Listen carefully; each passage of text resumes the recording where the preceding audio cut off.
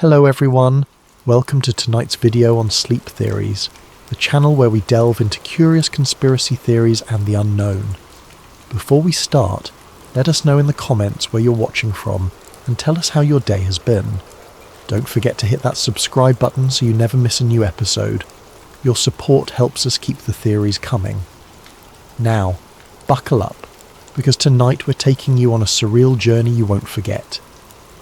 Let's begin our descent into the endless corridors and flickering lights of the back rooms. Sam Whitaker felt the day's fatigue deep in his bones. At 46, the daily grind of commuting to an unremarkable office job had sapped a vigour he barely remembered having. Despite it all, Sam always told himself that another day meant another chance, a small mantra he repeated quietly over the hum of the overhead lights. Every little thing seemed designed to stress him out. The crowds on the bus, the never-ending digital notifications, the glare of computer monitors. The only reprieve came from late-night reading sessions where he'd let his mind wander into the pages of some second-hand novel. It was during one such late evening at the office, when the fluorescent tubes in the hallway hummed a bit louder than usual, that Sam noticed an odd corridor near the break room. The entire floor layout was typically so familiar that any variation stood out immediately. For years, the hallway led only to a supply closet, but tonight, it looked different. It seemed longer than usual, the far end swallowed by flickering shadows. He hesitated. Maybe it was the eye strain or the reflection of the lights playing tricks. Some part of him warned that this was odd enough to warrant caution. But he was exhausted and needed to drop off a stack of old reports in the closet.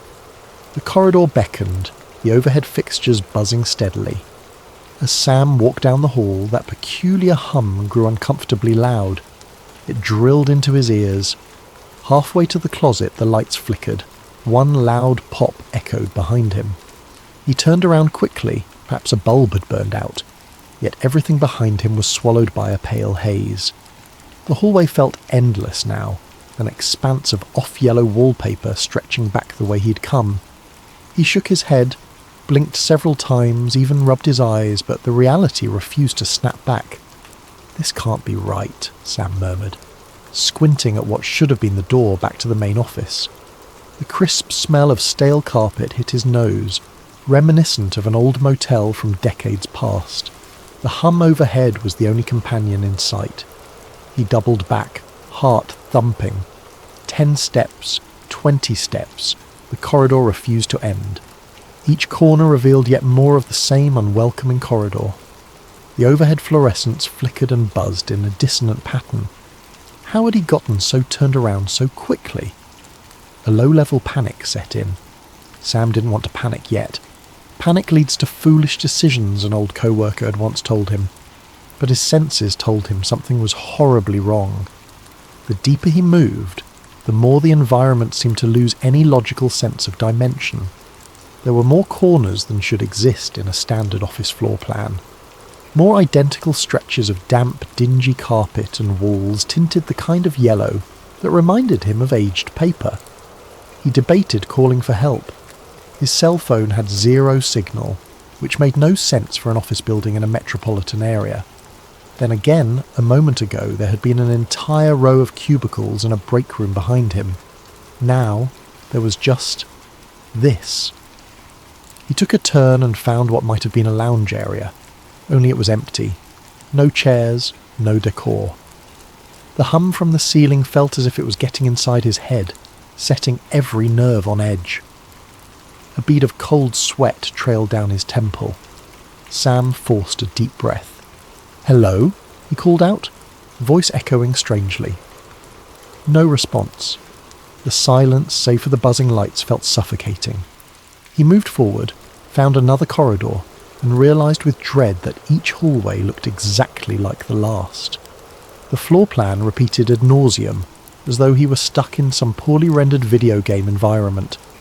Anxiety gnawed at him. He considered turning around again, but which direction was that? He could try leaving chalk marks on the walls, but he didn't have any chalk. He paused to rummage through his pockets. He had a pen. He might attempt some kind of mark, but the wallpaper was too old and textured for the ink to take properly. Still, it might be worth trying. As he pressed his pen to the wall, an unexpected sound drew his attention. A distant scuttle, like something scraping against the carpet, far off yet distinct. The hair on his arm stood on end. No, he thought, it could just be his imagination, or maybe the building's ventilation. But part of him, deep down, knew something else was in here with him. Pushing down a flood of fear, Sam took a slow step toward the sound. The corridor stretched on, occasionally turning at sharp angles. Everywhere was that same lifeless colour, that same unwavering hum. He began to walk faster, hoping to find a corner or doorway that would lead him back to the real world. The scuttling sound faded, replaced again by endless white noise. The entire place felt like a stale trap designed to push a person to the brink of their sanity. Finally, after navigating what felt like half a mile of identical halls, Sam found a dead end. Littering the corner of the floor was a single piece of trash, an old wrinkled fast food napkin. That tiny scrap of normalcy startled him as much as any strange figure might have. It was proof that other people, or at least another presence, had been here once. The thought was both comforting and terrifying. Unsure of what else to do, Sam slumped against the wall, the harsh fluorescent glare settling onto his shoulders like a burden. There was no telling how or why he had arrived in this bizarre labyrinth, let alone how to escape. The only certainty was the monotony of the corridor, the old carpet smell, and that faint scuttling sound he might, or might not, have imagined. He reached back into his pocket and gripped his phone, though it showed no bars. Part of him wanted to record a message, in case the phone ever found a connection or someone discovered it. The effort felt futile, but in times of panic, small acts of normalcy can keep the mind tethered. He hadn't realised how dry his throat was until he tried speaking. If someone finds this," he whispered. "My name is Sam Whitaker. I'm lost. He stopped. The scuttling returned, louder and closer this time, echoing through the endless halls. Sam's heart pounded. Maybe there was something else wandering these corridors. Something not friendly. Something that noticed him just as he noticed it. Pushing to his feet, Sam took a long, shaking breath and began walking again, forcing himself to keep moving. If he remained still, that sound might get closer, and he definitely wasn't ready to find out what it was, at least not yet. Sam's footsteps felt heavier with every cautious step he took. Every corner he turned revealed more of the same. Bleak yellow hallways that offered no relief from the oppressive hum of the lights. Minutes, or hours, felt like they bled into each other. He was no longer certain how long he'd been wandering. Without a clock or even a working phone, time had lost its usual structure. Somewhere in the distance, that scuttling sound still taunted him, an intermittent reminder that he was not alone. He had the creeping sensation that if he let his guard down, that thing, whatever it might be, would close in. So he forced himself onward. Each corridor twisted into another, forming a maddening pattern of identical gloom. Then, as he turned one more sharply angled corner, Sam saw something new. A series of faint marks near the floor's edge. Kneeling down, he squinted at what looked like chalk scribbles. The line was barely visible against the wallpaper. He followed the scrawl and realised it wrapped around the edge of the wall, as though whoever drew it had been in a rush. "Is anyone here?" Sam called out softly, trying not to let his voice echo too loudly. The corridor swallowed his words as though it were a living entity. Anxiety and relief fought for control within him. Chalk markings might mean there was another person wandering these halls, someone who might help him find a way out. Or it could be an ominous sign left by something else. Still, it was the first real clue he'd encountered. As he pressed on, he found more markings, each forming a kind of trail. Sometimes the lines dipped low or streaked higher, as if the chalk holder's hand had been unsteady. After a dozen or so steps, he heard something ahead, a faint shuffle. maybe footsteps. He held his breath, part of him terrified that the scuttling entity was waiting just around the corner. But then a voice, a human voice, low and tense, whispered, "No, no, don't do this to me again." Sam's heart leapt. He hurried forward, rounding a bend. There stood a woman, around his age, maybe a bit older, her hair pulled back in a messy braid. She held a small chunk of chalk in one trembling hand. She froze when she saw him. Her expression flickered between terror and guarded hope. "Oh God," she breathed. "You're real?" Sam raised both hands, palms out, as if to show he meant no harm. "I think so," he said, voice cracking from dryness and relief. "My name's Sam Whitaker. I'm stuck here. I don't know how I ended up in this place." She nodded, swallowing hard. "Grace came." Her voice was strained, as though she had spent days shouting or crying. "I've been here. I don't even know how long, but it feels like forever." The chalk in her hand wavered. Sam saw the raw fear in her eyes. She hesitated, scanning the corridor behind him, as if expecting a monster to come barreling down at any second.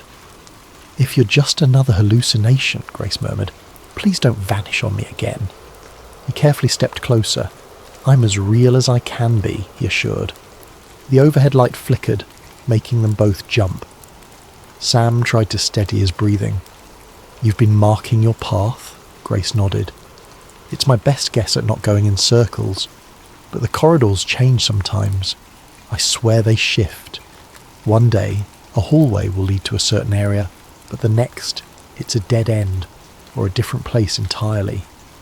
The notion of shifting corridors made Sam's already unsettled stomach twist further. "So there's no set way out?"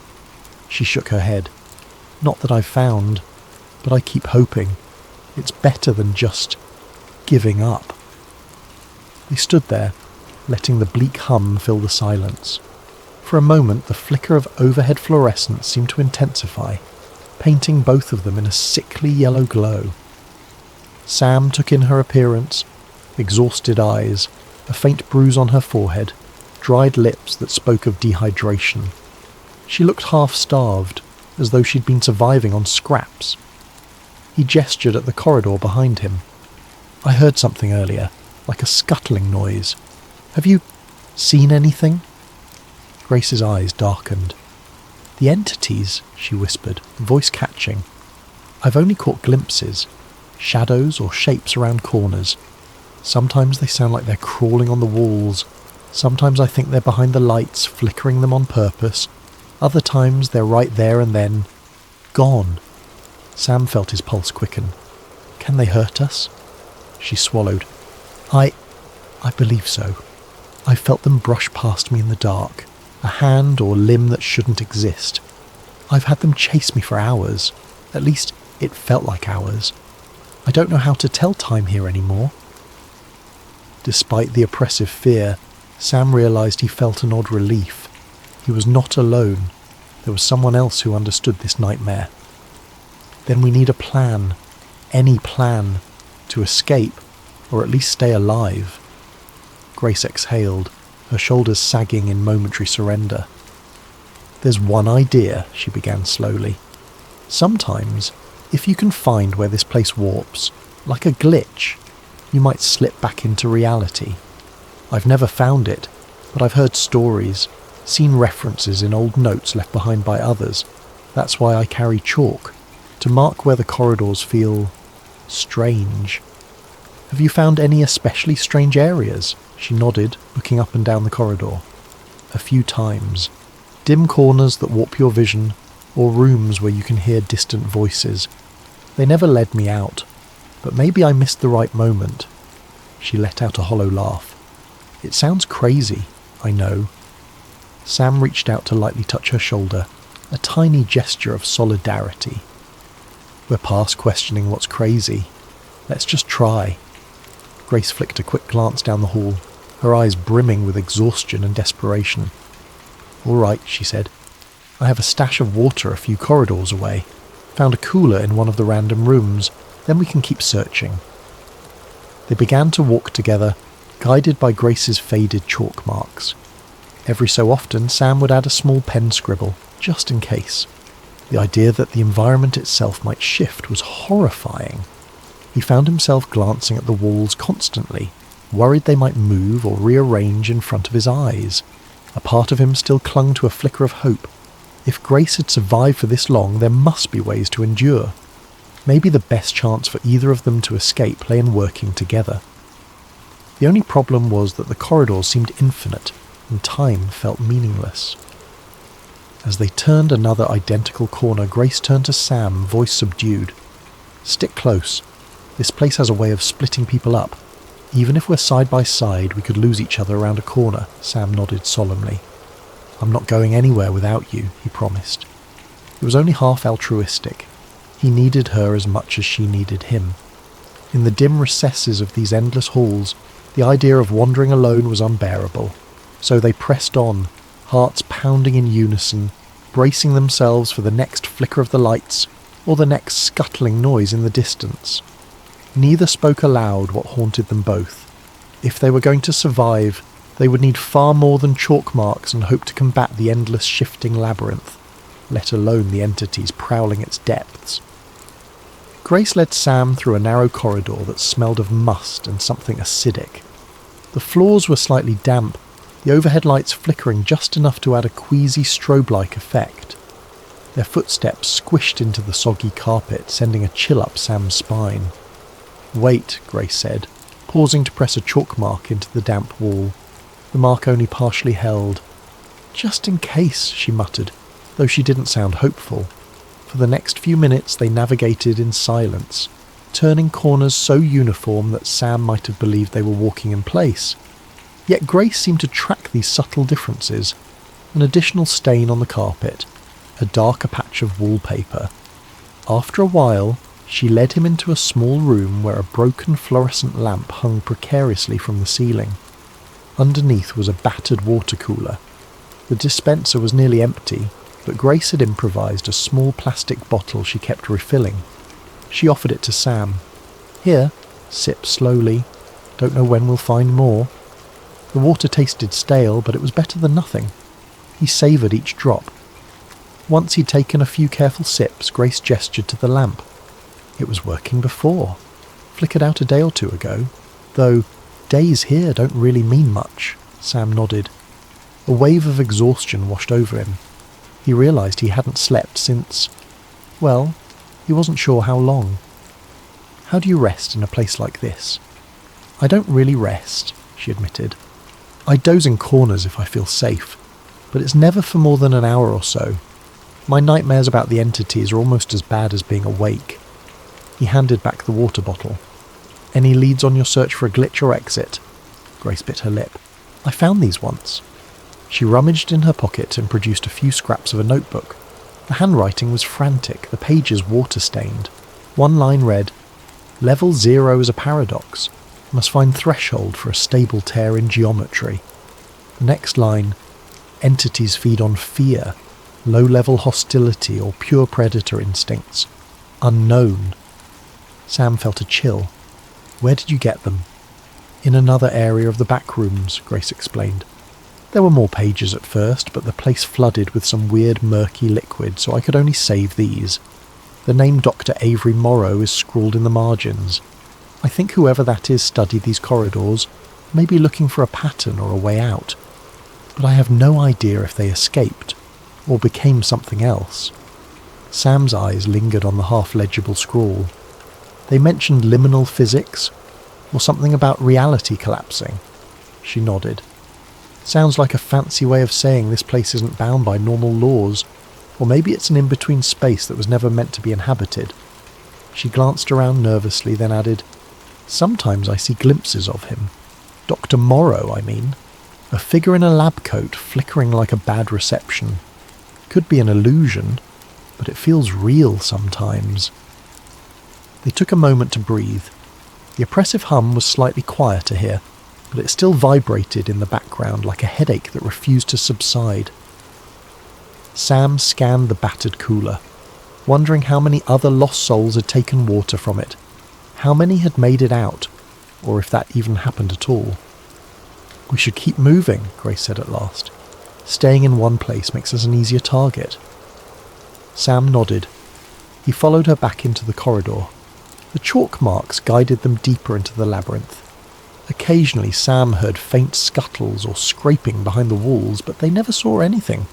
Yet, each time the lights flickered, his heart jumped.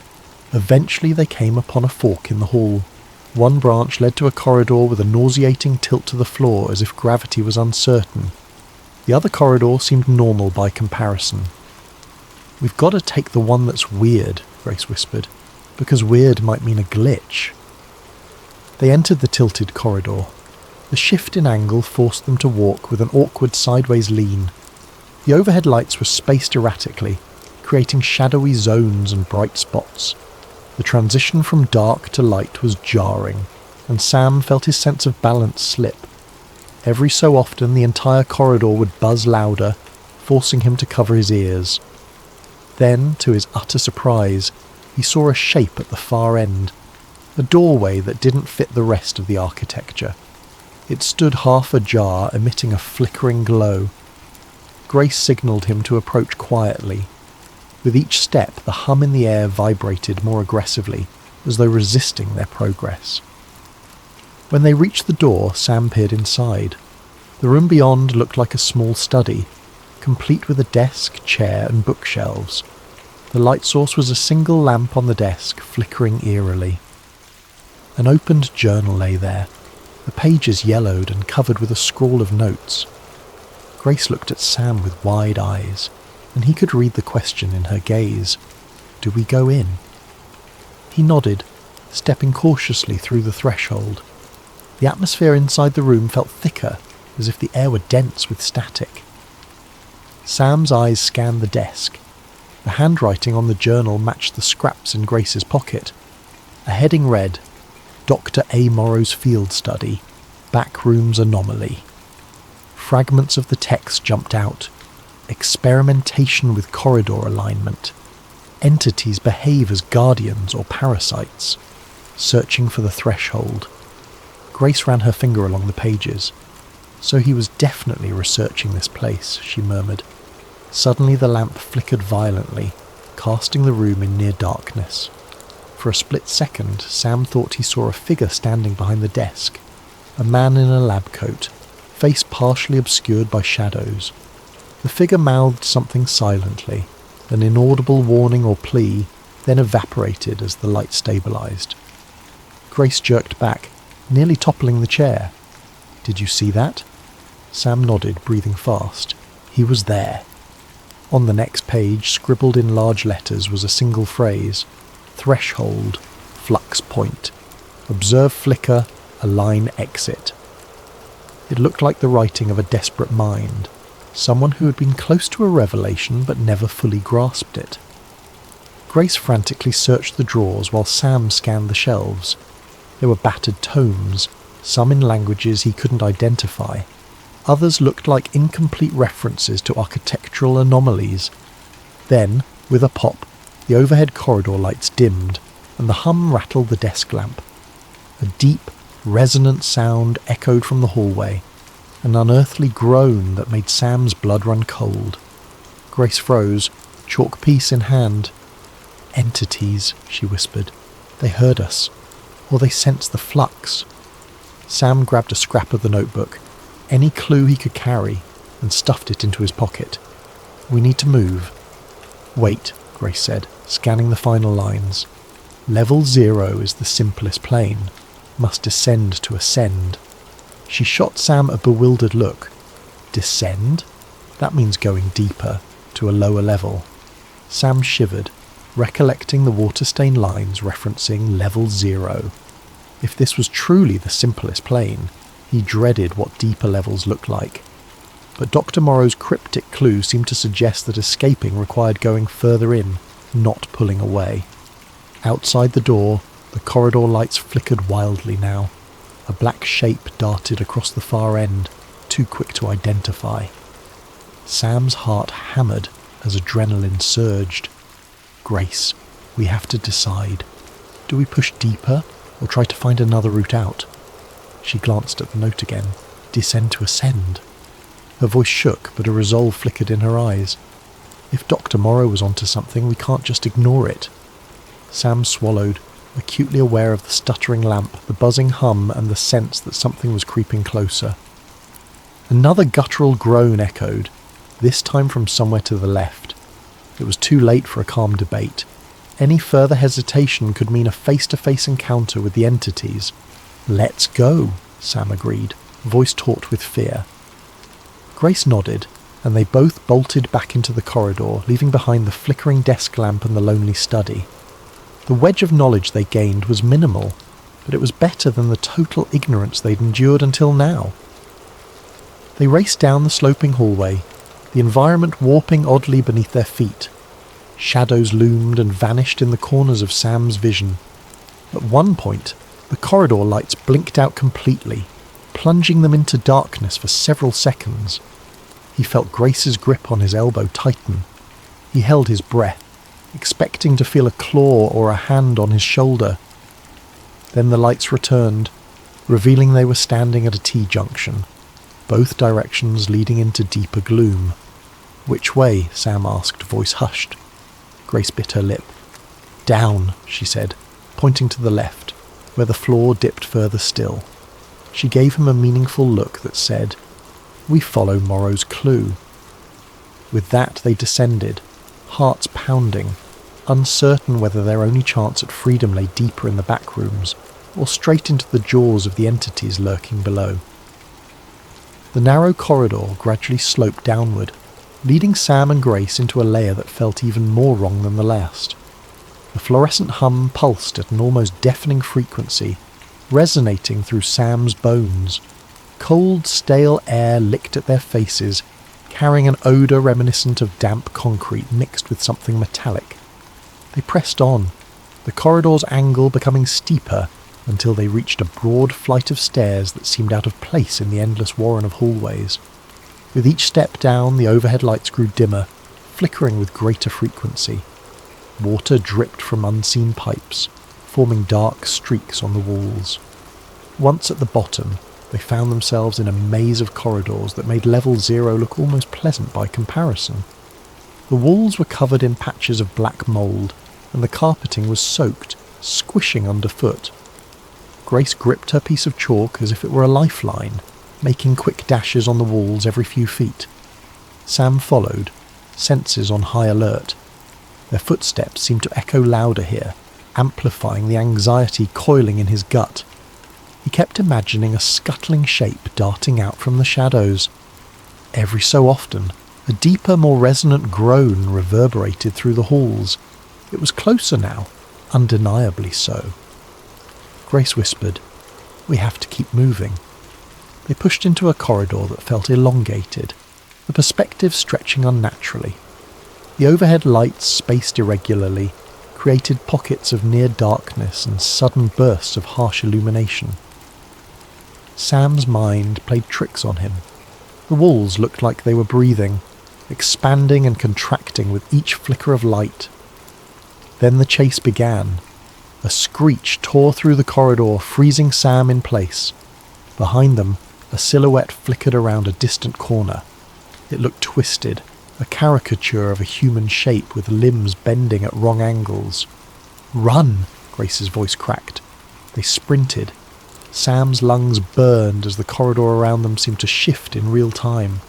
Corners led to new corners, forming a labyrinth within a labyrinth, and always behind them, that frantic screech, the unnatural pattering of limbs.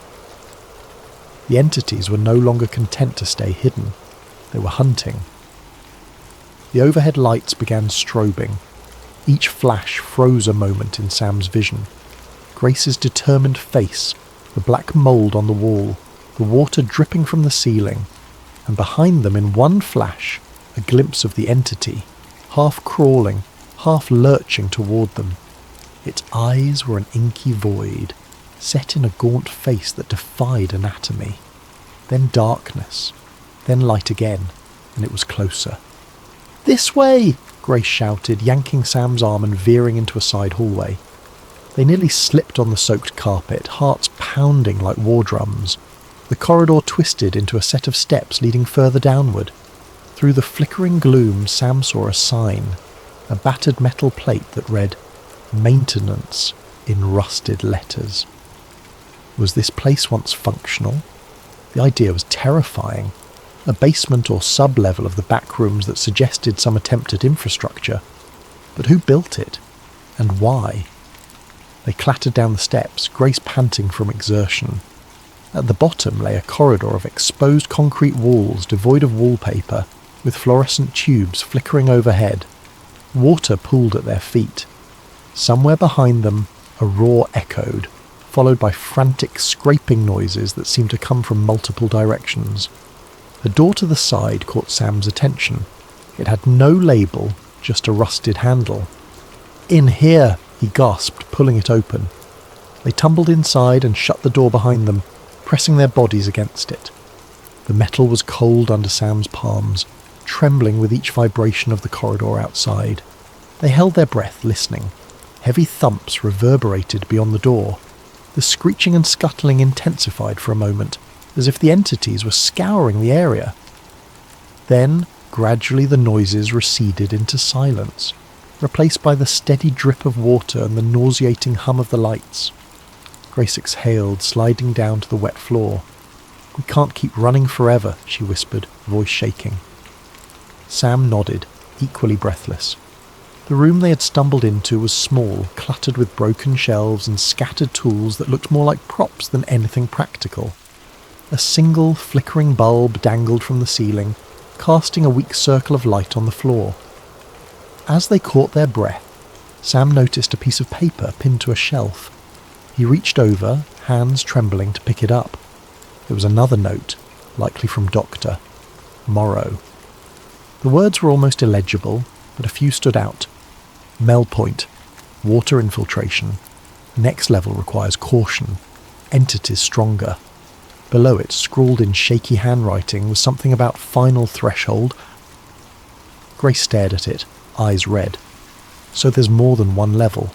This must be level 1? Or deeper? Sam felt the weight of despair. How many levels are there? She shrugged, tears threatening to fall. I don't know. Some say infinite.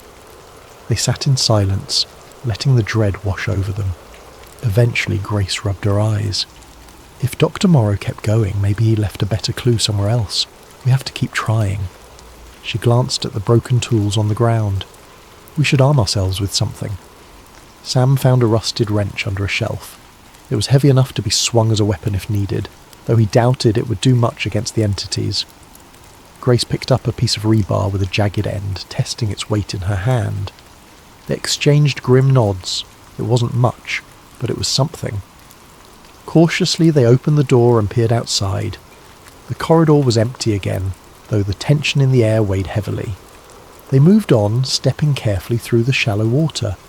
The corridor seemed to lead deeper into an underground maze.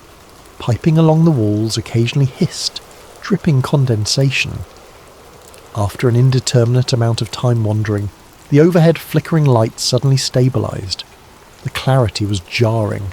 No more strobing, just one unbroken hum. Ahead they saw a large open space, perhaps a maintenance hub. Sam took point, wrench raised. The area smelled of rust and mould, but no immediate signs of entities. In the middle of the room, water dripped from the ceiling onto a mass of soggy cardboard boxes. The floor sloped toward a dark, open grate. Sam's chest tightened. Water trickled over the edge, disappearing into an inky void beneath. Grace shuddered, stepping around the grate. "No way we're going down there," she muttered. "There must be another path." They found a door labelled "Staff Only" on the far side. Sam tried the handle, but it was jammed. With a swift kick, the door splintered open, revealing a short hallway that ended in a bizarre sight. An office cubicle, half submerged in water, the overhead lights replaced by a small table lamp flickering uncertainly. The contradictory space made Sam's head spin, like a piece of normal reality glitching into the back rooms. "Is this part of the real world?" he asked, voice trembling. Grace frowned. "It might be. Or it's just another section the back rooms absorbed." Let's look." They waded into the half-submerged office, the water reaching mid-calf. The ceiling sagged, leaking from multiple cracks. File cabinets were strewn about, and a mouldy computer sat on a desk. Sam noticed a single piece of paper pinned under a paperweight. "Gateway experiment. Corridor realignment. Exit possible." The final lines cut off in a watery smear. Then the flickering table lamp dimmed, and Sam saw another ephemeral silhouette, Dr. Morrow. The figure seemed to mouth something like "threshold above." A wave of dizziness overcame Sam as the vision vanished. He turned to Grace, who had gone pale. "Did you see him?" he asked. Her lips parted. I think so." Before they could process it, a sudden roar echoed behind them. The entities had caught up. Sam heard pounding footsteps and the scraping of claws against concrete. His mind screamed. "They're here!" "Go!" Grace yelled, brandishing the rebar. They splashed through the water toward a broken window on the far side of the cubicle. It led to yet another corridor, this one lined with flickering red lights, a stark contrast to the usual sickly yellow. The howls reverberated off the walls, intensifying the panic in Sam's chest. They crawled through the shattered window frame, ignoring the glass shards that snagged their clothes. Behind them, an unearthly shape lunged, screeching. Grace swung the rebar blindly, making contact with something that shrieked in pain or rage. Sam saw an elongated arm flail in the half-light, too many joints bending. "Keep moving," Sam bellowed, brandishing his wrench to force the entity back. They tumbled into the new corridor, hearing the monstrous howls behind them. The red light strobed once, then stabilized, revealing a passage that sloped upward. It was an odd ascension, the floor angled in a steep incline toward what looked like a corridor junction. Reminded of Morrow's parted lips message, "Threshold above," Sam shouted, "This might be it. Let's go." Together they scrambled uphill, the entities giving chase, the monstrous echoes rolling through the labyrinth. Fear fueled every desperate step as they raced for a chance at an exit, or deeper condemnation. Neither could be certain. The corridor angled so steeply that Sam and Grace had to use their hands to steady themselves against the damp walls. The oppressive red lights overhead flickered in short, frantic bursts, casting elongated shadows that distorted their every movement. Behind them, the entity's shrieks rose into an echoing cacophony, spurring them onward. The corridor ended abruptly at a wall coated in peeling, discoloured wallpaper. For a heart-stopping moment, Sam thought they were trapped. Then he noticed the wallpaper shifting slightly, as if it were an image projected onto a surface. "This must be the flux," Grace panted. The sense of unnaturalness prickled across Sam's skin. His phone, still in his pocket, vibrated oddly with static. The entire space felt as if it were on the brink of folding in on itself. The entity's roars drew nearer. With a desperate cry, Sam pressed his hand against the warped wallpaper. His fingers sank an inch, as though it were made of rubber. He locked eyes with Grace. There was no time for discussion. They both shoved against the wall. It bulged inward, shimmering like a vertical pool of stagnant water. "What if it's not the exit?" Grace whispered, voice trembling. Sam swallowed hard. "We have no choice." The rubbery barrier gave way, and Sam found himself plunging through to the other side. A jarring sense of vertigo overcame him, and for a second his vision blurred in static. The hum of fluorescent lights roared in his ears, intensifying until it was nearly unbearable. Then, sudden silence. He landed in a tangle of limbs on a cold linoleum floor. Grace collapsed beside him, gasping. The environment around them was dimly lit, but the light was different, more natural. Sam's ears rang from the abrupt quiet. He blinked several times, trying to adjust his vision. They appeared to be in what looked like a deserted basement corridor. The walls painted a drab grey, the overhead fixtures spaced normally. No flickering, no perpetual hum. A battered sign on the wall read, "Loading dock. Employees only." Grace let out a shaky laugh, tears welling in her eyes. Are we out? Sam stood slowly, muscles aching. He looked around, still cautious. The corridor had a single door at the end, its small window revealing a faint daylight glow. Let's see. They limped to the door, hearts pounding in collective anticipation. Sam pushed it open to find a large, dusty loading area with a metal garage door partially open. Sunlight, true, honest sunlight, streamed in from the gap. A wave of relief washed over him so powerfully he nearly collapsed. "We did it," Grace muttered, following behind him. She shielded her eyes from the brightness. "I forgot what real light feels like." They emerged onto a cracked asphalt parking lot behind a rundown building. It looked like an abandoned mall or warehouse. Weeds poked up through the asphalt and a rusted chain-link fence circled the lot. Beyond the fence, normal city sounds drifted in. Distant traffic, a siren's wail, the rustle of wind in the trees. The hum was gone, replaced by a world that felt almost unreal after the endless corridors. For a moment, neither of them spoke. They just breathed in the open air.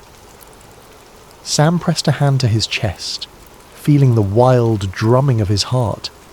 He had half expected the entities to burst through the door behind them, but it remained shut. No flickering lights, no scuttling horrors. Grace broke the silence.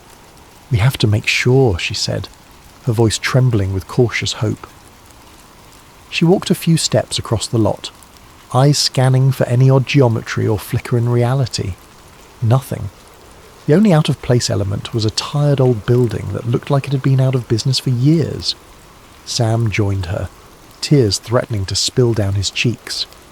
"I thought we'd never," his voice caught. She swallowed. "I know." Her hands trembled and he reached out to give her a steadying grip. For a long moment they just stood there, letting the normalcy wash over them. Eventually they moved away from the building. The fence had a warped gap near the corner, large enough to squeeze through. On the other side was an empty street, a few boarded-up storefronts, and beyond that the faint signs of a more active city block. The sun was setting, painting the sky in streaks of orange and pink. Grace paused, rummaging in her pocket to pull out the chalk stick, now worn to a nub. She regarded it, then glanced back at the building with a haunted expression. "Do we warn people?" Sam sighed, shoulders sagging. "Who would believe us? They'd say we were crazy." He closed his eyes briefly, recalling the infinite halls, the flickering lights, Dr. Morrow's scribbled notes. It felt more like a nightmare now that he was standing in the open air, yet he could still smell the stale carpet and hear the buzzing in the back of his mind.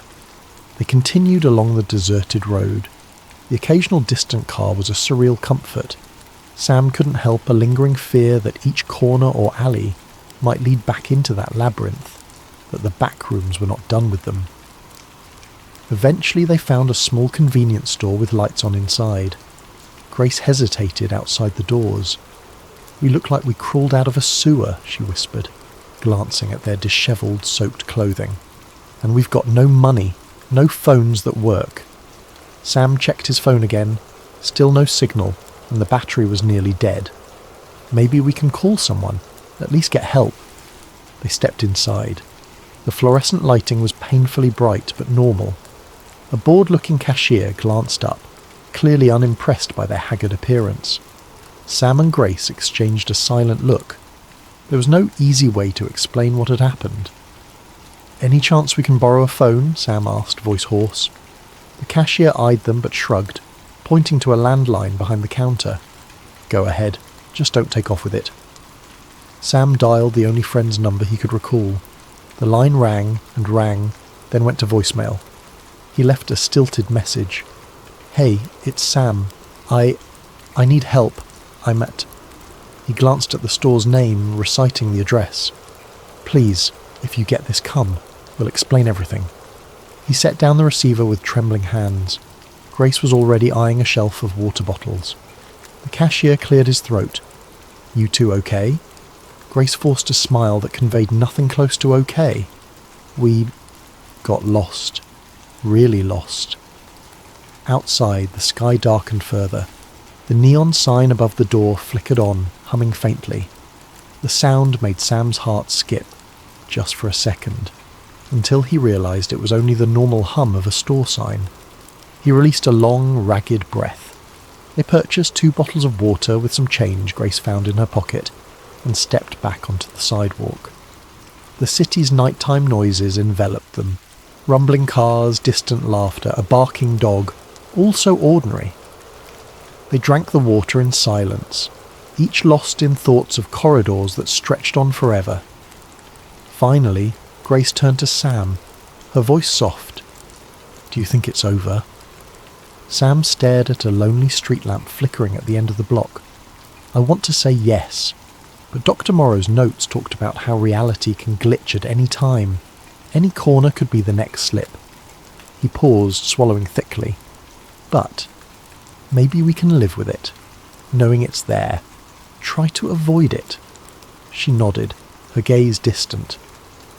"I just keep thinking about all the others who might still be trapped.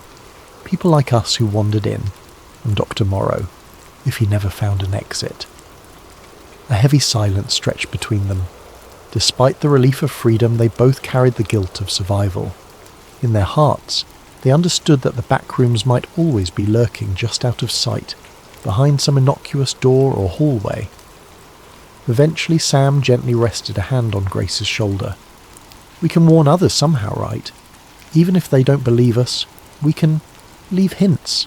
Notes on forums, stories that might save someone from a wrong turn." Grace mustered a small, sad smile. "Yes, we'll do that."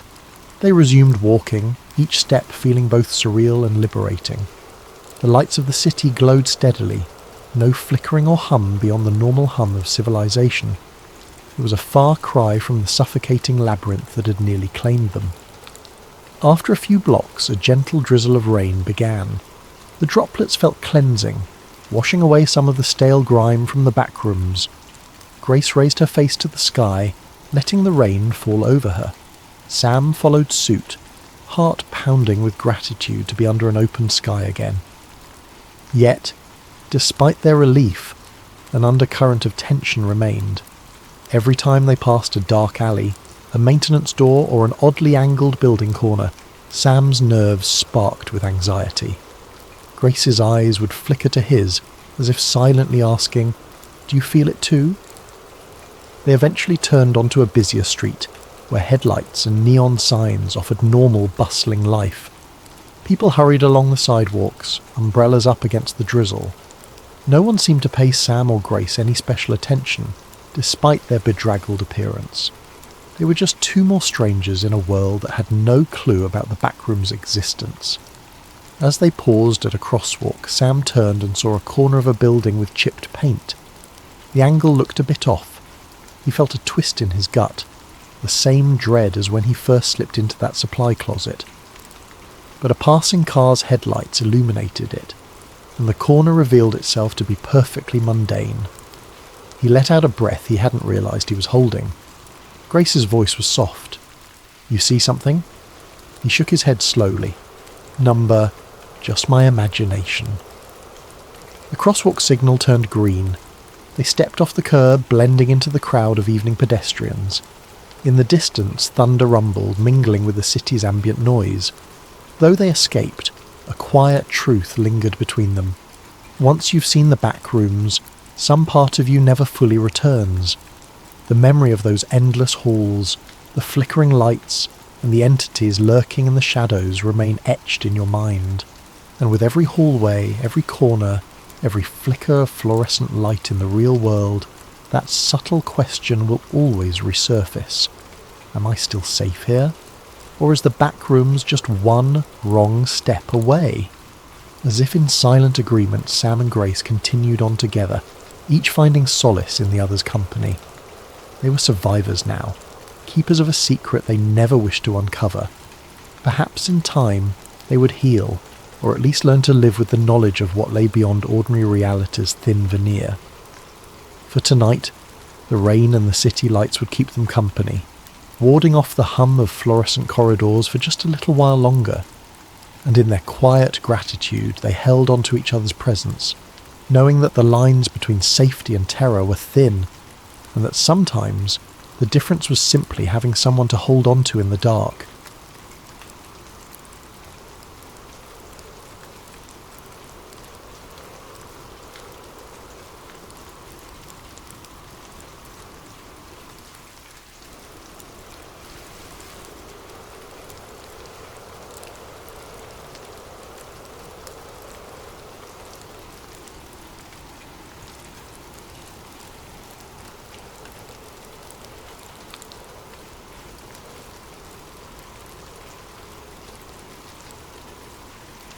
Hello there, curious minds, and welcome to an extraordinary journey into the unknown. Before we plunge into the heart-pounding saga you're about to hear, I have a small request. Please take a moment to comment where you're tuning in from around the world, and let me know what time it is as you settle down with this story. Time zones fascinate me. I love seeing how a single tale can connect people scattered across countless latitudes and longitudes. Also, if you find yourself enthralled by late-night mysteries, conspiracies, and the sorts of tales that make you question what we truly know about our world, then I invite you to subscribe to Sleep Theories. We delve into the shadowy corners of knowledge, lost histories, unexplained events, and glimpses into conspiracies that just might hold a kernel of truth. It's a space designed to lull you into a contemplative hush, while simultaneously sparking your imagination. After all, sometimes drifting off to dreamland is best done to a story that leaves a hint of awe lingering in the air. Tonight's narrative is titled Route 51, The Truck Driver Who Knew Too Much. It's a conspiracy thriller wrapped around a long-haul trucker by the name of Jake Mercer, a man whose routine life on America's highways unexpectedly veers into the deepest state secrets. Picture those silent desert nights along Route 375, colloquially called the extraterrestrial highway, the distant glow of stars above, and the faint hum of a secret government base rumoured to hold unthinkable mysteries. That's the backdrop of Jake's last job, a contract that lured him with the promise of quick cash, but which turned out to be more than he ever bargained for. You'll meet a cast of characters who either propel him forward or stand in his way. Maggie Ruiz, the dependable voice on the other end of the CB radio. Dr. Eli Voss, an embattled scientist with too many regrets. Agent Nathan Cole, whose entire purpose is to fix problems like a trucker discovering secrets meant for no one's eyes. And of course, the men in black, those stoic enforcers who appear whenever the line between truth and rumour grows dangerously thin. Each part of this story unfolds with mounting tension, from a simple haul job to an eerie cargo, to a break-in that reveals evidence of extraterrestrial contact, to a final desperate scramble for survival. Sometimes in life, the scariest leaps of faith happen when you realise the world is not as you thought it was, and that those in power will go to any lengths to keep it that way. So, find a comfortable spot and let your mind wander into the desert. Envision the Black Ops trucks prowling nighttime highways, the hush of a top-secret hangar, the hum of hidden technology that defies earthly logic. And remember, as you listen, if the truth were truly out there, how far would powerful forces go to bury it, or bury those who discover it? Now, with the stage set, let us commence our journey alongside Jake Mercer, a regular, unassuming truck driver thrown headlong into a world of dark conspiracies and cosmic secrets. Buckle in, keep your headlights on, and prepare to traverse the lonely roads that lead straight into Area 51. Jake Mercer often said he'd seen it all during his years on the road, from giant dust storms in Arizona to sketchy rest stops on the outskirts of big cities. He'd once encountered a bull moose outside Boise that nearly totaled his rig. Another time a hitchhiker claimed to be a time traveller from the year 3010. Nothing shocked him anymore, until the day he was handed a government contract that came with an absurdly high paycheck and an equally absurd set of restrictions. It started on a scorching Wednesday afternoon in Albuquerque. Jake, nursing a cold energy drink, had just finished hauling medical supplies across state lines. While reviewing his next assignment, he noticed it was labelled High Priority Federal Clearance Required. His usual dispatcher, a gruff man named Martin, shrugged helplessly. "I don't know, Jake. They just said you're the driver for this. Pays triple though. Don't ask me any more." The instructions were bizarre. Pick up a sealed freight container at a secure depot. No questions asked. Do not open or inspect the cargo under any circumstance. Follow the GPS coordinates to a location in the Nevada desert. Deliver by midnight, no exceptions. Speak to nobody about the nature of your load. Jake raised an eyebrow but accepted. Triple pay was triple pay, and there had been times he could barely cover the rig's maintenance. This job might set him up for months. Besides, he'd grown tired of daily monotony. A secret government contract carried a certain forbidden allure. He arrived at the secure depot by late afternoon. Towering barbed wire fences enclosed the yard, guarded by men in unmarked uniforms. A tall officer with the ice-cold eyes verified Jake's ID for an uncomfortably long time. Then, with a curt nod, he directed Jake to back his truck into a loading bay. 4 workers carefully rolled out a large metal container, about 20 feet long, its edges sealed with rivets. It had no markings except a small stenciled code, R51, classified. Jake watched them bolt the container to the truck's chassis. The officer approached again, thrusting a thick envelope into Jake's hands. "Your instructions. Stick to them. No detours. No curiosity. Understood?" Jake nodded. He could practically feel the tension in the air as though crossing some invisible threshold from routine life into the hush of clandestine operations. He hopped into his cab, fired up the engine, and eased away. Part of him expected to see black SUVs trailing him, but the roads around the depot were deserted. The miles slipped by in a haze of desert heat. With each passing hour, the sun dipped lower, painting the horizon a fierce orange, then a soft lavender. By dusk, Jake was coasting along an empty stretch of Nevada highway, the sign reading 75 miles to Groom Lake. He knew that name. It was rumoured to be near Area 51, the site of countless alien conspiracies.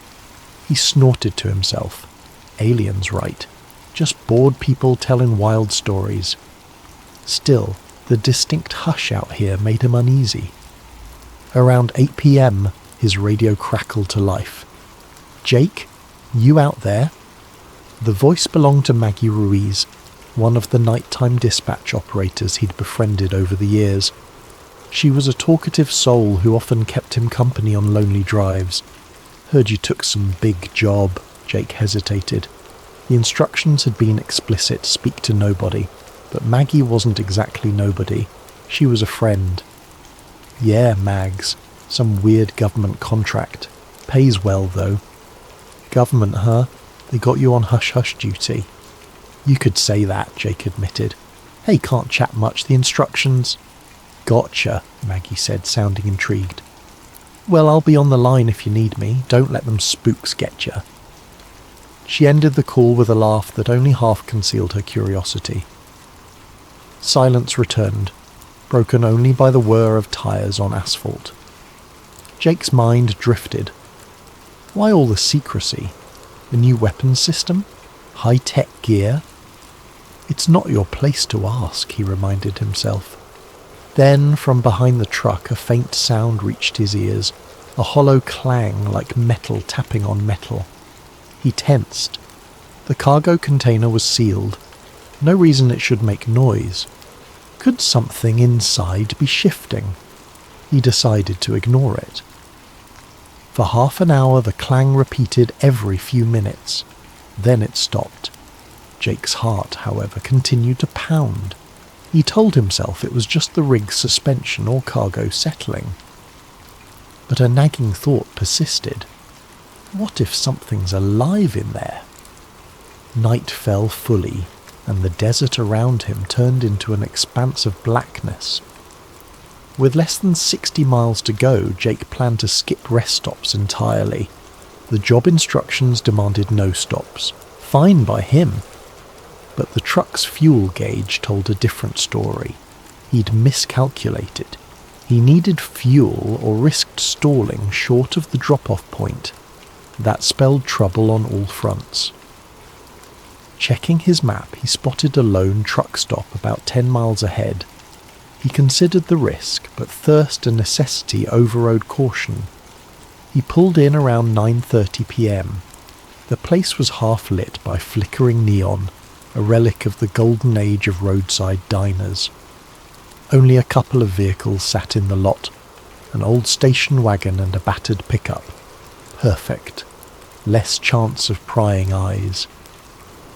Jake filled his tank, then stepped inside to pay. An elderly cashier nodded at him, barely curious. But just as Jake reached for his wallet, he felt something slip into his back pocket like a paper note.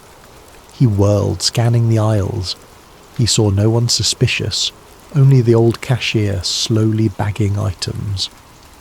Outside in the dim lot, Jake fished out the note. Scrawled in shaky handwriting were the words, "You're delivering more than just cargo. Watch your back." That was it. No signature, no explanation. Adrenaline surged in Jake's veins.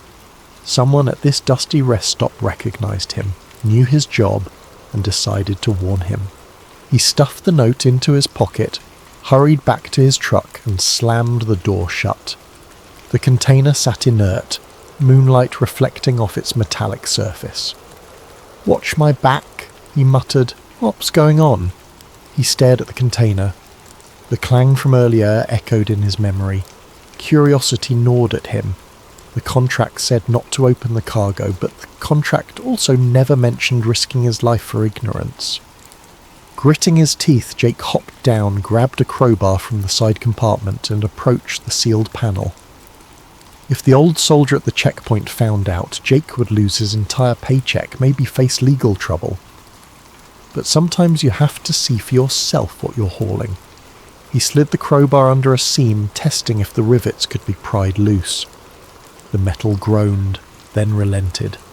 Slowly, Jake lifted the edge, heart thudding with each inch. The interior was dark, but a faint chemical smell wafted out. A sterile tang reminiscent of hospitals.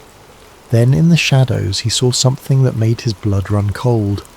A heavy steel pod with a thick glass window. It was empty. Straps hung limp, as if they'd once held something in place. Jake felt the nape of his neck prickle. Something had been in that pod, but it wasn't there now. And that meant only one thing: it was loose, possibly inside the container, possibly outside. A flurry of possibilities seized him. He had to close it and drive, pretend ignorance, or he could investigate. But with each second his safe timeline shrank. The clock was ticking toward midnight.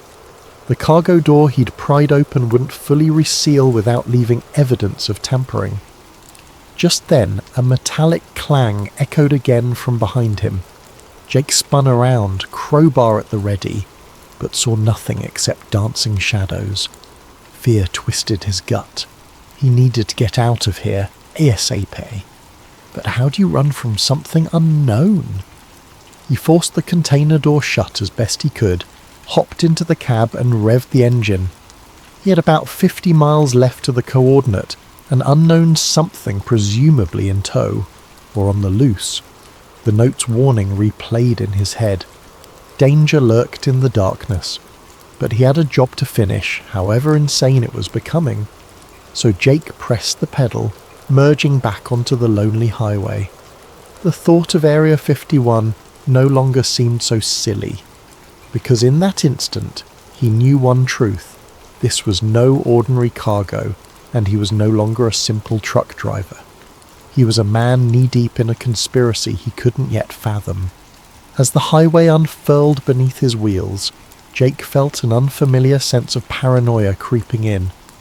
He kept glancing at his side mirrors, half expecting government vehicles to appear with flashing lights.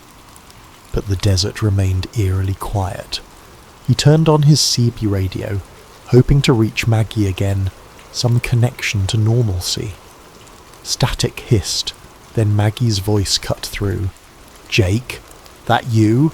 I was wondering if you'd gone silent for good."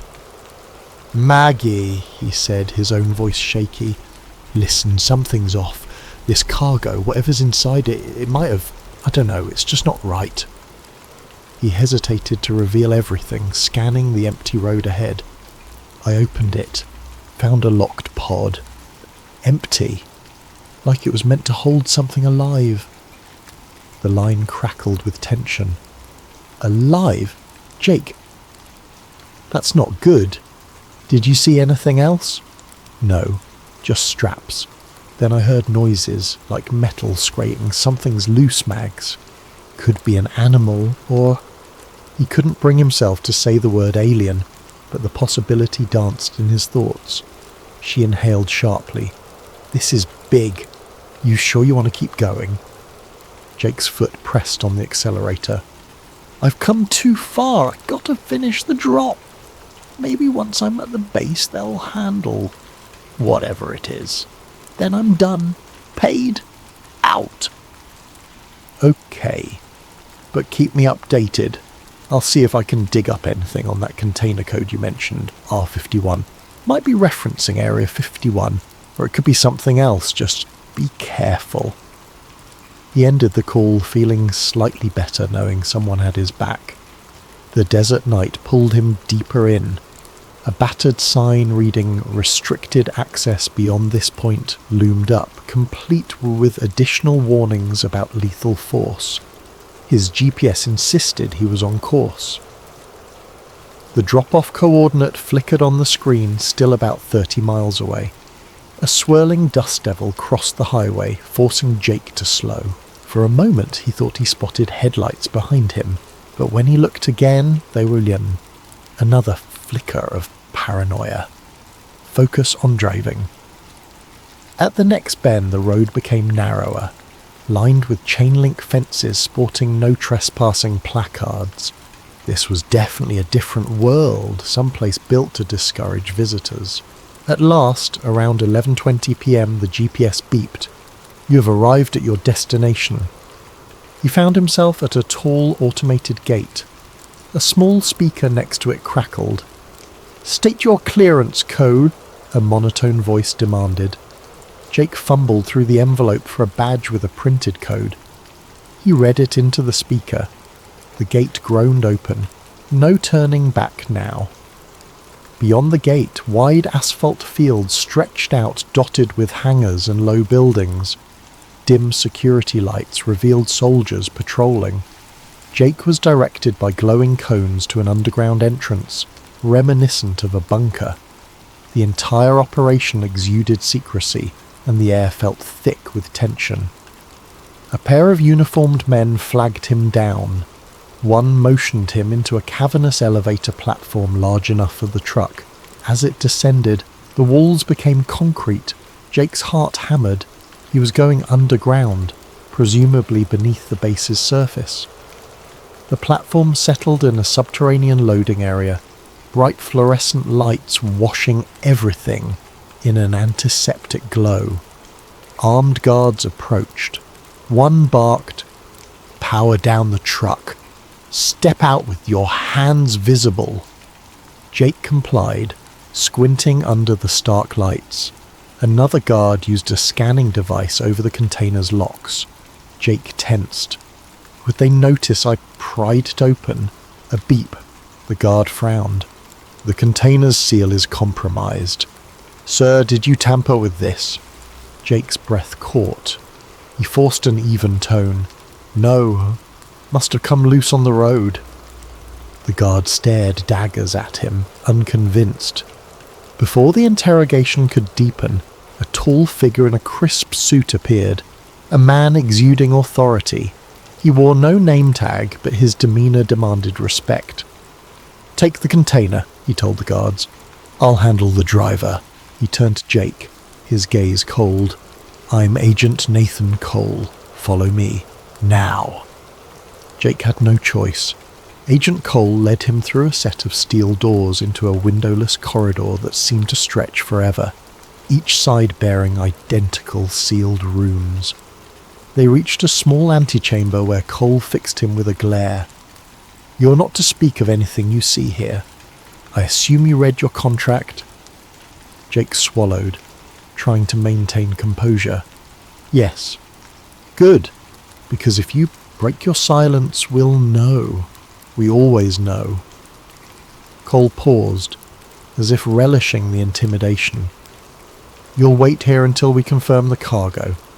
Then you'll be escorted off the premises." Jake gave a stiff nod.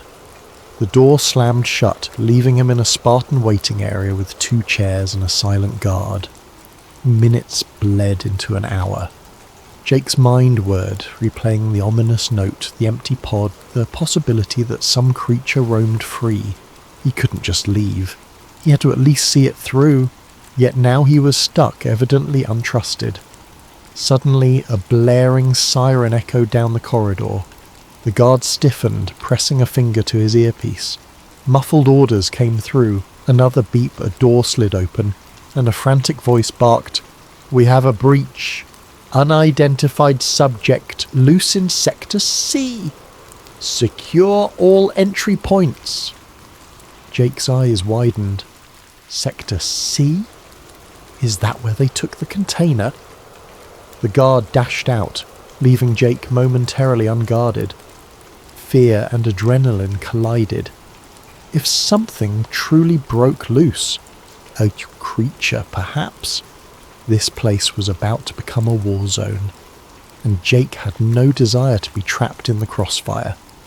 He took a risk, slipping out of the waiting area into the corridor. Sirens kept howling and red emergency lights strobed. He turned a corner, nearly colliding with a cluster of uniformed men sprinting in the opposite direction. They ignored him, focused on the crisis deeper inside the facility. Jake spotted a sign that read, "Warehouse access, authorized personnel only." Heart pounding, he reasoned that was likely where his cargo had been stored. Maybe he could glimpse the truth. Maybe he could find answers, and maybe find an exit, because once the base settled, they'd probably arrest or worse. If I see something incriminating, maybe I can force my release. Steeling his courage, he slipped through the door and descended a short flight of steps. The hallway ended in a large open area that resembled an aircraft hangar, only it was buried underground. Harsh fluorescent lights shone over crates, pods and containers, and near the centre, resting on a heavy-duty dolly, was his container, the side panel still parted from his crowbar attempt. Military personnel crowded around, rifles at the ready. A slender, bespectacled man in a lab coat kneeled by the container, rummaging through what appeared to be alien-like apparatus inside. Jake recognised him from a news article he'd read about government scientists, Dr. Eli Voss, but the man looked older, haunted, his face drawn in panic. Jake crept closer, ducking behind some crates. He glimpsed inside the container, strange devices with glowing lines, a cylindrical capsule that must have once held the occupant of the steel pod. Dr. Voss fiddled with an electronic console as if trying to lock something down. Another soldier shouted, "We have movement in the vents, Sector C!" Chaos reigned. In the swirl of confusion, a shadow flickered across the far wall, tall and spindly, shifting unnaturally quick. Jake's blood chilled. Was that the creature? A guard fired a shot. Shouts erupted. "Hold your fire! We need it alive!" Another soldier scrambled to raise a tranquilizer rifle. Then, to Jake's horror, the shadow vanished from the wall and reappeared on the ceiling, impossibly defying gravity. Staccato gunfire erupted, the muzzle flashes lighting up the space in blinding arcs. Something hissed, a weird, unearthly keening. Then silence, broken by a guard's scream. Jake's instinct screamed at him to run, but his body froze. A part of him was transfixed by the bizarre reality unfolding. Something not of this world scuttled across the ceiling, too fast to track. Soldiers cursed and swung rifles upward. In the chaos, Dr. Voss turned, scanning the room. His eyes locked onto Jake, half hidden behind a crate. In that moment, recognition flickered in the scientist's gaze.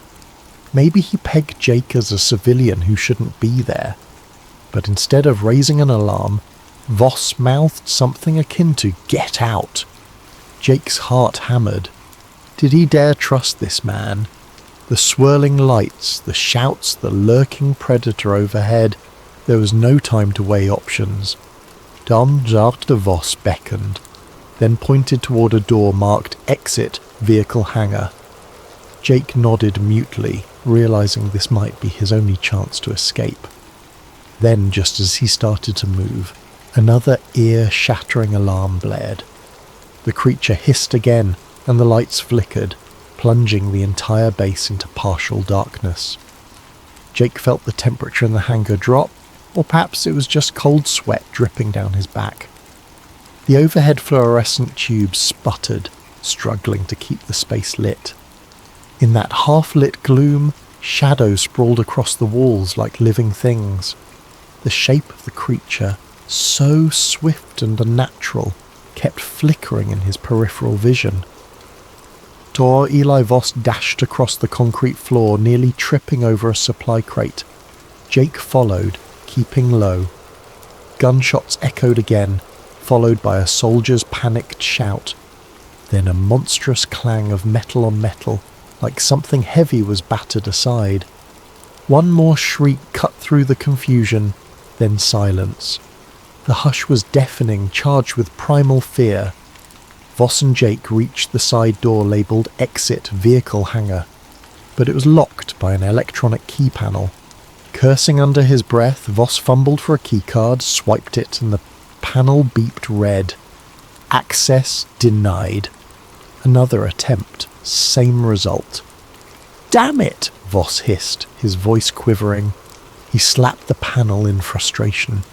They must have initiated lockdown. I need a higher clearance. He glanced over his shoulder.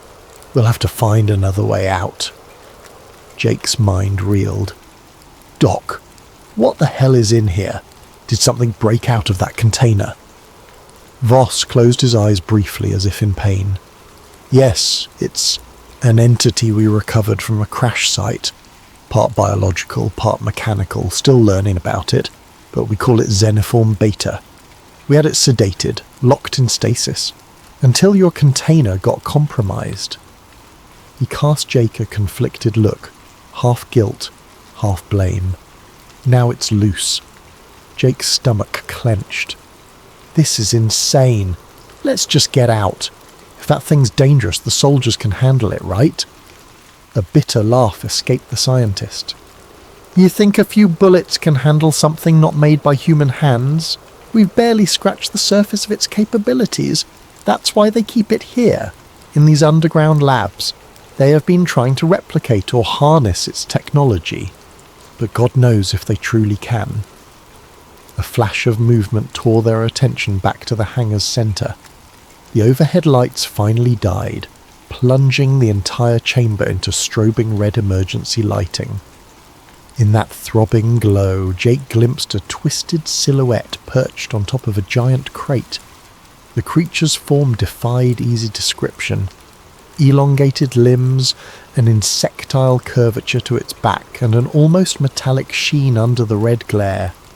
Its eyes, or what resembled them, glowed faintly, scanning the room. Jake's breath caught, Fear hammered in his chest. Then in a heartbeat, the creature leapt upward, disappearing into the rafters. Voss grabbed Jake's sleeve. "We need to move. There's a side corridor that might lead us to the upper levels, then an exit. Hurry." They skirted the edge of the hangar, slipping past toppled crates and the scattered remains of advanced lab gear. Jake's mind flitted between horror at what he'd seen and the sheer adrenaline of survival.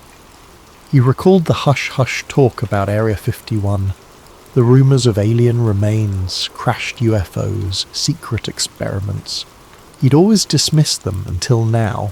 The reality overshadowed any rumour.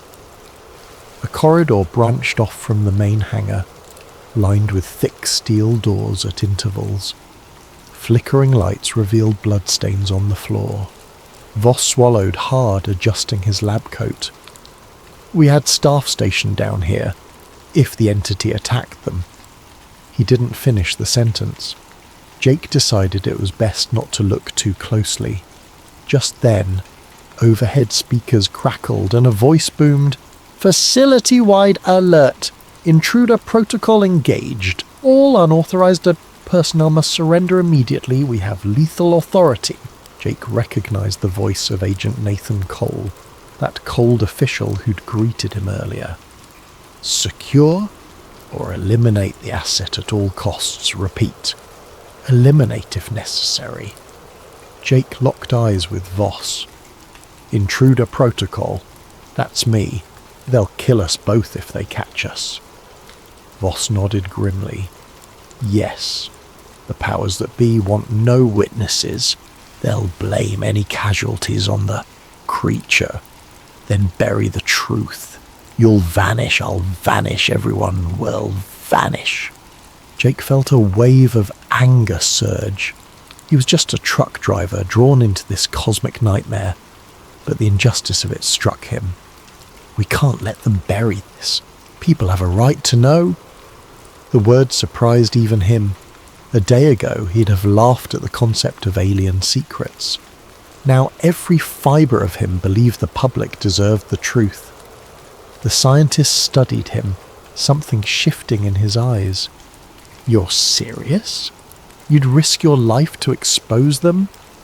Jake hesitated, but the memory of that empty pod, that monstrous silhouette overhead, the hush-hush contract, it all churned inside him. "I can't just walk away after seeing this. They'll kill me anyway. Might as well try to do something." Voss exhaled, a mixture of relief and desperation. "Then we need evidence, proof. There's a secure server in Lab 7. If we can copy data from the research logs, photos, video, we can blow the lid off. But it's deeper in the facility, and we still have that alien creature roaming free." Jake's pulse pounded. "Let's do it, then find a way out." They continued down the corridor, passing locked doors. Voss used his keycard on door after door, some opening to reveal labs in disarray, others refusing entry. They found a small storage room with an overhead vent. A battered soldier lay unconscious near the door, apparently knocked out by the creature. Voss knelt, checked the man's pulse, then grabbed his keycard. He's alive. Let's hope he stays that way. They stepped over him, pushing on. One corridor led to a sign reading Lab 6, Biological Analysis. Another pointed to Lab 7, Xenoform Studies. Voss gestured to Lab 7. That's our target. They eased forward. The door slid open with a pneumatic hiss. Inside, monitors flickered, showing cryptic readouts of gene sequences, strange symbols and footage of a containment room. One screen displayed images of the alien craft's wreckage. Another showed the crashed remains with the label Project Lazarus. Jake's chest tightened. He was stepping deeper into a world no civilian was ever meant to see. Voss rushed to a console. "Keep watch. I'll retrieve the files." Jake scanned the hallway behind them, senses on high alert. The overhead siren still wailed, and occasionally they heard the distant staccato of gunfire. The base was locked in a terrifying cat-and-mouse standoff. Who was the cat, the creature, or the men with guns? At the console, Voss inserted a portable drive. Data lines scrolled across the screen. I've got logs, video of the entity in stasis, autopsy reports from earlier specimens. This is enough to rock the entire world if we get it out. Jake turned, fixating on the largest monitor. It showed security footage from inside the container corridor. Black and white graininess, a timestamp flickering in the corner. He recognised his own truck parked there, the container being moved. Then the feed jumped to a chaotic moment. Engineers scattering as the alien burst from the pod. Jesus, Jake muttered. No one's going to believe we got all this proof, but it's real. Voss tapped frantically. The progress bar crawled to 90%, then 100%. Done! He yanked the drive. Now a harsh clang behind them. The door to Lab 7 slammed shut and a figure stepped inside. Not the alien, but a uniformed man with a stoic face, Agent Nathan Cole. His sidearm was raised. That's enough, Doctor, and you, he hissed at Jake, have caused quite a mess. Jake's gut clenched. We're just... Shut it. Cole's eyes burned with quiet rage. Hand over the drive and face the wall. The only reason you two aren't dead is because I want to know how far this breach goes. He gestured with the gun. Now! Jake glanced at Voss. The scientist gave a tiny nod. Reluctantly, he extended the flash drive toward Cole, but as Cole reached for it, a thunderous crash reverberated overhead. The lights flickered off. Darkness swallowed the room. Then a single red emergency lamp kicked in, bathing everything in a sinister glow. A monstrous screech resonated from the corridor. Xenoform Beta was near. Cole spun, momentarily distracted. Voss seized the chance, fumbling for a button on the console that read, Override Lab 7 door. The door slid open. Run! Voss yelled. Jake bolted, ignoring Cole's furious shout. Shots rang out. Sparks ricocheted from a metal panel, but in the confusion, Jake and Voss tumbled into the hallway, the precious flash drive still in the scientist's grip. They slammed the door behind them, locking Cole inside. Another screech echoed down the corridor, closer this time. Jake realized they were trapped between an armed agent and a rampaging alien. But at least they had the data. The question was, could they reach the surface and the outside world before the entire base sealed their fate? Jake's adrenaline soared. The corridor was dimly lit by flickering red emergency panels, casting dancing shadows on the concrete walls. Dr. Voss clutched the flash drive tightly, face pale but resolute. They could still hear Agent Cole pounding on the locked lab door behind them, shouting commands into a radio. More gunshots thundered somewhere in the distance. A scraping sound from the ceiling alerted Jake. He and Voss froze. Something large moved through the ventilation shafts overhead, slithering or crawling with unnatural speed. Then silence. Jake's heart hammered against his ribcage. The creature is close. So close. Voss motioned him forward. If we can reach the main elevator, we might get to the surface, unless they've locked it down. They crept forward, the corridor branching in multiple directions. Each intersection was marked with cryptic signs. Sector E, testing labs. Sector F, holding cells, armory, data center. Sparks arced near a half-destroyed control panel. The air smelled of burning wires. They passed a lifeless soldier slumped against the wall. Jake tried not to stare at the man's blank eyes. This base had become a battlefield, or maybe a slaughterhouse.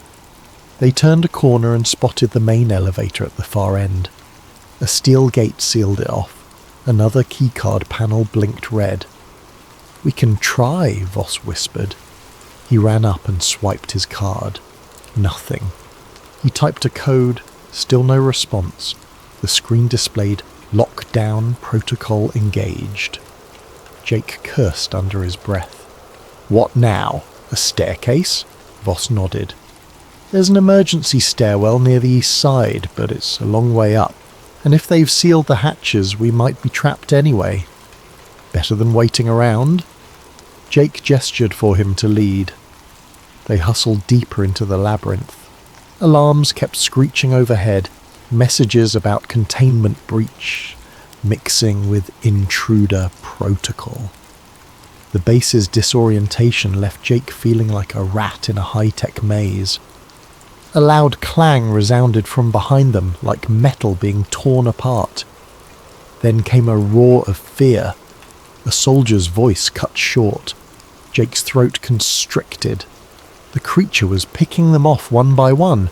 They had to keep moving. They found the stairwell door, heavy reinforced steel. Voss tried his card, the lock clicked, and they pulled it open. Inside, the shaft spiraled up. Dim emergency lights illuminated each landing. Voss peered upward. "We're at least 8 levels below ground. Let's hope we can get out on the top level." They started climbing. The sounds of chaos below gradually faded, replaced by their ragged breaths echoing in the concrete chamber. After 2 flights, Jake's calves burned, but adrenaline pushed him on.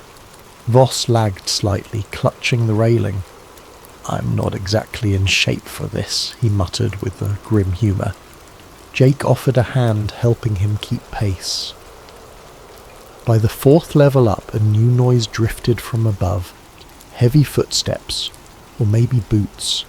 They exchanged a worried glance. Could it be more soldiers, or the men in black? They pressed themselves against the wall, listening. The footsteps paused, then resumed, heading downward. Jake's instincts flared. A confrontation was likely. He looked around for an alternate route, but the stairwell was a single column, nowhere to hide.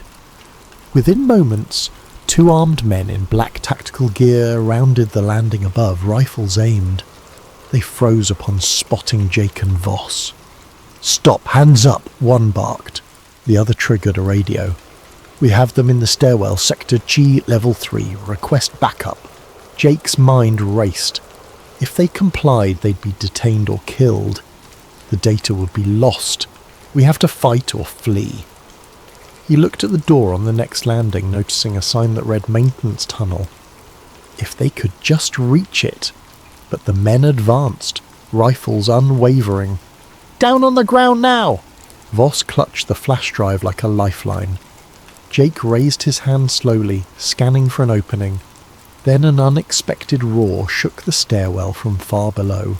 A monstrous wail, so loud it vibrated the metal railings. The men in black turned reflexively, faces betraying fear. Jake seized the moment. He lunged forward, slamming one guard's rifle sideways. A shot rang out, ricocheting off the wall. The second guard spun, but Voss, fueled by desperation, tackled him. The guard stumbled, lost his footing, and pitched down a half-flight of stairs with a sickening thud. Jake wrested the rifle from the first guard, who reeled from the blow. Another savage roar echoed. The guard's eyes widened with terror. He's heard that sound before, Jake realized. Without hesitation, the guard wrenched free, scrambled up the stairs, and fled. Clearly dealing with an alien nightmare outranked capturing them. Voss panted, adrenaline surging. That was close. He retrieved the rifle from the second guard's limp form, then eyed Jake. "We can't do that again. Let's get to that maintenance tunnel." They ascended the last steps, prying open the door labelled Maintenance Tunnel. A narrow corridor greeted them, pipes running along the ceiling. Dim overhead bulbs flickered. The air smelled of chemical coolant. This wasn't a typical hallway for staff, more like a service route for engineers. If they were lucky, it might lead to a less guarded exit. They threaded through tight passages, Machinery hummed behind grated walls. Occasional signage read ventilation, power grid, or hazardous material storage. The base's sheer scale astounded Jake. He was used to big warehouse complexes, but this was on another level entirely, like a hidden city beneath the desert. Voss led them around a bend, consulting a small mental map he presumably knew from his years working here. This path should intersect an older cargo elevator that services above-ground hangars, less monitored. Maybe we can bypass the lockdown. They soon reached a rusted steel door labelled Auxiliary Cargo Lift. Voss fiddled with the control panel. Seems offline. Let me see if I can power it. He popped open a fuse box, revealing a mess of wires. While he worked, Jake kept an ear out for pursuit. The base's alarms had quieted, replaced by sporadic gunfire or distant screams. An uneasy hush lay over the corridors. Finally, the lights on the lift control glowed. "I think it's operational," Voss said with relief. They pulled the heavy door aside, revealing a cargo elevator platform big enough for a small truck. A single overhead bulb cast feeble light inside. Voss stepped on, tapped a control. "It might take us near the surface, at least. Let's hope the power supply holds." The lift groaned to life, lurching upward at a crawl. Each second felt interminable. Jake exhaled, letting tension slip momentarily. They had come so far, risked so much. If they could just break free. Halfway up, the entire platform shuddered. The overhead bulb flickered wildly. Voss paled. Powers dropping? Another violent jolt. The lift screeched to a halt, suspended in darkness, then a mechanical whine, and it resumed, but painfully slow. "Stay calm," Voss urged. Jake stared at the grated walls sliding by. "Doc, if we get out, how do we expose all this? The government will come after us." Voss swallowed. "We'll need to broadcast the data widely, upload it to multiple news outlets, leak it online, something unstoppable. Even Black Ops can't erase everything once it's out, but we must move fast." The lift ground to a stop at what looked like a storeroom. A faint overhead sign read, "Surface access, authorized only." The door's lock glowed red. Voss tried his card, no luck, he exhaled, frustration seeping in. "Security clearance. We need a high-level code, possibly from someone like Agent Cole," Jake cursed. They were stuck again. They peered through the grated door at the corridor beyond. It was dim, no immediate sign of guards. Jake gave the door a shove, solid. He read the sign, "Biocontainment, please decontaminate." Another reminder they were dealing with top-secret alien research. Just then, a banging noise echoed from below the elevator shaft. Jake froze. Could the creature be climbing? They saw nothing, but the clang repeated, rising. Voss's eyes widened. "It might sense us. We have to go now." Desperation blossomed. Jake scanned the storeroom. Near the door, a small control panel with a numeric keypad flickered. If only they had a code. Then Voss had a frantic idea. "Check that dead guard's keycard. It might have higher clearance than mine." But they'd left the guard behind. They had no card. A metallic screech from the elevator shaft triggered panic. Voss rummaged in his pockets. "I have partial override code. Might not be enough, but let's try." He typed a sequence. The panel beeped, then displayed invalid. Another attempt. Invalid! The banging grew louder, closer. Jake braced himself, rifle in hand, finally on Voss's third try. The panel beeped green. The door hissed. They burst into the corridor, slamming it behind them. A heavy mechanical lock engaged. For now they had a barrier between them and the horrors below. They found themselves in a wide hallway leading to a large blast door. Painted above it was surface hangar access. Jake's heart soared. They might just make it. But the corridor wasn't empty. At the far end stood several men, the men in black, tall, expressionless, each clad in black suits incongruous in a facility like this. They stared at Jake and Voss with cold detachment. No weapons drawn, yet the threat they exuded was tangible. One man stepped forward, face devoid of emotion. "You do not belong here. Hand over the... now!" Another man reached inside his jacket, presumably for a sidearm. Jake aimed the rifle, the sieves jangled. "Stay back. We just want out." The lead man's lips twitched in what might have been a faint smile. "You've seen too much. People like you vanish all the time. Step away from the exit." Voss inhaled sharply. "No, not this time." He nudged Jake. "Look, there's a side door to the hangar. If we can slip past them." But the men in black advanced in a synchronized motion. Jake realized any negotiation was futile. They intended to bury them here. Another standoff. The corridor lights hummed, tension, crackling. Then footsteps thundered behind the men in black, uniformed soldiers sprinting toward them with rifles. Over a loudspeaker, Agent Cole's voice boomed, "Seize them! Secure that data!" Jake's grip tightened. They were pinned between the men in black and Cole's forces. No path out. So much for the surface hangar access. Then a thunderous crash shook the entire corridor. The lights flickered. The creature's eerie screech erupted somewhere close, reverberating in the vents. The men in black turned, momentarily distracted. Jake seized the chance, but to go where? In the flickering corridor, tension hung like a storm cloud ready to erupt.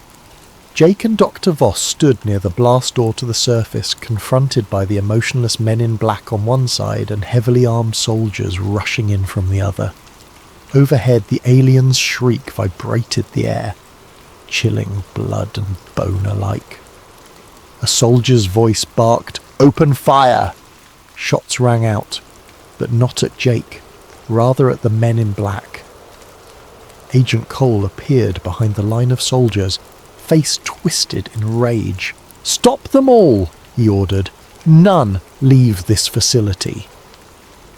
The men in black responded with unnatural speed, dodging bullets with fluid motions. Two of them drew sidearms, returning precise, methodical fire. Jake dove behind a large crate, pulling Voss down with him. Splinters rained as bullets shredded the crate's edges, a swirl of confusion, soldiers versus men in black, each brandishing lethal force. In that chaos, neither side was particularly aiming at Jake or Voss, but it was only a matter of time before crossfire caught them. The corridor's overhead lights sparked, some failing entirely, plunging stretches into darkness. Jake's eyes darted around for an escape route. The blast door to the surface was sealed. Another key panel glowed ominously. But the fighting might give them an opening. If they could slip past the crossfire...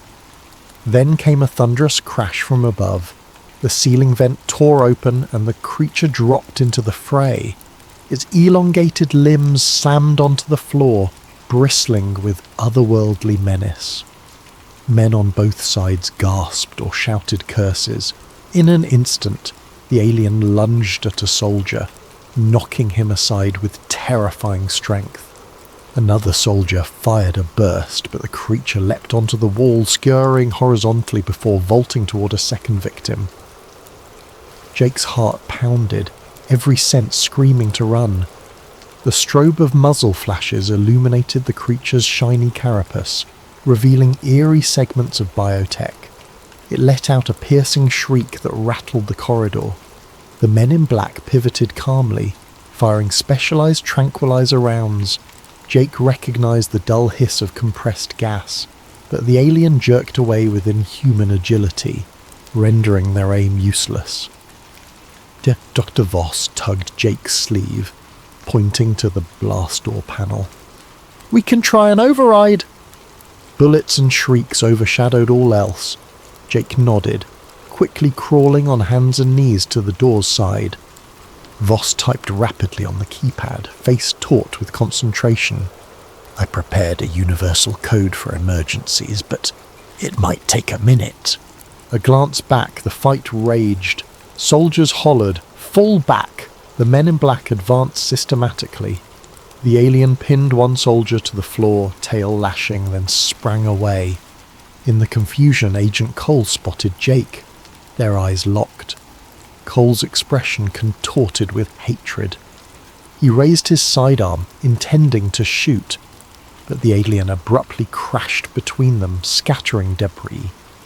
Cole stumbled back, disappearing behind swirling dust. The keypad beeped. Voss whispered in triumph.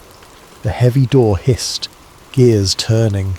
Light spilled in, pale moonlight. They could see the desert sky beyond. Finally, an exit. "Go, Jake," Voss urged. They scrambled through the opening and found themselves in an open-air hangar. The night was clear, star-laden. The entire base lay behind them, a subterranean fortress. A pair of black helicopters idled near the perimeter, rotors spinning. On the far side of the hangar stood Jake's original rig, or so it appeared at a glance, though the trailer was missing, likely whisked away for processing. Uniformed ground crew scurried about, some brandishing weapons. Alarms blared outside as well, lights roving across the tarmac. If they tried to simply walk out, they'd be shot. Jake scanned for a path. A row of government SUVs sat parked near a chain-link fence. If they could hotwire one. Behind them, the corridor echoed with more screams.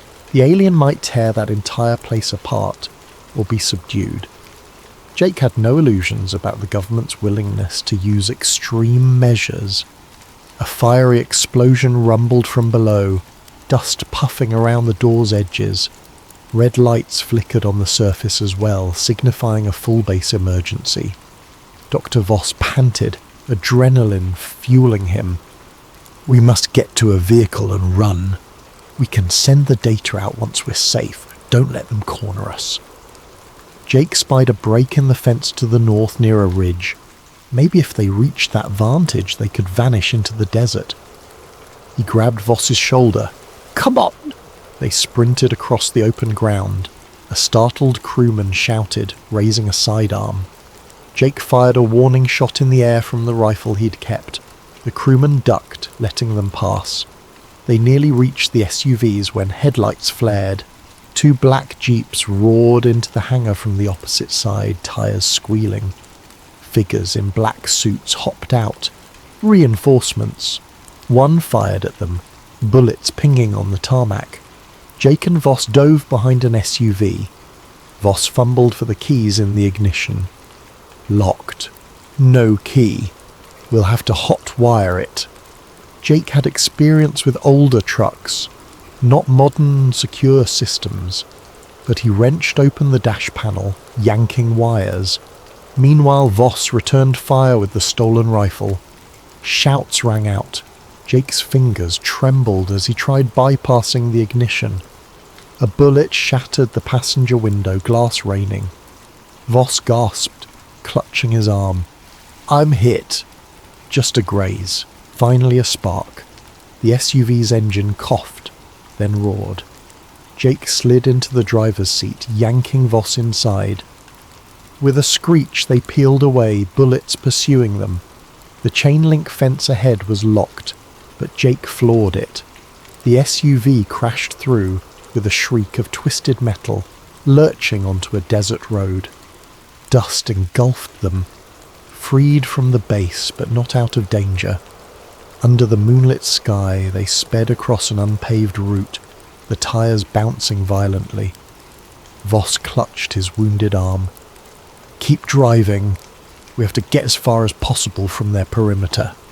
They'll have drones, helicopters. Jake glanced at the overhead starlight. Then we need to lose ourselves in the terrain.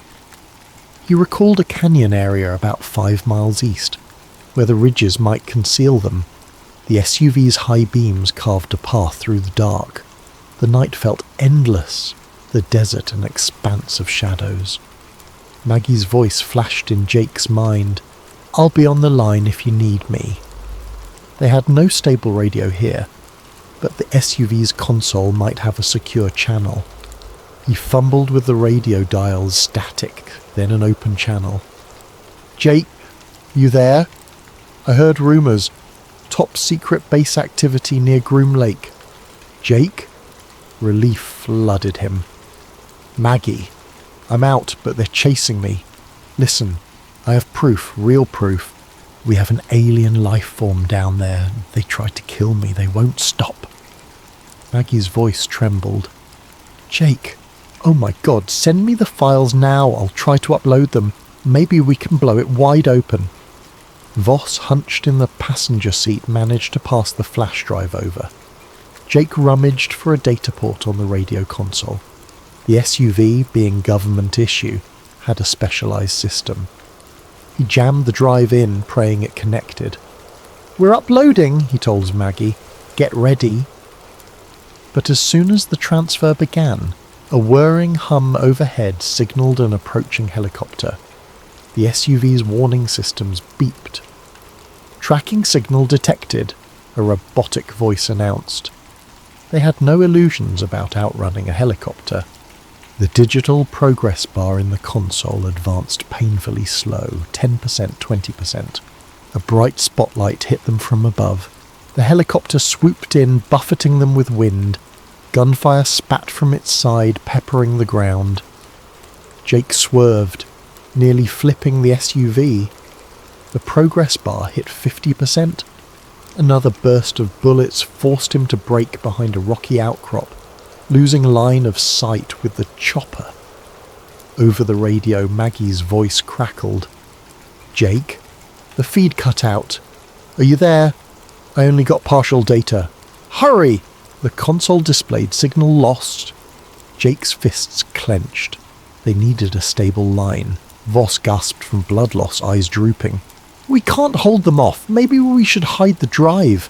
Let the next person find it." Jake refused to accept defeat. "We're so close." He looked around, noticing a side canyon. If they could lure the chopper away or jam its sensors, they might resume uploading.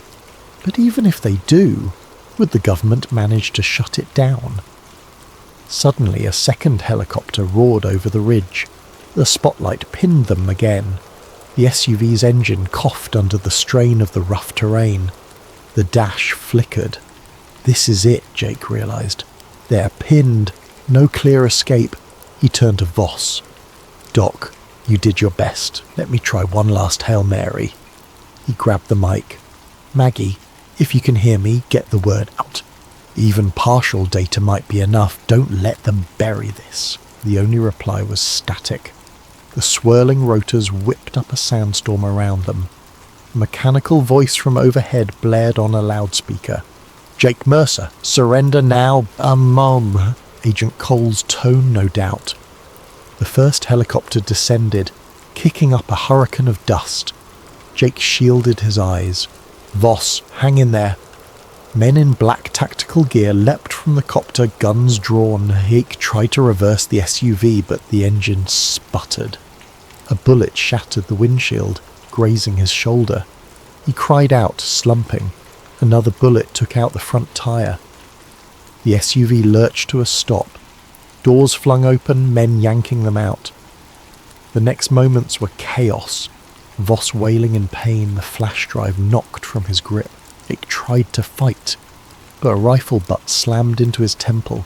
Stars exploded across his vision.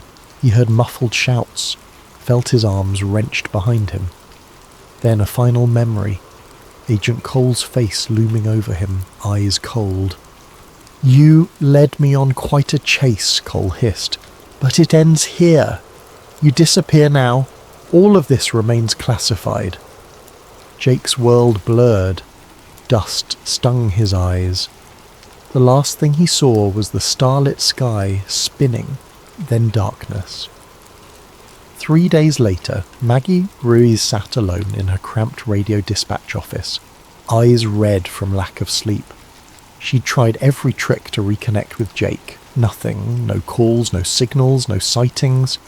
Rumours spread about a massive incident near Area 51, some folks claiming to see unmarked helicopters, strange lights, entire roads sealed off. But official statements mentioned only routine military exercises. Maggie replayed the partial data Jake had managed to send. It contained 6 cryptic file names, fragments of lab notes referencing something called Xeniform Beta, and low-resolution images of a bizarre metallic skeleton. Not conclusive proof, but enough to imply something momentous.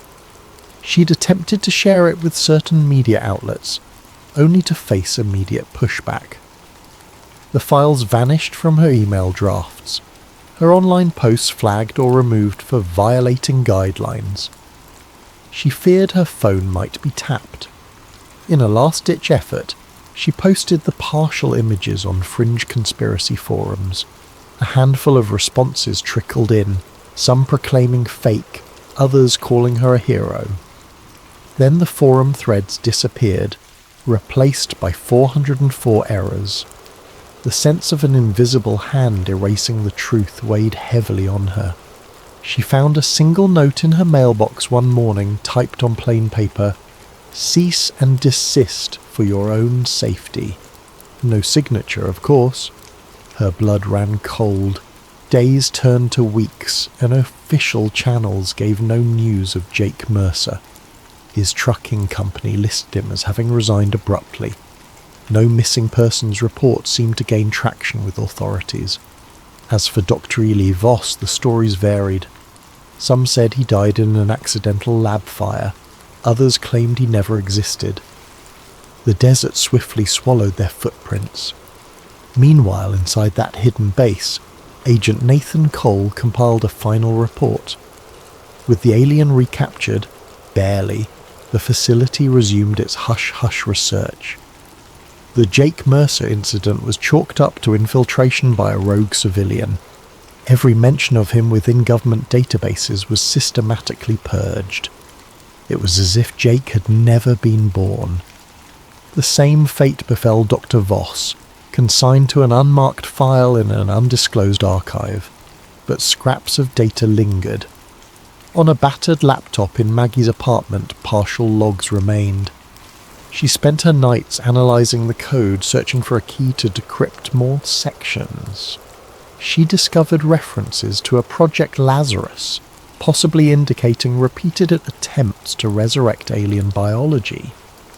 She found mention of trans-species synergy. The deeper she dug, the more horrifying the inferences.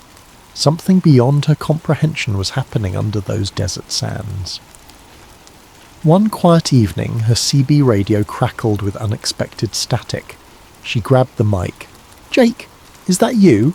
The only response was white noise. Then a faint beep-beep, like a heartbeat. It could have been an electrical glitch, or something more. She tried to respond, but the static swallowed her words. Eventually the signal faded.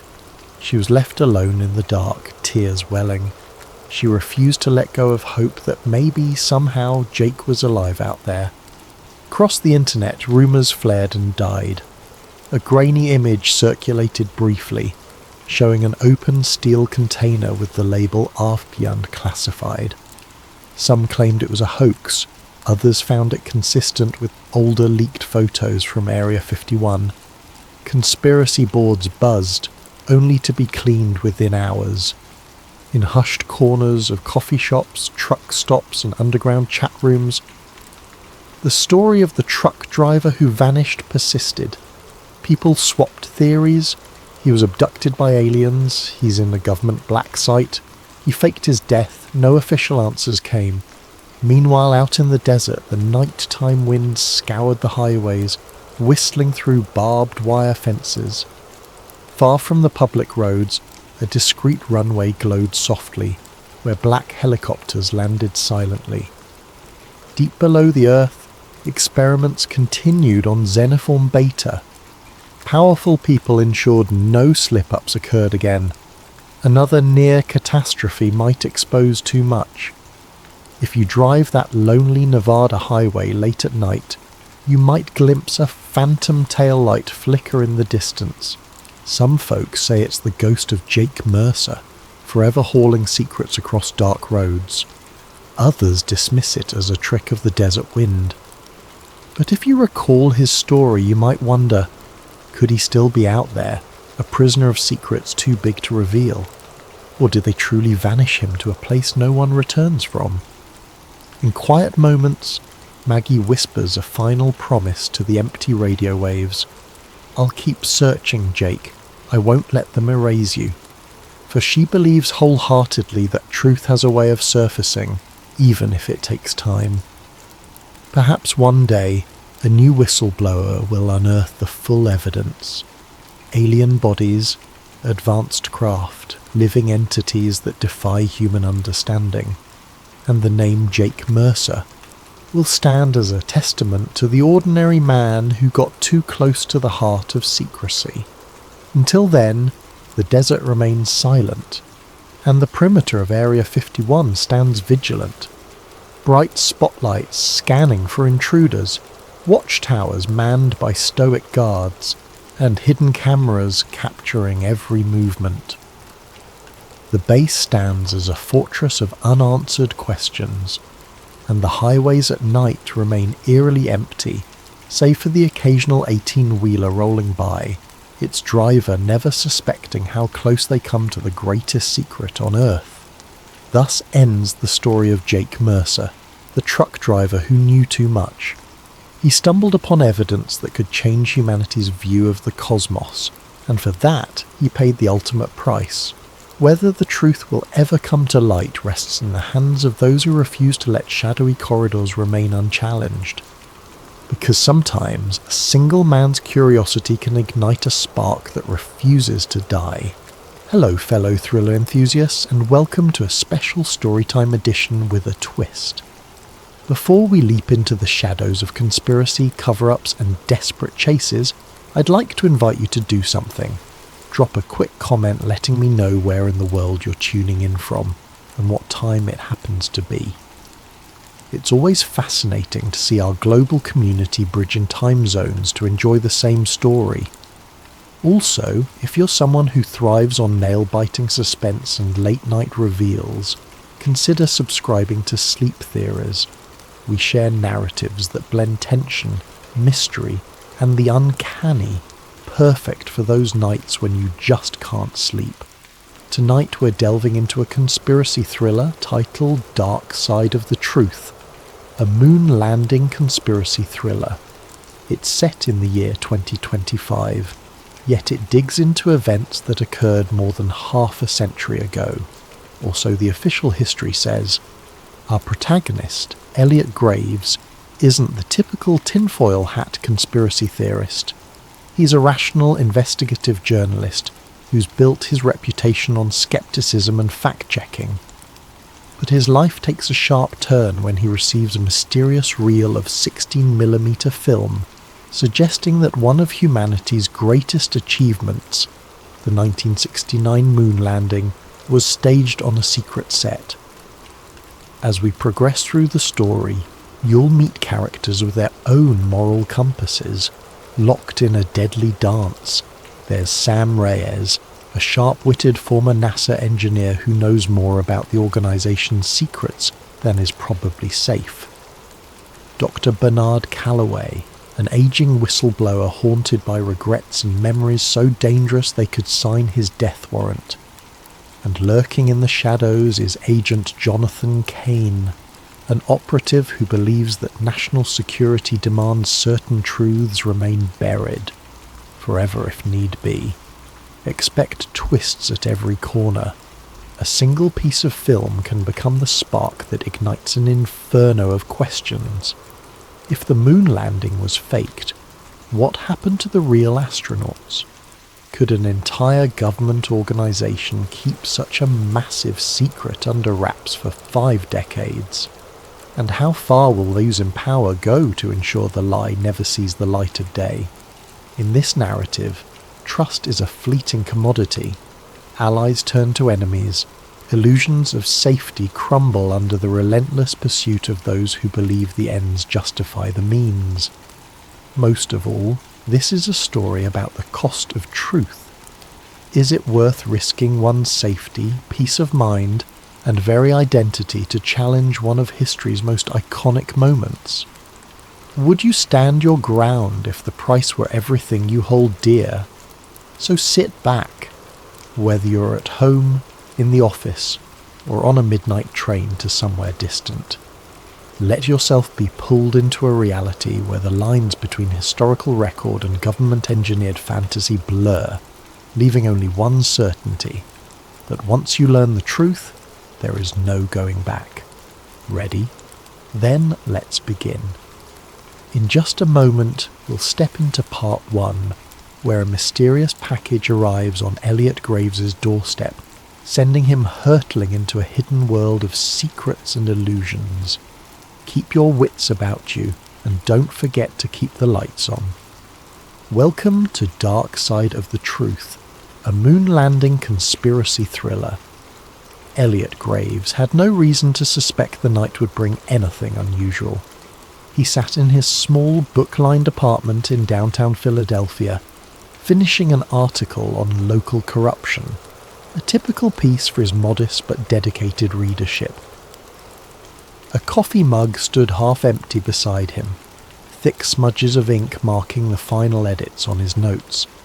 It was the kind of moment he usually relished, quiet, focused, and free of the outside world's chaos. Then came the knock, 3 sharp raps, unannounced and oddly urgent.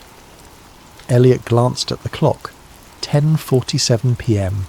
He wasn't expecting anyone. The hallway light flickered as he opened the door, finding nothing but a single battered cardboard box at his feet. No note, no name, just his address scrawled in black marker. It could have been a source dropping a tip, though most of his informants were digital ghosts, rarely venturing into the physical realm. Curiosity piqued, Elliot brought the box inside. It weighed more than he expected. Taped across the top, a plain sheet of paper read, "Watch immediately." The handwriting was jagged, as if penned in a hurry or under duress. Carefully he cut the tape, half expecting a bomb or a rig device. Instead, inside lay a vintage 16mm film reel in a metal canister, the label partially peeled off. He gently tilted it back and forth, hearing the soft shift of film spooled inside. Elliot felt a jolt of excitement. He'd handled old film reels before, but never one that found him in the dead of night. An archaic machine in his study closet, passed down by his grandfather, might be the only way to view it. He rarely used the projector, but he was determined to see what was on this reel, if only to figure out who had gone to so much trouble to send it. Setting up the projector took nearly half an hour. Dust motes swirled in the beam of a single lamp as he threaded the film carefully. As the flickering images began, Elliot's anticipation turned to pure disbelief. The footage was in black and white, shaky in places, but unmistakably capturing a large, elaborate set. A moon-like surface crafted on what looked to be a soundstage. Stage lights hung overhead, cables snaking across the floor. He squinted, recognizing the shape of a NASA lunar module prop, like something out of a historical documentary. But it wasn't a documentary. He saw men wearing astronaut suits, one of them bearing an uncanny resemblance to Neil Armstrong. Off to the side, a group of technicians hovered, adjusting cameras that weren't from 1969. They looked older, yes, but not quite from the era. A man stepped into view, clapping a film slate. On it was scribbled, "Apollo 11, Take 3. The adrenaline spiked through Elliot's veins. This reel showed the moon landing being filmed on a set. His rational mind scrambled for explanations. Could this be a Hollywood recreation or some kind of promotional footage?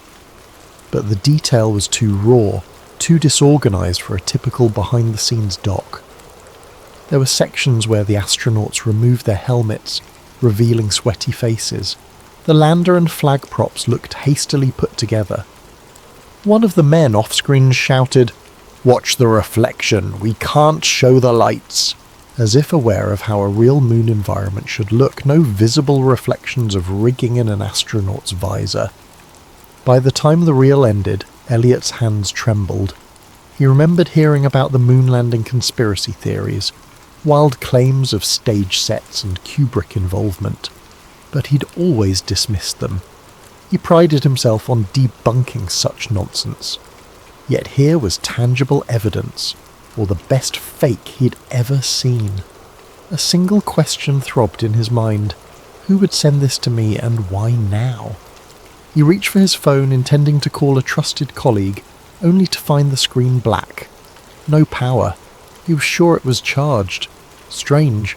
He tried to boot up his computer to search for any reference to lost Apollo footage, but the internet connection was dead. He felt his chest tighten in a wave of paranoia. Was he imagining things, or was this more than a coincidence? Deciding to do a quick external check, Elliot gathered the reel, locked up his apartment, and headed for the elevator. As he stepped out onto the street, a hint of movement caught his eye. A black SUV parked at the curb, lights off. Its windows were tinted, impossible to see in. The hair on his arms rose. Philadelphia had plenty of SUVs, but why did this one feel like it was there for him? He took a breath, telling himself not to jump to conclusions. Still, his heart hammered as he walked 2 blocks to an all-night coffee shop known for its reliable Wi-Fi. Inside, the smell of espresso and donuts steadied him a bit. He found a corner table connected to the cafe's network and tried searching for any references to moon landing staged film reel. Thousands of hits, mostly conspiracy websites. Nothing verifiable. Minutes later, he typed a cautious email to a colleague, attaching a single grainy screenshot from the reel. He pressed send. An error message blinked back. Message undeliverable. He tried again. Same result. He wondered if his phone or laptop had been compromised or if there was a bigger net around him. The idea of being watched in real time chilled him. Returning to his apartment would be a risk, but he had nowhere else to analyse this film. As he left the shop, the black SUV was gone. Instead, a grey sedan sat across the street, engine running. Elliot inhaled sharply and hailed a cab. If someone was tailing him, best to lose them in traffic. The entire ride he cradled the film canister on his lap, heart pounding. He found himself muttering under his breath, "It can't be real, it can't be real." Yet some buried part of him whispered that it might be. If so, everything he understood about American history was about to unravel, and he was holding the thread that could unspool it all. Little did he know that before sunrise he'd be a fugitive in his own city, hunted by forces who had protected this secret for over 50 years. And the package was only the beginning. Elliot's morning came too soon, and with far more chaos than he could handle. He hadn't slept. Fear and excitement drove him to sift through every frame of the film reel, making notes, snapping photos with a spare camera he'd found in an old drawer. Perhaps he could create a digital copy, but his attempts to digitize the reel via his laptop repeatedly failed. Some hidden glitch kept corrupting the files. He cursed under his breath. Was it sabotage or just outdated hardware? At first light, he ventured to his usual contact for obscure intel, a quiet archivist named Harriet, who worked at the local historical society. He hoped she might authenticate the film's physical materials. Harriet was meticulous with details, and if anyone could confirm the reel's age, it would be her. The Society's building was a grand relic, all marble floors and dusty exhibits. Elliot found Harriet in a back office, squinting through a magnifying glass at a centuries-old map. She looked up, alarmed by his frantic posture. Without preamble, he passed her the film canister. "I need to know if this is genuinely from 1969, he whispered, glancing around as if the walls had ears. Harriet frowned at his secrecy but began her inspection. She murmured something about the film's brand markings, the chemical composition of older film stock, and how certain colour-coded edges could pin down the manufacturing date. Within half an hour she had her verdict. "This reel does appear to be from the late 1960s. "Where'd you get it?" Elliot let out a breath he hadn't realised he was holding. "Somebody sent it to me last night." He hesitated, debating how much to reveal. Before he could continue, Harriet's phone rang. She picked it up, and her expression clouded as she listened. Yes, he's here," she said, a tremor in her voice. He backed away, panic flaring. Was Harriet being told to stall him? He mouthed, "Hang up," but Harriet just stared at him wide-eyed. Elliot snatched the phone from her hand. "Hello," he said into the receiver. An unfamiliar voice. "Elliot Graves. Step outside, we just want to talk." He froze. A second later the line went dead. "Who was that?" Harriet whispered, her complexion pale. Elliot shook his head, realizing he'd dragged her into danger. "I have to go." He grabbed the film, thanked her in a rush, and bolted out a side entrance. Immediately he spotted two men in dark suits stepping out of a black sedan. They scanned the area, eyes sharp and purposeful. Elliot ducked behind a parked delivery truck. He rummaged for his phone. It still wouldn't connect to a network. He couldn't call for help. Glancing around, he saw a narrow alley. He sprinted for it, ignoring startled pedestrians. The men noticed and gave chase. Footsteps echoed behind him as he weaved through the maze of back streets. He didn't stop until he was sure he'd lost them. Leaning against a graffiti-stained wall, he gulped the cool morning air. The reality sank in. I'm being hunted. His mind raced. Who had the power to track him within hours? Some fraction of NASA, the FBI, or an even more clandestine outlet? He remembered Harriet's stunned face and felt a pang of guilt. Was she safe? With his phone compromised, Elliot needed a secure communication line. That's when he remembered Sam Reyes, a former NASA engineer turned freelance tech wizard. They'd crossed paths a year ago when Sam leaked documents exposing flawed satellite software. She'd proven resourceful and cautious, someone who operated in the grey areas of government secrecy. He rummaged through his wallet for her old business card, typed the number into a borrowed flip phone he'd bought for emergencies. 2 rings, then Sam answered with a wary, "Who is this?" "Elliot Graves," he said quietly, trying to steady his voice. "I need your help. It's urgent." Sam let out a short laugh. "You're the reporter who debunked that UFO fiasco. Are you calling to do another piece?" He glanced around to make sure no one was listening. "This is bigger than UFOs. I have an old NASA film that suggests the moon landing was not what we think." Silence on the line. Then Sam hissed, "Don't say another word. There are ears everywhere. Meet me at the Redwood Garage, level 3, in an hour." She hung up. He had no time to question her abruptness. He made his way to Redwood Garage, a concrete structure on the outskirts of the city. Ducking beneath security cameras, he took the stairs to level 3. Only a few cars were parked, the area echoing with the hum of overhead fluorescent lights. He found Sam leaning against a pillar, arms folded. She was petite, with sharp eyes and a laptop bag slung over her shoulder.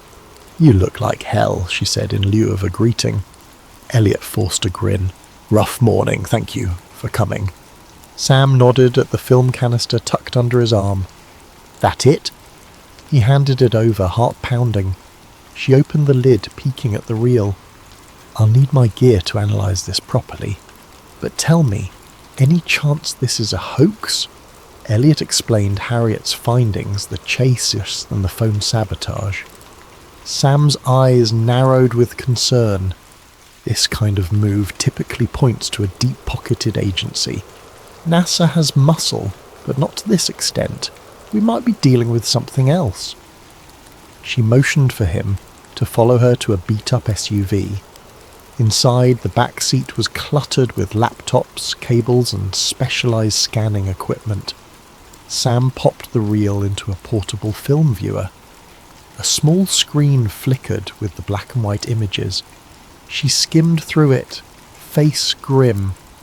If this is real, holy... He gave a humourless chuckle.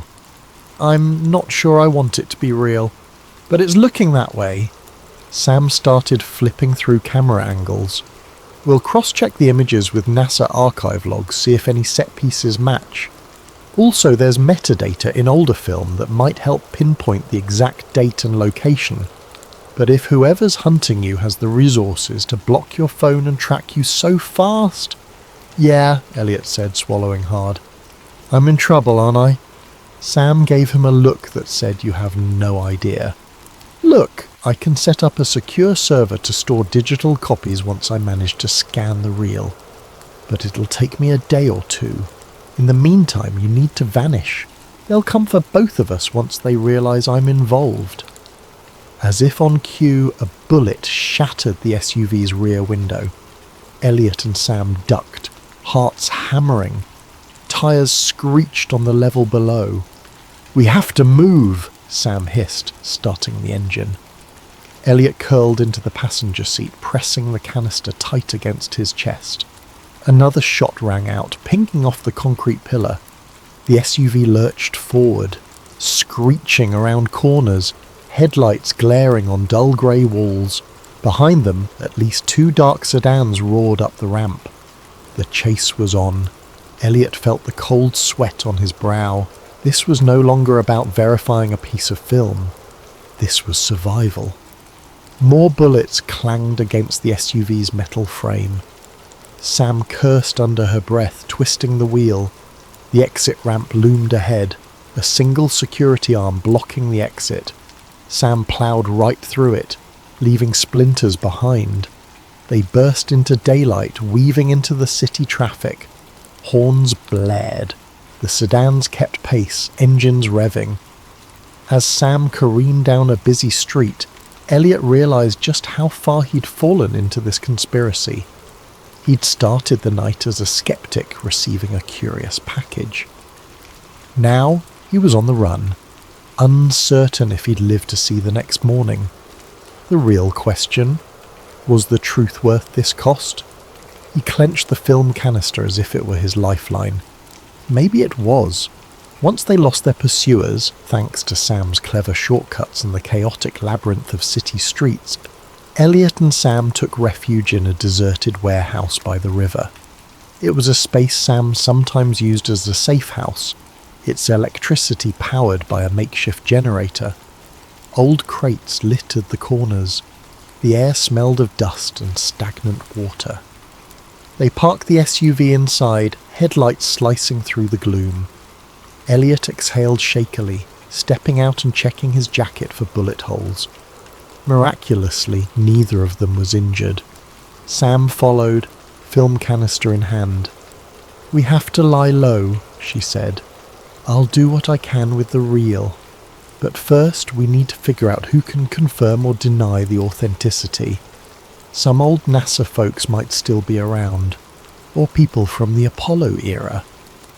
That jogged a memory for Elliot. I know someone, Dr. Bernard Calloway. He was part of the Apollo program, wrote a few obscure papers on lunar orbit complexities. I interviewed him years ago for a piece on NASA bureaucracy.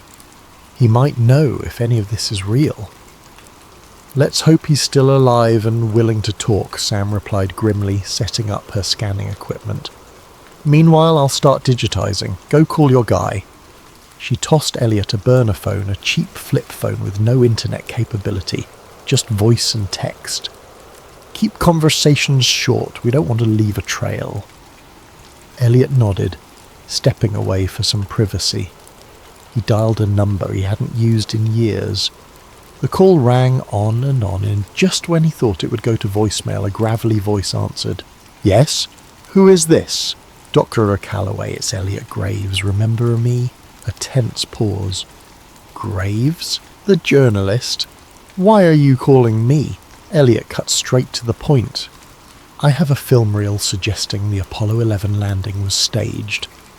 I need your perspective.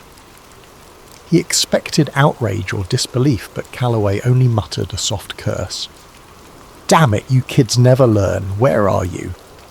Too dangerous to say over the phone, Elliot replied. Can we meet? Another heavy silence.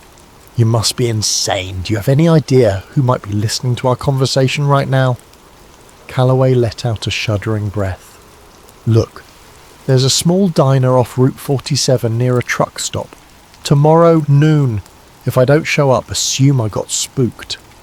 Elliot thanked him and hung up, anxiety coiling in his stomach. The man's reaction was more dread than disbelief. That alone spoke volumes. He returned to Sam's makeshift workstation, where the reel was half fed through a specialized scanner. The process was laborious, each frame captured in high resolution. How's it looking, Elliot asked. Sam frowned, studying the images on her laptop screen. Grains consistent with 1960s film stock. Some coding on the edges indicates a manufacturing batch from around 68. Also, I've spotted certain NASA emblems in the background that weren't publicly revealed until the mission ended. And see that console there? She zoomed in on a screenshot. That's an Apollo guidance computer, but an early prototype version. Only a handful existed. This is not your average hoax. It's either the most elaborate one in history or it's real, Elliot finished, his voice hollow. Sam gave a grim nod. I'm leaning towards real.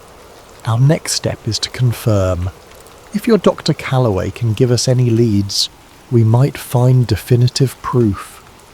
They spent the rest of the day in anxious waiting. Sam pored over the scanned film frames, while Elliot paced, trying to piece everything together in his head. Every so often he'd remember the chase, the bullets, and the unwavering stares of those men in suits. Just how large was this conspiracy? Night fell, bringing a sticky heat that made the warehouse air oppressive. Sleep came fitfully, with Elliot dozing in a corner, propped against crates.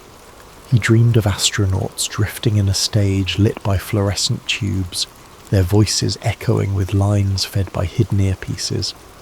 He woke with a start to find Sam tapping him on the shoulder. Time to go, she said softly. We have to meet your whistleblower. By noon they'd driven 2 hours south to a truck stop just off Route 47. The diner looked vintage, a chrome exterior, peeling neon sign and a handful of big rigs parked nearby.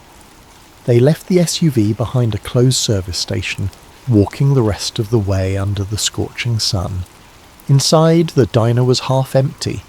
The waitress behind the counter gave them a bored glance. In a corner booth, an elderly man sat facing the window, wearing tinted glasses and a hat pulled low. Elliot recognized him. Dr. Bernard Calloway. He looked older and thinner than their last meeting, as though carrying a burden too large for his frail frame. "Do, Calloway," Elliot said, quietly, sliding into the booth. Sam took the seat beside him. Calloway's gaze flicked to them, fear etched in the lines around his mouth. "You brought someone else. I told you to come alone." "This is Sam Reyes. She's helping me verify the film." "Film?" Calloway's voice trembled. He removed his tinted glasses, revealing tired eyes. I hoped I'd go to my grave without seeing it again. Lord knows I was done with those days. Elliot swallowed. You've seen it before? Calloway exhaled a long, shaky breath. I was part of Apollo 11's operations team, unofficially. My real job was ensuring the broadcast feed from the moon looked authentic. We had technicians in a secret studio capturing angles that would pass as lunar footage. It was a matter of national pride and also, ironically, fear needed to beat the Soviets. When the actual craft encountered catastrophic issues, NASA and the government decided it was safer to fake the landing for television. The real rocket never made it out of Earth's orbit safely. The astronauts eventually landed in the Pacific under the pretext of returning from the moon, but what the public saw was a carefully crafted illusion. Elliot's head spun. There it was, spelled out. The conspiracy in all its horrifying clarity. Sam leaned forward. Why have you stayed silent all this time? Calloway closed his eyes.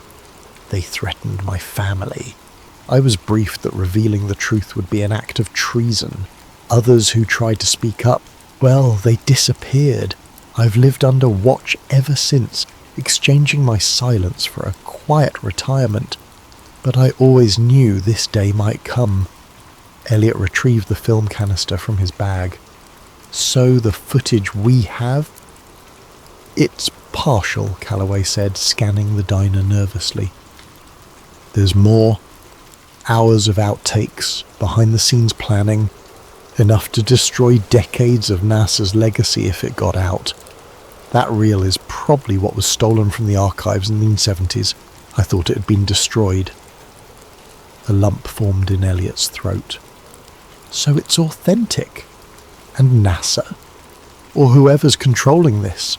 They're hunting us to bury it again. Calloway nodded. They'll kill you, no question. They've killed for less. He glanced around, lowering his voice. I can direct you to someone else who was there. A colleague named Walter Pierce. He escaped overseas, but you might track him down. He has a copy of the mission logs. Sam and Elliot exchanged looks. Every new piece of evidence upped the stakes. If they could find Pierce and get those logs, they'd have undeniable proof. Suddenly the diner's door swung open. Agent Jonathan Kane stepped in, though Elliot didn't know his name yet. The man wore a crisp suit and surveyed the room calmly, his gaze lingering on each patron. Elliot's heart seized. Calloway's face turned ashen. That's one of them, he whispered, voice trembling. We have to go.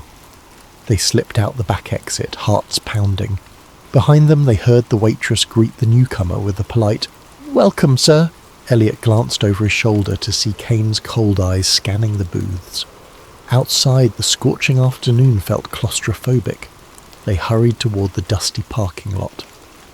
Here, Calloway said, pressing a small slip of paper into Elliot's hand. Walter's last known location. Use it wisely. Elliot opened his mouth to thank him, but Calloway cut him off. I'll slip away on my own. It's safer that way for all of us. Then, as if on cue, a black car squealed around the corner. Calloway pointed desperately. Run! Elliot and Sam sprinted across the lot, the slip of paper clenched in Elliot's fist. Behind them, tyres screeched. In the distance, de Calloway vanished between parked trucks, a frail silhouette, stepping once more into a world of secrets and shadows he had hoped to leave behind. Elliot doubted he'd ever see the old man again. 3 days slipped by like a fever dream, with Elliot and Sam crisscrossing state lines, dodging digital footprints. Each safe house they chose felt more precarious than the last. A motel in one city, a cramped basement in another, always with one eye on the door and ears pricked for footsteps in the hall. Anxiety pressed against their chests like a constant weight. The film remained hidden in a secure locker they rented under an alias, and Sam carried digital backups on multiple encrypted drives, hoping at least one would survive if they were caught. Meanwhile, they tried to locate Walter Pierce, the elusive colleague de Calloway mentioned. The slip of paper had scrawled coordinates, presumably referencing an address in Europe. Elliot scoured contact lists, old NASA alumni directories, and obscure online forums in search of any mention of Pierce. Each path led to stale leads or contradictory data. The man seemed to have vanished off the face of the earth. On the fourth day, Sam had a breakthrough. She discovered an encrypted NASA server still hosting fragments of old Apollo logs. With some of her advanced hacking tools, she managed to glean references to a W. Pierce, assigned to a European research facility. "Seems he was in Switzerland for a time," she said, eyes glued to her laptop in a dingy motel room. "He might still be there, or somewhere on the continent, but tracking him from here would require a lot of resources." Elliot sank onto the bed. "Getting to Europe is a tall order when we're being hunted. Plus, I'm almost out of money. My accounts are frozen." He paused, rubbing his temples. "Is there any chance you can crack NASA's main archive for further leads?" Sam shot him a sideways look. "That's risky. The deeper I dig, the easier it is to trace me. But let me see what I can do." She tapped rapidly on her keyboard. While she worked, Elliot's phone buzzed. The burner phone. He answered carefully. "Yes?" A shaky voice on the other end. "Elliot, it's me." He recognized Dr. Calloway's voice immediately. Relief and dread mingled in Elliot's chest. "Doc, where are you?" Calloway exhaled, the sound crackling over the poor connection. "Somewhere remote. Listen, there's a private airfield near Hardwick County. I have an old acquaintance with a plane. He's flying me out of the country tonight. I can't stay here. They've already tried to corner me twice. I'm calling because I don't want to leave things unfinished." Elliot's pulse kicked up. "What do you mean?" "I have a file, a partial logbook detailing the faked segments of the Apollo broadcast. Coordinates of the set, code names of the staff, enough to corroborate the film. Meet me at the airfield before midnight. I'll hand it over." Elliot mouthed to Sam. "Dr. Calloway he wants to meet." She nodded and started packing up. "We'll be there," Elliot promised. "Don't be late," Calloway warned. Then the line went silent. They drove for hours along winding back roads, eventually arriving at Hardwick County's private airstrip around 11:30 p.m. The air was thick with the chirp of crickets. A single hangar stood near the runway lights, which glowed an eerie orange in the humid darkness. Spotting a lone figure by a small plane, Elliot recognized the stooped posture of Dr. Calloway. The old man waved them over, glancing nervously at the sky, as if expecting a helicopter to appear any second. "Over here! Quickly!" He pressed a worn leather-bound folder into Elliot's hands. Inside is the partial logbook, some memos from the old managers. They used code phrases like Project Selene to refer to the staged segments. Elliot flipped through the yellowed pages, heart racing at the official NASA letterheads, signatures that confirmed high-level involvement. This is it. The missing puzzle piece. Sam peered over his shoulder, eyes widening. A faint hum broke the stillness. Headlights appeared at the far edge of the airstrip. "We need to go," Calloway urged. "I'll be taking off in minutes." He nodded at the plane. "There's room for one more if you want out, but they'll likely track it. Better you remain hidden." Elliot hesitated. Part of him wanted to leave, fly away from the danger, but his journalist instinct screamed that he needed to stay to expose the truth. "Doc, are you sure you'll be safe?" Calloway's gaze dropped. "Safety is relative now. I just can't watch them bury the truth again. Promise me you'll find a way to make this public. People deserve to know." He shook Elliot's hand firmly. "And watch your back." With that, he turned to board the plane. Elliot and Sam stepped away, scanning the runway lights. The headlights from earlier grew brighter, revealing a black SUV. Elliot's stomach clenched. "We need to hide." They sprinted behind a cluster of fuel barrels, watching as the plane's engines roared to life. The black SUV screeched to a halt, doors flying open. Men in suits scrambled out, guns drawn. "Look," Sam whispered. Another figure emerged, Agent Jonathan Kane. He barked an order, and his men raised their weapons at the plane. Fear seized Elliot's gut. No! They wouldn't shoot down a plane, would they? Time seemed to slow. Calloway's plane began rolling down the runway. The men shouted into radios. A couple of them sprinted along the tarmac, weapons at the ready. Suddenly a muzzle flash lit the darkness. Elliot wasn't sure which side fired first, but a bullet tore through the plane's rear engine, trailing sparks.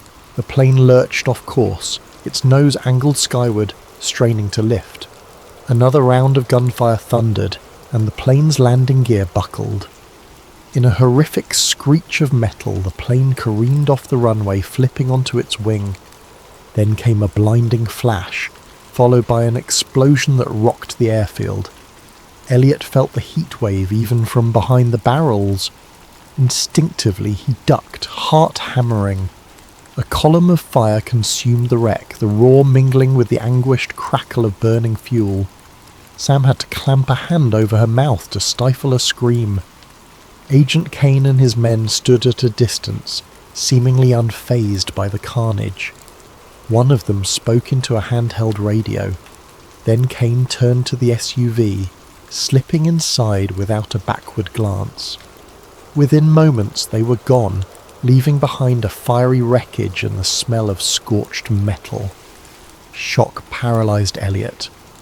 Dr. Calloway was gone, killed for trying to flee with the truth. A wave of guilt and nausea hit Elliot. He should have convinced the old man to let them all escape together. But it was too late. Sam tugged at his sleeve. "We have to leave now. They might come back." She was right. With adrenaline pumping, they skirted around the blaze, searching for any survivors in the dark. But the flames were too intense. No one could have made it out alive. As they drove away into the night, silent tears rolled down Elliot's cheeks. The folder of documents lay on his lap, Dr. Calloway's final bequest. In that moment, he realized the cost of chasing the truth was blood. And there'd be more spilled before the truth saw daylight. Inside the folder's pages were enough revelations to topple NASA's official history. Yet, seeing what had just happened, Elliot had no illusions. The forces protecting this secret were lethal, methodical, and possibly unstoppable. The best he could do was keep running, and hope the documents would become a weapon of truth powerful enough to shatter 50 years of lies. The next 48 hours blurred into a frenzied race against an invisible clock. Elliot and Sam knew they had to act fast. Once the shock of Calloway's death wore off, the same men who staged the plane crash would turn their focus back on hunting them. They holed up in an abandoned warehouse in a different state, courtesy of one of Sam's old acquaintances. It had a robust generator and a still functioning internet line that they jerry-rigged to keep off the official grid. While Sam continued scanning the folder's contents, Elliot penned an expose with trembling hands, a document that collated all the evidence they had, the reel, the NASA memos, and de Calloway's logbook. Word spilled onto the screen, forming a tapestry of government deceit dating back to 1969. Every paragraph made his heart pound. He knew once released these revelations would shock the world, if anyone believed them. But how to ensure the story remained live? They suspected mainstream media outlets were either compromised or too afraid. Elliot decided they had to go public directly. A massive data dump onto every social media platform and multiple anonymous websites. Even if their accounts got taken down, the leaked files might scatter across the internet faster than sensors could react. Their plan set, Sam double and triple checked the digital backups, layering encryption upon encryption, storing copies on servers overseas. Once we hit upload, they'll come for us, she warned. We can't be traced if we do this right, but they'll suspect it's us. Are you ready? Elliot hesitated, recalling the bullet that shattered the plane's engine, the explosion, and de Calloway's last moments. Then he nodded. We can't keep running forever. The only way to survive is to shine a light so bright they can't snuff it out. Sam tapped a few keys, launching their carefully orchestrated mass upload. Thousands of files began cascading into the digital ether. Elliot's expose triggered alongside, complete with images from the 16mm reel, still frames of the behind-the-scenes moon set, and NASA-coded logs referencing Project Selene. Within minutes, the hashtags Apollo hoax and #Project Selene started trending across lesser-known forums. Users demanded answers. The first wave of adrenaline gave way to anticipation. Elliot and Sam hovered over their screens, watching the data spread. It was working. Mirror links popped up everywhere. For a brief moment, triumph washed over them. Maybe they'd done it. Then the pushback began.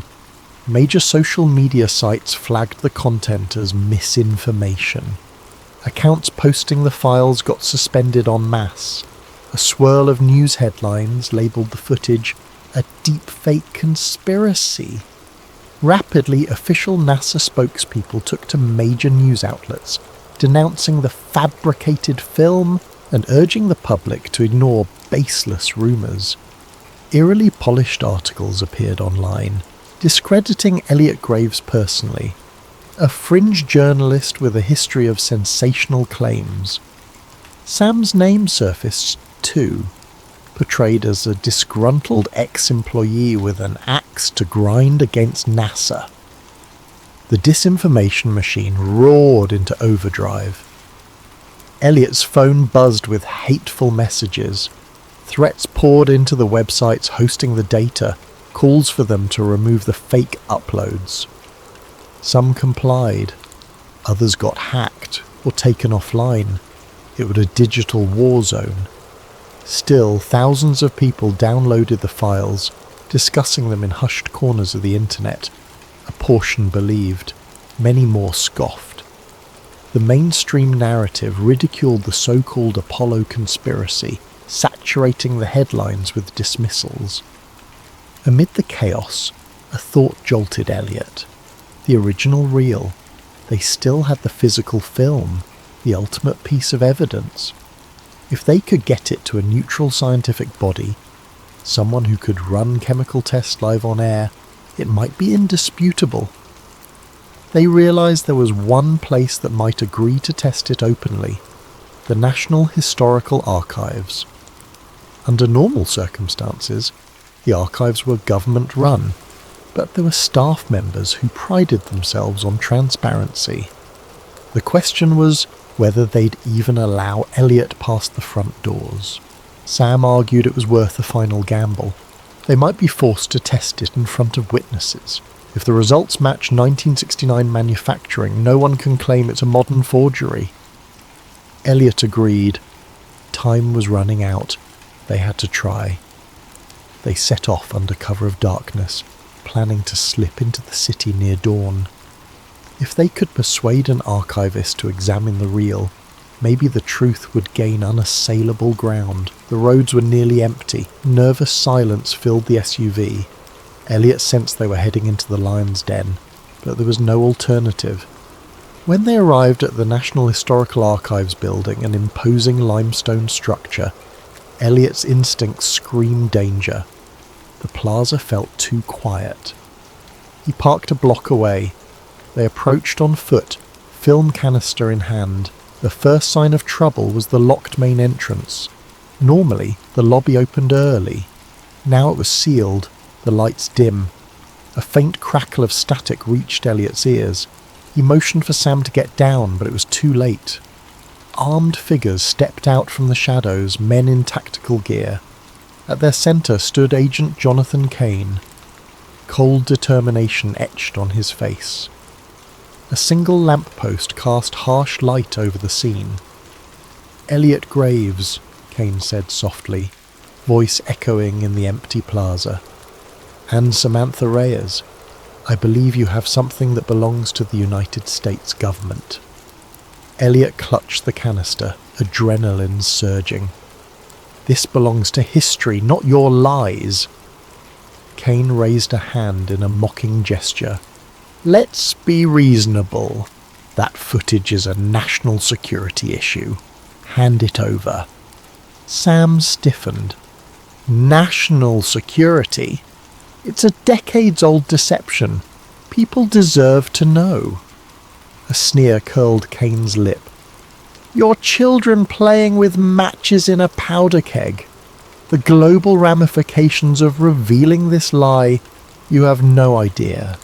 The entire space race, our Cold War diplomacy, NASA's credibility, everything unravels. America's standing in the world collapses. This is bigger than you." "Then maybe it needs to collapse," Elliot retorted, stepping back. Sam discreetly slid a small flash drive from her pocket, likely containing a digital copy of everything. She slipped it under her foot, hoping to crush it into the pavement if needed, anything to keep the evidence from being seized intact. Two men lunged forward. Elliot flung himself aside. Sam tried to break free, but strong arms pinned her. Kane calmly walked over, plucked the canister from Elliot's grip and shook his head. "It's over, Graves." As Elliot struggled, he spotted a series of dark SUVs rolling in with their headlights off. More armed operatives. Sam's eyes met his, fear and resignation mingling. They had played all their cards. Bile rose in Elliot's throat as he realised they were powerless here. A blow to the side of Elliot's head blurred his vision. He heard Sam screaming, then darkness. Elliot came to in a dimly lit room, strapped to a chair. A harsh fluorescent bulb buzzed overhead. Agent Kane stood by a metal table reviewing files. A small camera recorded from the corner. Elliot's mouth felt like cotton, a dull ache radiating from his temple. Kane sighed, setting a folder aside. "Your data is gone. The networks hosting your uploads have been systematically shut down or drowned in disinformation. As for you, well, let's just say the world will remember you as a troubled conspiracy theorist who vanished." Elliot's heart pounded, but he forced a shaky grin. "You can't erase the truth forever." Kane smirked. "We've done it for 50 years. Another 50 won't be hard." He turned away, leaving Elliot alone in the cold, silent room, a prisoner of the same hidden apparatus that had consumed Calloway. Years passed. Officially, Elliot Graves remained missing, presumed dead. Samantha Reyes vanished from every public record, her life story buried under falsified documents. The film canister and the physical logs from Dr. Calloway were never mentioned again. Media coverage of the so-called Apollo hoax faded into rumour and ridicule. Government spokespeople labelled it the digital conspiracy of the decade, pointing to doctored footage and cyber scams. The narrative solidified in the public mind. The moon landing was real, and any claims otherwise were pure fantasy. But in the hidden corners of the internet, whispers persisted. Anonymous forums traded screenshots of frames from the original reel. Some claimed they possessed fragments of the logs, while others insisted they had personal accounts from NASA insiders. Most people dismissed these stories as hoaxes, but a small group of truth seekers dug deeper, their curiosity refusing to die. And somewhere in a locked private server under an array of pseudonyms, the data backup Sam Reyes had created still existed, protected by advanced encryptions that no government agency had yet cracked. Then one quiet afternoon, a new video surfaced online. It was low resolution, filmed in a stark room with a pale white wall as a backdrop. The speaker's face was gaunt, eyes hollow, but unmistakably Elliot Graves. He spoke in a subdued voice as though aware he had limited time. If you're watching this, it means I failed to stop them from suppressing the truth.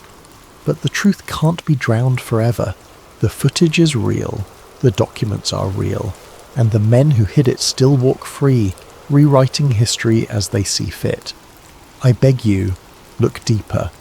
Don't accept their narrative. The cost of ignorance is the freedom to shape our own reality. He paused, voice trembling with resolve. They'll deny this again. They'll call it a forgery. I expect nothing less. But ask yourself why they are so desperate to bury this story. Ask yourself who benefits from keeping the lie alive. Then follow the money, follow the fear, and you might find what Dr. Calloway died for. The video ended abruptly. Within hours, it was removed from major platforms, relabeled as a doctored clip. Yet it circulated among those who'd never stopped believing. They dissected every pixel, matching the contours of Elliot's face to older interviews, analysing background sounds for clues. Some insisted it was the real him, that he'd somehow managed to record a final message before captivity or worse. Others scoffed, claiming advanced AI deepfakes. But the seed of doubt was planted anew. In a suburban basement halfway across the country, a teenager named Marisol pored over these re-uploads. Fascinated by conspiracies, she set out to investigate further. She tracked the old forum posts, uncovered half-buried references to the digitized reel. Her nights blurred into early mornings as she pieced together the puzzle. Her heartbeat quickened each time she realized her IP address might be flagged by someone watching. But the idea of unveiling a 5-decade lie thrilled her more than it frightened her. Eventually, Marisol found an encrypted link that held partial keys to Sam Reyes' hidden server. She couldn't crack it, not yet, but she was persistent, learning new hacking techniques, fueled by the same unstoppable curiosity that once drove Elliot Graves, and so, in the quiet churn of digital frontiers, a new generation picked up the torch he'd been forced to drop. Behind locked doors in a facility that didn't officially exist, an aging agent Jonathan Kane kept watchful eyes on online chatter. He noted every rumour, every fleeting reappearance of the evidence. He reported to the same shadowy division that policed these secrets. For now, the official narrative remained intact, but he knew better than most how resilient truth could be. He read about Marisol's posts in a flagged report one day, and he felt a tremor of recognition, a familiar pattern. Another curiosity seeker on the horizon. He closed the file with a grim set of his jaw. The cycle continued. The best he could do was stave off the next wave for as long as possible. Somewhere out there, the battered 16mm reel remained in a locked vault. The ledger of NASA's staged footage waited in the hush of sealed archives, and the ghostly face of Elliot Graves lived on in clandestine recordings, whispering a warning to any who would listen that illusions become reality when no one is brave enough to question them. The moon still shone in the night sky, silent witness to humanity's ambitions. It carried our footprints, or didn't. No one could be absolutely sure anymore, but the question lingered, smouldering like an ember that refuses to die. What if the biggest moment in modern history was just a staged performance on a dusty set? And in that question lay a truth still waiting to be revealed, or buried, depending on who told the story next.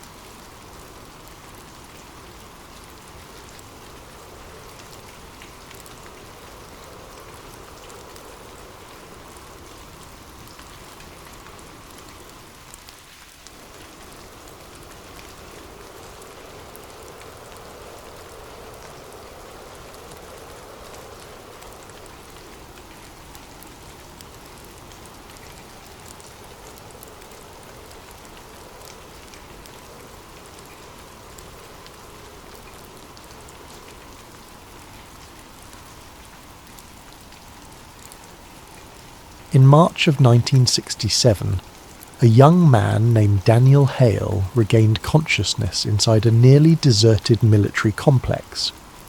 The room where he awoke was lit by a single, flickering overhead light that revealed concrete walls stained with a dark residue. He was strapped to a metal chair, leather bindings at his wrists and ankles. For a moment he felt certain this was some kind of nightmare, until he tried to move and realized the restraints were painfully real. Faint echoes of voices spilled from an intercom in the corridor beyond. Through an open doorway, distant red emergency lights strobed. An alarm wailed, punctuated by sporadic gunfire in hallways somewhere deeper in the complex. The man in the chair was Daniel, though at that moment he could not fully recall his own name or how he had come to be here. Only scattered images swirled in his mind, torturous experiments, needles plunging into his veins, men in suits pressing him to answer questions he couldn't understand.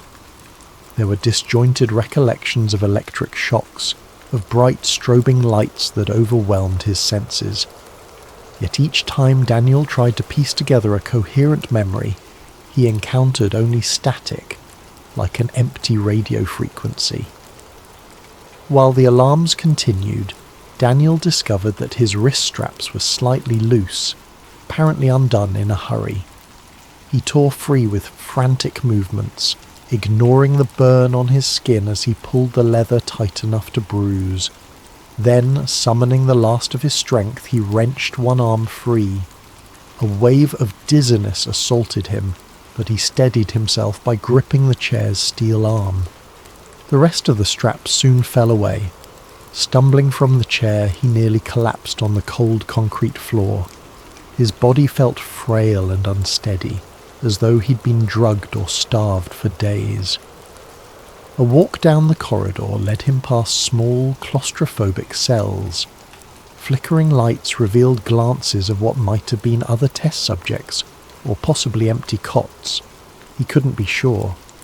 The alarm's shriek jarred every nerve.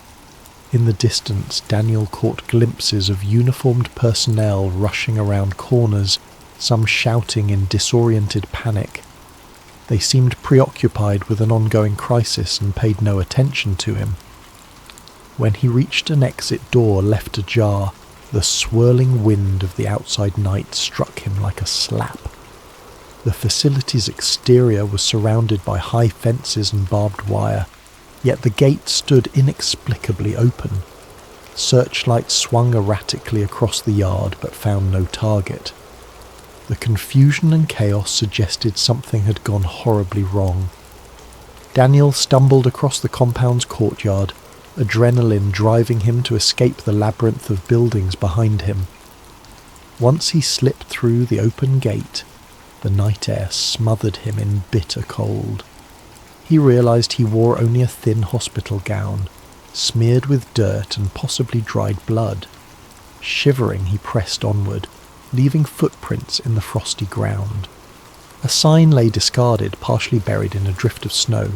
Brushing it off, he read, USARMYRESEARCHFACILTY. The letters were stenciled and partially scratched out. No further details. He tried to recall if he had ever enlisted or if he recognized the name of the place. Nothing rose from his memory. A single-lane road wound through a dense patch of trees. Daniel followed it on foot, pushing aside branches and ignoring the burning ache in his limbs. At last, dawn arrived, revealing a rural highway intersection. Collapsing onto the roadside, Daniel flagged down a passing driver, a rugged older man in a pickup, who allowed him to climb into the back seat. The driver pressed him with questions, but Daniel had none of the answers, only a jumbled name. "I think I'm Daniel Hale." The driver took him to the nearest small town, a lonely cluster of buildings built around a diner and gas station. There, Daniel borrowed clothes from a local charity box and huddled in the diner, gulping hot coffee. His voice trembled as he asked random patrons about the date, about any rumours of a secret facility nearby. Most stared at him like he was out of his mind. The waitress eventually told him it was indeed March of 1967, and no, she had no idea about any restricted base. As people shuffled in for breakfast, Daniel realised how out of place he appeared. Eyes wild, hair ragged, and an expression that spoke of horrors no one else would believe. In the following days, Daniel wandered aimlessly, hitching rides from passing vehicles. There was nowhere specific he needed to go, but he burned with a conviction that he had just escaped something monstrous.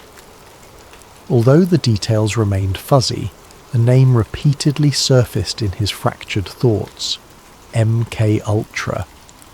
He had read about it somewhere, or maybe overheard the term in a half-remembered briefing. The CIA had, according to rumours, run clandestine mind control experiments under this code name, using drugs and psychological torment on unwitting subjects. He discovered his mind was raw with paranoia, prone to seeing every black sedan on the highway as a possible tail. Shadows would flit at the corners of his vision, and he often felt a creeping sense that watchers lingered just out of sight. He tried reminding himself that, real or not, he had to find the truth about his captivity. The only guiding principle he had was a vow. He would expose whoever was behind that nightmare facility. Yet everywhere he went, official records were scant. No one had heard of Daniel Hale. No news articles spoke of a mass breach or meltdown at a research lab. The normalcy of small-town life only further convinced him of the darkness lurking behind the government's closed doors. Even as he struggled to piece his memory together, an undercurrent of dread hinted that the watchers had not given up. One day he spotted a black sedan idling near a motel where he was staying. When he tried to approach, the car sped off, vanishing around the corner. Daniel had no way to prove that was truly suspicious. Possibly his paranoia was conjuring threats at every turn. But he made a crucial decision: find a journalist who might be open to fringe stories, someone who could help him chase down leads on MK Ultra. With that plan, he set his sights on Chicago, carrying a half-remembered reference to a newspaper that once published exposés on government misconduct. As he boarded a bus north, Daniel's heart pounded with a mix of hope and fear. He might be driving himself deeper into peril, but something had to be done. He could not simply forget the place he escaped, the facility's corridors, the voices screaming behind metal doors. No matter the cost, he intended to uncover the truth of what they had done to him. Weeks after Daniel's frantic escape from the unnamed facility, he arrived in Chicago with little more than a borrowed coat and an address scribbled on a diner napkin. That address led him to a small independent newspaper office on a narrow downtown street, the Beacon Press. He had discovered references to it while reading old library archives. The paper was known for publishing investigative pieces and taking chances on stories that bigger outlets dismissed as conspiracy theories. Inside the modest lobby, a single receptionist raised an eyebrow at the sight of Daniel Hale. Thin, slightly dishevelled, eyes glinting with a haunted intensity. He requested a meeting with reporter Sarah Whitman, the journalist who had penned articles challenging CIA tactics abroad. The receptionist told him to wait, so he perched on a cracked vinyl chair, fighting the urge to glance nervously over his shoulder for watchers who might have followed him. Sarah Whitman emerged about an hour later, a slim woman in her late 20s, wearing a no-nonsense expression as she invited Daniel into her cramped cubicle. Newspaper clippings papered the walls behind her, capturing headlines about governmental corruption. She was direct. "I'm told you have a lead on some secret CIA project. Mind explaining? Daniel recounted his story in a tremulous voice, describing the deserted military compound, the odd experiments he vaguely remembered, electroshock, heavy sedation, something about mind control, MK Ultra. Hearing the name, Sarah raised a skeptical brow. Nonetheless, she took notes. Daniel sensed she was humouring him, at least for the moment. Over the next few days, Sarah allowed Daniel to share more details, trusting him enough to see whether any of his claims could be verified. They sifted through library microfilm, searched half-buried references to MK Ultra in old legislative hearings, and discovered official documents that insisted the CIA had shut the program down in the early 1960s. But there were dark hints that the experiments continued under different code names.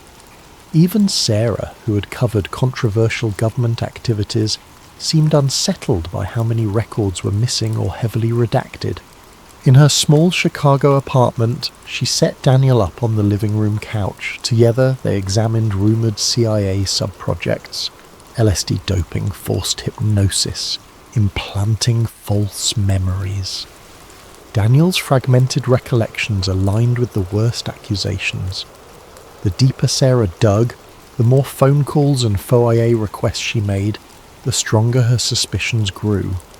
Oddly, sources who might have known something refused to speak or disappeared outright.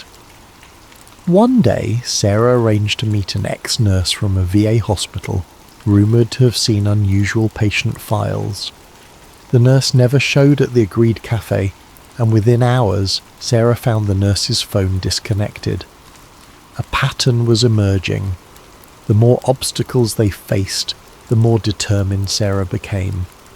She confided in Daniel that bigger newspapers often squashed CIA scandal stories due to fear of retaliation or lack of concrete proof. "The Beacon Press is our best hope," she said. Daniel was grateful, though guilt weighed heavily on him. He felt she was risking her career, and possibly her safety, to help him. Still he pressed on, his nights flooded with nightmares of strapped-down chairs and men in suits whispering orders. Soon they pieced together leads about other alleged MKUltra survivors, but most either had died under mysterious circumstances or had gone underground unreachable. Sarah tried speaking to the families of those who vanished, but doors slammed in her face or calls ended abruptly. It was as if an unseen force systematically erased every trace of those who might expose the program. Then came a chilling development. Sarah's apartment was ransacked while they were out, the only missing items being the notes and a single redacted CIA document they'd retrieved from an old library collection. The police treated it as a routine burglary, ignoring Daniel's insistence that it was a targeted theft. Sarah realised she had stepped onto dangerous ground. She considered dropping the story, but her journalistic instincts overcame her fear. "We're onto something," she told Daniel. "If we back down, they win." Desperation led them to a name whispered by fringe researchers, Dr. Raymond Carter, a former CIA scientist rumoured to have defected from MKUltra with stolen evidence. If anyone could confirm Daniel's experiences, it might be this man. Sarah spent days tracking Carter's last known address. Meanwhile, Daniel felt the watchers tightening their net.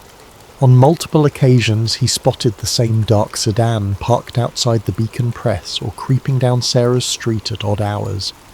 They once received a late-night phone call that was nothing but heavy breathing. Sarah tried to trace it, but the call ended abruptly. Her editor, worried about potential lawsuits or repercussions, told her to abandon the story. Sarah refused. In a tense confrontation, the editor demanded she drop all mention of the CIA. She threatened to resign, but the editor relented partially, urging her to proceed with caution. That very day, a colleague approached Sarah and confided that odd men in suits had asked about her, wanting to know if she seemed mentally still. Paranoia gnawed at Daniel's mind, but he pressed forward, fueled by the memory of the facility. He had no illusions that the Watchers might abduct him again or simply kill him if he got too close to the truth. Sarah, though outwardly tough, admitted more than once that she was afraid. Both of them recognized how unstoppable the CIA could be if a certain program needed to remain secret. At last, they got a potential lead on Dr. Carter's whereabouts in a rundown part of Baltimore. The final phone call Sarah placed to a contact ended in cryptic instructions on how to find Carter's apartment. Before leaving for Baltimore, they made backup copies of every shred of evidence, storing them in a bank safe deposit box under a fake name. Neither wanted to risk losing all proof again. The day they set out, Chicago was blanketed in a cold drizzle. Daniel noticed a sedan following them for a few blocks, but it vanished amid traffic. He and Sarah exchanged nervous glances. Both felt that the next steps might determine whether they lived or vanished like so many others. As they boarded a bus bound east, each clutched a bag containing their notes, determined to track Dr. Carter and find that missing piece that could blow open the entire MKUltra conspiracy.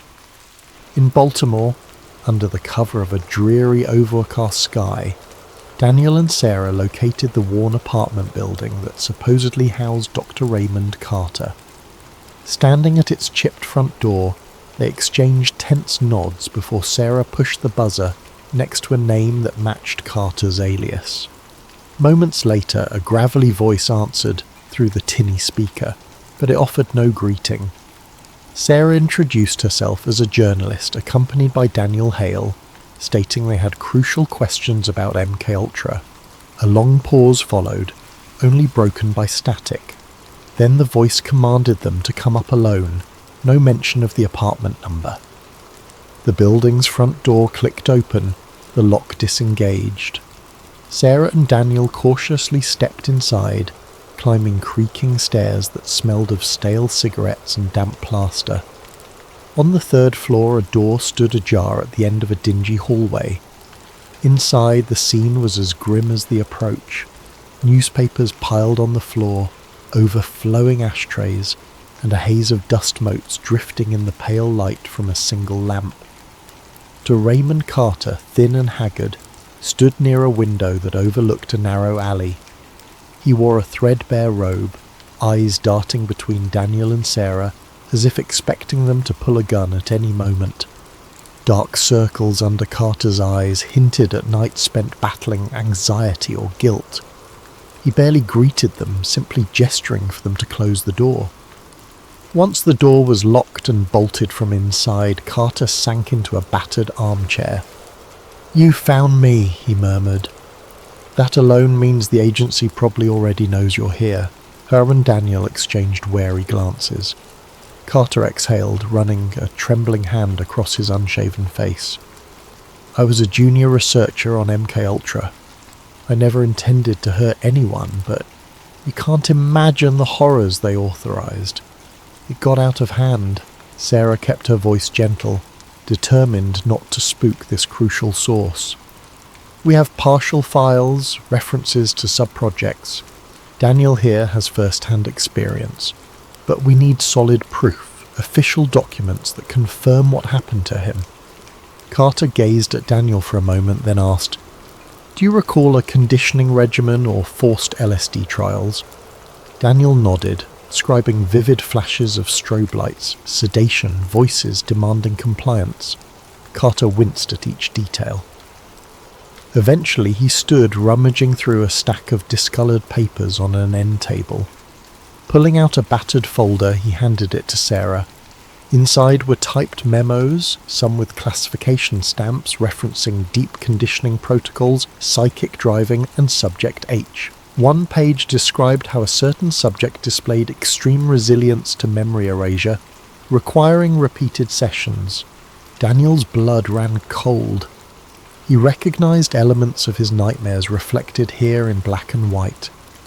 They designed methods to break minds, then reprogram them, Carter explained, voice edged with sorrow. If any subject became too unstable or rebellious, they'd vanish them. Officially, it never happened. A layer of tension pressed on the room. Carter's hand shook. You realize this knowledge can kill us all? Before Sarah could respond, the phone in the corner of the apartment rang. Carter froze, eyes flicking to the clock. Nobody calls me, he whispered. With palpable dread, he picked up the receiver. After a few seconds, he placed it down without a word. They know you're here, he told Daniel and Sarah. You should go. His gaze locked on Daniel. Be careful. You're not the first subject who tried to expose them. None survived for long. They rushed out, the thick folder clutched to Sarah's chest. Within minutes, they were back on the street. Grey clouds draped over Baltimore's skyline and drizzle dampened their hair and clothes. Hailing a cab, they retreated to a cheap motel on the outskirts. Behind a locked door, they spread Carter's documents on the bed. The evidence was explosive. It named high-level CIA officials, listed sub-projector codes, and, in some references, connected experiments to the same facility Daniel recalled escaping. Their plan was to meet Sarah's editor in person, deliver the materials, and publish an immediate exposé. But caution was essential. They suspected watchers might track them. All night Daniel tossed in bed, mind swirling with the possibility that they were dangerously close to finishing the puzzle. Yet fear gnawed at him. Would the watchers let them succeed? At sunrise they packed their belongings, stashing the folder in Sarah's duffel. Neither of them noticed a figure in the motel parking lot, dressed in plain clothes, peering from behind a row of cars. As they drove away, that figure made a quick phone call. Barely an hour outside of Baltimore, their plan collapsed. A police cruiser pulled them over on a rural highway. The officer claimed they matched the description of suspects linked to a robbery. Baffled, Daniel and Sarah complied. The officer searched their trunk, apparently finding a hidden gun that neither had ever seen. Next, another officer discovered a small bag of narcotics in Sarah's side door pocket. Sarah tried to protest the obvious setup, but the police insisted they were criminals in possession of an unregistered firearm and illegal substances. The entire traffic stop took on a surreal quality as 2 more squad cars arrived, placing both Daniel and Sarah under arrest. She demanded to call her editor, but the officers told her to keep quiet.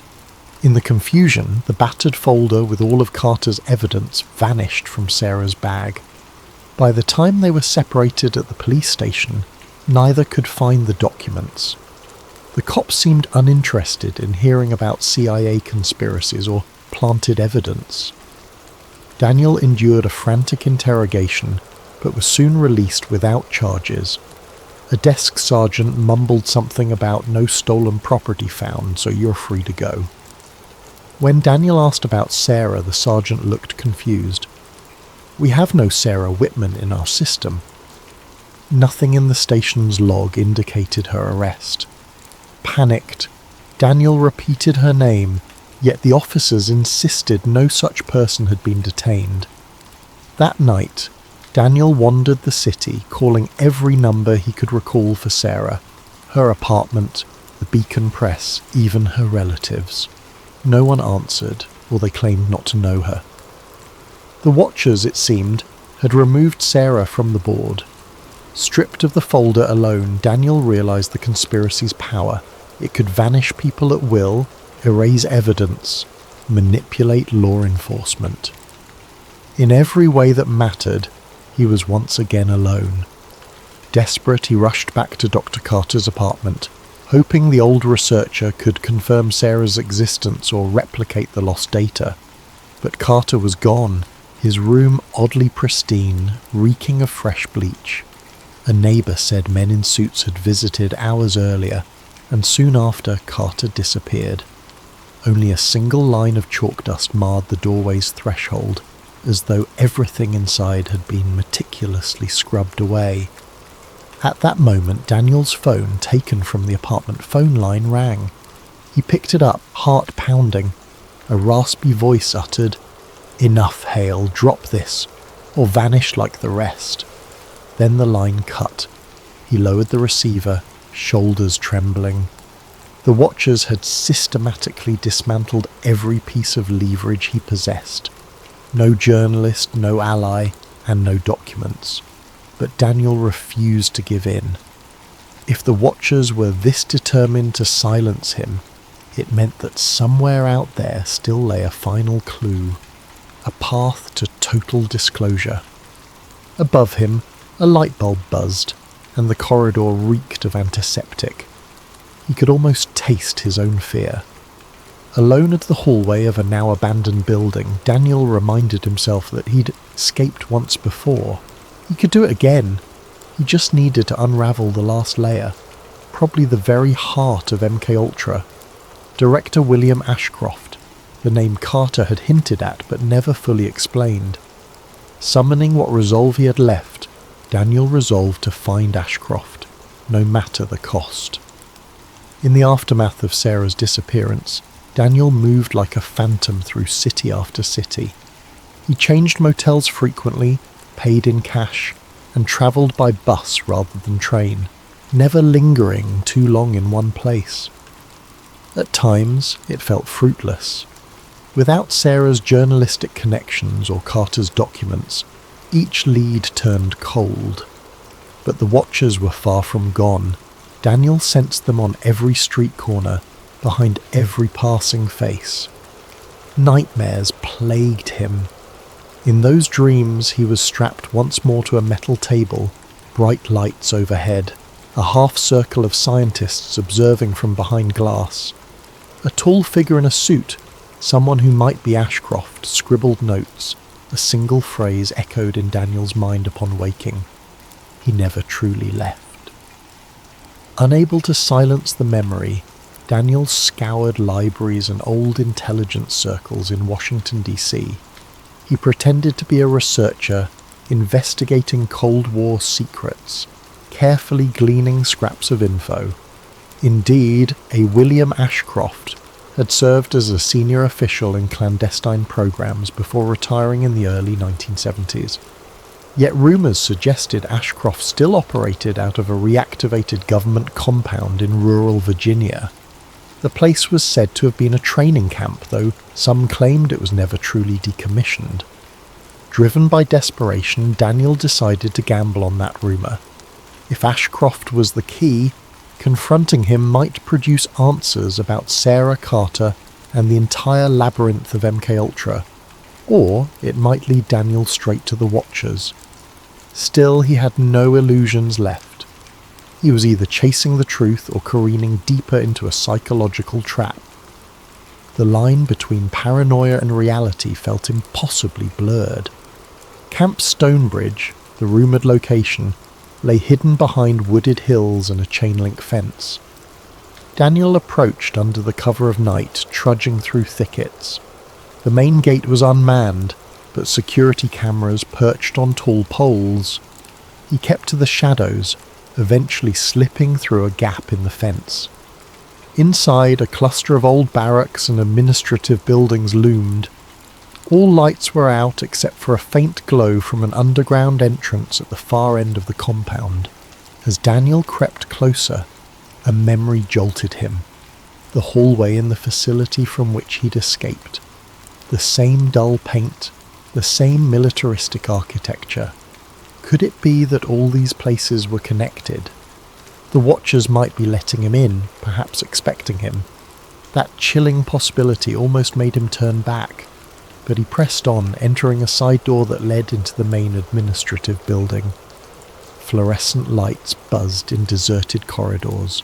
Every footstep echoed. Passing an open door, Daniel glimpsed dusty desks, abandoned files, a half-broken lamp. Another hallway led to a locked steel door. He found it slightly ajar, the lock mechanism clearly tampered with. It seemed as though someone had set a stage, beckoning him onward.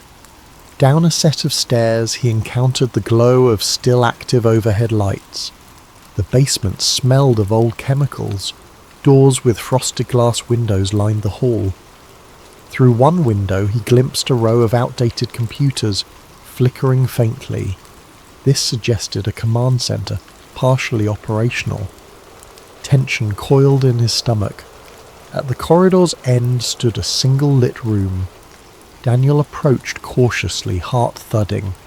Inside, a tall man in a charcoal suit waited behind a metal desk, posture impeccable. His hair was silver, slicked back, and he seemed entirely unruffled by Daniel's intrusion. He looked up, a mild smile touching his lips. "Daniel Hale," he said in a calm voice, as if greeting an old colleague. "I've wondered how long it would take you to find this place." Every alarm bell in Daniel's head rang at once. He recognized the man instantly, not from memory so much as from a deep sense of dread. This was William Ashcroft, the one Daniel believed to be the mastermind behind the secret experiments. Overcoming a wave of terror, Daniel demanded, "Where's Sarah? What did you do to her?" Ashcroft's smile was faint, devoid of warmth. Sarah Whitman, a persistent little reporter, but ultimately insignificant. "You must know, Daniel, the person you call Sarah has manifested in multiple forms across the years. She was never truly in danger, she existed only for a time, fulfilling a role. Then we removed her." Daniel's blood turned to ice. "That's a lie," he spat. "I worked with her, she was real." He brandished no weapon, only his fists clenched in rage. Yet Ashcroft showed no fear, simply crossing the room with measured steps. "MK Ultra was the public name for something we refined after shutting it down," Ashcroft explained quietly. "We discovered new methods to shape perception, to implant entire narratives. You, Danielle, are our greatest subject, resilient, intelligent, driven by a moral imperative to expose the truth. Each iteration, we let you escape, watch you gather evidence, recruit allies, but always we remain in control." Daniel's vision swam. The basement corridor seemed to tilt, walls flickering at the edges of his sight. "You're lying," he rasped. "I walked out of your facility, Ashcroft slid open a file drawer, revealing a folder labelled with Daniel's name. He tossed photographs across the desk. Daniel recognized himself in each one, though the background shifted. Some bore 1970s decor, others an 80s setting. Still others looked more modern.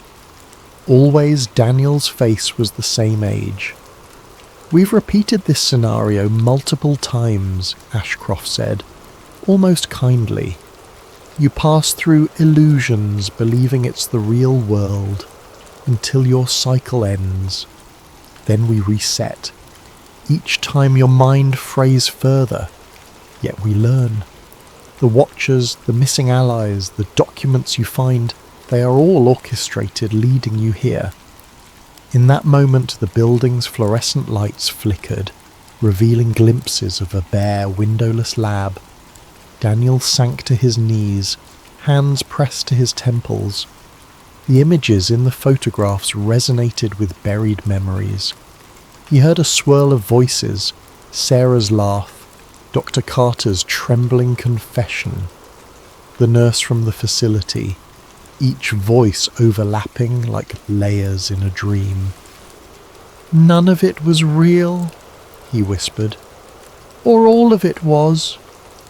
Ashcroft bent forward, placing a hand on Daniel's shoulder in a mock gesture of comfort. "Reality is what we craft for you. We glean valuable data from your attempts to break free. The simple question is, do you truly wish to wake, or is it safer in the illusions you cling to?" Daniel's eyes flicked to the overhead light. For a moment, it revealed not the basement but a sterile hospital ward. A figure, some doctor, stood at a console watching from behind glass. Another flicker, and Daniel was back in the corridor. He gasped, feeling his sense of self disintegrate. Was he hallucinating, or was the corridor itself a mental projection?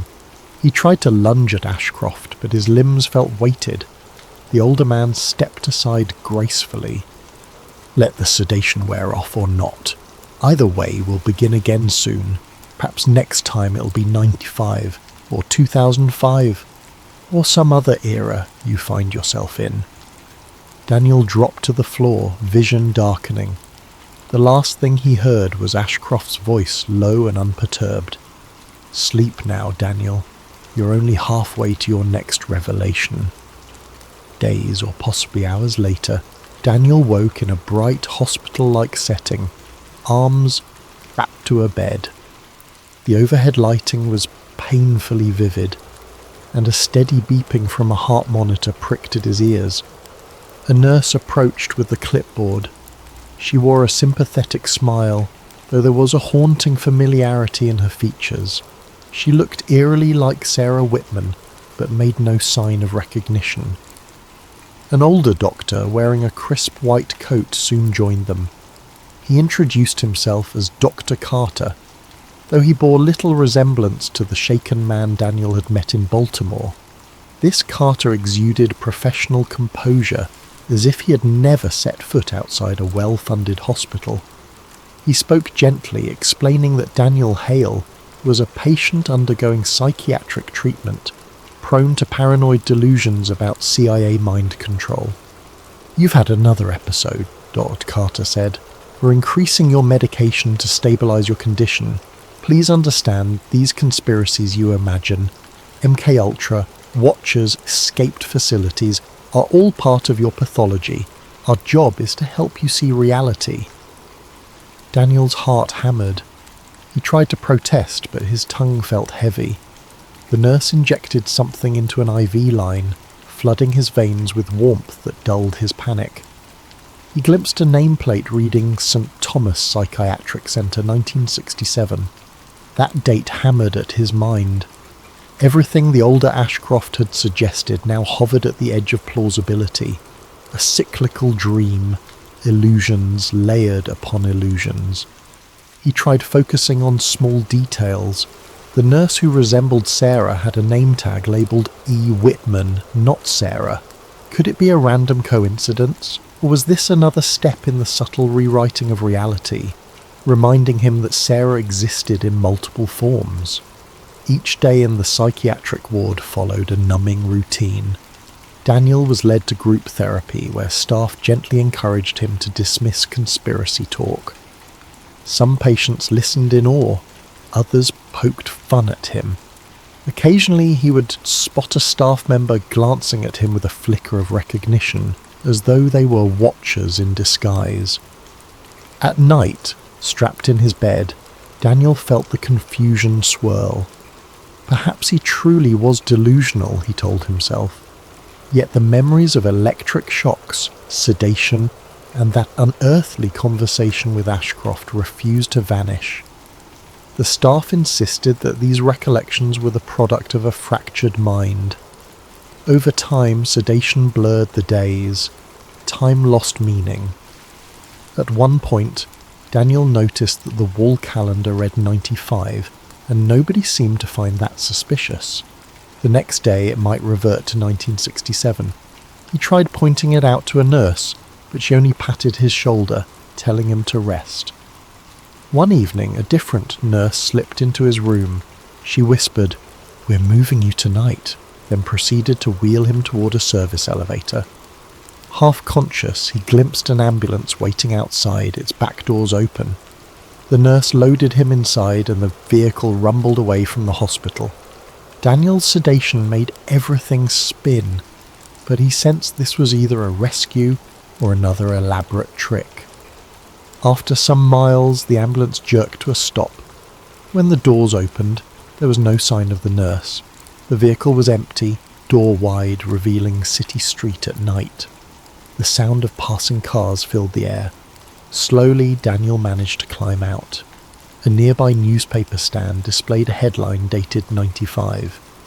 Dazed, Daniel shuffled down the sidewalk wearing hospital scrubs, an ID band on his wrist reading Daniel Hale. Pedestrians shot him wary glances. Within minutes he spotted a black sedan idling at a curb. The watchers, or so he believed, but he felt no immediate threat, only a sense that the watchers allowed him to move forward. He wandered the city in a trance, eventually stumbling upon a reflection in a shop window. He looked the same as ever, mid-20s, no signs of aging, no matter how many times the timeline seemed to jump. The shop window displayed a row of televisions, some showing news from the mid-90s. Part of him realised that once again reality had shifted. Did the watchers reinstall him into a new iteration? At a rundown motel he rented a room with money he found in the ambulance's glove compartment. The desk clerk didn't remark on his odd attire. In that dimly lit space, Daniel tried to gather his thoughts. Every phone call he placed to old numbers led nowhere. Each mention of Sarah Whitman or Dr. Carter brought confusion from those he reached. The watchers had wiped the slate clean once more. Outside the motel window, neon signs flickered in the darkness. Daniel found his reflection in the glass, his expression haunted. If Ashcroft was correct, he was stuck in a never-ending cycle, each attempt to expose MKUltra culminating in a reset.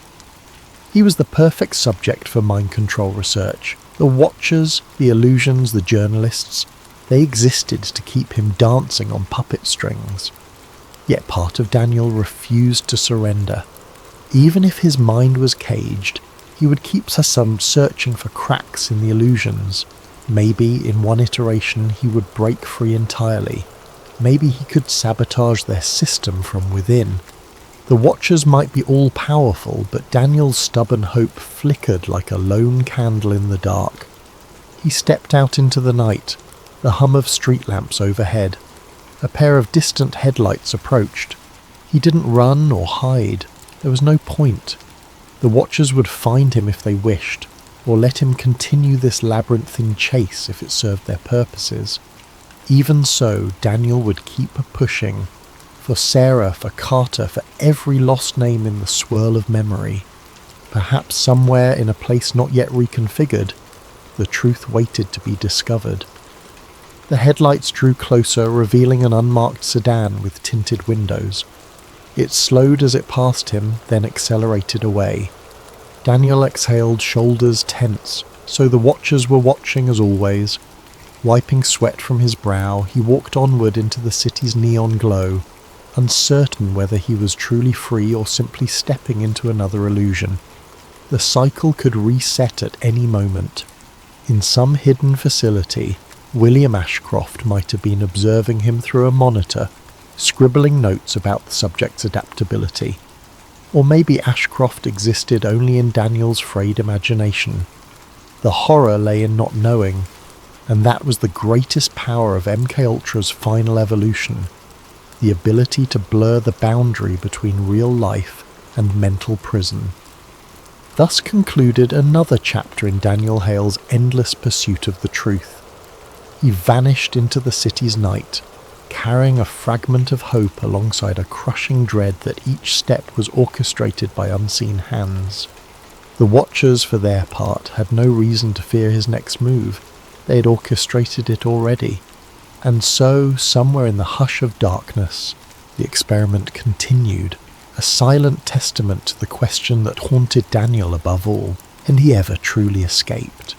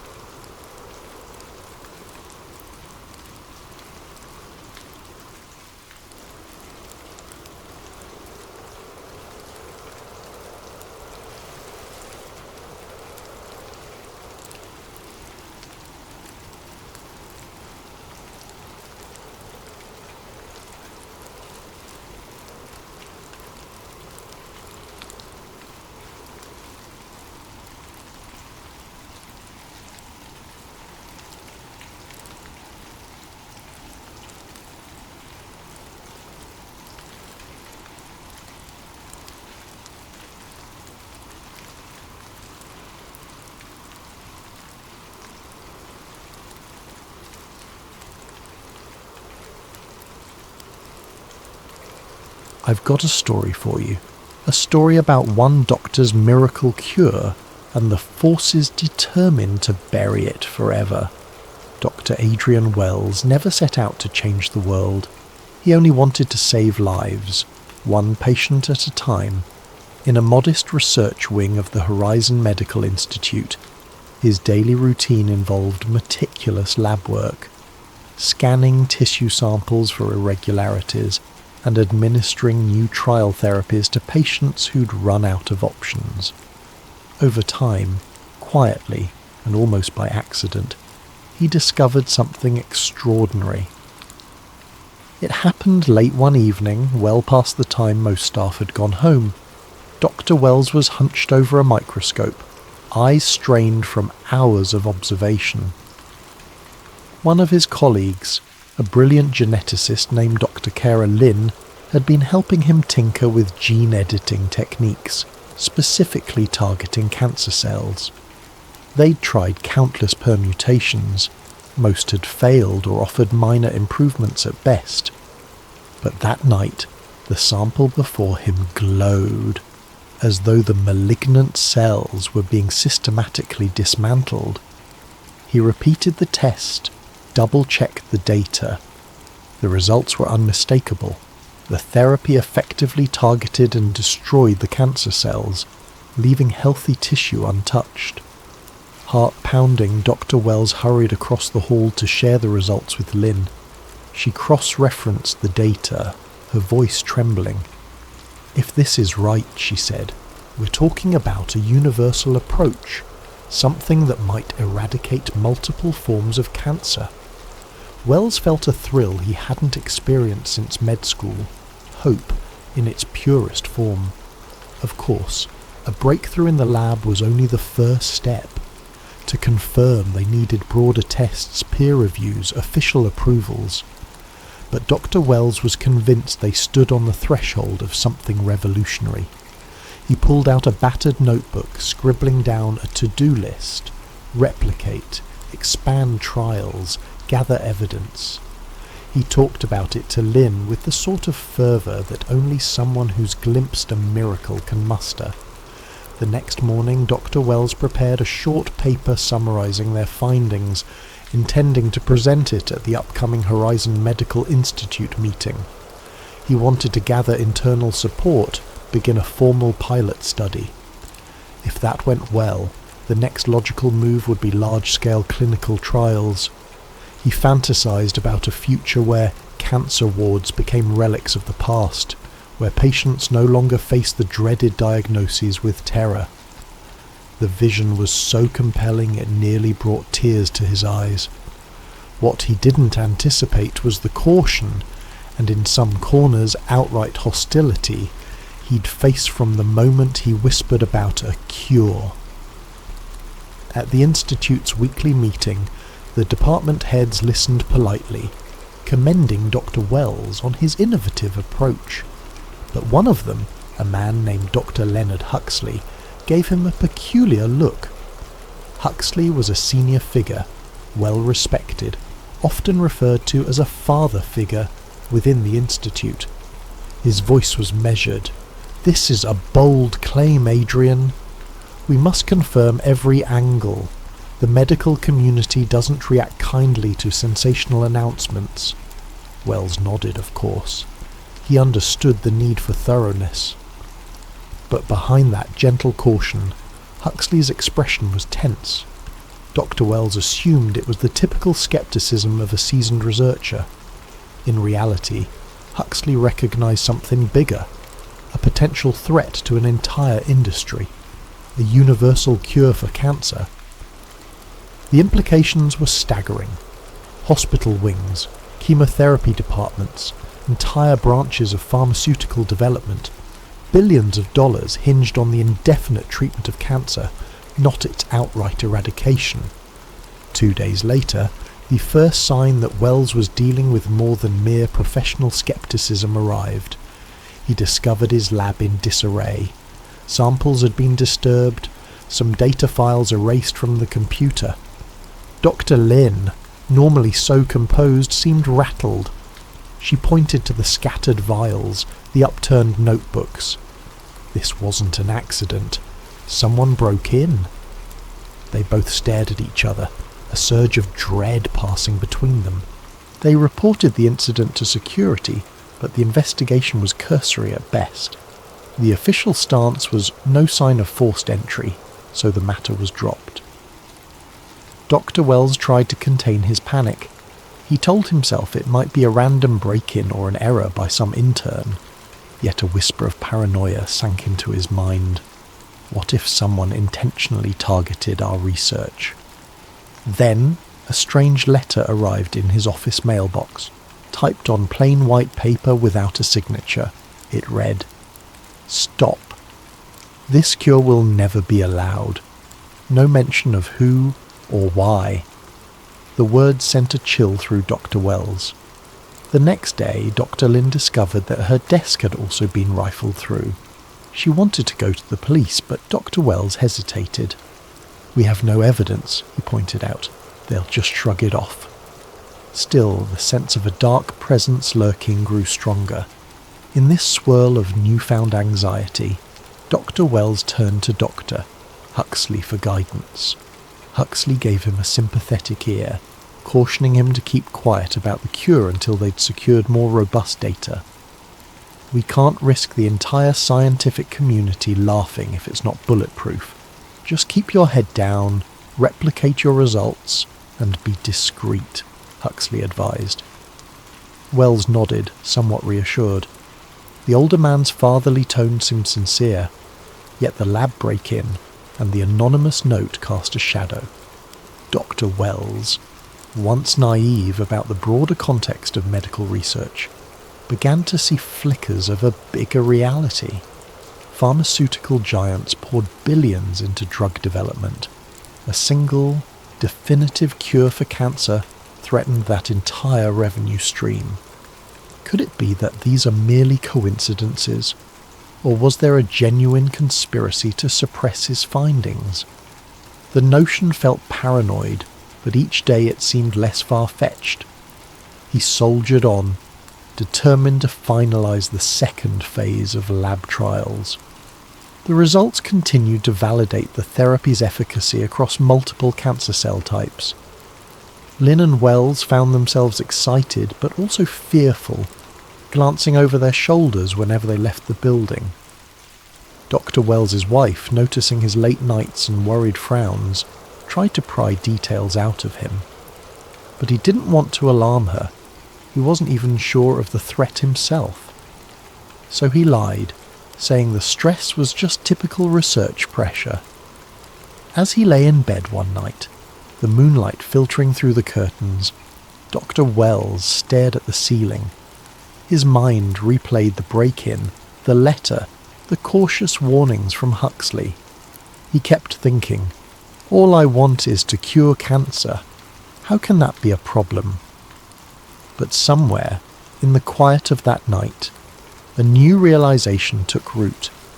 Maybe the problem isn't the cure, but the threat it poses to those profiting from the status quo.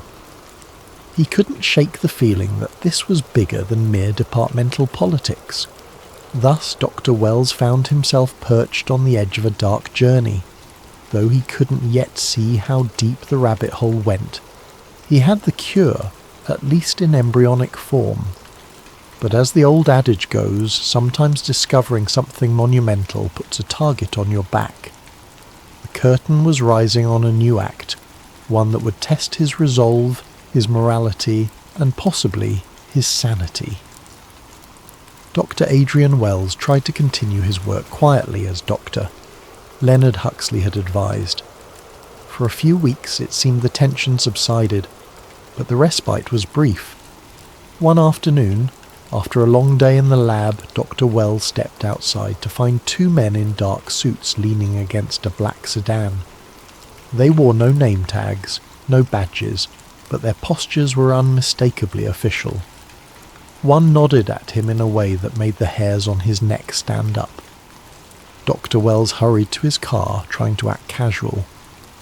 As he pulled away, the sedan followed, at a distance. He told himself he was imagining it, But the next day, it happened again. Over dinner, he confessed some of his worries to his wife, Elena. She frowned, her gaze flicking nervously. Could it be the press? She asked. Sometimes journalists lurk for a scoop. Dr. Wells wished that were the case, but something about the men's demeanour felt more ominous than your typical reporter. He shrugged, not wanting to alarm her further. In the following days, small but unnerving events added to his paranoia. At the grocery store, a stranger brushed past him and whispered, "Walk away," before disappearing into the crowd. His email account was flooded with spam messages referencing random keywords like cancer cure and dangerous knowledge. Dr. Wells changed his password, but the messages persisted. It felt like a cat-and-mouse game he didn't know how to play. While Dr. Wells tried to maintain normalcy in the lab, Dr. Caroline's absence loomed large. She'd travelled to a conference abroad soon after the break-in. At least that's what the Institute's official statement said. But Dr. Wells found it odd that she'd vanished without discussing it with him. He tried emailing, calling, but got no reply. He approached HR for details about her trip. They said she was on extended research leave, sounding vague. Unease curdled in his stomach. Where is she truly? Sensing a growing threat, Wells decided to back up his data in multiple places. Late one night, he copied the research files onto multiple flash drives, labelling them with random code names. He stashed one in his office desk, another in the trunk of his car, a third in the safe deposit box. He felt slightly dramatic doing so, but something told him that if the cure was forcibly erased, these backups might be the only chance to resurrect it. Then came the incident that confirmed his worst fears. A freak accident in the lab nearly cost him his life. One morning, Wells began mixing reagents for a follow-up trial. An explosion erupted from the chemicals, sending glass shards everywhere. He escaped major injury by mere inches, but a large chunk of the apparatus was destroyed. As the smoke cleared, Dr. Wells stood shaking, a few minor cuts stinging his forearms. The official explanation pinned it on improper chemical labelling, but Dr. Wells had never once mislabeled a reagent in his career. The sabotage was blatant. He decided to confide in Dr. Huxley, who still projected that mentorly aura. Huxley listened gravely, then placed a hand on Wells' shoulder. "Adrian, I know you want to publish these findings, but perhaps you should consider stepping back," he said softly. "This is bigger than you realise. Sometimes the system isn't ready for breakthroughs." Dr. Wells blinked, baffled. "Are you saying I should bury it, after we might have found a cure?" Huxley started. Oh, look, I'd never say bury it. Just pause, gather more data discreetly. The powers that be might be less threatened if you proceed slowly. No, Dr. Wells didn't know how to respond. He felt deflated by Huxley's caution. Around this time, an investigative journalist named Sarah Vance entered the picture. She reached out to Dr. Wells via an encrypted email, claiming she'd heard rumours of a revolutionary medical discovery and potential sabotage. Initially, Dr. Wells was hesitant. He wasn't sure whether to trust a journalist. But the combination of mounting threats and Dr. Lynn's disappearance drove him to meet Vance in a diner on the outskirts of town. She arrived with a worn leather jacket, a notepad, and a fierce gaze that radiated a determination to uncover truth. Over an inconspicuous meal, he detailed the break-in, the cryptic threats, the lab explosion. She listened intently, occasionally nodding or scribbling notes. "I've heard whispers about big pharma interests that target anyone who might disrupt their profit streams," she said. "But this is bigger than a rumour if you've truly found a universal cure." Part of Dr. Wells felt relieved to confide in someone who believed him. Another part was terrified that letting a journalist in might heighten the risk. Still, he recognised he needed outside help. The authorities? He doubted the local police could face corporate or government forces. So Sarah Vance became his ally by default. She promised to investigate, gather evidence quietly. If I can piece together a credible story, the public outcry might protect you, she reasoned. Wells wasn't entirely convinced, but it was something.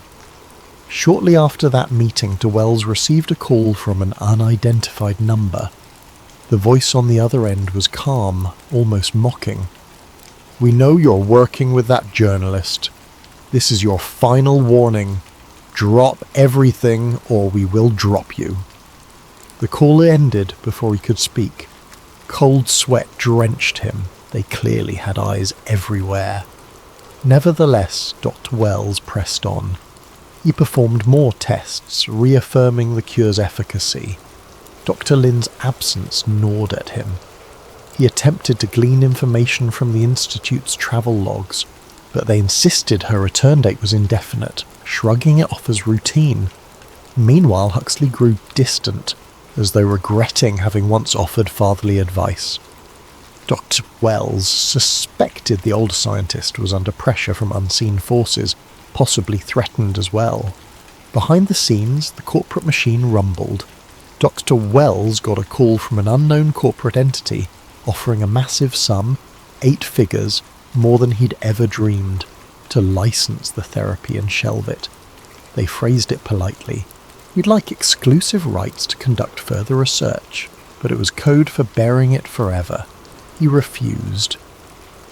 2 days later, his research funding was mysteriously revoked, his name blacklisted from major medical grant committees. All these signs pointed to a single harrowing truth. Someone, some group, was determined that this cure not see the light of day. Dr. Wells kept a low profile, but he felt the walls closing in. He'd sense watchers outside his home, footsteps echoing late at night. Agent Cole Mercer, a man rumoured to be a government operative, began appearing in the building's corridor, politely greeting Dr. Wells with an unsettling smile. "Morning, Doctor," he'd say, as though they were old friends. The unspoken menace in his eyes was unmistakable. Sarah Vance, for her part, dug deeper, following money trails. She found suspicious lobbying activities linking major pharmaceutical giants to certain government officials. She showed Wells documents that seemed to confirm his suspicions. A consortium of power brokers who thrived on expensive treatments, not cures. She urged him to consider going public immediately, leveraging a major media outlet. But Dr. Wells hesitated. "I need more concrete evidence," he insisted. "Without it, they'll just brand me a fraud."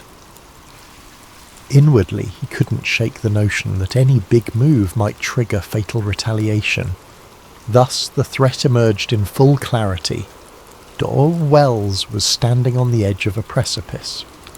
Behind him lay a quiet life of academic obscurity. In front was a terrifying freefall into conspiracy and danger. The cure was real, but so was the corporate muscle determined to keep it hidden. He felt the tug of responsibility. This was humanity's hope, after all. Could he walk away? No, not after glimpsing how many lives could be saved. But each day he felt more certain that continuing might cost him everything. The stage was set for a confrontation that would define his fate, a confrontation he was ill-prepared to face.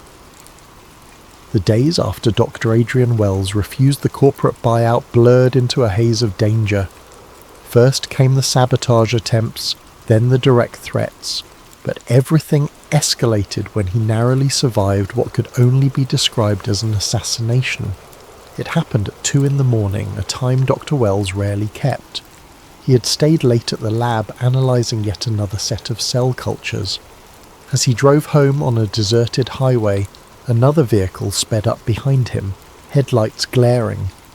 He assumed it was a reckless driver. Then the vehicle rammed his rear bumper, jolting him forward. Panicked, he tried to accelerate, but they pinned him, forcing him off the road. The next thing he knew, he was spinning into a ditch. By the time the car stopped, battered but upright, the aggressor had vanished. Dr. Wells' heart pounded. He stumbled out, dazed but alive. This was no random accident. It was a warning. When he called the police, they were polite but skeptical. No evidence, no plate number, just his word. They wrote a report, told him to be cautious. Dr. Wells realised with sinking certainty that the local authorities wouldn't protect him from powerful corporate or government forces. The unstoppable machine overshadowed them.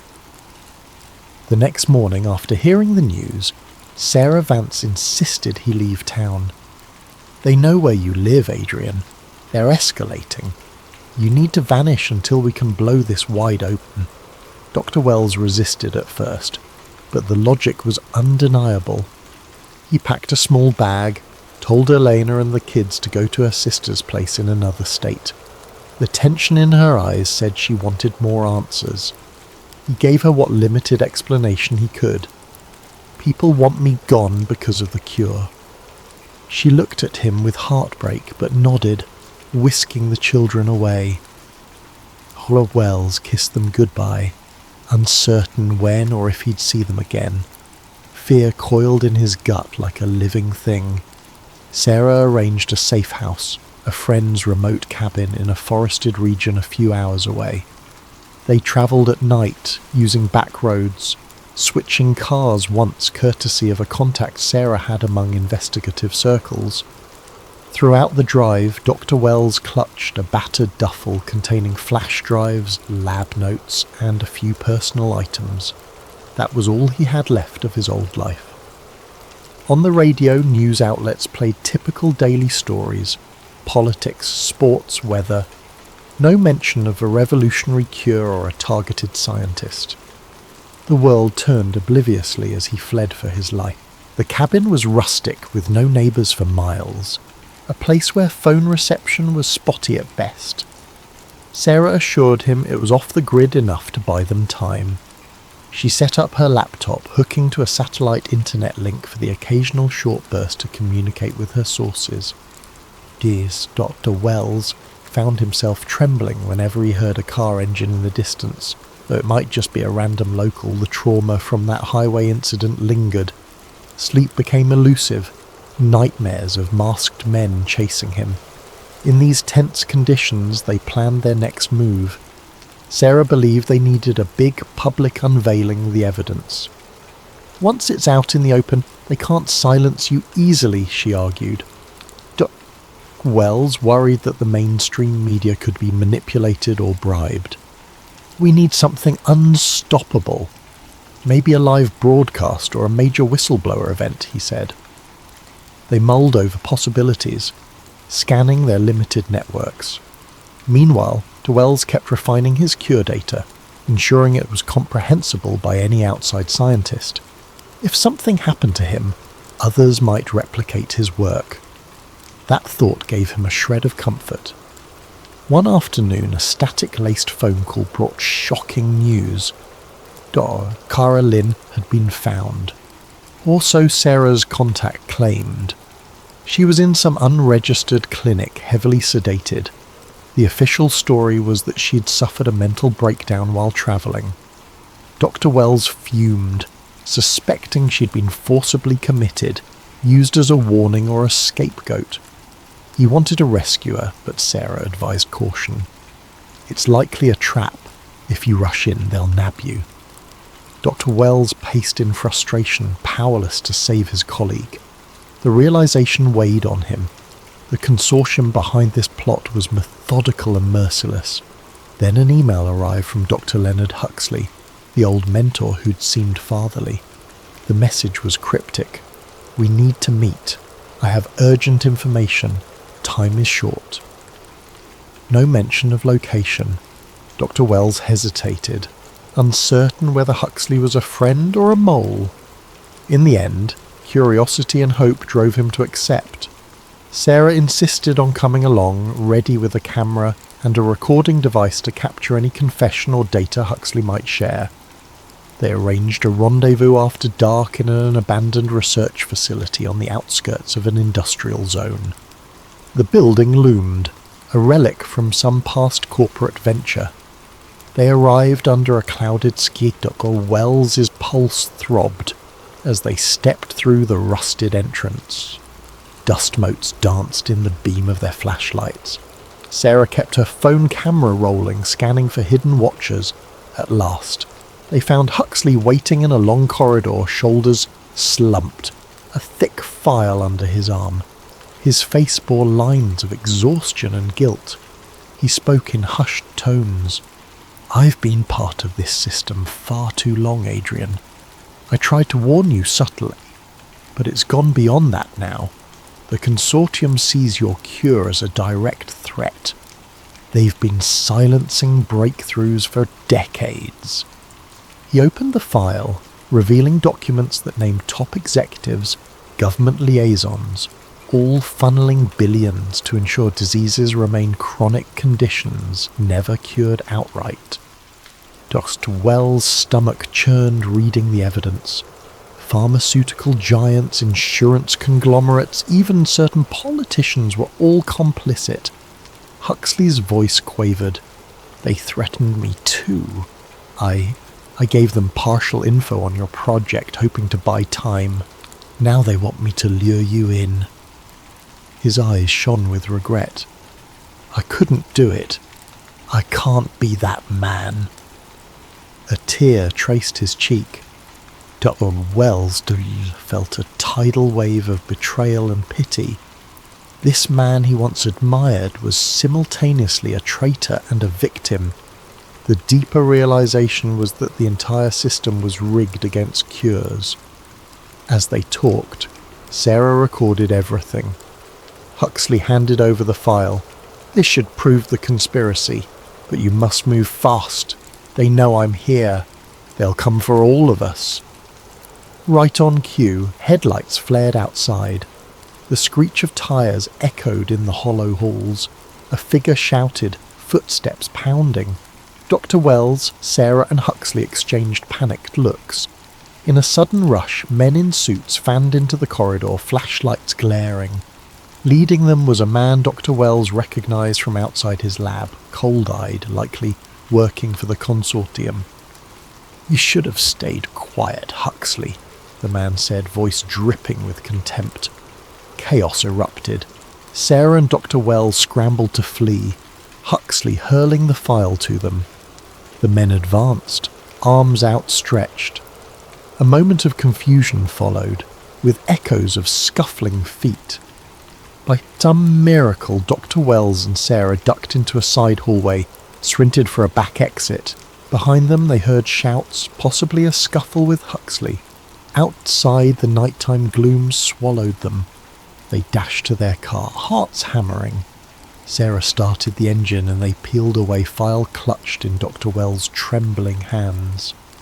The memory of Huxley's last expression, resignation, sorrow, burned in Dr. Wells' mind. He feared for the man's life, but they had no means to rescue him now. They drove aimlessly, eventually ditching the vehicle at a rest stop, switching to a stolen sedan Sarah had arranged from a friend. The tension was suffocating, but they had the evidence. As Dr. Wells pored over the file, seeing damning documents that outright confirmed the kill list for cures, the scale of the conspiracy sunk in. "We must go public," Sarah said, teeth clenched. Dr. Wells nodded. Time was short. The final standoff with the consortium was inevitable, and if they waited too long, they might end up like Cara Lynn or worse. Thus, on the run, they carried the seeds of humanity's liberation from cancer, and the knowledge that every passing second brought them closer to a lethal confrontation with those determined to keep the cure buried. Dr. Wells, once a quiet man of science, now found himself living a nightmare, hunted by the very system that should champion him. The only question left could they survive long enough to expose the truth? Hiding in a decrepit motel with flickering neon lights, Dr. Adrian Wells and Sarah Vance read out the damning documents from Dr. Huxley's file across a rickety table. The overhead lamp buzzed, revealing the carefully typed memoranda signed by powerful corporate figures referencing Project Indefinite Care. The meaning was clear. Cures were to be neutralized, profits maintained. Each page felt like a lead weight on Dr. Wells' conscience. He glimpsed repeated references to hush money payouts, threats, even a mention of orchestrated accidents. He realized with a sick churn in his gut that Dr. Lin's disappearance was no anomaly. The plan was risky but straightforward. They'd deliver the evidence to a national broadcast channel. Sarah had connections at an influential station. If they managed to air it on a primetime slot, the public outcry could become too big to ignore. They spent the night scanning every page into digital form, uploading backups to multiple encrypted servers. Tension hung in the stale motel air. Dr. Wells typed feverishly, ensuring the lab data for the cure was also included. He prayed it would be enough to spark unstoppable demand. The consortium could bribe some outlets, but maybe not all.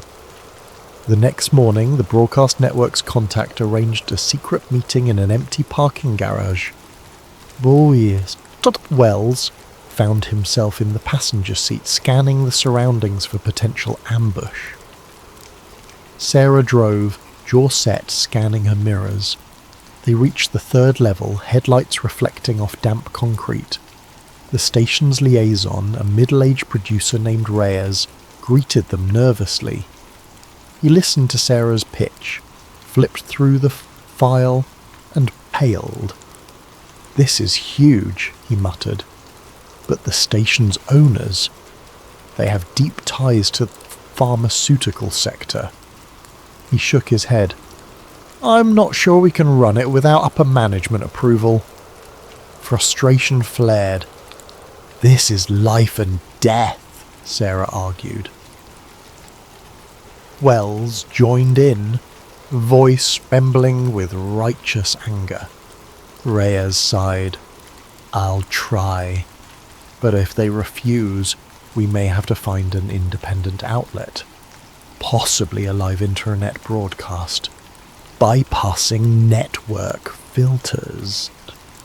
He left, file in hand, leaving them in suspense. As they descended the parking garage ramps, a black SUV pulled in, nearly blocking their path. They recognized it as the same model that had tailed them before. Sarah punched the gas, weaving around it. Tires screeched, but they escaped. The tension soared. Over the next 48 hours, phone lines crackled with updates from Reyes. He reported internal conflicts, some executives pushing to bury the story. Another insisted a partial piece might run, heavily edited. Meanwhile, Wells and Sarah changed motels again, aware that every minute they stayed put was an invitation for a hit squad. Dr. Wells' eyes burned from lack of sleep, his mind swirling with visions of unstoppable corporate assassins. In quiet moments he thought of Elena and the kids, wondering if they were safe. He made cryptic phone calls to ensure they were well, but avoided details that might reveal his location. Finally, Reyes called with partial good news. "We have a green light for a short live segment tomorrow night. The anchor is sympathetic, but the station only grants 5 minutes. We can't do a full documentary, but it's something." Sarah clenched her fist, half relieved. They arranged a plan.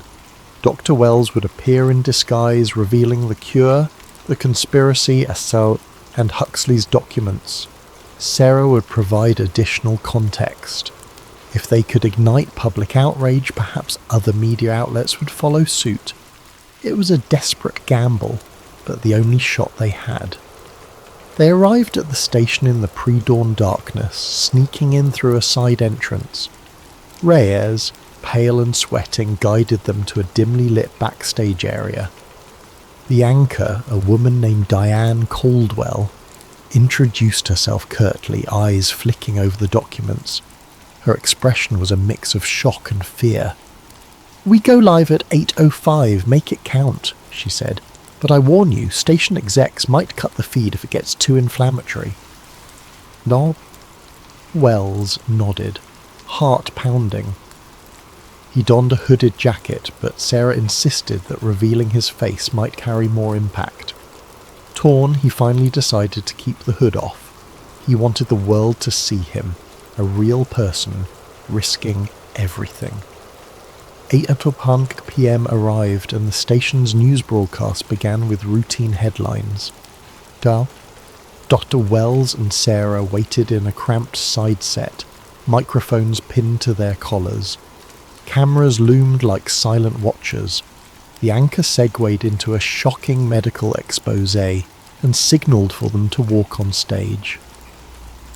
Justice Dr. Wells' pulse hammered. He swallowed, stepping into the bright lights, aware that millions might be watching. He started explaining his background, a humble oncologist who discovered a universal gene therapy for cancer. Then he mentioned the repeated break-ins, sabotage, and veiled threats. Sarah followed up, brandishing Huxley's documents on camera. For a moment, the anchor's eyes widened with genuine alarm, but she pressed them for specifics. Dr. Wells recited enough details to be credible, naming a few high-level execs, referencing key paragraphs in the file. The anchor looked uneasy, glancing at her teleprompter, presumably expecting a corporate muzzle any second. Halfway through, the broadcast cut abruptly to a commercial break, no warning, no sign-off. Studio staff erupted in confusion. The station's control room lights flickered. Reyes burst onto the set, whisper shouting, "They're pulling the segment! We lost the feed! Some higher-up demanded it!" Wells and Sarah exchanged a grim look. They'd gotten maybe 2 minutes on air. The anchor apologized frantically, calling it a technical glitch. Everyone knew better. The consortium's reach extended into the station. Fearing immediate retaliation, DeWells and Sarah fled the building, hearts hammered. Outside, the night air was thick with disappointment. That was their biggest chance for a mainstream revelation, and it had been snuffed out. As they debated their next move, DeWell's phone buzzed with a text from a burner number. The message read, "Run, they're coming." The implication was clear. The consortium might attempt a lethal strike now that the partial unveiling failed.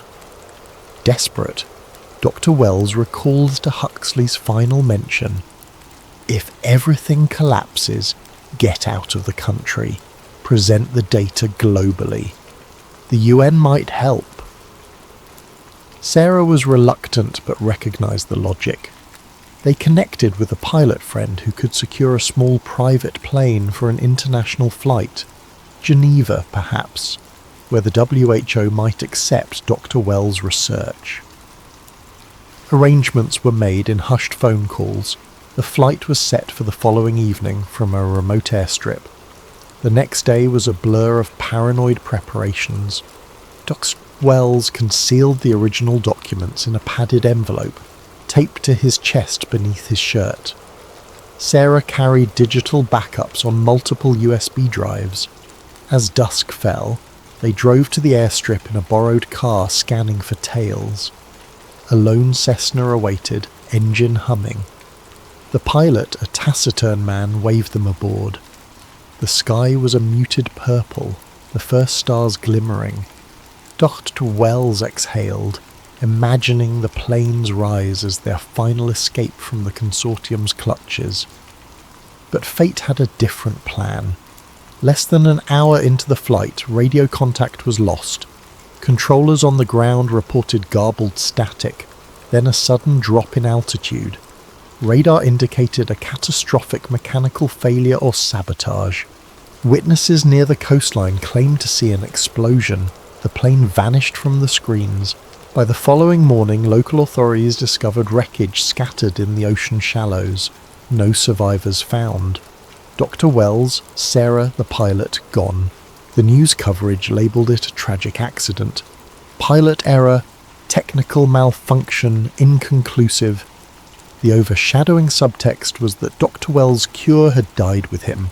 Some conspiratorial corners whispered sabotage, but official investigators dismissed such claims.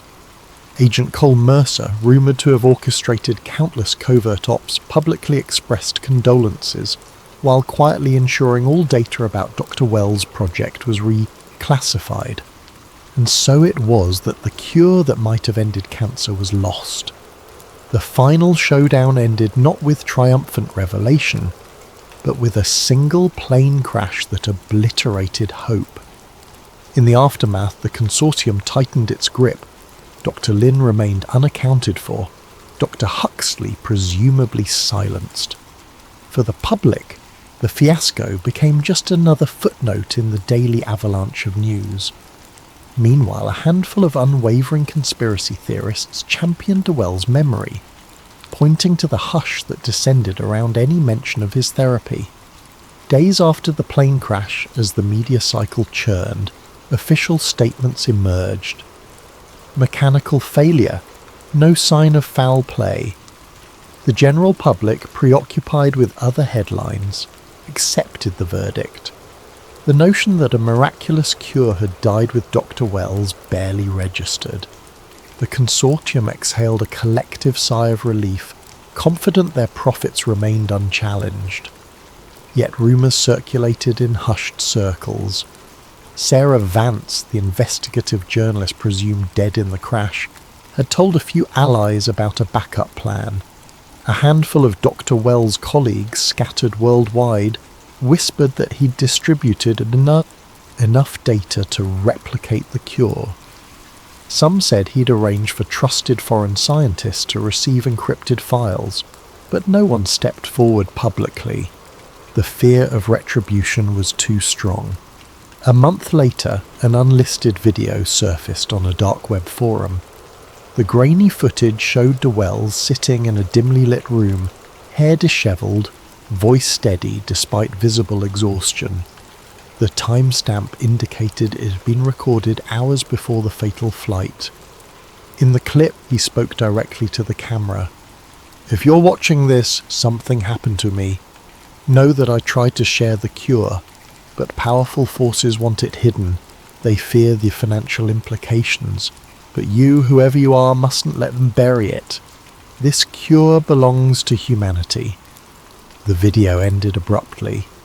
The clip circulated among conspiracy boards, but mainstream media dismissed it as a hoax. Within days, the video link vanished from most platforms. Dr. Huxley, if he was still alive, made no public statements. Some rumoured he'd fled the country, others claimed he'd been coerced into silence.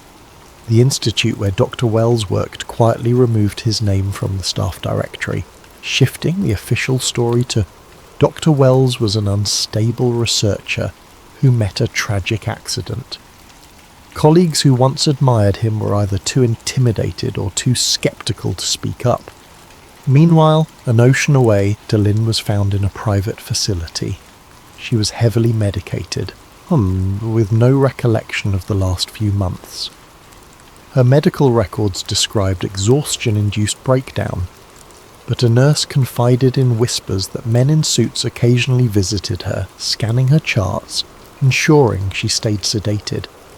The nurse who leaked that information soon left the facility under vague circumstances. For many, the memory of Dr. Wells faded, overshadowed by the daily churn of scientific news, corporate releases, and political chatter. But a small group of believers, spurred by the evidence Sarah had leaked and the cryptic video, worked quietly to decode the partial data that had escaped destruction. They pieced fragments together, some gene sequences here, some therapy protocols there. The puzzle remained incomplete, lacking critical segments. Yet they pressed on, fueled by the conviction that the cure could still be resurrected. Their efforts continued in secret labs, hoping to avoid the consortium's gaze. Among these underground scientists was a renegade cell biologist in Europe, a pair of postdocs in Asia, and an immunologist in South America. They communicated via encrypted channels, mindful that any sign of progress might draw lethal attention. The consortium occasionally caught wind of these hush-hush projects, deploying sabotage. Lab freezers mysteriously failed overnight. Data servers spontaneously crashed. The cat-and-mouse game endured, but the seeds of the cure had scattered too widely, too unpredictably to be fully uprooted. For the grieving Wells family, life was never the same. Elena, raising their children alone, refused all interview requests, keeping their location private. She sometimes found letters in her mailbox from supporters, describing how Dr. Wells' short appearances on that ill-fated broadcast gave them hope. She stored these letters in a box, a small tribute to the legacy he left behind. She often wondered if her husband had truly died in that plane crash. She prayed for closure, but the official story offered little comfort. Years passed. The world discovered new treatments for cancer, some improved outcomes, but none offered the universal cure Dr. Wells had glimpsed. The consortium thrived, continuing to funnel funds into profitable treatments. Yet in corners of the scientific community, the name Adrian Wells appeared as a whispered legend, a cautionary tale about the cost of disruptive discoveries. Students sometimes read about him in obscure articles titled "The Cure That Killed Him," half convinced it was pure conspiracy. Occasionally, conspiracy theorists staged protests outside major pharmaceutical headquarters, chanting that Dr. Wells was murdered for the cure. The mainstream labelled them fringe, and media coverage was minimal, but the rumour never fully died. It found a small but fervent following online. Every so often a new leak or testimony would reignite the debate. People asked, what if the cure is out there, locked in a vault, tested only by shadowy elites? The theories ran wild, some plausible, others outlandish. The consortium, if it existed in the shadows, remained silent, letting the theories swirl until they burned out. In a quiet epilogue, a battered notebook once belonging to Dr. Wells surfaced at a garage sale in a small Midwestern town. The scribbles inside repeated the gene therapy steps, though incomplete. The buyer, a teenage science enthusiast, recognized the name Adrian Wells. He posted photos online, seeking help deciphering the code. Within hours, the forum thread was swarmed by trolls and mysteriously vanished. The notebook was lost again, or so the story goes. Another piece of the puzzle flitted away into rumour. Thus, the cure that killed him ended as a story without neat resolution. Its aftermath was an uneasy stasis. No definitive public unveiling, no ultimate justice. The powerful forces behind the cover-up carried on with business as usual, treating Dr. Wells' demise as a cautionary footnote. But under the surface, sparks of his discovery persisted. People who believed in his work, in the fundamental decency behind curing a disease that had plagued humanity for centuries, refused to let the idea rest. Some nights, in quiet corners of the internet, you can still find archived files referencing Adrian's protocol. Or you might overhear a scientist at a conference mention Dr. Wells' name with reverence, quickly hush-hushing the topic. The question remains, was there enough data scattered across the globe to eventually replicate the cure? Or had the consortium sealed its fate forever? In the grand scheme, that question lingers. Did Wells truly die in the ocean's depths, or might he have escaped, living under a new identity, watching from afar as the world continued to wrestle with the same diseases he could have eradicated? The official record says he's gone. The conspiracies say otherwise. Either way, the moral stands. In a world driven by profit, a cure can be seen as a threat, and sometimes the price of truth is a price paid in blood. As for Sarah Vance, she never re-emerged, presumably lost in that plane crash. But a few months after the incident, a snippet of video was posted on a fringe news site showing her hand holding up a USB drive labelled Wells Data V3.0 RAWs, then cutting to static. Was it old footage? A hoax? No one could confirm. Yet the tantalising possibility left watchers enthralled. The cure might still exist, hidden, waiting for someone brave or foolish enough to try again. Such is the legacy of Dr. Adrian Wells, a brilliant mind who found something too valuable to be allowed and paid the ultimate price. The cure that might have saved millions remains locked behind the steel doors of corporate greed, while the world keeps turning, haunted by the knowledge that one man found a solution and was silenced for it. In the end, the story stands as a testament to the power of secrets, the reach of conspiracies, and the unwavering drive of those who strive to heal humanity despite impossible odds.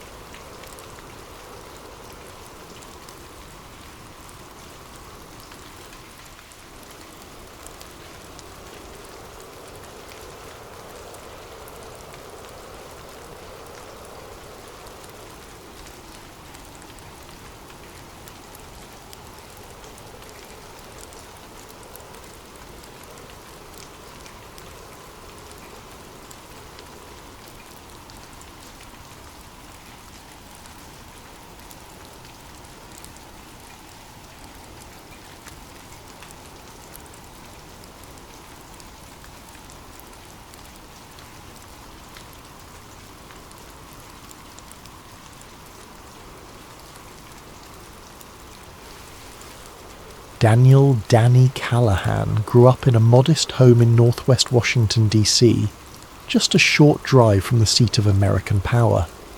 His paternal grandmother was a second cousin, twice removed of JFK, enough of a link to give him a faint brush with the Kennedy legacy. While some children idolize sports heroes or fictional adventurers, Danny's childhood fascination was his distant presidential relative. Family gatherings were often punctuated by half-spoken stories, knowing glances, and the hush that accompanied any mention of Dallas, 1963. Yet it wasn't until Danny turned 13 that his obsession with the assassination truly set in. That was the year his grandfather, once a low-level aide in a government office, fell gravely ill. Sensing his mortality, the old man called Danny to his bedside and pressed a worn leather-bound folder into his hands. "This, I never had the courage to share while I was healthy," he whispered. Inside were cryptic notes and partially redacted documents, including an unfiled CIA memo referencing leverage points in Texas. There were 3 initials scrawled at the bottom, RAD. The meaning was unclear, but the hush in the room was deafening. From that moment on, Danny's life had a purpose, to uncover the truth behind JFK's death. He studied every conspiracy, pored over every publicly released document. Through high school and college, while others partied or navigated typical teenage drama, Danny was in libraries or on internet forums dedicated to the JFK assassination. He was convinced there was more to the story than Lee Harvey Oswald acting alone, and that someone in the corridors of power had buried the truth. At Georgetown University, Danny majored in political science and international relations, fueled by a burning need to penetrate the system that might hold answers. He met Sarah Monroe during his junior year. She was 2 years older, already interning at a notable newspaper, and every bit as relentless in her pursuits. They bonded over a stack of declassified CIA briefs. Danny had been hogging the library microfilm machine, scrolling through old national security transcripts. Sarah confronted him, half joking. "You're not the only conspiracy nut in town, you know." From that day on, they became friends, and often partners in sifting through the labyrinth of half-truths and speculation that surrounded Dallas, 1963. Sarah, with her piercing hazel eyes and tendency to scribble notes on anything within reach, was a rising star in investigative journalism. She was dogged, often ignoring editorial suggestions that she'd tone it down. She had a habit of dropping quotes from real whistleblowers into everyday conversation, referencing sources from older CIA leak cases. Though her style clashed with many seasoned reporters, it meshed perfectly with Danny's unyielding hunger for secrets. Armed with a shiny new degree and a stack of recommendations, Danny landed an entry-level position at a lesser-known government agency, an obscure division connected to intelligence analysis. It wasn't the CIA or the FBI, but it was a place to start. If he played his cards right, he would glean insight into the halls of the intelligence community, building connections that could eventually grant him access to vaults of classified files. At the same time, Sarah was piecing together a special series on political cover-ups for her paper. She was particularly drawn to the JFK cold case, a colloquial term she coined for her multi-article deep dive into conflicting testimonies and unsealed documents. Danny, though restricted by clearance protocols, often fed her stray leads that he picked up through casual chatter at the office, discussions about old files, or references to managers who'd been around since the 1960s. They became a formidable team, even if they had to operate carefully. Word travelled fast in government circles, and Danny knew he had to keep his personal inquiries discreet. More than once he felt eyes on him in the hallway, or sensed that certain colleagues stopped talking the moment he entered a room. But he chalked it up to nerves. He was a new hire after all. Why should they trust him? One evening, after a day spent combing old microfilm, Danny found a cryptic reference in an ancient budget ledger. Project Gold Crown, authorised expenditures November 1963. Gold Crown. He'd never heard the term. He flagged it for later, quietly making a note in a private journal. When he casually asked a superior about it, the man's face blanched. "Never heard of it," he said, before swiftly changing the topic. From that point, Danny's suspicion only grew. Yet for the next couple of years, progress stalled. Danny moved from desk to desk, gleaning small bits of knowledge, nothing conclusive but enough to stir the pot. As time went on, Sarah's investigative column gained traction, putting them both under a more critical spotlight. She wrote scathing pieces about how the Warren Commission failed to address key inconsistencies, how the House Select Committee on Assassinations had left critical leads unresolved, and the systematic destruction of evidence. Predictably, this drew some negative heat from certain corners of the intelligence world. Midway through his second year at the agency, Danny was invited to a private lunch by one of his supervisors, a man named Clay Finch, who specialised in document classification. Finch offered a wide smile over a sandwich in the cafeteria. "You've been busy, Danny," he said in a tone that was borderline accusatory. "Interested in historical records, are we?" "Just want to learn," Danny replied calmly, aware that each word needed to be measured. Finch leaned closer. "History's a funny thing. A lot of it is better left behind. The official record stands for a reason. You wouldn't want to disrupt that, would you?" There was an ominous note to Finch's voice, but his eyes were maddeningly unreadable.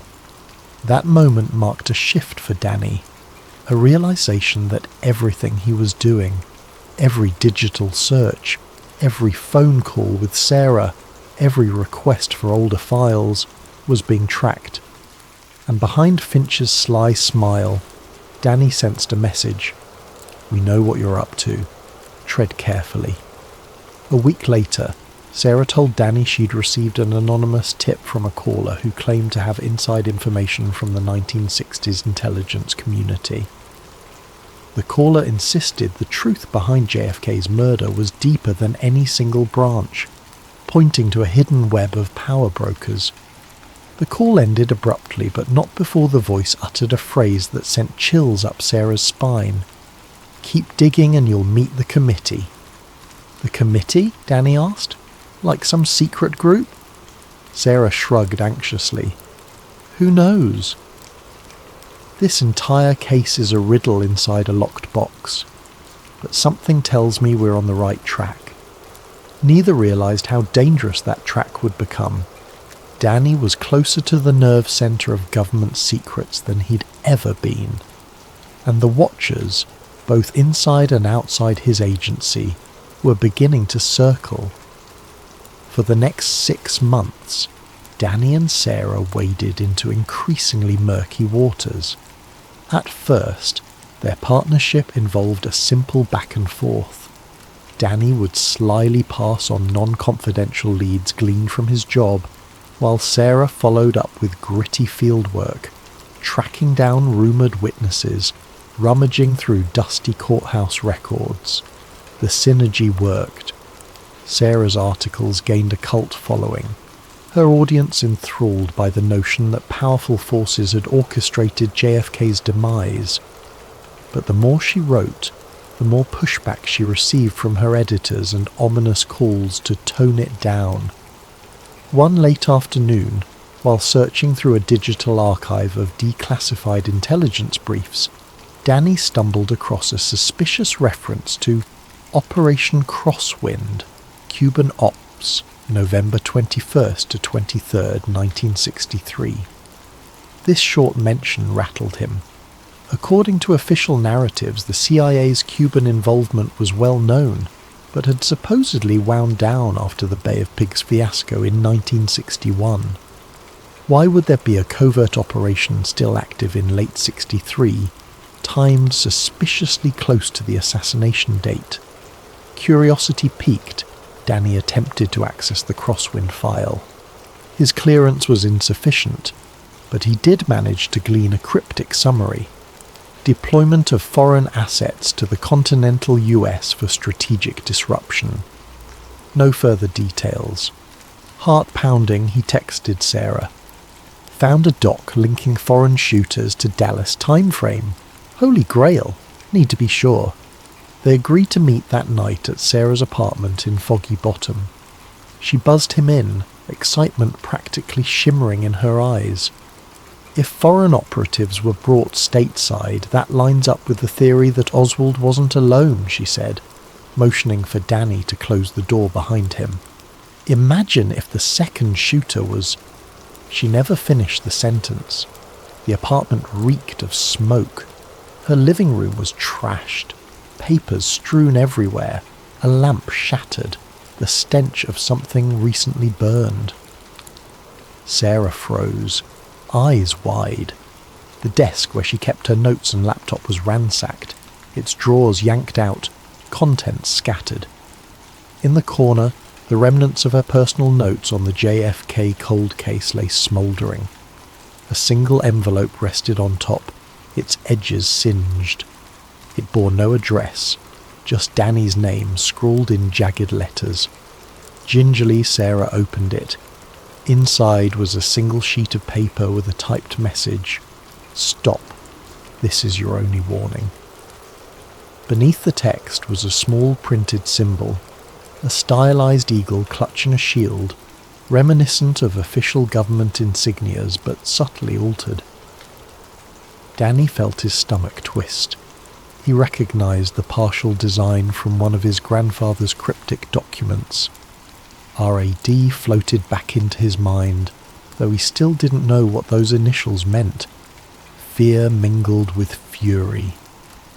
Sarah's face paled, but her voice trembled with anger.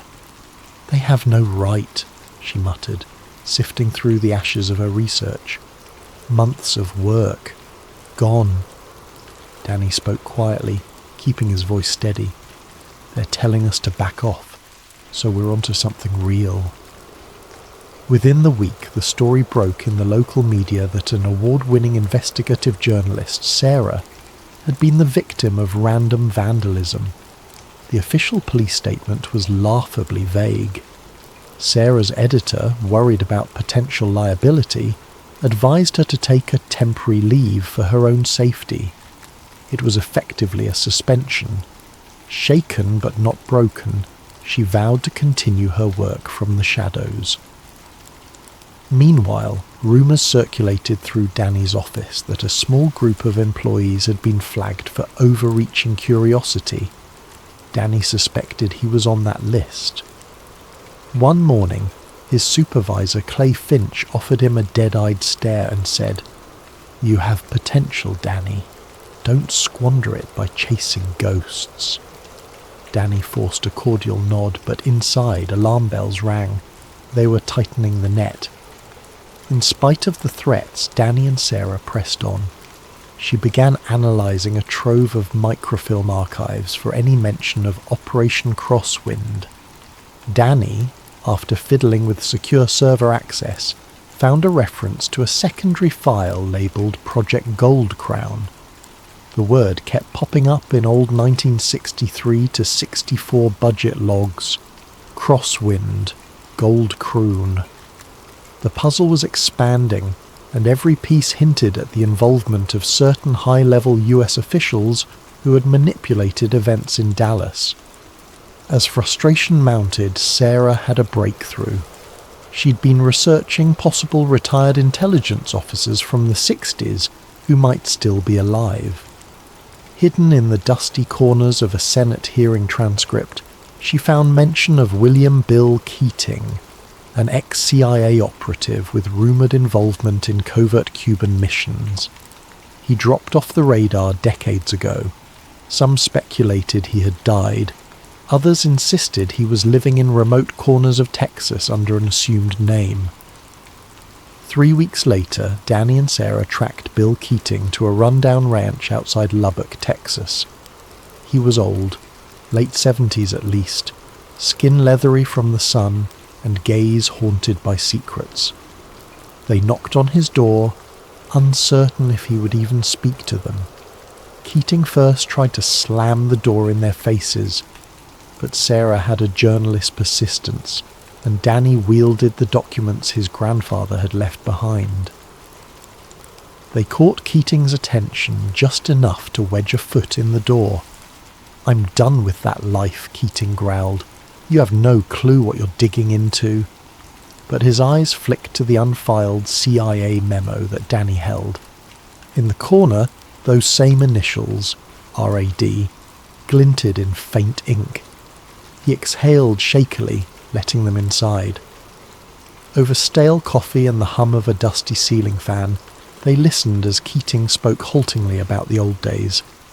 "Oswald, he was a pawn, sure, but not the only piece on the board," he muttered.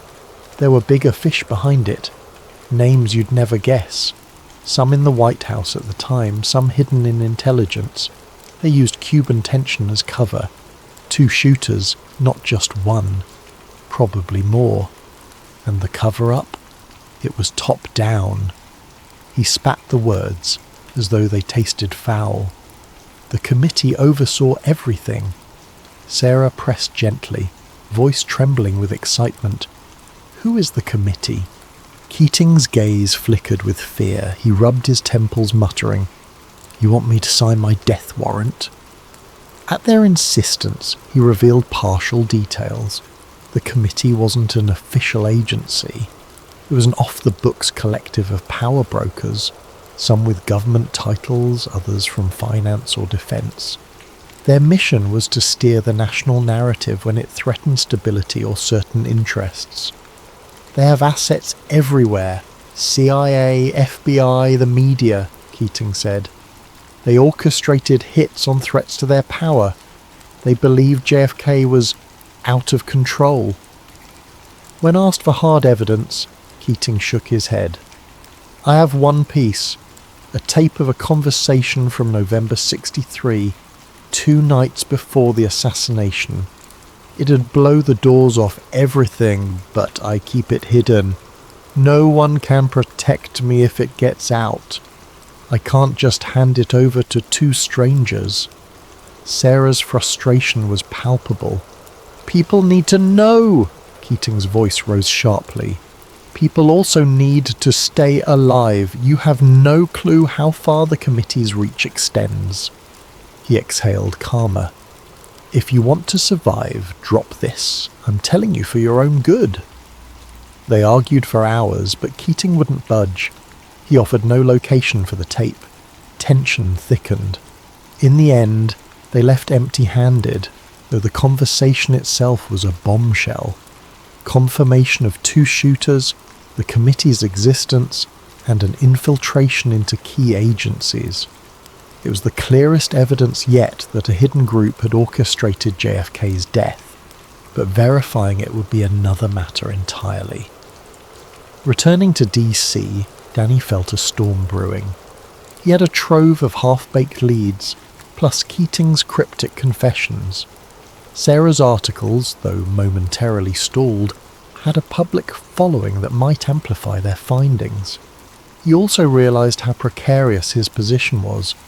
A desk jockey rummaging through restricted files that powerful men would prefer to keep sealed forever.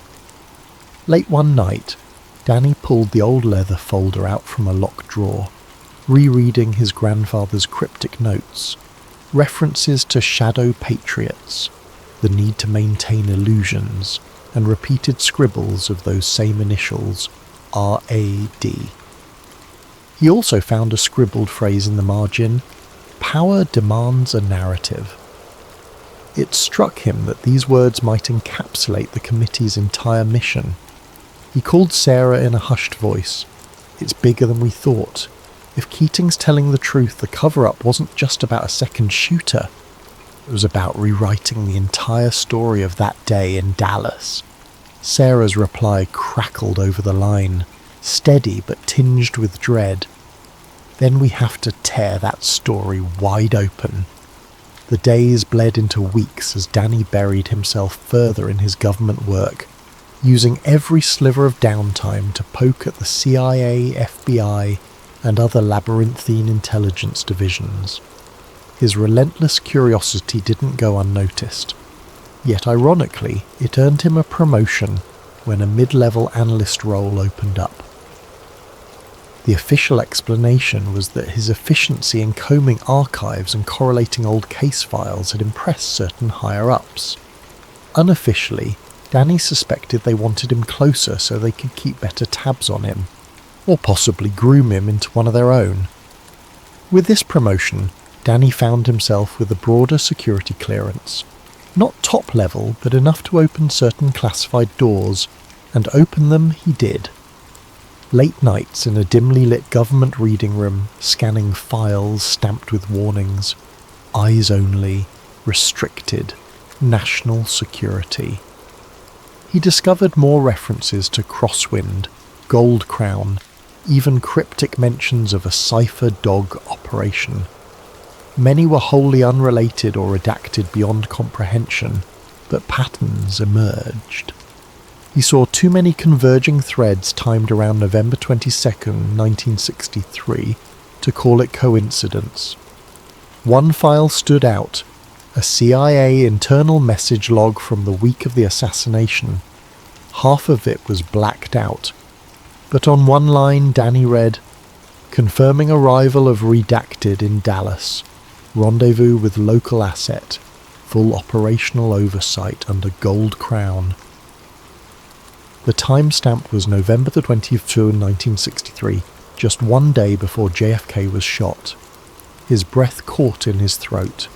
If this was real, it confirmed an active CIA operation in Dallas separate from Oswald, perhaps orchestrating the second shooter. It was the kind of smoking gun conspiracy buffs had speculated about for decades. Rather than rejoice, Danny's stomach knotted with anxiety. He knew these revelations placed him in serious danger. Every keystroke he made in the system could be tracked, but the desire for truth was stronger than fear. He copied the relevant lines onto a small notepad, carefully shielding himself from the security camera overhead. The next morning he found his desk drawer had been rifled through. Someone was searching for evidence that he'd gone rogue. That same afternoon, Bill Keating's name surfaced on local news. The retired CIA officer had been found dead in his Texas ranch, apparently of a self-inflicted gunshot. The reporter framed it as a tragic suicide of an elderly recluse. But Danny's gut turned ice cold. Keating, who had secrets that could topple institutions, gone. It was too neat, too convenient. A phone call to the local sheriff's office revealed minimal details. The last person known to visit was some out-of-towners, presumably Danny and Sarah. The officer on the other line, in a clipped tone, asked if Danny had any involvement. Danny gave a tight-lipped denial and hung up, dread pooling in his stomach. News of Keating's death rocked Sarah. She was convinced the committee, or some arm of it, had tied up a loose end. He told us too much. Now he's gone, she seethed during a tense phone call, her voice shaking with anger. We have to find that tape he mentioned. It could prove everything. But the tape's location remained a mystery. With Keating dead, any trail was likely cold.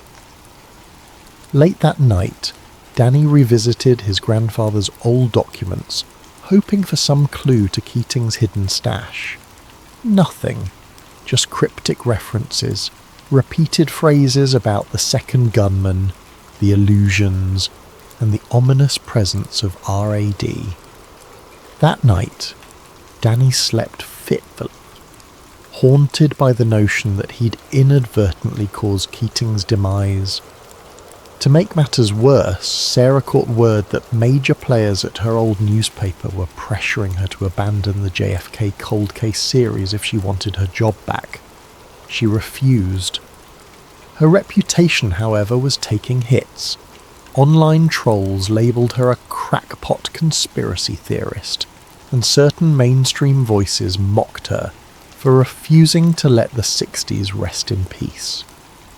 She pressed onward, determined to prove them wrong. One quiet morning, Danny arrived at work to find a sealed envelope on his desk. Inside was a single photograph, grainy and obviously old. It showed a man on a grassy area, rifle poised. The vantage point resembled the infamous grassy knoll in Dealey Plaza. A scrawled note on the back read, "2 shooters, 1 official, 1 ghost. Don't trust the watchers." Danny's spine prickled. Was this a threat? A clue? Or both? Over the next week he dug deeper into the agency's older records, but found more locked doors than open ones. Senior colleagues gave him polite smiles paired with veiled warnings. "Young man, you're about to learn how the real world works," one said, as if delivering fatherly advice. Another cornered him by the coffee machine, voice low. "This is bigger than your curiosity, Callahan. Don't let your fascination blind you to consequences." Sarah, working from her makeshift home office, connected another dot. She discovered the name Conrad Hastings, repeated in old intelligence rosters. Hastings had since risen to become an influential director within a hush-hush government branch.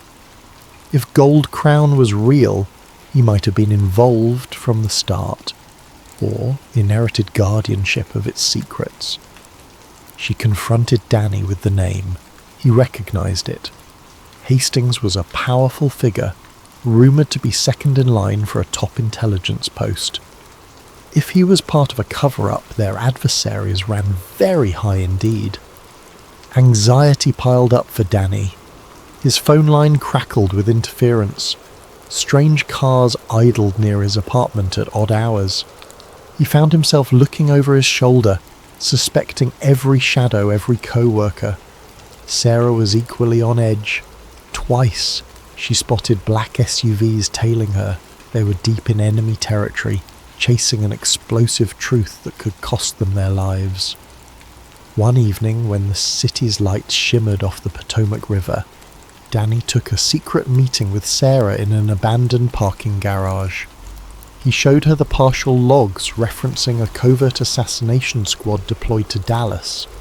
She reciprocated by handing over her own findings on Hastings, plus a newly uncovered piece of archival testimony from a retired FBI agent who had once claimed there was a deep apparatus controlling the official narrative, like a puppet master behind the stage. Their conversation was hushed but urgent. If Hastings is part of this, we're looking at someone with the power to bury us, Sarah said, brow furrowed. We need something definitive, an undeniable piece of evidence that they can't just spin away. Danny nodded, voice tight. We find the final log, the real data behind Gold Crown.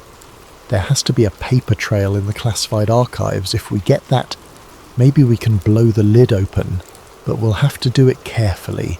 Let's not end up like Keating. They parted ways, determined but terrified. Danny realized that all his years of searching had led him here, a precarious dance with a hidden fortress of power. The drive to expose the conspiracy clashed with the grim knowledge that the committee, whoever they truly were, had disposed of threats before. They could do it again, with lethal precision. The next morning, Danny received a summons to Director Conrad Hastings' office. The short note read, "We need to discuss your future with the agency." The sense of dread in Danny's chest was almost suffocating, but he composed himself and prepared for the meeting. If Hastings was indeed an architect of the cover-up, this confrontation could either open doors or slam them shut forever. Director Conrad Hastings' office bore all the hallmarks of power. Mahogany desk, thick carpet, a portrait of a smiling president on the wall. Hastings himself was in his early 60s, with iron grey hair and a practiced, cool demeanour. He greeted Danny with courteous detachment, offering neither handshake nor smile. The door clicked shut behind them. "I've had my eye on you, Mr. Callahan," Hastings began, glancing at a file on his desk. "You've demonstrated an impressive aptitude for archival work and analysis." Danny forced a neutral expression. "Thank you, sir." Hastings leaned back in his chair, steepling his fingers. "I also understand you've cultivated an interest in historical controversies." His voice had an edge, a subtle warning. "As an agency, we value curiosity, but we also require discretion. National security depends on safeguarding certain records." In that moment, Danny realized Hastings was testing him. Perhaps he was being offered a veiled invitation to join the club if he agreed to muzzle his private investigations. Or maybe Hastings was sniffing out whether Danny was an active threat. Swallowing hard, Danny offered a diplomatic reply. "I respect the boundaries of classification, sir. I simply find the SARS era academically fascinating." Hastings nodded, a flicker of amusement passing across his otherwise stony features. "Indeed, that decade shaped modern intelligence.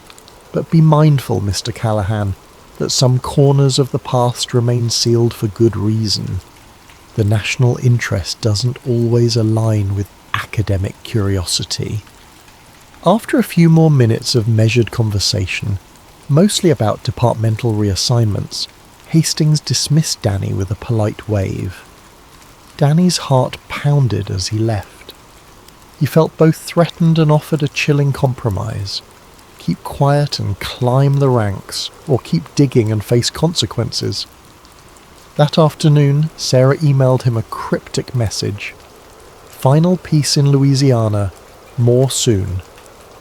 No signature, no details. It was out of character for her. Danny guessed she'd uncovered a new lead tied to old intelligence operations in the South. Without hesitation, he booked an after-hours flight to New Orleans, letting his supervisor believe he was taking personal leave. They met in a tiny diner off a rural highway, half an hour outside Baton Rouge. Sarah seemed jumpy, eyes darting at every passing car. She explained she'd found a reference in an old FBI field report about a hidden satellite office used in the JFK era, possibly to store sensitive records away from prying eyes in DC. The note specifically mentioned Gold Crown. They followed the clue to an abandoned brick building once leased by an FBI informant. Graffiti stained the walls, windows were boarded up, and the property was ringed by a sagging chain-link fence. With crowbars and flashlights in hand, they broke in under the cover of darkness, searching for anything that might still be hidden. Dust coated every surface. Broken furniture lay in heaps. To the untrained eye, it was just another derelict property. In a back room behind a rotting bookshelf, they found a rusted metal door. The old lock took effort to pry open. Inside was a cramped storage area, the ceiling so low they had to crouch. Sarah's flashlight caught a cluster of battered filing cabinets. Most were empty, but one drawer held a locked metal box. Forced open, it revealed a stack of mildewed folders, newspaper clippings, and a reel of old magnetic tape labelled Confidential DK Radio Intercept November 21, 1963. Sarah's pulse quickened. DK Radio Intercept. Could that be connected to Bill Keating's missing tape? Or is this a different intercept? They scanned the brittle documents. References to a phone call allegedly placed from an unidentified intelligence agent to an unknown external asset in Dallas, scheduling a job for November 20. The text was partially redacted, but phrases like all necessary arrangements, trapdoor scenario, and asset will stage defection narrative leapt out. Danny's mouth went dry. This was it. Concrete proof that the official story was a smoke screen. They had no illusions that this single folder would solve the entire puzzle, but it was a massive piece. Sarah gingerly touched the magnetic tape reel. "We need to digitize this, see what's on it." Her eyes glowed with anticipation. Leaving the building, they felt elation and dread warring inside them. If they possessed authentic proof of a covert operation orchestrating JFK's murder, that also meant the committee, or their modern successors, would stop at nothing to silence them. They decided to drive to a safe location, an old friend's place in Lafayette, to examine the tape. On a lonely stretch of highway, they realized they were being followed. A sleek black SUV, headlights pinning them in the rearview mirror. A tense chase ensued. Danny floored the gas, navigating winding rural roads. Their pursuer matched every turn, occasionally drawing close enough that they could feel the pressure of a bumper tap. Sarah frantically called her friend in Lafayette, telling him to be prepared. Finally, after a hair-raising swerve through a side road, they lost the SUV by cutting off their headlights and coasting into a deserted driveway. They waited, hearts pounding, until the SUV roared past, lost in the night. They arrived at Sarah's friend's place. Jeremiah was a college acquaintance with a knack for vintage audio equipment. In a cluttered back room, he rigged up a reel-to-reel player. The three of them listened with bated breath as the tape hissed, crackled, and then voices emerged. The audio quality was poor but distinct enough. Voice 1. "Confirm you are in position. The route is locked. Take the shot. He'll be slowed at the turn." Voice 2. "Roger. Our decoy is set. The defector story. You're sure it covers us?" Voice 1. "Guaranteed. This ties up with Oswald. Remember, the corridor must be clear. No mistakes, or the big man will bury us." Static washed over the reel, then resumed. Voice 2. "Understood. Rendezvous at the safe house after the event?" Voice 1. "Yes. then proceed with the fallback narrative. Sarah paused the tape, tears in her eyes. Danny felt nauseated. They had just heard direct evidence that a second shooter using a decoy plan pinned on Oswald was orchestrated by some high-level figure. This wasn't vague speculation. These were men calmly planning an assassination.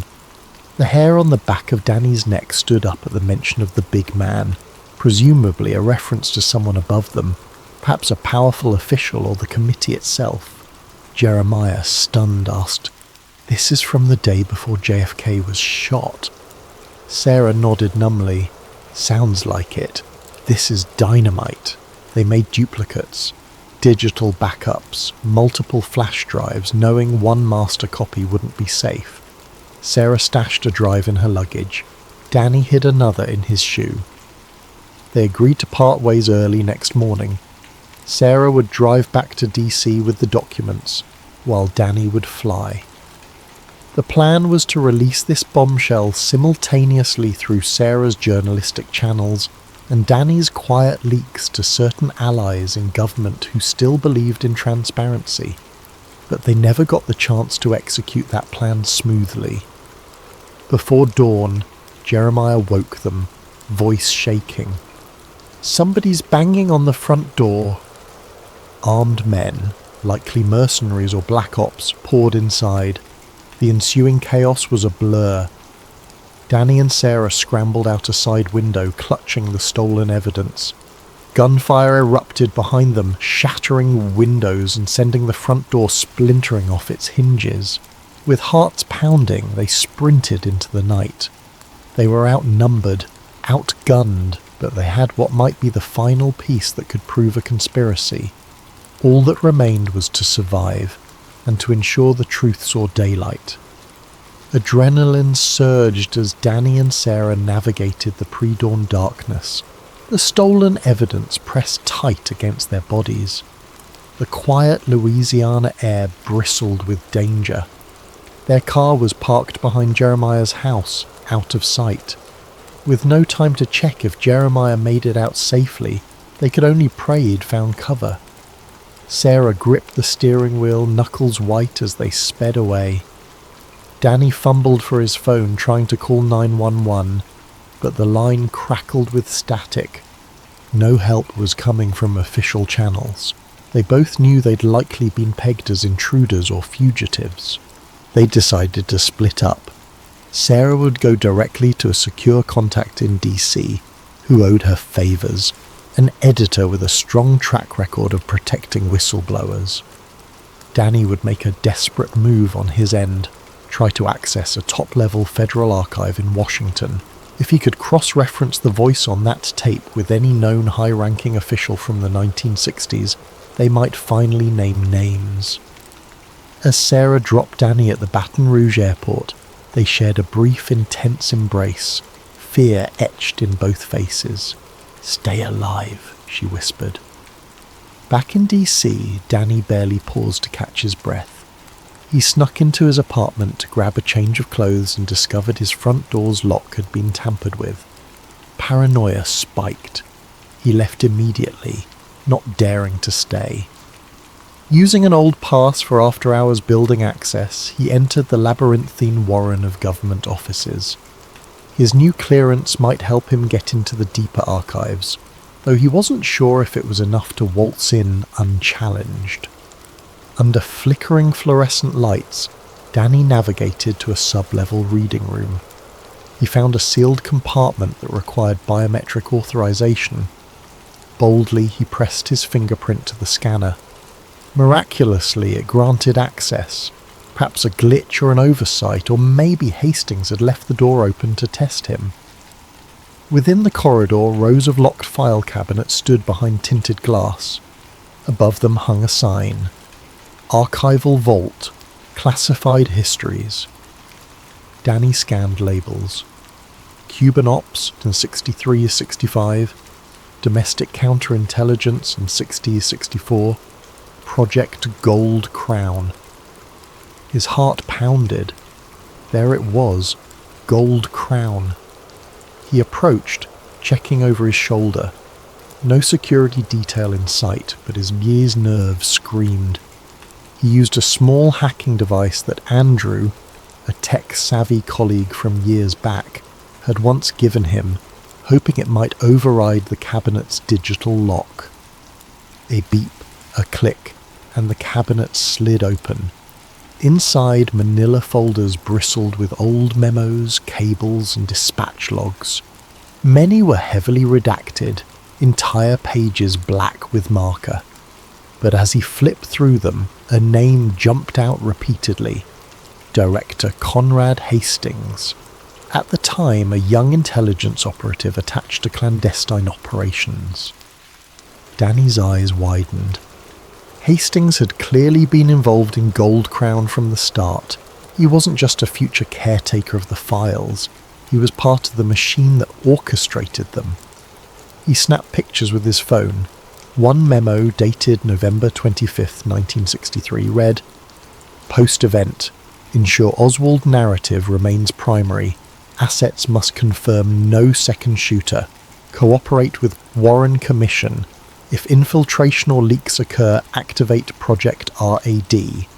That acronym again, RAD. This time beneath it, a signature scrawled in black ink. Hastings. A floorboard creaked behind him. Danny whipped around to see Hastings himself standing in the corridor. He was alone, no guards in sight, but his posture radiated quiet menace. "I see you've let your curiosity lead you down the rabbit hole," Hastings said, voice echoing. Danny's blood ran cold, but he raised his chin defiantly. "It's all here. Proof you were complicit in orchestrating the Dallas operation. The memo about controlling the narrative, about Oswald being a scapegoat." Hastings stared at him with an expression of weary condescension. "You think you're the first crusader to come down this hallway, rummaging for the truth? How naive. Even if you make it out of here with those files, the public won't believe you. The system is built to repudiate illusions that threaten its foundation. We've been ensuring that for decades. You murdered a president," Danny hissed. "And you've murdered others. Keating, maybe more." A flicker of annoyance crossed Hastings's face. "I didn't personally pull the trigger, but I was part of safeguarding our nation from a leader we deemed dangerously unpredictable. We did what we had to do. Power is not about justice, Callahan. It's about continuity, about preserving the American project." Danny took a step back, readying himself. "It's not preservation. It's an execution of democracy itself. You're no patriot." Hastings let out a bitter laugh. "Patriotism is a mask we wear for the masses. The deeper truth is that people want to believe their government is stable and just. The committee ensures that narrative remains intact no matter the cost. You can wave that evidence around all you like, but you're one man against an entire apparatus trained to deny, discredit, or destroy whatever you expose." The tension escalated. Danny clutched the folder. Hastings inched closer. A sudden scuffle erupted as Hastings lunged to snatch the documents. Danny struggled to keep hold, adrenaline spiking. They slammed into a row of cabinets, metal rattling. Hastings, older but formidable, pinned Danny's wrist. Danny let out a grunt, managing to slip free just long enough to land a strike at Hastings's side. The older man staggered, wheezing, but refused to yield. He wrested the folder away, scattering pages across the floor. A single spark of opportunity flashed for Danny as he retrieved his phone, still containing pictures of the damning memos. He darted around Hastings, snatching a few loose pages from the ground. Hastings snarled, "You can't escape the reach of the committee. Even if you run, we'll find you. We'll bury you, like we buried everyone else who got too close." Danny's heart hammered, but fear morphed into righteous fury. He feinted left, then barged past Hastings, sprinting down the corridor. In the distance, alarm sirens began wailing. Security was on its way. As he reached the door, Hastings' final words echoed. "Even if you expose us, history remains ours to shape." Danny didn't look back. By nightfall, Danny was holed up in a dilapidated motel on the outskirts of DC. He'd swapped out phones, changed clothes, used cash to avoid a digital trail. There he received a frantic call from Sarah. She had made it safely to a rendezvous with her contact, but the response so far was lukewarm. "They're worried this story is too radioactive," she said in frustration. "My editor's terrified of a government backlash. Some are claiming the tape might be a forgery." Danny exhaled. "We still have your tape, my phone pictures, and a few original documents from Gold Crown. That might be enough to push it over the edge. Let's release it online, wide. Conspiracy sites, independent news, social media, everything at once. They can't shut it all down." So they did.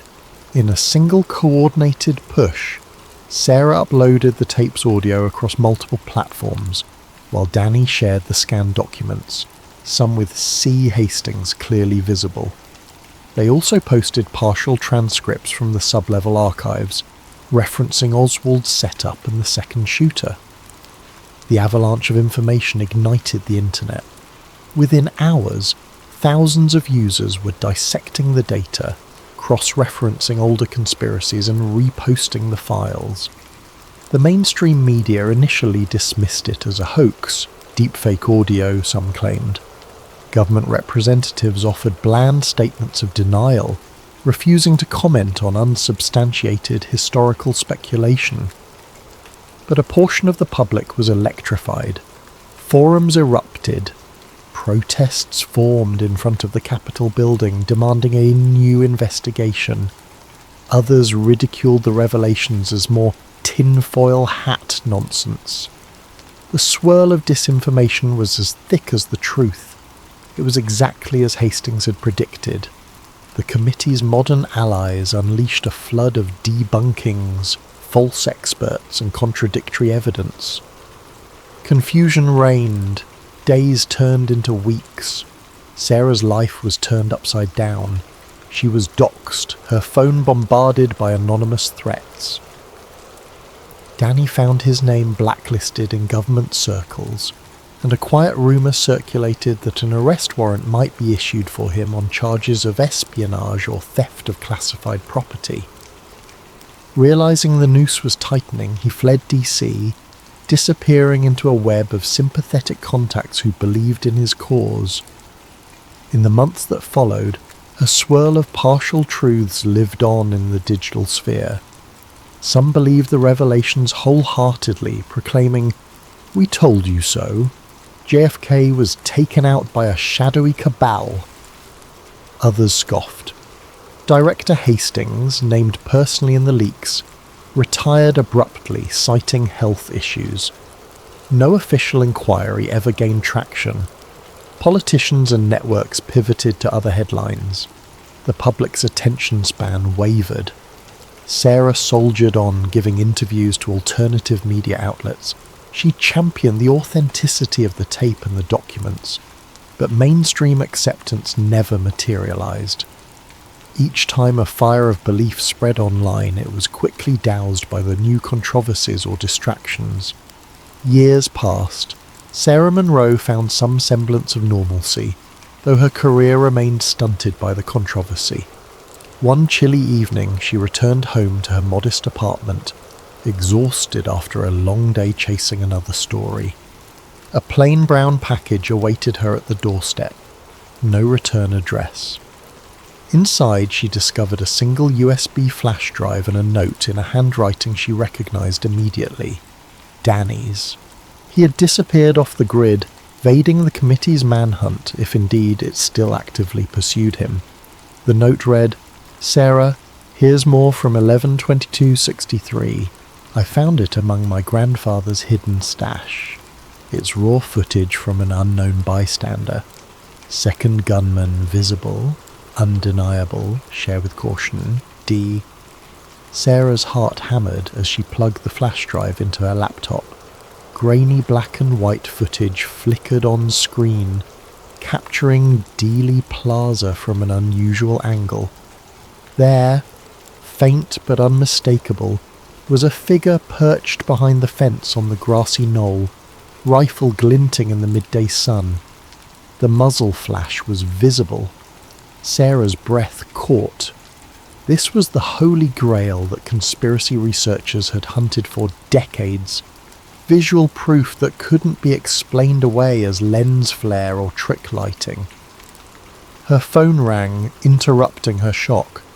She picked up and a calm, anonymous voice said, "That's enough, Ms. Munro. Let the past die." The line went dead, leaving only a dial tone. Sarah stared at her reflection in the dark laptop screen. The second gunman's image burned into her mind, an indelible testimony that the official narrative was a carefully constructed lie.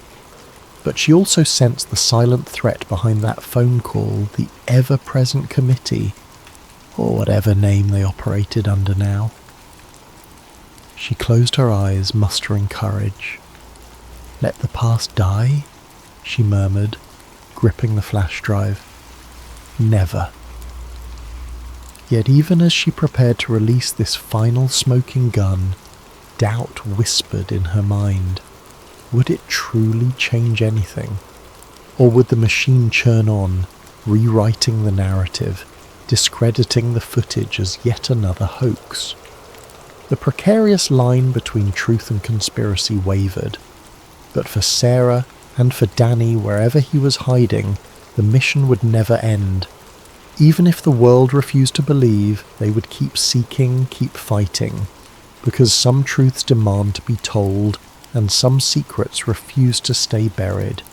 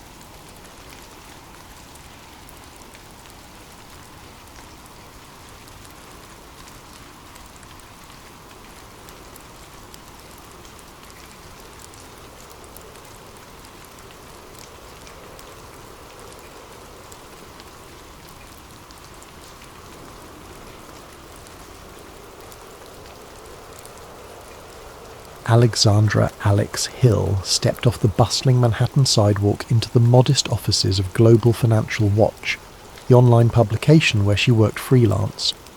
The day's assignment seemed straightforward. Investigate odd currency fluctuations and rumours of a manipulated market crash. Nothing unusual in a world where financial markets soared or dipped daily.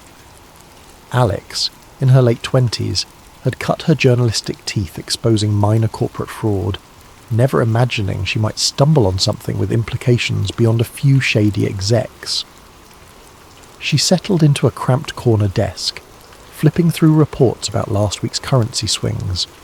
The data was dry, short-selling, suspicious spikes in commodity trades. Something about the pattern nagged her. She'd handled mundane finance stories before, but a random tipster had emailed a cryptic note. These trades aren't random. The puppet strings lead to bigger hands. The sender's address was scrambled. No clue who it might be. She considered ignoring it. Anonymous tips often proved baseless. Yet a voice inside her itched to dig deeper. At day's end, she found herself in the building's cafeteria with her laptop, cross-referencing data. She noticed certain corporations had made fortunes from the abrupt currency slump. Behind them lay shell companies traced back to holding firms in places like Luxembourg and the Cayman Islands. Typical corporate secrecy. But the speed and precision of their trade suggested foreknowledge. She typed frantic notes, inside info, coordinated manipulation. Late that evening her phone buzzed with a withheld number. She hesitated, then answered. Static hissed before a distorted voice said, "Look up Phoenix Council or New Dawn Initiative. These are not random. If you want proof, check the leaked doc I sent." Alex's eyes widened. "Who are you?" she demanded, but the line went dead. Checking her email spam folder, she indeed found an attachment labelled projectphoenix.xlz. Some sort of encrypted file. Anxiety prickled. This was no ordinary lead. Her heart thumped as she realised she might be stepping into something well beyond a typical financial scandal. The next day, uncertain how to handle the suspicious file, Alex reached out to Julian Park, a freelance tech wizard she'd known from earlier investigations. They'd parted ways after a minor story about data breaches, but she trusted his encryption skills. She arranged to meet him in a dingy coffee shop across town. Julian, tall and wiry, wore a hoodie and the air of a man who valued anonymity. He frowned at her screen, muttering, "This is advanced encryption. Definitely beyond standard corporate emails." He mentioned glimpsing references to ARC hush codes in the metadata, a sign of top-tier hush systems used by intelligence agencies. While Julian tinkered with the file, Alex explained how she'd come across it, describing the weird tips to call and the name Phoenix Council, or New Dawn. Julian's expression grew serious. Online conspiracy circles have rumoured for years about a new world order, or secret councils shaping world events.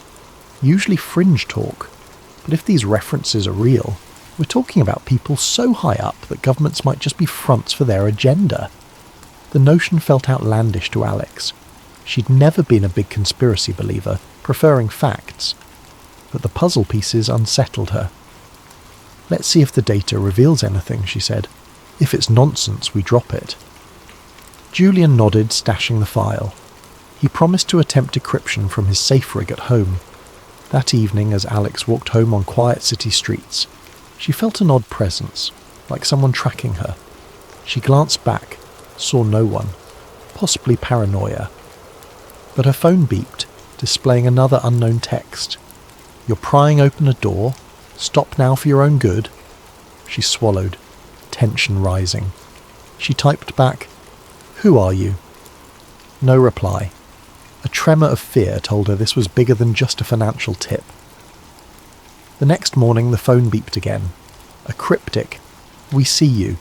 She reported the harassment to her editor, who shrugged, cautioning her not to chase tin-foil hat stuff. Annoyed, Alex realised Global Financial Watch was squeamish about major conspiracies. Her editor insisted they had no budget for a deep dive on wild leads, especially if it risked lawsuits from powerful firms. "Keep the story in normal scope," he said. She bit her lip. Part of her wanted to drop it. Another part, that sense of a real story in the making, refused to let go. Days later, Julian summoned her to his cluttered studio apartment. She arrived to find him bleary-eyed, having spent nights on the encryption. He'd partially cracked it. The doc references council summits, media infiltration strategies, and a plan labelled Project Crosswinds. Also mentions direct control of some central bank decisions. The language implies a global group, not just a random hedge fund. Alex's pulse raced. Could a clandestine organisation hold sway over entire economies and central banks? They pored over lines referencing notifying top-level council operatives in government before orchestrating a market crash that served a strategic restructuring agenda. The doc ended with a phrase, "All must serve the new dawn." The references to puppet governments, colluding financiers, even manipulative media infiltration pointed to a hidden network shaping world events. This was beyond typical corruption, a broad, coordinated conspiracy that the mainstream might label New World Order. Torn between excitement and dread, Alex recognised that if these files were genuine, She'd stumbled upon a massive story. On the other hand, exposing it could endanger her career and safety. She asked Julian if he had more to confirm authenticity. He smirked wryly.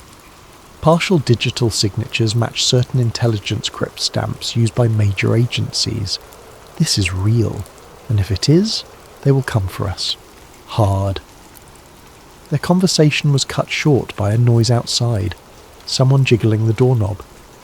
Julian peered through the peephole, a figure in a suit scanning the hallway. They froze in tense silence, hearts pounding. After a minute, the figure moved on, but the message was clear. They were being watched. Julian exhaled.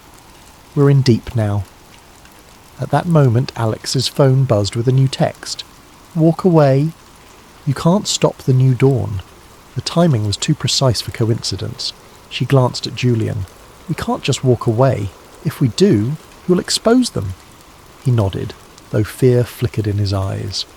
The next step was to find additional leads, confirm the doc's claims, and see if there were other whistleblowers or relevant events indicating a covert plan. They had no illusions this would be easy or safe. But something about the scale of the conspiracy steeled their resolve. Thus, the illusions of a routine financial piece had shattered, replaced by a grim sense that the world's big financial shifts might be orchestrated by hidden elites. Alex realized the journey ahead demanded cunning, nerve, and alliances. A single mistake could cost her life. Yet she pressed forward, soul aflame with the fierce conviction that the truth, no matter how big or dark, deserved to be set free. In the frantic aftermath of uncovering the Project Crosswinds references, Alex Hill and Julian Park realized every step must be measured. They parted ways discreetly, using coded signals to coordinate future meets. Alex returned to her day job at Global Financial Watch, feigning normalcy, while inside she felt a swirl of dread and determination. Even the mild hum of the office printers or casual chatter from co-workers seemed sinister, as if any colleague might be an informant for the hidden elite. She suspected paranoia was creeping in, but she couldn't dismiss the danger. Late one night, she received an encrypted email from a new contact calling themselves Nova. The message read, "Heard you want to confirm the NWO lead. I have partial evidence from inside a central bank. We must meet." The signature was a code referencing public cryptographic keys. Initially, Alex doubted its legitimacy. Could be a trap or just a scam. But curiosity overcame fear, and she reached out. The next morning, Nova replied with a location, a public library in Brussels near the EU's financial district. They insisted Alex come alone, though the distance was formidable. She discussed it with Julian, who recommended caution but offered remote surveillance if needed. Within days, Alex found herself flying to Brussels under the guise of covering a European finance summit. She forced a polite smile in front of fellow journalists, but her real motive was to meet Nova. She parted from the official itinerary, venturing to a modest library in a side street. At a back table, reading a thick economics journal, sat a woman in her late 20s with short dark hair. She locked eyes with Alex, gave a slight nod. Introducing herself as Naomi Flores, she said softly, "I'm the Nova you corresponded with. I'm also a junior economist at a major global institution, but I can't reveal which. The shadows we're dealing with can destroy careers or lives." Naomi explained how she'd encountered suspicious anomalies in currency interventions. There's a pattern. Always the same unnamed special committee instructing abrupt policy shifts, benefiting a small circle of unknown beneficiaries. It's not official channels, it's an invisible hand. My attempts to question it were met with silence or subtle intimidation. She slid a thumb drive to Alex containing datasets and internal memos. "I suspect it ties to your Project Crosswinds. The scale is frightening. Global markets shape to favour certain outcomes. Governments get propped up or toppled, all behind closed doors." Alex's heart pounded. The puzzle was growing. If these manipulations extended to central banks and global institutions, then the rumoured New Dawn or Phoenix Council, might truly be an orchestrated coalition. She thanked Naomi, urging her to be careful. Naomi, eyes brimming with worry, whispered, "I might vanish if they sense I leaked. Keep my identity hidden at all costs." She walked away quickly, leaving Alex alone with the thumb drive under her notebook.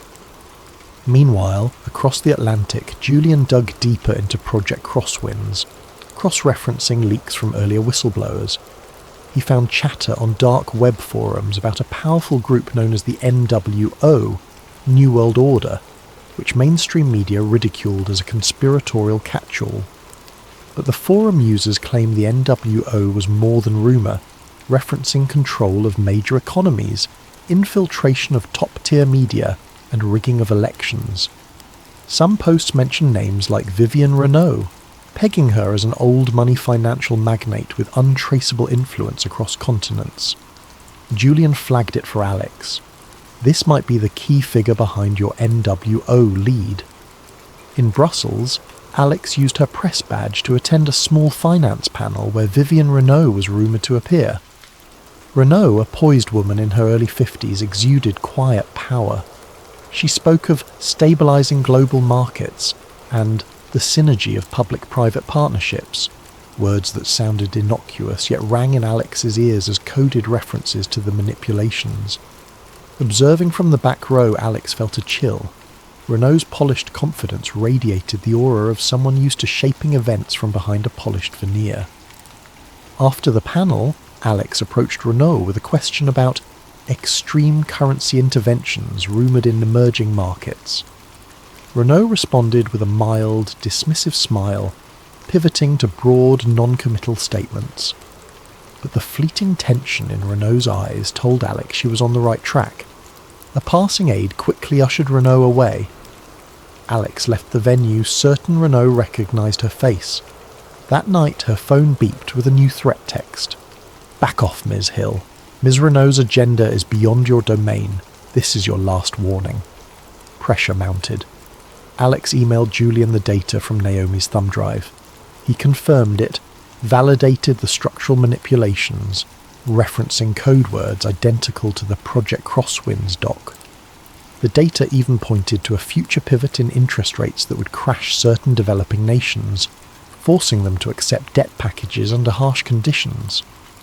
If the new dawn emerges, Julian typed, they effectively gain partial control of entire governments. Alarm blossomed in Alex. The scale was monstrous. She was just a freelance journalist with limited resources, confronting forces that dwarfed her. Could she realistically expose them? She realised she needed allies. She confided in Manny, a reluctant editor at Global Financial Watch, but Manny was panicked. "We can't publish unverified conspiracy talk. You'd ruin us. We'd face lawsuits from half the world's top banks, unless you have bulletproof evidence." She insisted the data was real. Manny demanded official confirmations or named sources, catch-22, given that naming Naomi might endanger her. Manny apologised, unwilling to risk the publication. Undeterred, Alex weighed an alternative, leaking it to bigger outlets or open-source sites, but that too might invite immediate retaliation. Soon after, a wave of sabotage hit. Alex's apartment was ransacked, her notes scattered, laptop stolen. She discovered a small black SUV parked near her building, its occupants eyeing her window. She suspected Raphael Bishop, the rumoured security enforcer for the NWO, was behind it. She recognised the name from glimpses in Project Crosswinds, describing a Bishop's security. Realising her personal safety was at stake, she relocated to a friend's spare room, keeping her location quiet. In a hidden online conversation, Julian pressed her to keep going. He wrote, "We can't let them scare us silent. If you have verifiable evidence and Naomi's data, we might unravel a global conspiracy. We just need to do it carefully. Maybe a bombshell release, widely shared in real time." Alex nodded at the screen, adrenaline spiking. The plan: gather enough to corner a top conspirator, forcing them to reveal the NWO scheme publicly, or secure a massive leak that evidence alone would confirm. but the conspirators wouldn't remain idle. As if to confirm that, a cryptic phone call reached Alex's temporary phone, a distorted voice, calm yet menacing. "We advised you to drop this. You're meddling in affairs that steer the world's destiny. Turn away, or you vanish." The call ended, leaving her shaking. She was resolute, though fear coursed in her veins. If the NWO truly manipulated entire economies for their shadowy vision, she couldn't simply walk away. Something in her moral compass demanded she press forward, no matter the cost.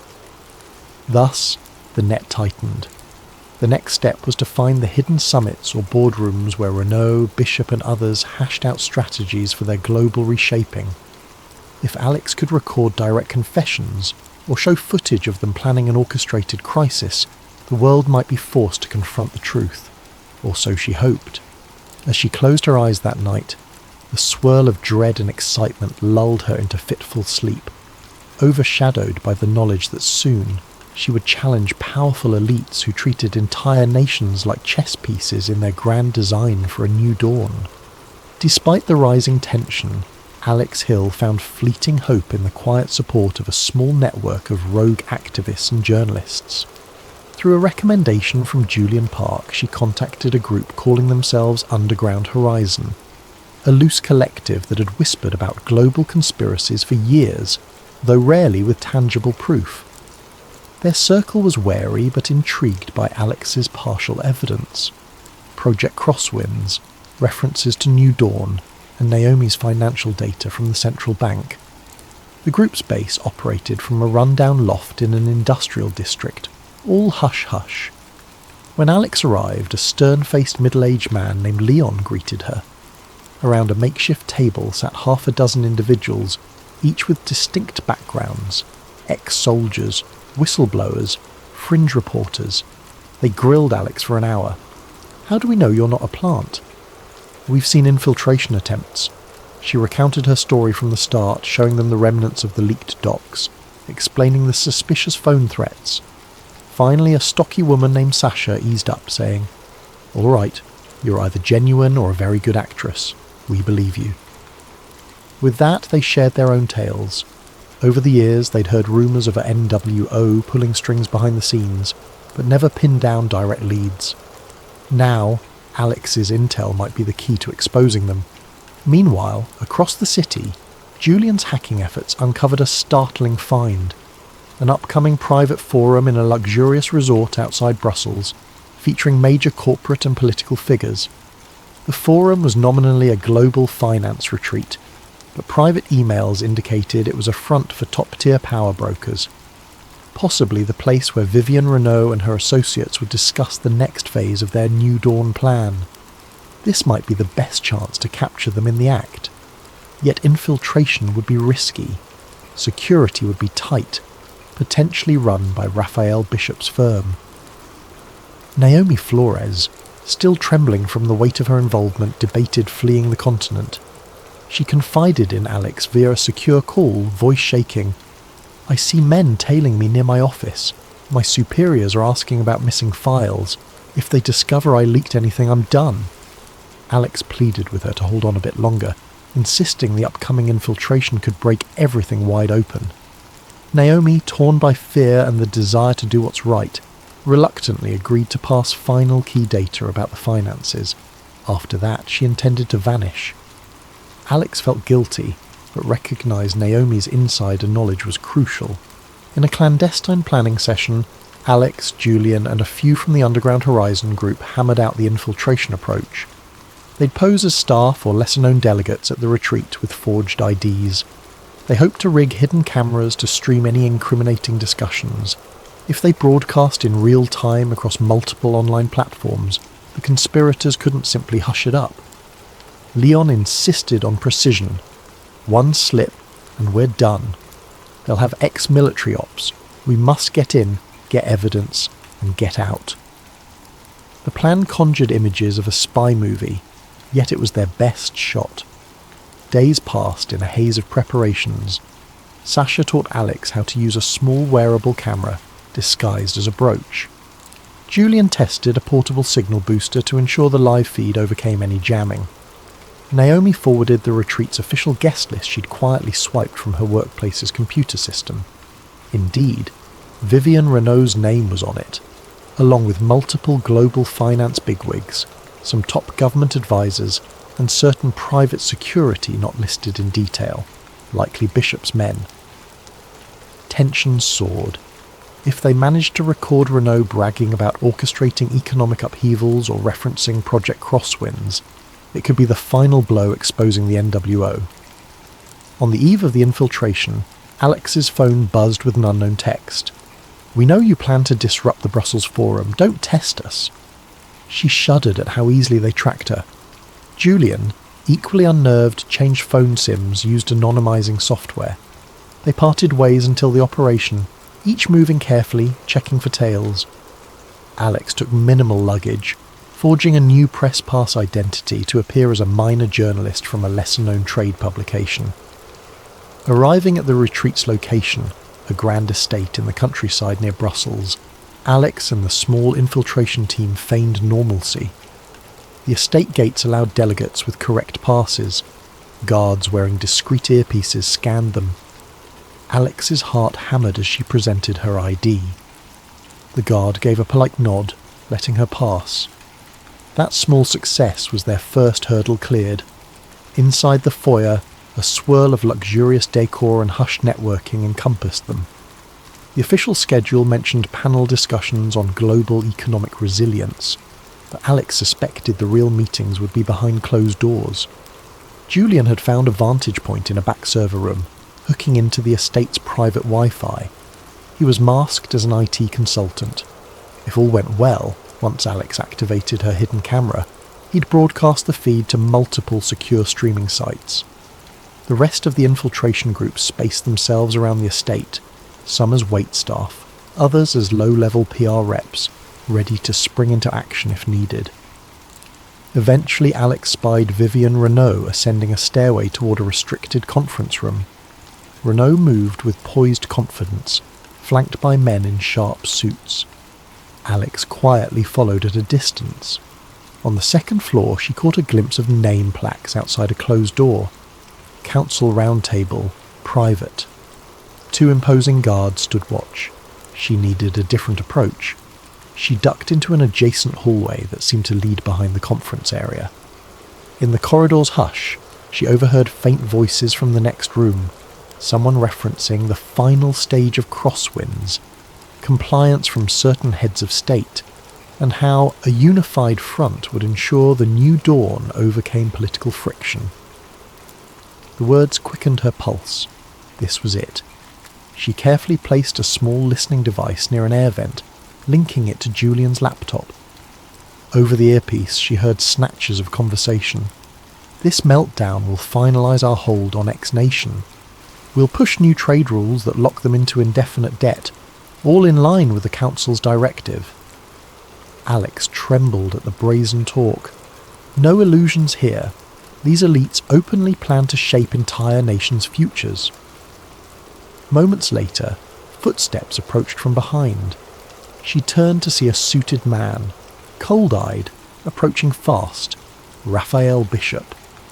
He recognised her from earlier research? Possibly. His face twisted with an angry sneer. "You? I warned you!" He lunged, grabbing for her. She managed to slip from his grip, but he shoved her harshly against the wall. Her heart thundered. The plan was unravelling. She had to get away, get to Julian's vantage point, or at least get the livestream started. At that precise instant, the faint hum from her earpiece signalled that Julian had begun streaming. She heard him whisper, "We're live. If you can get them to admit the agenda on camera, do it. The feed is rolling, but we need them on visuals." Summoning courage, Alex twisted away from Bishop, shouting, "You can't hide this. We have your entire plan on record." He advanced menacingly, but from behind him, a swirl of confusion erupted. Members of the infiltration team had triggered a distraction alarm. Bishop turned briefly, and Alex darted forward, slipping into the conference room's door just as it opened. Inside, a cluster of stunned delegates and Renault herself whirled to see who barged in. The next few seconds would decide everything. Could Alex broadcast definitive proof of the NWO conspirators revealing themselves to the world, or would they silence her on the spot? Alex Hill stumbled into the opulent conference room, breath ragged. Eyes of powerful figures turned upon her, men and women in tailored suits arrayed around a polished mahogany table. At the head sat Vivian Renault, her expression shifting from polite shock to an icy fury. Bodyguards near the wall started to move.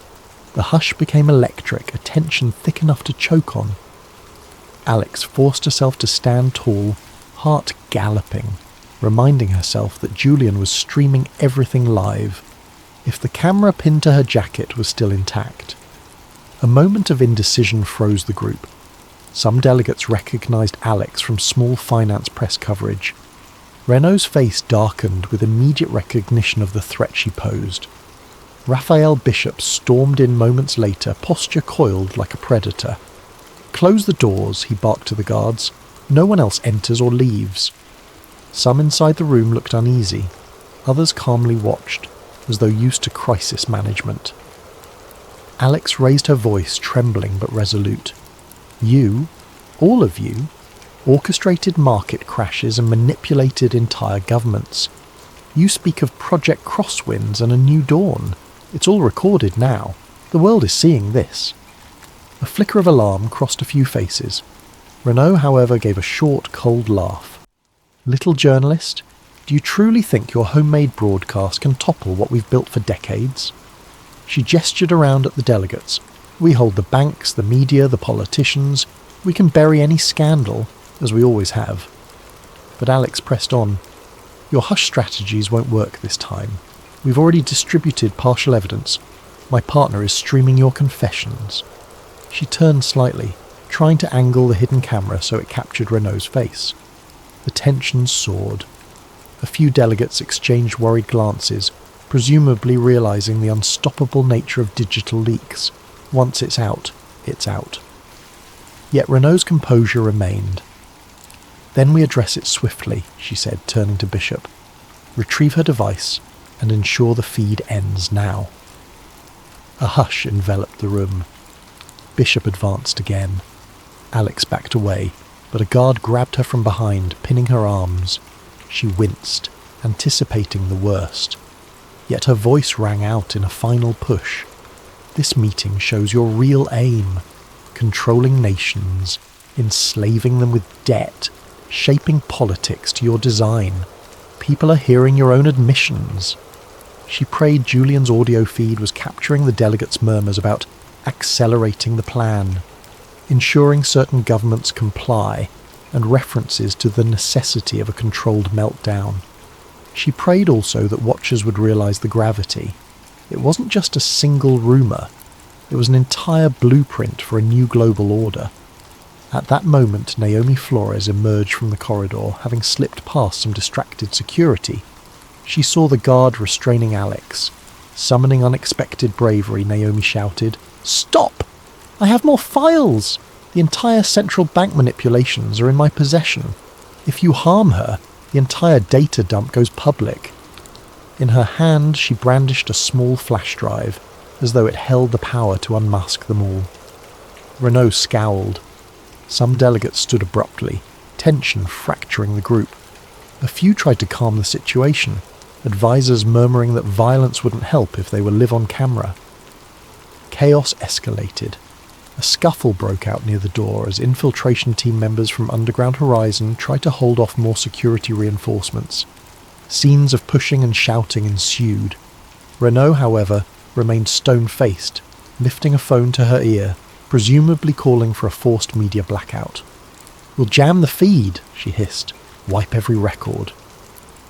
But outside, Julian Park had rigged multiple secure channels, ensuring at least partial streaming continued. The delegates began to realize they might be truly compromised. Desperate, Bishop tore Alex's jacket pocket open, prying free the small camera. He crushed it underfoot. But the damage was done. Some footage, possibly partial, might already be out. The question was whether Julian had enough time to broadcast the final confessions. Renaud glared at Naomi. "You'll regret your betrayal, Miss Flores." Naomi trembled, but her voice rose.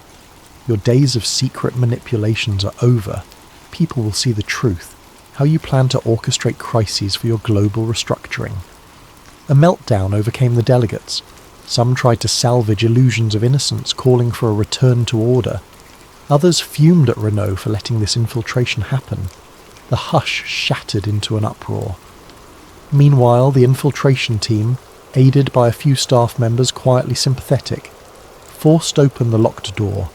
They dragged Alex free from the guard's hold. She gasped, rubbing sore wrists, half staggering. Scenes of a near brawl erupted in the corridor, but the infiltration team had cunningly prepared exit routes. Renaud realised her advantage was slipping. In a final attempt, she said, "Kill the feed, Bishop. Our networks can bury the footage. We only need to contain it." Bishop, scowling, hustled to the estate's security station, presumably to cut power or jam signals. But Julian was one step ahead, managing his rig from a hidden corner. He triggered a device that jammed the local jammers. The estate's entire electricity flickered. Lights sputtered, the building's internal network glitching. The result was confusion that let Alex, Naomi and others slip through the corridors heading for an exit.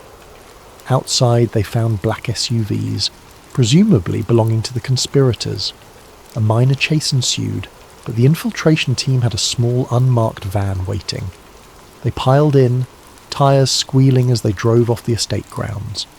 Inside the van, heart pounding, Alex saw Naomi huddled in a corner, tears on her face. The infiltration group was half shocked to have survived. One or two had minor injuries. Through a laptop link they heard Julian's panting breath. "I'm out a side door, got the feed to multiple channels. People are picking it up." Their momentary relief mingled with alarm at possible pursuit. They recognised the conspirators might still strike back. In the wake of the infiltration, the group regrouped in a safe house on the outskirts. They confirmed some portion of the meeting's audio-visual evidence had indeed been broadcast, or at least uploaded to multiple secure servers. If the public seized upon it and the mainstream media covered it, it could blow the conspirators' cover. But they needed watchers to believe. Some might dismiss it as another wild conspiracy video. The presence of high-profile voices naming crosswinds and talking about controlling entire economies might shift public opinion. Yet the fight was not over. The NWO had deep media infiltration. Renault's spin doctors would soon declare the footage doctored or claim it was a private philanthropic discussion. They might orchestrate a smear campaign labelling Alex and Naomi as criminals who illegally recorded a private philanthropic summit. Governments already in the NWO's pocket might back that narrative. Despite everything, the infiltration group felt a measure of triumph. They'd forced an admission. At least partial truths would light the flames of inquiry worldwide. Some individuals in power would fear that the unstoppable wave of public outrage might demand real accountability. Exhausted, Alex and Naomi sat together in the safe house lounge. Naomi whispered, "Do we truly stand a chance? Their influence is so vast." Alex, eyes still burning with adrenaline, responded, "We stand a chance because the truth is out there now. We just have to keep it from being buried." She reflected on the day's chaos, near capture by Bishop, the confrontation with Renaud, the break from illusions that the world was neatly ordered. They tried to shape a new dawn by stealth. Now, at least, we shine a light on them. Her words hung in the hush. She hoped the public would rally behind the revelations, but an undercurrent of uncertainty lingered, for the conspirators wouldn't simply vanish. As she closed her eyes for a moment, exhaustion weighed on her, but so did a steely resolve.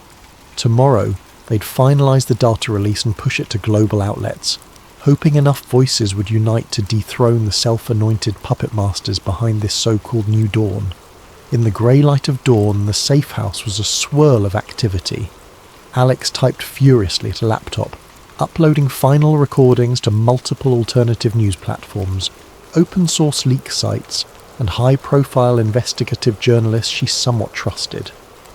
Meanwhile, Julian coded new encryption layers to ensure the files remained accessible even if some sites were forced offline. Naomi read through final datasets, verifying authenticity, her last contribution before she planned to slip away into hiding. Others from the infiltration group prepared statements summarising the summit infiltration, naming Vivian Renault and referencing Project Crosswinds. The plan was to bury the conspirators in a tide of evidence, making it impossible for them to contain the story. Within hours, the global reaction ignited. First, smaller online news sources ran with the story. Secret summits exposed, elite council plotting market crashes. Social media lit up with clips from the infiltration's hidden camera, capturing Renault and others speaking about our final steps to ensure compliance. Hashtags soared, outraged commentators demanding answers. At the same time, more established outlets hesitated, uncertain whether the footage was genuine. Some anchors declared it an elaborate hoax, yet the raw data and partial confessions from known corporate heads carried weight. The conspirators' crisis response flickered across live feeds, official statements calling the infiltration illegal espionage, labelling the group dangerous agitators. Tension soared. Naomi watched the headlines swirl, fear battling relief. "It's out. I just hope people believe it," she murmured. Alex assured her that the material was too detailed, too specific for easy dismissal. The public was already seeing mention of real code words matching financial anomalies. Even certain mid-level officials began stepping forward, acknowledging strange top-down directives in the last year. A few brave whistleblowers confirmed changes forced upon their agencies. Slowly but steadily, a mosaic formed. The puzzle's corners were visible, a shadowy organisation shaping policies behind the scenes. Vivian Renault, confronted by an avalanche of leak coverage, made a televised appearance. Dressed in a poised black suit, she tried to spin it. "These recordings are taken out of context from a private philanthropic meeting. We do not control world markets. This is a smear campaign by radical hackers." She exuded calm confidence, but viewers observed a flicker of strain in her eyes. Meanwhile, local police announced they were investigating the infiltration as a security breach. Calls for Renault's resignation from certain corporate boards began to surface. The conspirators had lost their cloak of anonymity, but still commanded massive resources to wage disinformation wars. Raphael Bishop lurked in the shadows. Rumours placed him near corporate offices in London, coordinating heavy-handed damage control. Some claimed he orchestrated blackmail or bribery to muzzle major media outlets. Others insisted he deployed private squads to silence key witnesses.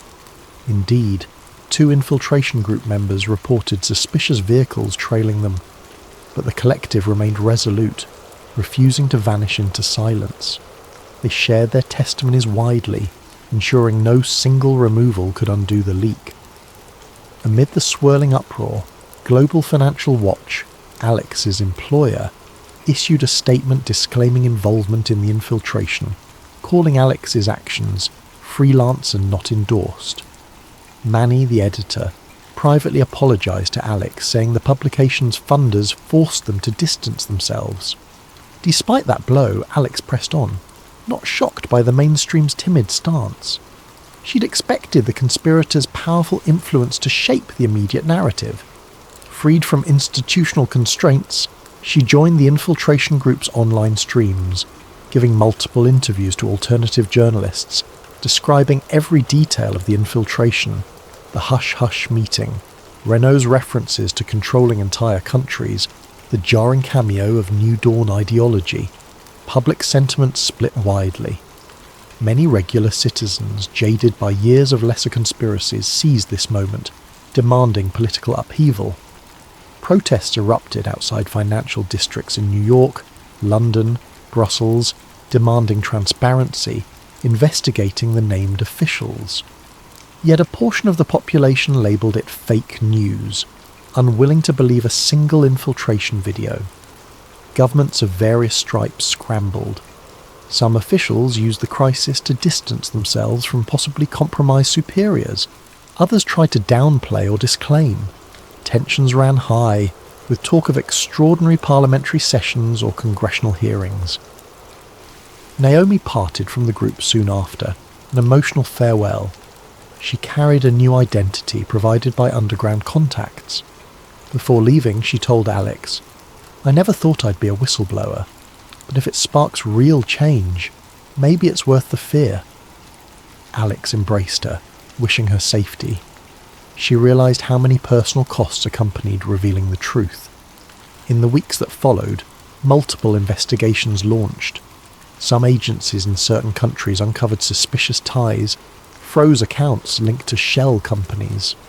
A few bankers were arrested or forced to testify about covert summits. The unstoppable swirl of events threatened the entire power structure of those who had quietly pulled strings for decades. Meanwhile, the conspirators mounted a fierce defence, claiming any wrongdoing was taken out of context. Yet the seeds were planted. For the first time, the public had a tangible impetus to question the illusions of free markets and democratic processes. As for Alex and Julian, they remained vigilant. The infiltration group still received sporadic harassment, troll campaigns online, sporadic physical intimidation. But the window of secrecy had slammed shut. The conspirators' hidden advantage was eroding under the glare of mass attention. Alex, holed up in a safe location, found time to reflect. She was no hero in her own eyes, just a journalist who refused to bury the truth. The meltdown forced upon the conspirators might not mean immediate dissolution of the NWO or their New Dawn plan, but it severely damaged them. They could no longer operate in pure shadows. One day, Alex joined a small press conference where, for once, mainstream outlets hesitantly covered the story. She took the mic, presenting conclusive references from the leaked data, ignoring the hostile questions from corporate-friendly reporters. She declared, "We've glimpsed how an elite circle manipulates markets, media, and governance. Even if some dismiss it, enough citizens have seen the evidence to demand accountability. The era of secret councils must end." Her words carried a measured conviction, overshadowed by the knowledge that fights for real reforms would follow. A few watchers clapped softly, a glimmer of public support. In the final analysis, the unveiling of Project Crosswinds and the infiltration event did not single-handedly topple every hidden power. Real change, if it came, would be incremental. Lawsuits, resignations, grassroots activism. Some conspirators might regroup under new names, spinning new illusions.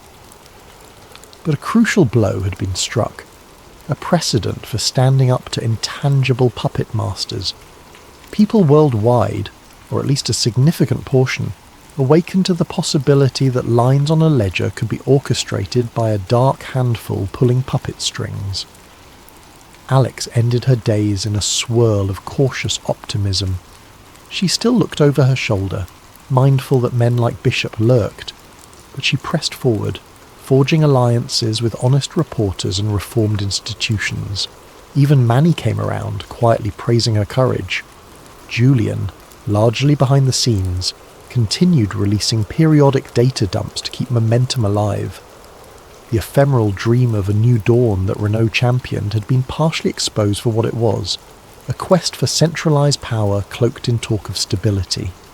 The public narrative might shift, inch by inch, toward genuine transparency. In a reflective final moment, Alex stood on a city balcony at dusk, gazing at the skyline lights. Despite the swirling controversies, the world carried on. She felt the gravity of what had been risked, her safety, Naomi's freedom, the infiltration group's well-being. Yet she also felt renewed purpose.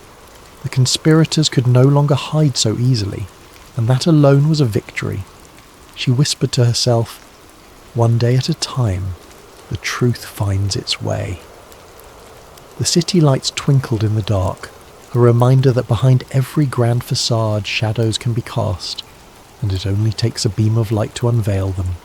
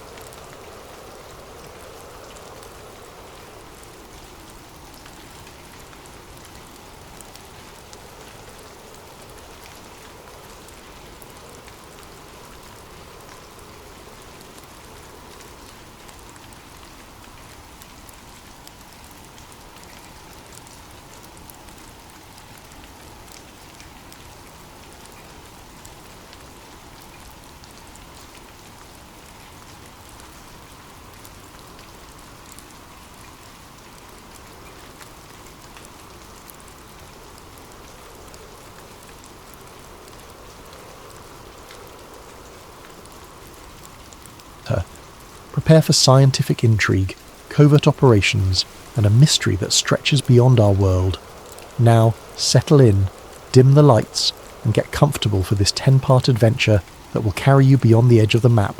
Let's begin.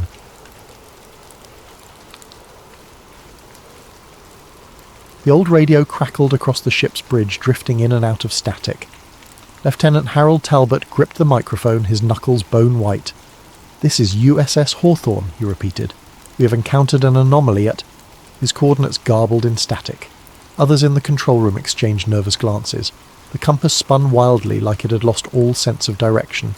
Through the porthole the sea churned with unnatural energy, and the horizon was black as if it had vanished into a void. Outside, the whine of the wind built to a roar. Then, cutting through the tumult, a startled voice shouted, "Lights! There, beneath the waves!" A half-dozen crewmen pressed to the windows. Sure enough, ribbons of pale, flickering radiance swirled under the roiling ocean. Some claimed it looked like an underwater craft. Others insisted it had to be exotic marine bioluminescence. Before anyone could gather sense or courage, the lights blazed in brilliant turquoise, illuminating the entire ship's hull from below. Talbot's last recorded words, barely audible over the crackle, were, We're being pulled in? God help." Then the broadcast ended. The USS Hawthorne vanished with eerie finality. When search teams arrived days later, no scrap of debris or shred of evidence floated on that calm expanse of ocean. The official Navy line chalked it up to a catastrophic storm.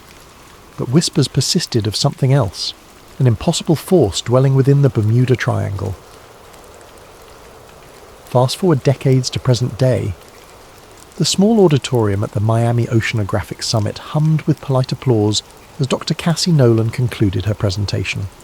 She was in her late 30s, with an air of quiet determination and a streak of stubborn curiosity.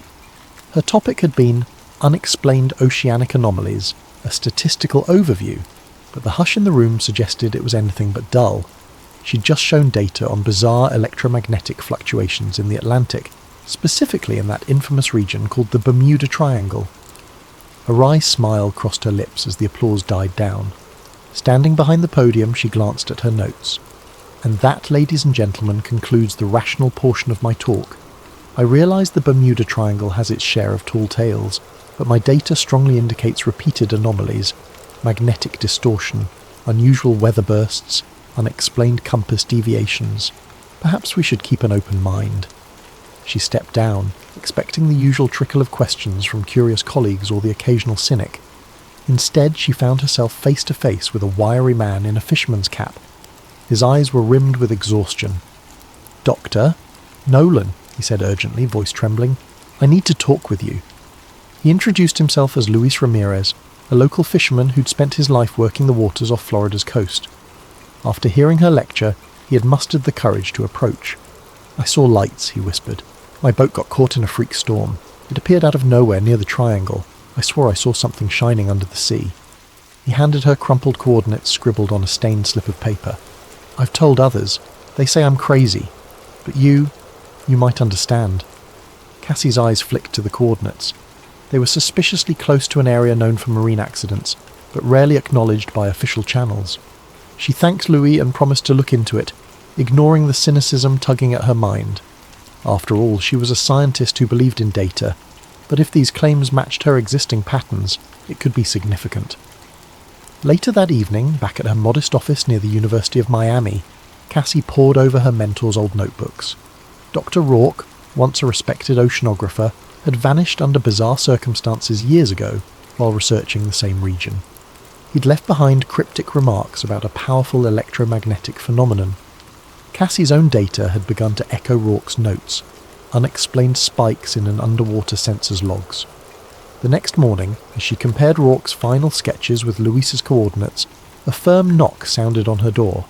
She opened it to find two men in suits, flanking a silver-haired woman with a crisp posture. The woman introduced herself as Agent Whitfield of a government bureau Cassie had never heard of. "Dr. Nolan," Whitfield began calmly, "we're aware of your interest in that region of the ocean. We strongly advise you to discontinue your investigations for your own safety. This area is classified under national security protocols." Cassie's brow furrowed. National security? We're talking about anomalous readings, not some nuclear facility. Whitfield's polite smile never wavered. The specifics are need to know, and you do not need to know. Consider this a friendly caution. We have no wish to see a brilliant mind squandered. Or threatened, Cassie interjected, voice taut. Whitfield shrugged. Interpret as you will. Good day, Doctor. With that, the trio turned and left, leaving Cassie stunned in her own doorway. Her heart hammered with equal parts fear and curiosity. Government interest in an oceanic anomaly. Something about it reeked of cover-up.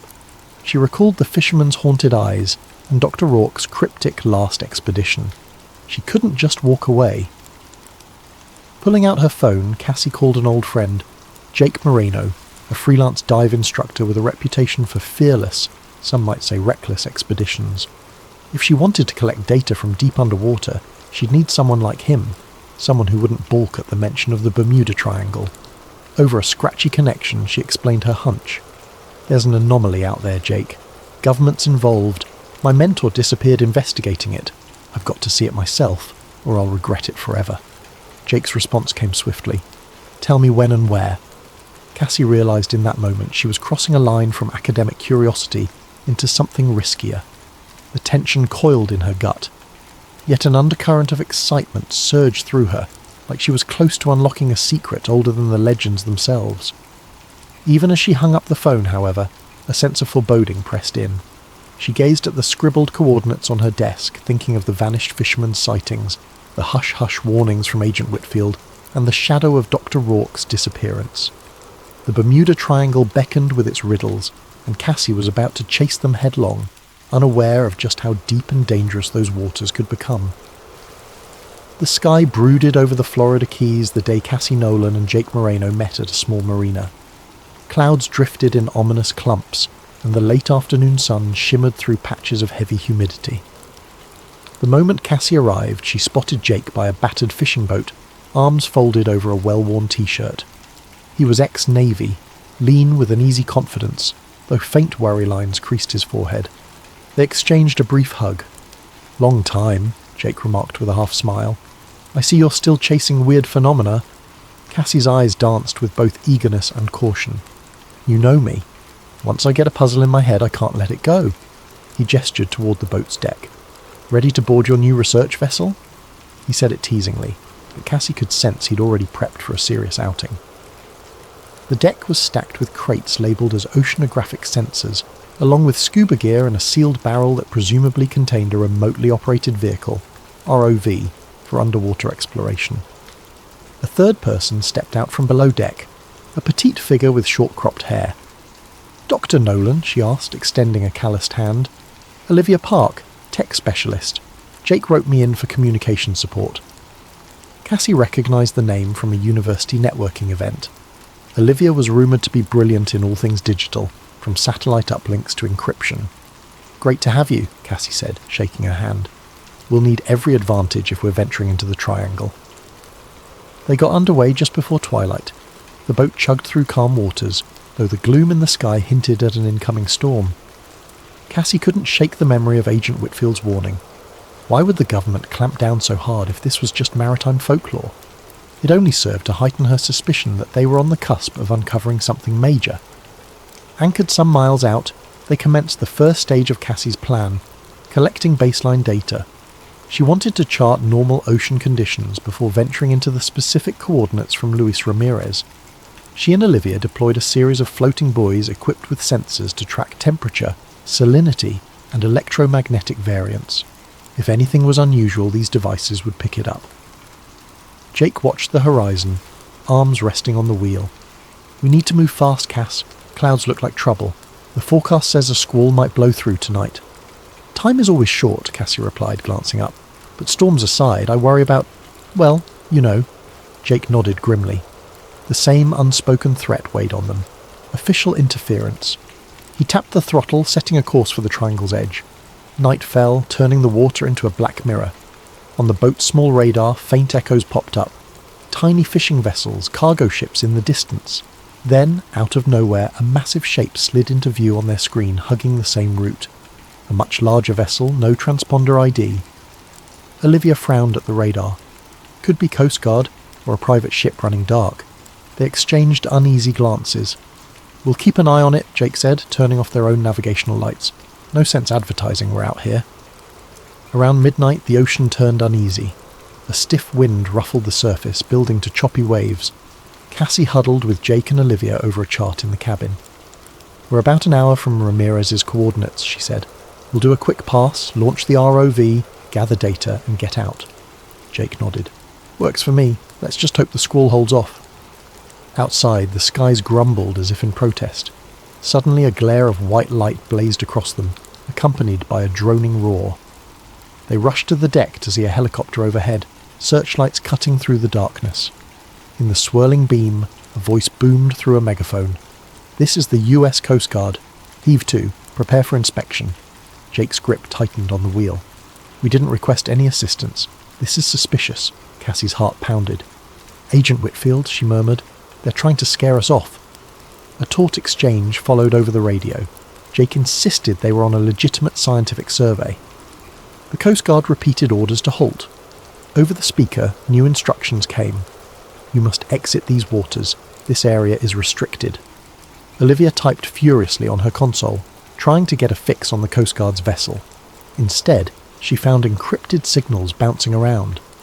"They're not exactly standard," she whispered to Cassie. "Something about their communications is off." Sensing a standoff, Cassie decided to parley. She radioed back, voice steady. "Understood, but we have a valid research permit from the University of Miami. We'll comply. Just give us some time to retrieve sensors." A tense beat passed. Then the helicopter circled once more, searchlight scanning them. "You have 1 hour to vacate. If you remain, we will enforce maritime security protocols." The rotor wash receded as the chopper veered away, presumably to monitor from a distance. Jake exhaled, beads of sweat on his brow. "An hour. That's barely enough time." Cassie clenched her jaw. This had to be intimidation, yet she refused to be turned back so easily. "We do a quick survey, then get out. If they chase us, we'll handle it."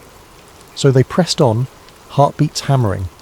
The helicopter's lights winked in the distance, a reminder of watchful eyes. As soon as they reached Ramirez's coordinates, they hurriedly launched the ROV, diving it into the inky depths. Cassie guided the controls and a video feed flickered on. Greenish water, swirling particulates, no sign of a seabed at these depths yet. Then the ROV sensors pinged, a slight electromagnetic fluctuation. Cassie's excitement soared. "We're picking up something unusual. Jake, keep us steady." Deeper the drone went.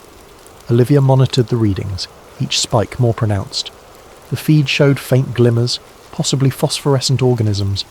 Suddenly the ROV camera caught a fleeting sparkle, a swirling pattern of lights, reminiscent of swirling plankton blooms but somehow structured. Cassie's breath caught. "Did you see that?" Switch to high-resolution mode. Before they could, the ROV feed sputtered. A wave of static fuzzed the screen, then it went dark. Simultaneously, the boat's lights flickered. The engine coughed. The entire vessel lurched as if buffeted by an invisible force. Outside, the wind rose to a roar. Jake cursed under his breath, wrestling with the controls. "We're losing power!" "Electromagnetic surge," Olivia shouted over the howling wind. "It's messing with our systems." Panic clawed at Cassie as the boat pitched in a violent wave. This wasn't a normal storm. She could almost feel an unseen presence roiling beneath them. In the swirling chaos, they scrambled to pull the ROV back up, but every instrument was going haywire. Suddenly, searchlights blazed again from above. The helicopter was back, its loudspeaker cracking with urgency. "This is your final warning." Lightning flashed, illuminating the water in a stark white glare. Cassie glimpsed swirling pockets of luminous plankton, or something else, just below the surface, swirling with the waves. Then, in a monstrous crash of thunder, the storm unleashed its fury in full force. Jake gunned the engine, trying to stabilize them. The NOAA-like sensors rang with error codes, and across the swirling black seas, Cassie thought she saw another set of lights, far off in the distance, a massive, shadowy shape half lost in the rain. It could be the Coast Guard vessel, or something else entirely. With no choice, they retreated, battered by waves and hammered by the storm. When they finally cleared the worst of it, the boat's systems began to stabilize. But half their gear was damaged, the ROV jammed, and all the data they'd gathered remained scrambled. They had risked everything for only glimpses of something incredible and very real. And yet, beneath her exhaustion, Cassie felt a surge of certainty. Whatever they'd encountered wasn't just local folklore. The Bermuda Triangle's phenomenon was real, and the government evidently knew more than it was letting on. Cassie was no longer driven by mere curiosity. She sensed a bigger truth lurking beneath those waves, something that might rewrite what humanity knew of its own oceans. The question was, how far would she go to reveal it, and how dangerous would the next step become? A restless night blurred into morning as Cassie, Jake and Olivia docked at a small, out-of-the-way marina. Each was soaked to the bone, clothes stiff with salt. Their battered boat drew a few curious stares, but the watchers quickly turned away, perhaps used to seeing battered vessels limping back from ill-advised adventures. They found a dingy diner near the docks, ordered strong coffee, and tried to make sense of the scrambled data. Olivia had salvaged what she could from the ROV's partial recordings. The monitor on her laptop flickered with jumbled frames, flickers of phosphorescent, swirling shapes, and then static. Jake rubbed a hand over his stubble. "We nearly got drowned out there, and for what?" Cassie's cheeks reddened. "I know it looked hopeless, but the readings, those spikes were massive. We confirmed there's a powerful electromagnetic field messing with electronics. That alone is worth investigating. Plus, we glimpsed lights underwater." Olivia sipped her coffee, eyes tired but focused. "Cassie's right. We might not have a perfect video, but the sensor logs show short bursts of electromagnetic flux. It's off the charts, something unnatural. The real question is, do we keep pushing?" Jake stared out the diner window at the drifting gulls. "We gave it a shot. The government made it clear they don't want us near. We can't just keep running from Coast Guard intercepts." Cassie clenched her jaw, rummaging in her satchel. She pulled out a tattered binder. "These are from Dr. Rourke, my mentor. He documented similar anomalies decades ago, but also references a hush-hush branch of the government. He suspected it was bigger than just random phenomena. He mentioned possible advanced technology." Olivia raised an eyebrow. "Advanced technology, as in alien? Or a lost civilization?" Cassie shrugged. He was ambiguous, but some references read like he believed there was an intelligence behind these anomalies, not just random magnetism. Jake tapped the table. "Look, I'm not thrilled about tangling with the feds again. We need a safer approach. Maybe we gather old logs from other ships, check any declassified archives. If we find a pattern, we can confront them with evidence." Cassie's eyes lit up. "Data approach. We can do that, but we can't do it alone." That's when Olivia piped up. "I know someone who can help. A friend in cybersecurity. She's resourceful at digging into government records, even ones behind multiple layers of encryption. Name's Helena. If there's a digital trail, she'll find it." They agreed. While Jake rested and handled repairs, Cassie and Olivia would head inland. They parted ways at the marina, with Jake promising to keep an eye on any suspicious watchers. Later that day, Cassie and Olivia sat in a cluttered apartment living room, the walls lined with computer monitors and electronics. Helena was a sharp-tongued hacker in her late 20s, sporting neon-dyed hair and an irreverent smirk. She listened to their story with surprise, then curiosity. "You want me to break into government servers and find references to Bermuda Triangle Anomaly, or Operation Hush Hush? This is high-risk stuff," Helena said, tapping out a staccato rhythm on a mechanical keyboard. "It's vital," Cassie insisted. "We just need leads, any hidden files from the past decades mentioning unexplained maritime incidents. Something to prove or disprove the official narrative." Helena sighed dramatically. "Fine, but if men in black suits show up at my door, I'm throwing you two under the bus." Olivia half grinned. "Deal." As Helena's screens flickered with lines of code, Cassie felt a mixture of excitement and apprehension. She recalled Agent Whitfield's stern visage, that unwavering voice. If they were crossing lines, the consequences could be dire. Hours passed in a tense hush, broken only by the clack of keys and Helena's occasional grunt. Finally, a triumphant beep rang out. "Got something," she whispered.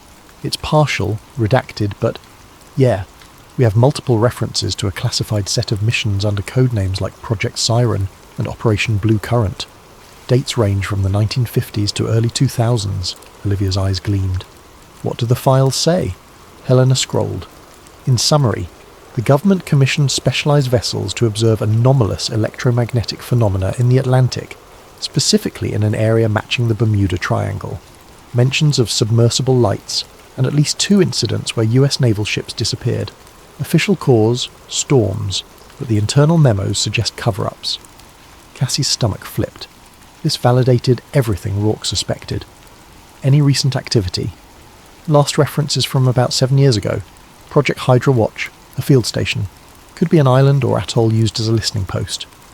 Helena turned the monitor around. Coordinates are partially blacked out, but I have a general region. It's about 70 miles from where you folks were last night. Cassie and Olivia exchanged a charged glance. A covert listening station in the Triangle? If it was still operational, that might explain the swift government response. Helena went on. One more interesting tidbit. Repeated mention of non-terrestrial possibility, flagged in these internal notes. The phrasing is vague, but it points to the suspicion of something not of Earth. A hush fell. Cassie's breath caught. The government had considered the possibility that the anomalies were alien in origin. Eager for more detail, they pressed Helena, but many files were heavily redacted. Accessing deeper levels triggers advanced security, she warned. We risk being traced if I push further. Cassie wanted to say, do it anyway, but she recalled Jake's warning about caution. This is enough for a lead, she concluded. We know they had missions to study these anomalies, and they suspect something extraordinary. That island base might hold physical evidence. Olivia nodded. We find it. We find proof. Helena ejected a flash drive, handing it over. Here's everything I got. Tread carefully. On the way out, Cassie thanked her. Despite the existential risk, a surge of excitement coursed through her. She had real, if partial, proof of official knowledge about the Triangle's mysteries. By dusk, Cassie and Olivia regrouped with Jake, who'd patched up the boat. We've got a location, Cassie announced, unfurling a rough chart. She pointed to a region of islets near the Triangle's perimeter. Somewhere in that archipelago is a deserted island used as a listening station. We find it. We find out what's going on. Jake studied the chart, lips pressed into a tight line. This is in the heart of the area. If the government's patrolling, it's going to be guarded.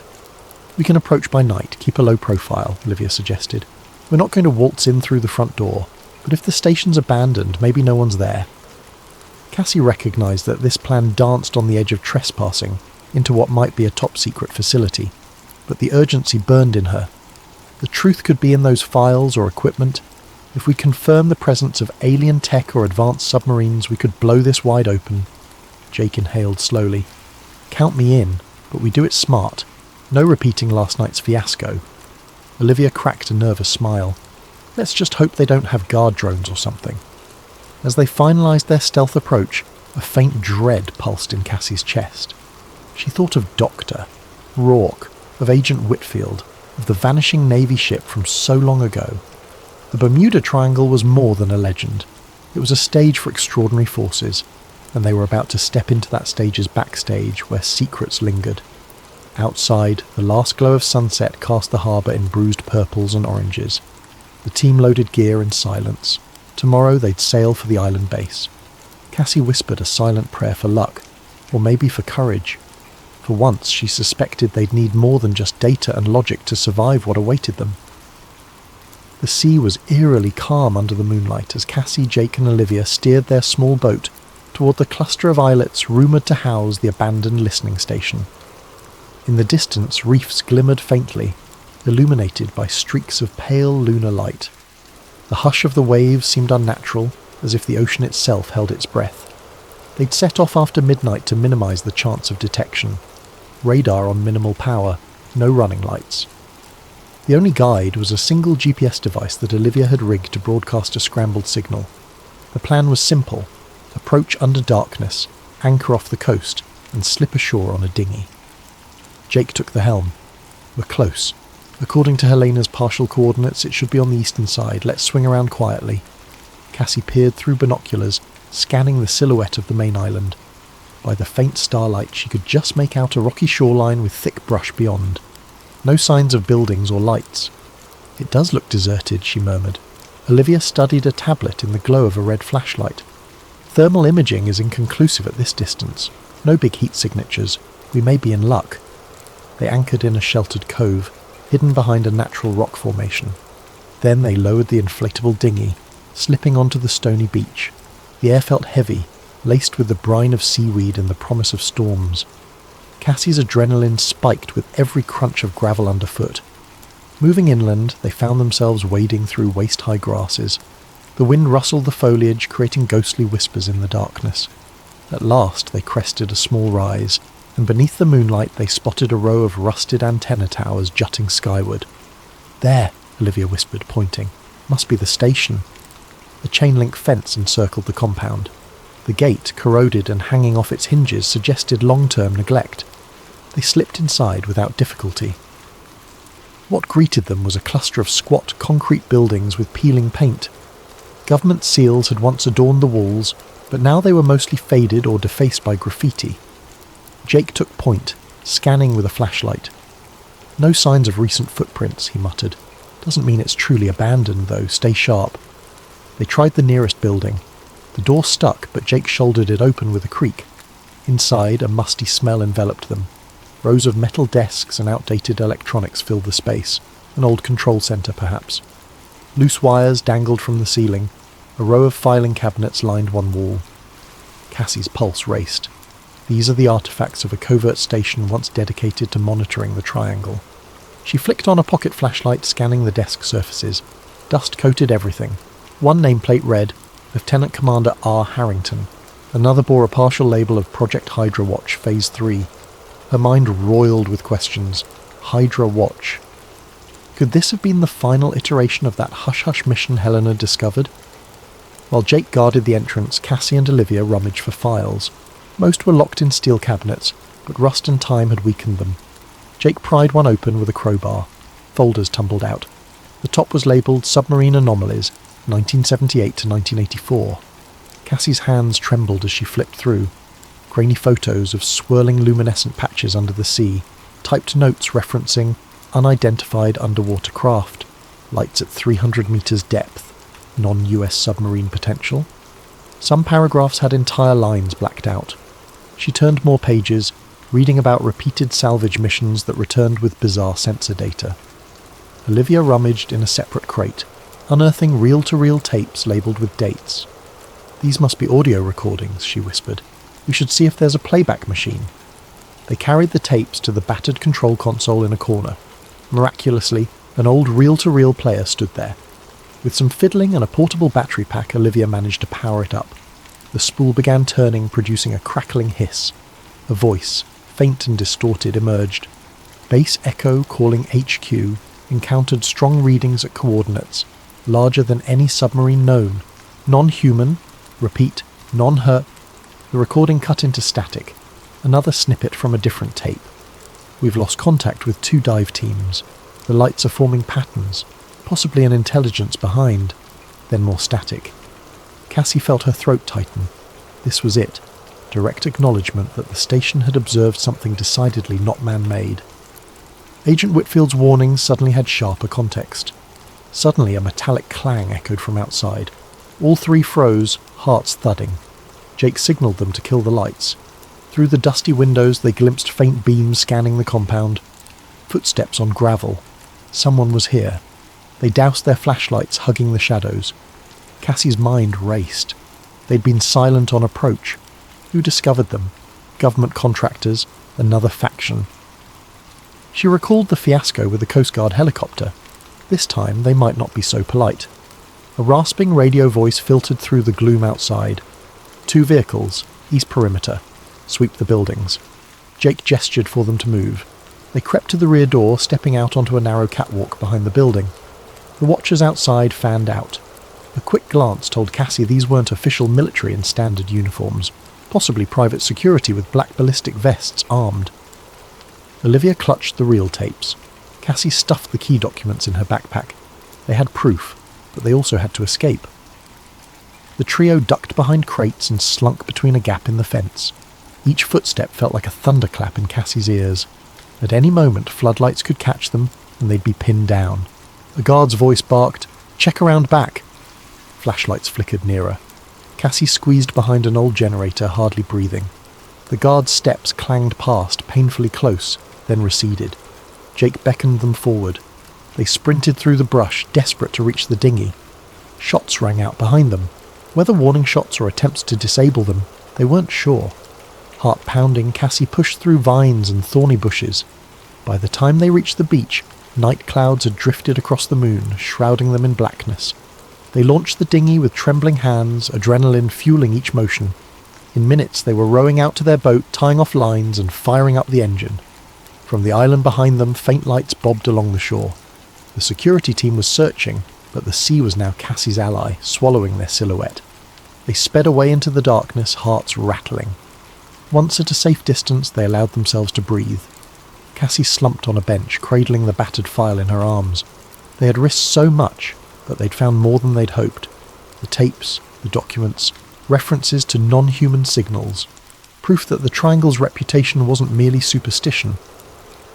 As they turned for open water, thunder rumbled in the distance. Cassie stared at the horizon, half expecting monstrous lights to rise from the depths. The island's outlines faded into night, but the sense of being hunted never left.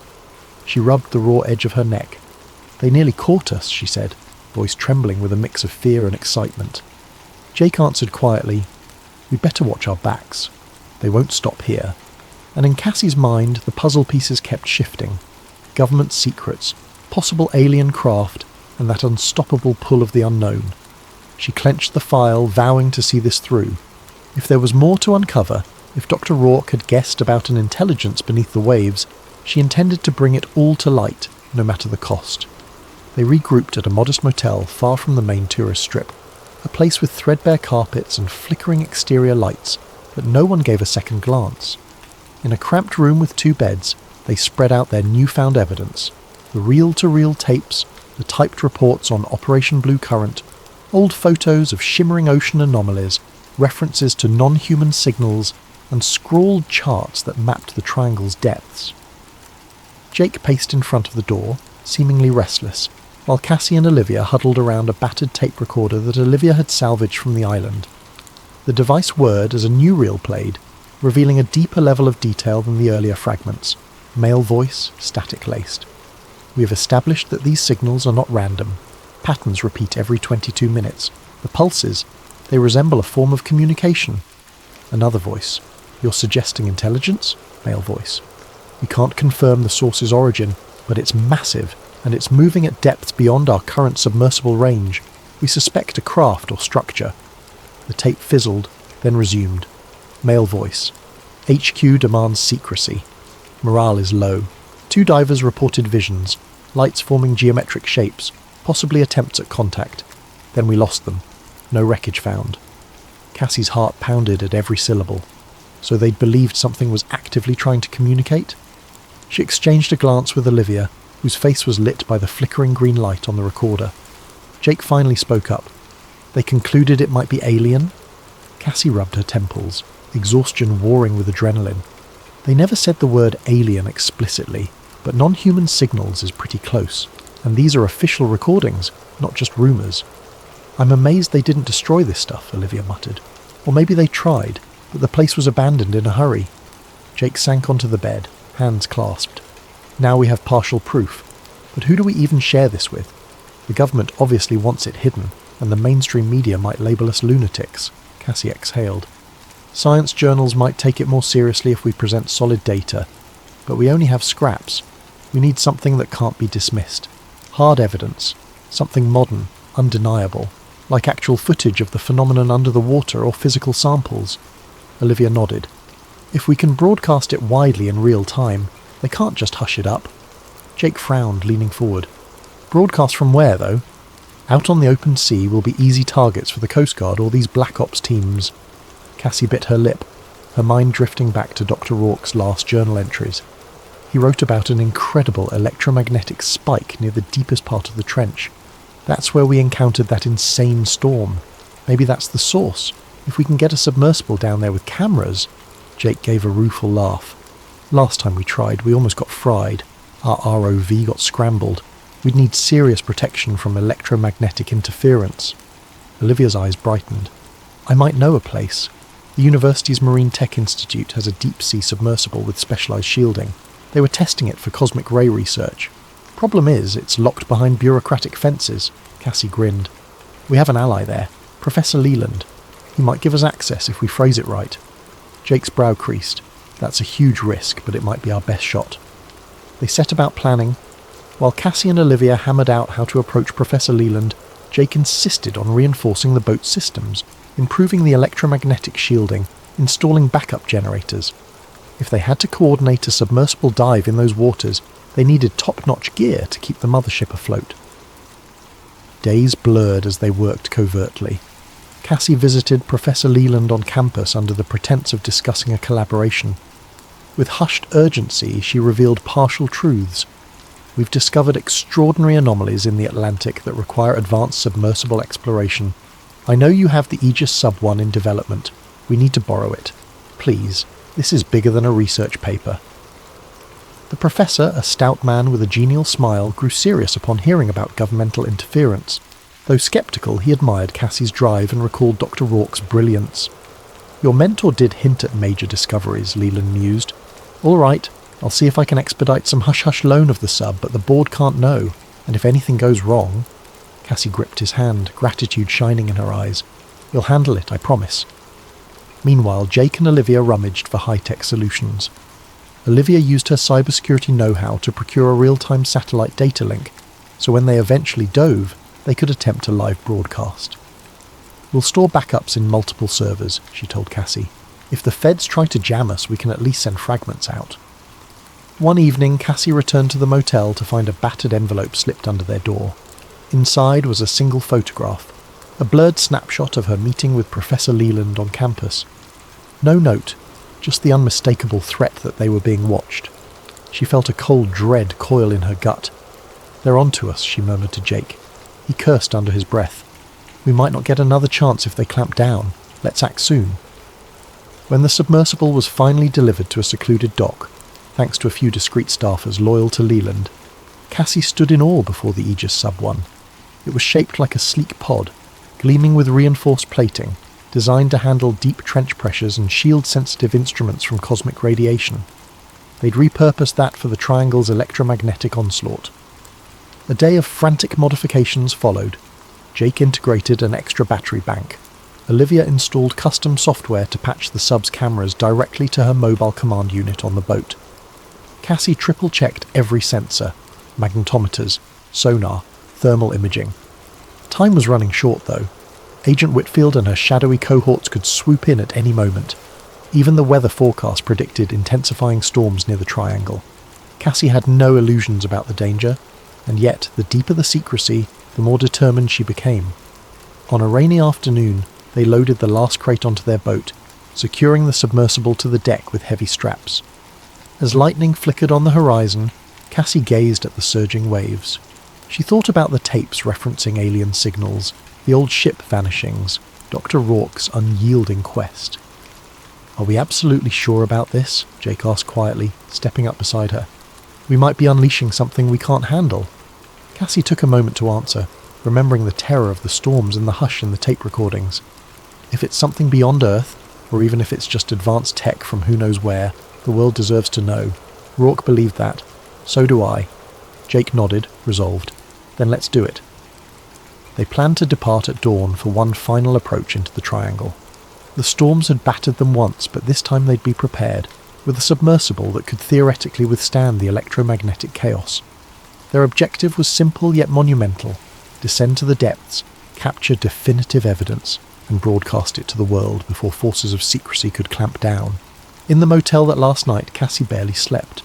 She lay awake imagining what might lurk beneath the ocean's surface, an alien craft slumbering in a watery tomb, or perhaps a living intelligence swirling in those hidden trenches.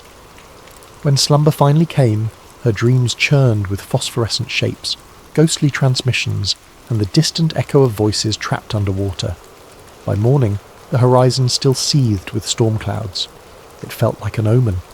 Yet they set off, hearts pounding into the swirling seas, armed with technology, determination, and the unwavering belief that truth, even the strangest truth, must eventually surface. Grey clouds hung low over the Atlantic, the wind carrying a briny chill as Cassie's expedition boat cut through the waves. The Aegis Sub-1 sat on deck, lashed down, its sleek hull glistening under intermittent drizzles. Jake steered into open water, while Olivia double-checked the communications rig in a sheltered corner of the deck. Cassie stood near the bow, scanning the horizon. This region was the heart of the Bermuda Triangle, an area that had frustrated explorers and enthralled storytellers for generations.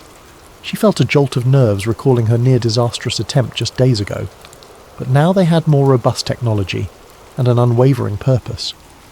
Once they reached the approximate coordinates gleaned from Dr. Rourke's notes and the old Project Hydra references, Cassie signalled for them to hold position. The boat's sensors beeped with an uneasy rhythm. Olivia's console showed subtle electromagnetic fluctuations, well above normal ocean background. Jake cut the engine, letting them drift. Wind's picking up, but not too bad yet, he observed, scanning the sky. Indeed, dark clouds scudded overhead, though the storm front seemed miles off. They wasted no time. Together they manoeuvred the submersible crane, lowering the Aegis Sub-1 into the water. The sub bobbed, tethered by a thick cable that connected to the boat's power lines and data. Once Cassie and Jake climbed inside its cramped cockpit, they sealed the hatch. Through a small viewport, the watery expanse beckoned, dark and infinite. Olivia's voice crackled through an earpiece. "I'm reading you loud and clear. Try to keep communication short so the link doesn't overload if the electromagnetic surges spike." Jake ran through final checks. Oxygen levels, thruster controls, lighting systems. "All good. Let's submerge." A mechanical hum vibrated through the hull as the sub began descending. Water streamed past the acrylic dome windows, transitioning from bright surface blues to a dim green twilight. Cassie's heart pounded in time with the pressure gauge climbing. She glanced at the instrument panel, specifically the magnetometer. Already it was dancing. They sank deeper, the temperature dropping. At 100 meters, fish flitted by in shimmering schools. At 200, the sunlight faded to near black, replaced by the sub's floodlights. Cassie scanned for any sign of unusual objects or luminous phenomena. "Nothing yet," she murmured, keeping the tension from her voice. Jake advanced the thrusters, guiding them farther into the trench. A cloud of sediment drifted up, swirling around them. The sub's sonar pinged, revealing the seafloor dropping sharply ahead. Cassie felt a jolt of adrenaline. "We're nearing the major drop-off. Let's keep a steady rate of descent." Back on the boat, Olivia's console beeped with an urgent tone. "Cassie, Jake, picking up a spiking electromagnetic field. Watch your instruments." Inside the sub, the lights flickered momentarily. Jake cursed, adjusting a dial. "Shielding's active, but the surge is strong." Then, out of the gloom, they glimpsed a faint glow far below. Cassie pressed her face to the viewport. "Do you see that?" she whispered. A pale, bluish luminescence shimmered at the edge of visibility. Jake angled the sub's cameras. On the overhead screen, the glow took shape. A series of patterns, almost like drifting curtains of light. "Could be some strange bioluminescent algae," he speculated. Cassie felt goosebumps prick her arms. "Let's get closer." Cautiously they descended. The glow intensified. Streams of luminous particles twisted in what looked like a geometric swirl, almost too organised to be a natural marine phenomenon. The sub's instruments crackled. Cassie tapped the camera feed button, beaming the images topside to Olivia. "Receiving partial feed," Olivia's voice came faint. "It's glitchy, but... oh my god, I see it. That's not normal plankton." At around 400 meters, the sub's sonar picked up a large structure on the ocean floor. Massive, metallic. Jake slowed their approach, shining the sub's powerful headlights. Across the screen, a curved expanse of what looked like dark metal or alloy came into view. Barnacles clung to portions, but large swaths shimmered smoothly. Cassie's pulse thundered. This is no mere rock formation. They edged closer. Some parts of the structure jutted upward in spire-like formations. Others lay partially buried in sediment. Even at first glance it looked too symmetrical, too artificial to be a random undersea ridge. Cassie's mind raced. Could it be a downed craft? Possibly an advanced submarine, or something far beyond known technology? Jake guided them around a protruding ridge, and they beheld a deep indentation, like an entrance or portal. A faint glow emanated from within, pulses of light that matched the swirling luminescent patterns outside. "We have to record this," Cassie breathed, activating high-resolution cameras. "Liv, are you getting this?" Static hissed in their earpieces. Olivia's response was broken. In and out. Massive data surge. "Keep filming." Suddenly a wave of energy hit. The sub's power flickered. Instruments spiked red. Alarms blared and Cassie fought to steady the controls. Jake cursed, pushing the shield generator to maximum. The entire sub shuddered. Through the viewport, the swirling luminescence escalated, spinning faster around the structure.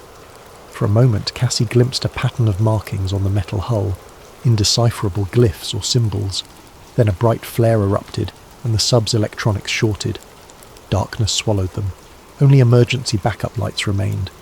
Cassie's heart hammered in the pitch black. "Jake, systems are down." He fumbled with manual resets. "We have partial life support, trying to reboot main power." Outside, the swirl of lights continued. Cassie's stomach twisted at the notion that whatever lay in that structure might be reacting to their presence, or was it sending a signal somewhere else? Gradually, some instrumentation returned. Jake managed to restore basic thrusters. The sub's external cameras flickered on momentarily. "We should ascend," he insisted. "We can't risk being stuck down here." Cassie yearned to explore further. The structure beckoned with unspoken secrets, but rationality won out. They had enough footage to prove something extraordinary. "Let's go," she agreed. They rose through the water column, battered by intermittent electromagnetic pulses that threatened to sabotage them at every turn. When they finally breached the surface, the sea greeted them with lashing rain and roiling waves. Above, thunderheads seethed, and lightning forked across the sky. Jake navigated the sub back to the mothership, where Olivia helped winch it aboard amidst the rising storm. The instant the hatch opened, Cassie sputtered out breathless words. "We found a craft, or structure. Definitely not natural. We have footage, though it's glitchy." Olivia's eyes were wild with excitement and worry. "I caught partial glimpses, enough to show a massive artificial object down there." But their triumph was short-lived. Through the sheets of rain, a series of lights approached on the water's surface, multiple vessels closing in fast. Cassie recognised the silhouette of a military-style boat. The radio crackled with an authoritative voice. "Vessel, stand down. You're ordered to surrender your submersible and any collected data." Jake's knuckles whitened on the boat's throttle. "We've got company!" Lightning illuminated the menacing outlines. Cassie's mind reeled. They had the evidence of a lifetime, but the government wasn't about to let them broadcast it freely. The ocean pitched violently, as if echoing the tension. "We have to protect the footage," Olivia shouted over the gale. "I'll start uploading right now." Cassie nodded, adrenaline surging. The final confrontation had arrived. Whether they escaped or not, the truth could still get out, unless these forces managed to silence them first. Rain pounded the deck in relentless sheets as the ominous vessels drew nearer. Cassie, Jake and Olivia braced themselves against the howling wind. The searchlight sweeping across the waves reminded Cassie of the earlier run-ins, but this time it felt more final, like a net closing around them. Olivia hunched over her console under a tarp, fingers flying over the keyboard. "I'm initiating the data dump to multiple secure servers," she hollered. "If they jam us, we lose the real-time broadcast. We still have local copies on drives, but that's risky." Jake exhaled sharply, scanning the boat's limited arsenal. They had no real weapons, just a few flares and a handheld emergency kit. "We can't outrun a naval vessel in this storm," he gritted, "but maybe we can stall them long enough for the upload." Cassie felt a swirl of dread and determination. She clutched the submersible's camera module, which contained the crucial raw footage. If all else failed, they needed to protect that hardware. Leaning into the wind, she keyed the radio. "Unidentified vessel, this is a civilian research craft. We are in distress from the storm. We have no contraband or..." A harsh voice interrupted. "Cease transmissions. Power down your equipment. Prepare to be boarded." A surge of panic struck her. They were going to confiscate everything. Cassie's eyes snapped to Olivia. "Keep the data flowing, no matter what." A spotlight swept across their deck, and they saw the outlines of armed men in black tactical gear on the approaching boat. The staccato bark of a loudspeaker. "Shut down communications or face immediate action." Jake revved the engine in a desperate attempt to shift the boat's position, but a massive wave rocked them, nearly capsizing. The storm had grown furious, waves cresting at 8 or 10 feet. Salt spray stung Cassie's eyes as she scrambled to hold onto the railing. Up on the makeshift command station, Olivia cursed. "They're jamming part of the signal. Upload speed is dropping." Lightning flashed. In that momentary glare, Cassie glimpsed something else stirring in the distance. A swirl of luminescence beneath the surface, reminiscent of what they saw deeper down. Could it be that the submerged structure was activating again, fueling the storm or intensifying it? Suddenly a smaller speedboat peeled off from the main vessel, cutting through the waves toward them. Gunmen stood at the bow. Cassie's stomach lurched. She heard a crack. Gunfire. Or was it the thunder? Jake spun the wheel, but the surging sea left them at the mercy of the storm. The speedboat drew alongside, lines thrown, grappling hooks clattering against the deck. Within seconds, armed figures began hauling themselves aboard. Lightning illuminated one figure stepping forward, gun raised. Even through the rain, Cassie recognised a face. Agent Whitfield.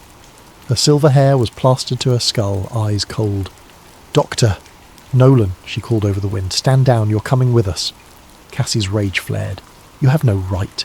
We're in international waters, investigating a natural phenomenon." Whitfield's expression hardened. "This is beyond your pay grade. Hand over all data and equipment immediately." Jake moved to intervene, but two other agents trained their rifles on him. Olivia, trembling, hovered near her console. "We've already transmitted some of it," she spat. "You're too late." Whitfield's gaze flicked to the overhead radio mast. With a curt nod, she signalled her men, who slashed cables, yanking out modules. Sparks flew as the boat's primary radio and data link severed. Olivia let out a cry, yanking the laptop from the surge protector just before an agent seized it. With guns pointed, Cassie and Jake were herded toward the stern. Whitfield advanced on Olivia, wrenched the laptop away. "No more transmissions," she hissed. "And the submersible data, where is it?" Cassie's mind raced. She had the camera's raw storage in a waterproof case strapped inside the sub's cockpit. If they discovered that, everything was lost. She prayed it remained hidden amidst the chaos. She decided to confront Whitfield directly. "You saw our recordings, didn't you? The storm, the structure below. Why hide it?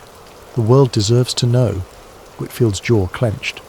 "Doctor, Nolan, this is about preventing mass panic and safeguarding national security. If you understood the stakes, you'd realise we're protecting you from forces you cannot fathom." A colossal wave slammed the boat, nearly sending everyone sprawling. The agent with the laptop lost his balance, and the device crashed onto the deck, skittering dangerously close to the railing. At that same moment, a flash of brilliance erupted from the ocean behind them. Cassie stared in awe as swirling lights broke the surface, dancing like ghostly will-o'-the-wisps. Thunder boomed overhead, and the sky seemed to open in a torrent of rain. Whitfield's men balked, momentarily transfixed by the eerie spectacle. That gave Jake the opening. He lunged forward, knocking aside one rifle. Shots rang out into the air. Cassie dropped to the deck, adrenaline pounding. Olivia scrambled for the laptop, grabbing it before it could slip into the sea. Another agent lunged, tackling her. Cassie rushed to help, but was seized by a burly operative who pinned her arms. Lightning illuminated the water once more, revealing those otherworldly luminescent spirals. They seemed to pulse in a deliberate pattern, the same pattern Cassie had seen on her sub's instruments. The storm howled louder, as if nature itself mirrored the fury of the confrontation. Suddenly a deep, thrumming vibration coursed through the hull, nearly toppling everyone. The boat's metal fittings rattled. Whitfield's eyes widened in alarm, and she shouted orders. "Retreat to our vessel! Everyone, we're pulling out!" Cassie guessed the anomaly was intensifying. Agent Whitfield's men grabbed her and Jake forcibly. They motioned to Olivia, but she clung to the boat's railing, refusing to budge. That's when the ocean near the stern erupted in a colossal whirlpool. The swirling lights coalesced in an eerie ring. Another pulse hammered the boat, disabling electronics. The lights on the deck flickered out. Whitfield's expression finally cracked with genuine fear. She stared at the mesmerising vortex. "No, not now," she muttered, as if she had suspected something like this but prayed it wouldn't happen. The swirling overcame the rudder, spinning the boat in a slow circle. Cassie felt the agent restraining her lose his grip, staggering. She seized the moment, broke free and lunged to help Olivia, who was pinned by an operative. Jake slammed a guard with an elbow, sending the rifle clattering. The sea pitched the deck violently. Another swirl of lights rose, forming a halo around the boat. Cassie's hair stood on end from the static charge in the air. She looked up at the roiling sky, pulses of lightning dancing overhead. Shots rang out again. Whitfield's voice, "Hold your fire! We need them alive!" But it was too late. A monstrous wave crashed over the rail, sweeping gear and men alike. Cassie felt herself lifted by the wave, tumbling in cold chaos. She flailed, grasping at the slick deck as water rushed past. She glimpsed Jake clinging to a stanchion, Olivia lost in the swirl, Whitfield's men being tossed by the wave. The boat rolled precariously, half submerged in the watery madness. In a final deafening crescendo of thunder, the swirling lights flared. Cassie could only watch in breathless terror as an impossibly bright glow engulfed them. For a heartbeat, it felt like the ocean floor yawned open, pulling them into some other realm. Then darkness. Warmth on Cassie's cheek pulled her from unconsciousness. She opened her eyes to see pale sunlight filtering through tattered clouds. Pain throbbed through her limbs. She tasted salt on her cracked lips. She lay sprawled on a deck strewn with debris and seaweed. The boat seemed battered but afloat, listing slightly. A groan from nearby. Jake lay under a broken crate, bruised and coughing. Slowly she crawled over to help lift it. "You alive?" she whispered. He grimaced, pressing a hand to his ribs. Alive enough.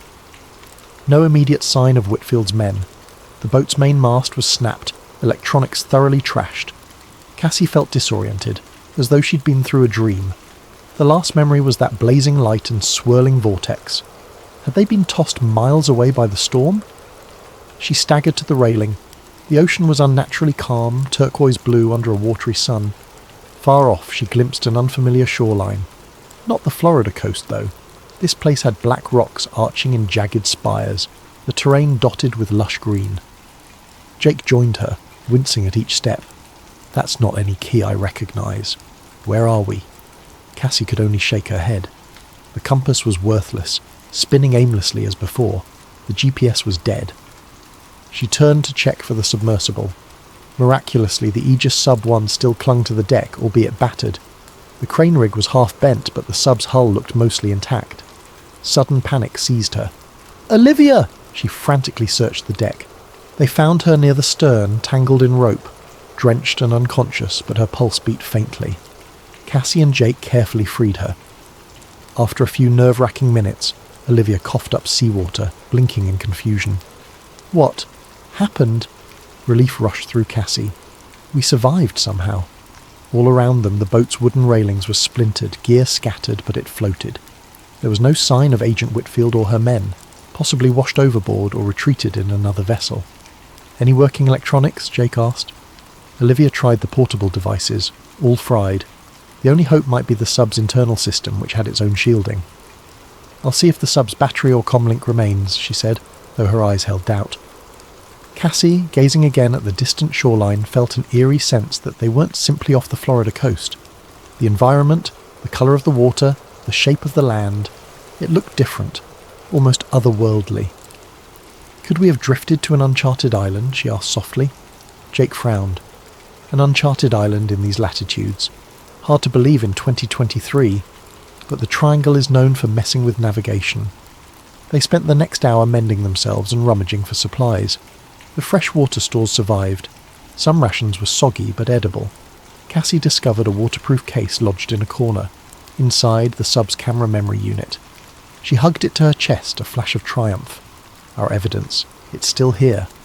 But that joy was tempered by the new crisis. They were stranded. The boat's engine was swamped, the radio dead. Unless they fixed something or found external rescue, they'd remain adrift. By midday, they rigged a makeshift sail from the torn mast and spare canvas. The breeze nudged them toward the mysterious island, which loomed nearer, a rugged coastline of black volcanic rock and thick rainforest beyond. Jagged cliffs rose, casting shifting shadows on the water. As they approached, the atmosphere felt oddly charged. The ocean remained glass calm near the shore, and the sky had an unsettling haze, as if a permanent storm lurked on the horizon but never quite arrived. They spotted a narrow inlet. With careful manoeuvring, they guided the battered boat into calmer waters, eventually mooring at a small natural harbour. Cassie hopped onto a rocky ledge, wincing at the bruises on her legs. The air smelled of moss and brine. Birds cried overhead. No sign of human habitation. Jake tested a chunk of black rock with a pocket knife. Volcanic. Must be a small remote atoll. But the question is, how did we end up here so suddenly? Olivia joined them, scanning with a handheld sensor that had minimal function. Magnetic field's still weird. low-level interference, could be pockets of the same anomaly we saw at sea. They ventured cautiously along a shoreline path. Strange, twisted trees grew from cracks in the basalt, their roots glistening with moisture. Cassie noticed patches of luminous algae clinging to tide pools, a faint echo of the undersea lights they'd witnessed. A short hike led them to a broader cove. There, in a clearing, they discovered something extraordinary. The wreckage of multiple old boats, some rusted hulks half buried in sand, others mere splinters. Painted on one corroded hull, Cassie recognised the letters H-A-W-T. She gasped. USS Hawthorne, she whispered, recalling the fabled Navy ship that vanished in the 1950s. Jake's eyes widened. If that's the same ship, this island might be a graveyard for those lost in the Triangle. They pressed on, stumbling upon more debris from different eras, a wooden mast with 19th century styling, plain fuselage fragments that looked World War II era, modern yacht remains. It was as if the island had magnetically drawn in vessels from across decades. Olivia's voice trembled. All those vanishings, they ended up here. Cassie knelt by a weathered nameplate from a cargo vessel reported missing in 1972. She felt a pang of sorrow, imagining the fates of countless sailors. No human remains in sight. Did they vanish, or move inland for survival? Jake pointed deeper into the jungle. We might find answers that way, but let's be careful. They ventured further inland, forging a path through ferns and twisted vines. The air was muggy, insects buzzing in thick clouds. The vegetation seemed oddly vibrant, with flowers of unusual hues. Cassie suspected the same electromagnetic oddity that affected technology might also be fueling odd growth. Eventually they reached a clearing where massive stone pillars jutted from the ground, ancient and covered in alien glyphs, the same style of markings Cassie had glimpsed on the submerged structure. Her breath caught in wonder. This can't be a coincidence. Something or someone built these. Olivia ran her fingers over the carvings. This is beyond known history. Could it be a lost civilization, or something else? Jake scanned for footprints or signs of life. If castaways survived, maybe they found these ruins, but I see no fresh tracks. A hush fell over them. Cassie's mind whirled. The Bermuda Triangle had been rumoured to be cursed or supernatural, but these pillars hinted at advanced or ancient origins, possibly linked to the underwater craft. She pictured the swirling lights, the ephemeral storms. Maybe the ones who vanished are gone, Cassie said softly, heart heavy. Or maybe they left. In the distance, a rumble of thunder made them jump. The sky overhead churned with grey. Jake looked up warily. We should find shelter. This place doesn't feel safe. Indeed, an uneasy energy filled the clearing, as if unseen watchers lurked just beyond the tree line. Cassie felt her pulse quicken. They had stumbled onto the heart of the Triangle's secret, an island seemingly out of place and time, hosting remnants from countless lost expeditions and stone pillars older than any modern chart. With no immediate rescue in sight, they'd have to rely on their own resourcefulness, and the possibility that the submersible might help them solve the riddle of the island's bizarre magnetism. Cassie forced a steady breath. She might be trapped, but she wasn't giving up. The next step was to survive, unravel the enigma of these ruins, and hope that revealing the truth might set them free. Night fell quickly over the mysterious island, wrapping the jungle in a claustrophobic darkness. Cassie, Jake and Olivia had returned to their boat to gather supplies, flashlights, sleeping bags, rations. With no functional radio, they were effectively marooned. Lightning flashed on the horizon, revealing gnarled treetops swaying in the wind. They camped near the clearing of ancient pillars, choosing a spot beneath a leaning rock overhang for partial shelter. Cassie built a small fire using driftwood and scraps from the old wrecks. The flickering flames cast dancing shadows on the worn glyphs etched into the towering stones. As they huddled for warmth, the conversation inevitably drifted to the day's surreal discoveries. Olivia toyed with the battered remains of a handheld device. I can't get a signal. There's no satellite coverage. Maybe the electromagnetic interference is blocking everything. Jake rubbed his chin, eyes on the monolithic pillars. Could these have something to do with the phenomenon we saw under the ocean? It's like they share the same design language. Cassie took out a sketchbook from her backpack. She started drawing the glyph patterns from memory, cross-referencing them with the shapes she'd glimpsed on the submerged structure. They appear geometric, almost fractal, could be a written script or even symbolic code. In the silence that followed, they listened to the distant crash of waves against the rocky shore. The hush felt eerie, as though the island itself was holding its breath. Something rustled in the underbrush, prompting them to snap on flashlights, but they found only wind-stirred leaves. As fatigue set in, they took turns at watch, each haunted by the knowledge that no rescue was forthcoming. Sometime after midnight, Cassie dozed off under the shimmering constellations, though the ghostly pillars loomed in her dreams. At dawn, they woke to a startling scene. The previously calm area around the pillars now sparkled with beads of condensation, and in the rising sunlight the glyphs appeared faintly luminescent, like they'd absorbed energy overnight. Cassie stepped closer, heart pounding. They're glowing. This is new. Olivia snapped photos, though their cameras were reduced to near manual function. Must be the humidity reacting with whatever the pillars are made of, she said, though she didn't sound convinced. Jake rubbed his temples. I want to check the rest of the island. Maybe we'll find more structures, or survivors. They packed up their meagre camp and ventured deeper inland. The path meandered through dense foliage. Gnarled roots tripped them, and vines draped overhead. Occasionally they spotted remnants of old crates or scraps of cloth, evidence that castaways had once been here. Midday brought them to a steep ravine. A narrow footpath led downward. At the bottom, water trickled in a small stream. Crossing it, they found a hidden grotto. Within this natural amphitheatre of rock they encountered a startling sight. A mosaic of stones arranged in a spiral pattern, each etched with the same alien glyphs. At the centre stood a carved altar. Cassie's breath caught. This is no random ruin. Someone built a ceremonial site or something akin to it. Jake circled the altar. Who, though? Ancient civilization? Or maybe those who ended up stranded here tried to communicate with whatever's in the ocean. Olivia knelt, running her fingers along the spiral mosaic. It's meticulously done. Could these stranded sailors have deciphered the glyphs? A wave of dizziness hit Cassie as she stared at the altar, her mind conjuring an image of swirling lights beneath the waves. She recalled the old reel tapes describing signals and attempts at contact. Was it possible that across decades, castaways tried to replicate those signals here on land? Suddenly a crunch of footsteps behind them. They spun around to see a figure emerge from behind a boulder, Agent Whitfield, her uniform torn and hair matted, but her posture still rigid. She held a pistol, aimed warily at them. Jake tensed, stepping forward protectively. "You're alive." Whitfield's eyes flicked from Jake to Cassie. "Likewise. I suspected you'd head inland." Olivia glared. "Looking for something?" Whitfield lowered the pistol slightly, grimacing. "We got separated when the wave hit. My men. I lost track. I found one corpse on the beach. The rest scattered." Cassie's anger simmered. All this secrecy, and for what? Look at us now. Stranded. Tell us the truth. Whitfield hesitated, the lines in her face etched with fatigue. "You think it's simple? We've known about anomalies in the Triangle for decades, maybe centuries.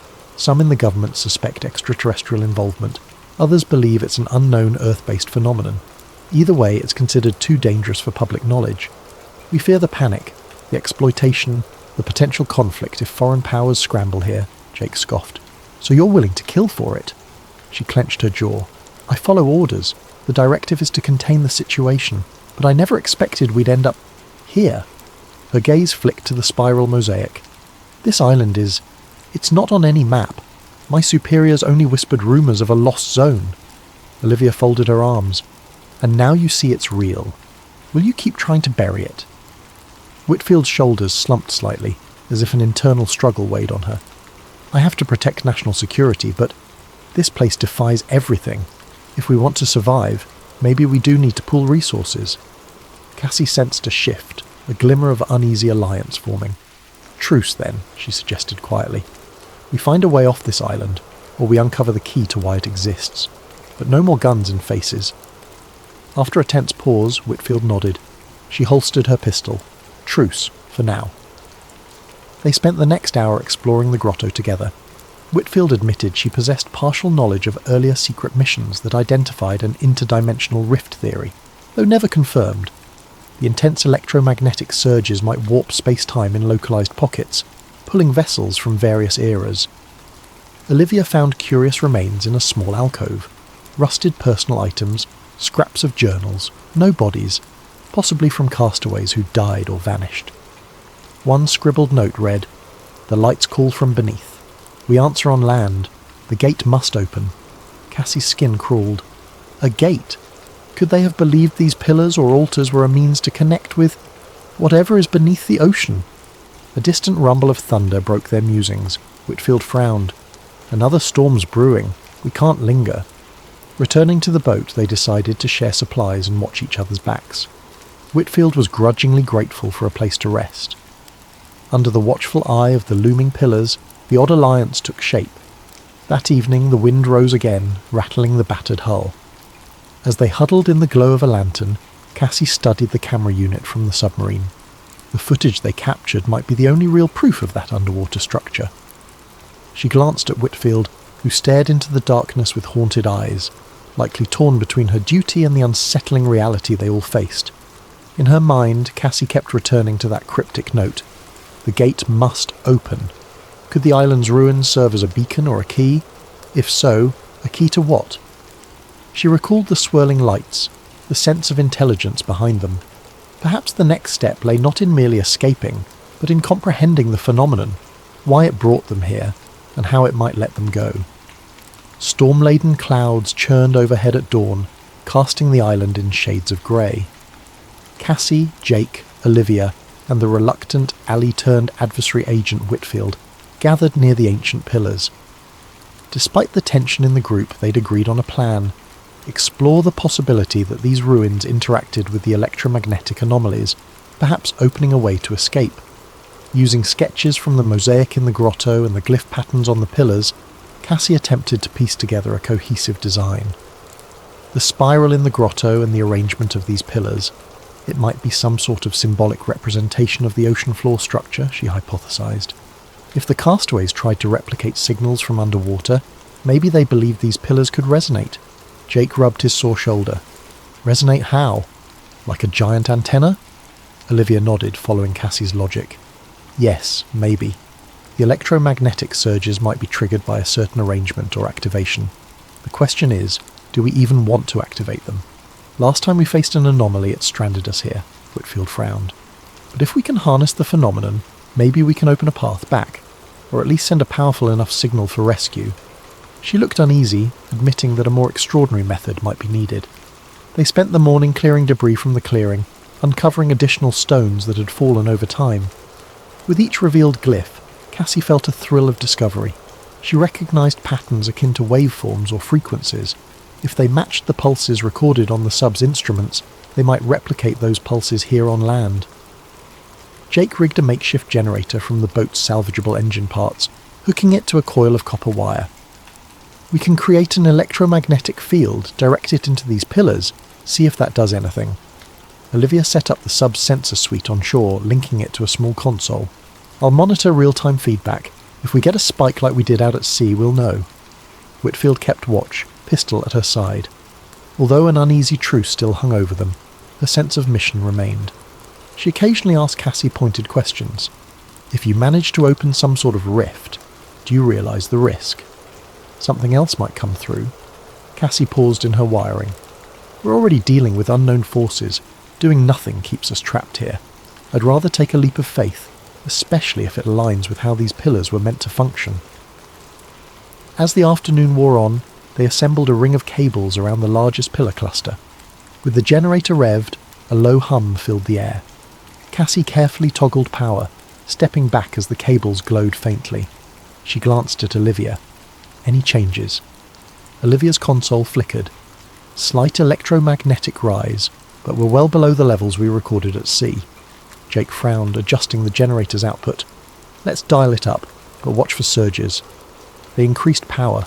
The hum deepened, and the glyphs on the pillars began to shimmer with that eerie luminescence. The ground beneath them vibrated softly. A sudden swirl of wind whipped the clearing, scattering leaves in a spiral. Cassie's hair stood on end. That's more than just a breeze, she muttered. Olivia's eyes widened at her console. We're hitting a spike, like a resonance frequency. Whitfield took a step back, eyes darting around. Is the storm reacting? Overhead, thunder rumbled, but the swirling wind in the clearing felt different, like a localized vortex forming among the pillars. Dust and small stones lifted into the air, circling them. The glyphs glowed brighter, each symbol pulsing in sequence. Jake called out, "Shut it down if it gets too big." Before they could, a column of light shot up from the centre of the pillars, piercing the low-hanging clouds. Cassie shielded her eyes as the brilliance reflected off the basalt. The ground shook harder, a quake rattling teeth. A roar of static filled their ears. Cassie's mind flashed to the sub's dive, the swirling lights beneath the ocean. Could she be bridging a link between the underwater craft and this island? The air crackled with electricity, arcs snapping between the pillars. Then, as swiftly as it began, the vortex expanded outward with a deafening crack. A wave of force knocked them all off their feet. The generator shorted in a burst of sparks. The blinding light receded to a faint glow. When Cassie scrambled up, dizzy, she realized something had changed. The sky overhead was no longer thick with storm clouds. Instead, it was a placid grey, the sort of day one might see on a calm morning back in Florida.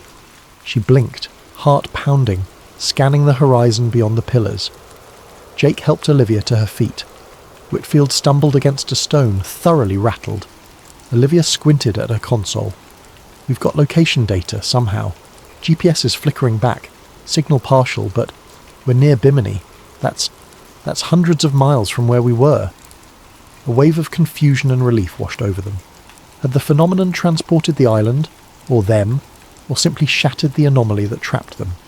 Regardless, they were no longer in that lost zone. The environment around them looked subtly different, the flora slightly more familiar. They rushed back toward the shore, hoping to see if the battered boat had also jumped. Sure enough, anchored in calmer waters, the boat remained, bobbing gently. But the black volcanic coastline was gone, replaced by coral sand typical of the Bahamas. The island they were on now seemed smaller, more in line with known geography. Cassie's mind reeled. They had escaped the lost zone. The swirling, ephemeral realm that had captured so many vessels was behind them. Some kind of electromagnetic or dimensional event reversed by powering the pillars. Whitfield's stance softened, awe mingling with her stoic demeanour. We made it out." Jake breathed a shaky laugh. "Never thought I'd be happy to see normal water." Olivia tapped her console. "We can attempt radio contact. The interference is minimal now. I might be able to hail local channels." Cassie gazed across the waves, imagining how close they'd come to permanent entrapment. They still had the submersible's footage, plus real-time accounts of the phenomenon. And the final turn of events suggested that these ancient constructs and the underwater craft were linked in ways that defied conventional science. Whitfield exhaled, setting her pistol aside. "The best we can do now is orchestrate a controlled disclosure. If we just let the news break recklessly, it could spark chaos." Cassie met her gaze. "People deserve to know, but yes, we must do it responsibly, step by step, with facts, not sensationalism." Jake stepped in, resting a hand on Cassie's shoulder. "First, let's get off this new island, fix that boat, and get medical care. Then we can worry about changing the world." A slight smile tugged at Cassie's lips. She nodded, though deep down she recognised they stood at the threshold of an enormous shift. The Bermuda Triangle mystery might never be fully solved, yet they had glimpsed enough to reshape humanity's understanding of what lurked in the ocean's depths. As they gathered themselves, Olivia managed to get a faint radio signal. A crackling voice responded in English. Cassie felt tears well in her eyes. They were truly back within a known reality, carrying knowledge of an unknown one. Whitfield, listening quietly, seemed oddly humbled. "I'll contact my superiors. Perhaps for once we can do the right thing." Cassie left the pillars behind, stepping onto the sand with an unsteady but resolute stride. The camera module pressed to her chest, the cryptic glyphs etched in her memory. An unspoken vow formed. She would devote her life to responsibly unveiling this truth, whatever it meant for science, for humanity, for the grand tapestry of the ocean's secrets. In the distance, the low hum of an approaching plane or helicopter carried across the wind. Rescue? Military? Perhaps both.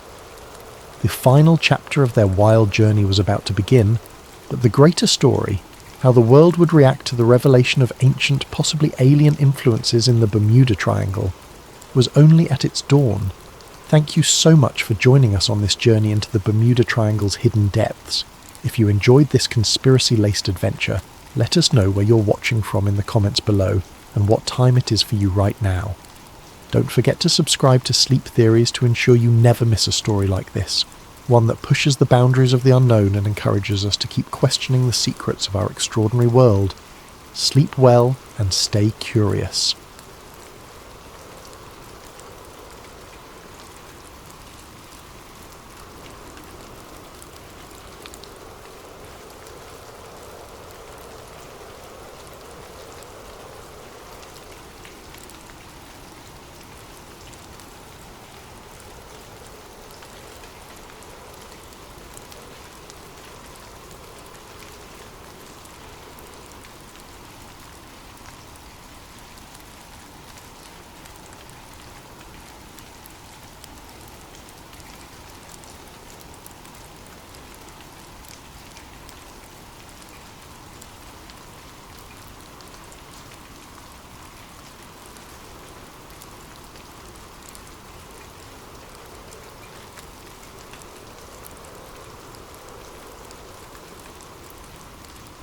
Greetings, fellow wanderers of the unknown. Before we dive into this story of hidden lights in the sky and desperate chases across back roads, please share in the comments, where in the world are you listening from and what time is it for you right now? Also, if you crave more journeys into the mysterious edges of our world and beyond, be sure to subscribe to Sleep Theories. Now, settle in, clear your thoughts, and prepare for the tale of a humble farmer who witnesses the unimaginable and finds himself caught between a fallen craft and the forces determined to hide its secrets. Jack Calloway was never one to stay up late. His farm in rural Nebraska demanded an early rise, so he typically shut off the lights by 10, drifting to the lullaby of distant crickets. But on this particular night, the restlessness wouldn't leave him. A strange heaviness pressed against the humid summer air, as if the land itself was holding its breath. Shortly after midnight, Jack found himself on the back porch, sipping lukewarm coffee and staring at the star-studded sky. Clouds drifted over the moon, turning the farmland into a patchwork of shifting shadows. He almost retreated inside, deciding he was imagining the tension in the atmosphere, when a sudden glow flickered above the distant treetops. At first, Jack assumed it was an airplane. He lived near no major airports, yet small planes occasionally passed overhead. But the glow brightened too quickly, blossoming into a searing white flash that tore across the sky. Within seconds, the light streaked overhead, trailing wisps of fire, lurid reds and oranges crackling with sparks. A shockwave rattled the windows strong enough to make the porch rails tremble. Jack's heart pounded. That can't be normal. Grabbing his phone, he sprinted off the porch and into the cornfields. Fear coursed through him. Fear of what might be falling from the heavens, and fear for the crops he'd nurtured all season. The farmland's rows felt endless as he ran, phone light dancing across towering cornstalks. Above, the once starry sky was obscured by swirling smoke. Just when it felt like his lungs would burst, Jack reached the far edge of the field. Beyond it was a wide clearing he used for storage, tires, rusted equipment. Something had crash-landed there, slicing a ragged trench through the earth. Sparks popped and fizzled along twisted shards of a silvery metal half buried in the ground. The craft was about the size of a large truck, shaped in a way that defied immediate description. It wasn't a plane, helicopter, or any design Jack recognized. Part of it glowed with an eerie internal light, bright enough to illuminate the orchard in flickering pulses. Jack's first instinct was to film. He raised his phone, pressing record. The footage captured the craft's warped hull, the shimmering heat waves pouring off it. He tried to speak, narrating that something had crashed, that it wasn't an airplane, but his voice shook so badly the words jumbled. Then, from within the shattered metal, a sliver of movement caught his eye. He inched closer, phone at arm's length. Steam hissed. An acrid smell like scorched wires choked the air. Something was definitely inside, a shape contorting behind the half-melted panels. Jack's heart hammered so loud he thought his chest might explode. Still, he crept forward, bracing himself for any sign of life. A sudden jolt of electricity arced across the debris, snapping him to a halt. He didn't want to risk stepping into a live current. Instead, he circled around, capturing angles of the crash from every side. The phone screen displayed a perfect shot of the wreck. Chunks of metal that glowed white-hot, unearthly symbols etched along the edges.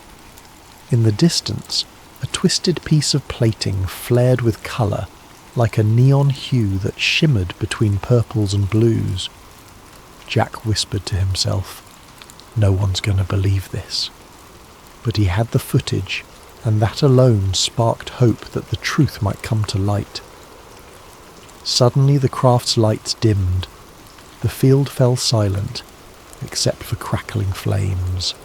The shape inside retreated deeper into the wreckage. Unsure what else to do, Jack took a few steps forward, balancing caution with curiosity.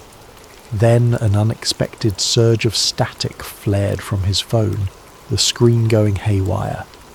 He cursed, stepping back as the phone beeped in protest. He managed to steady the device just as the screen returned to normal. Thank God, he thought. He hit stop on the recording, preparing to call 911, but the phone read, "No service." Jack wasn't surprised. His farmland sometimes struggled for signals. He jogged back through the cornrows, returning to the house. Once inside, he used the landline. It rang once, then cut off. He tried again. Same thing, a dead line. Tapping at his smartphone, he noticed the Wi-Fi icon flicker, then vanish. Confusion twisted in his gut. The night was calm, no storms. Was the crash interfering with signals? Possibly. He rummaged for his laptop, fired it up and attempted to connect. Nothing. Even the router's usual blinking lights were locked in a static glow. A pit of dread sank in his stomach. If he couldn't call out or upload the video, how would he get help? He decided to drive into town. Maybe from there he could call authorities. But as he stepped onto the front porch, headlights appeared at the far end of his dirt driveway. Two black SUVs rolling up with their beams off. They advanced silently, an ominous presence cutting through the dark. Jack's pulse raced. Normally, unannounced visitors after midnight might be drunks or lost travellers, but these vehicles looked official. Tinted windows, standard government plates. He took a step back, adrenaline spiking. The feeling of being trapped rose in his chest. The SUVs stopped, engines humming. Doors opened and figures in dark suits spilled out. They carried flashlights that cut across the yard. One man, tall with a military-like bearing, stepped forward. "Mr. Calloway," he called, voice calm but unnervingly authoritative. Jack didn't answer. He realized they might want his phone, the precious footage. Even if they were from the government, something about their arrival felt sinister. He slipped inside, locked the door and sprinted to the kitchen. Peeking through the window, he saw the men fan out across his property. Another SUV arrived from the other direction, sealing any easy escape. The man in charge barked orders in a low tone. Despite the distance, Jack caught snippets. Secure the perimeter, search the barn, find the subject. Subject. As if he were some kind of criminal. A surge of defiance lit inside him. They're here for the crash. The pieces clicked. They must know about the fallen object. They wanted to contain it, hide it from public knowledge. Jack clutched his phone tight, sinking into a corner. Think, Jack. Don't let them seize that video. The file was his only proof that something extraordinary had landed in his fields. If these agents got it, the truth might vanish forever. He peered out again, noticing more men stepping around the side of the house. In that moment, Jack made a choice. He would not surrender the footage. Summoning courage he never knew he had, he pocketed the phone, grabbed a flashlight and hurried toward the back door. They hadn't reached the house's rear yet. Maybe he could slip away. The world beyond was ablaze with tension. He sensed it wasn't just about a crashed craft. It was about a revelation bigger than anything he'd ever imagined. Now, forced to stand alone against these black-suited strangers, Jack felt a spark of determination. He was a simple farmer, but he'd stumbled upon something that defied reason, and come what may, he would not let it be buried. Jack Calloway's heart hammered as he ducked out the back door, creeping into the shadows behind his farmhouse. The night air clung to him, heavy with the echo of distant engines idling. He had no illusions about outrunning a team of trained agents, but desperation fueled him. Keeping low, he skirted along the fence. The farmland behind him was vast, miles of cornfields broken by a scattering of outbuildings. If he could disappear into the rows, maybe he'd have a chance to slip past these intruders. He peered back at the house. 2 men in suits hammered on the front door, demanding Jack open up. Another pair circled around, shining flashlights across windows. Anxiety churned in his gut. They'll figure out soon enough he's not inside. With shaking hands, he pulled out his phone. He swiped to open the video he'd recorded earlier in the field. For a moment, relief. The video thumbnail appeared, showing the glowing metal debris. He tapped play.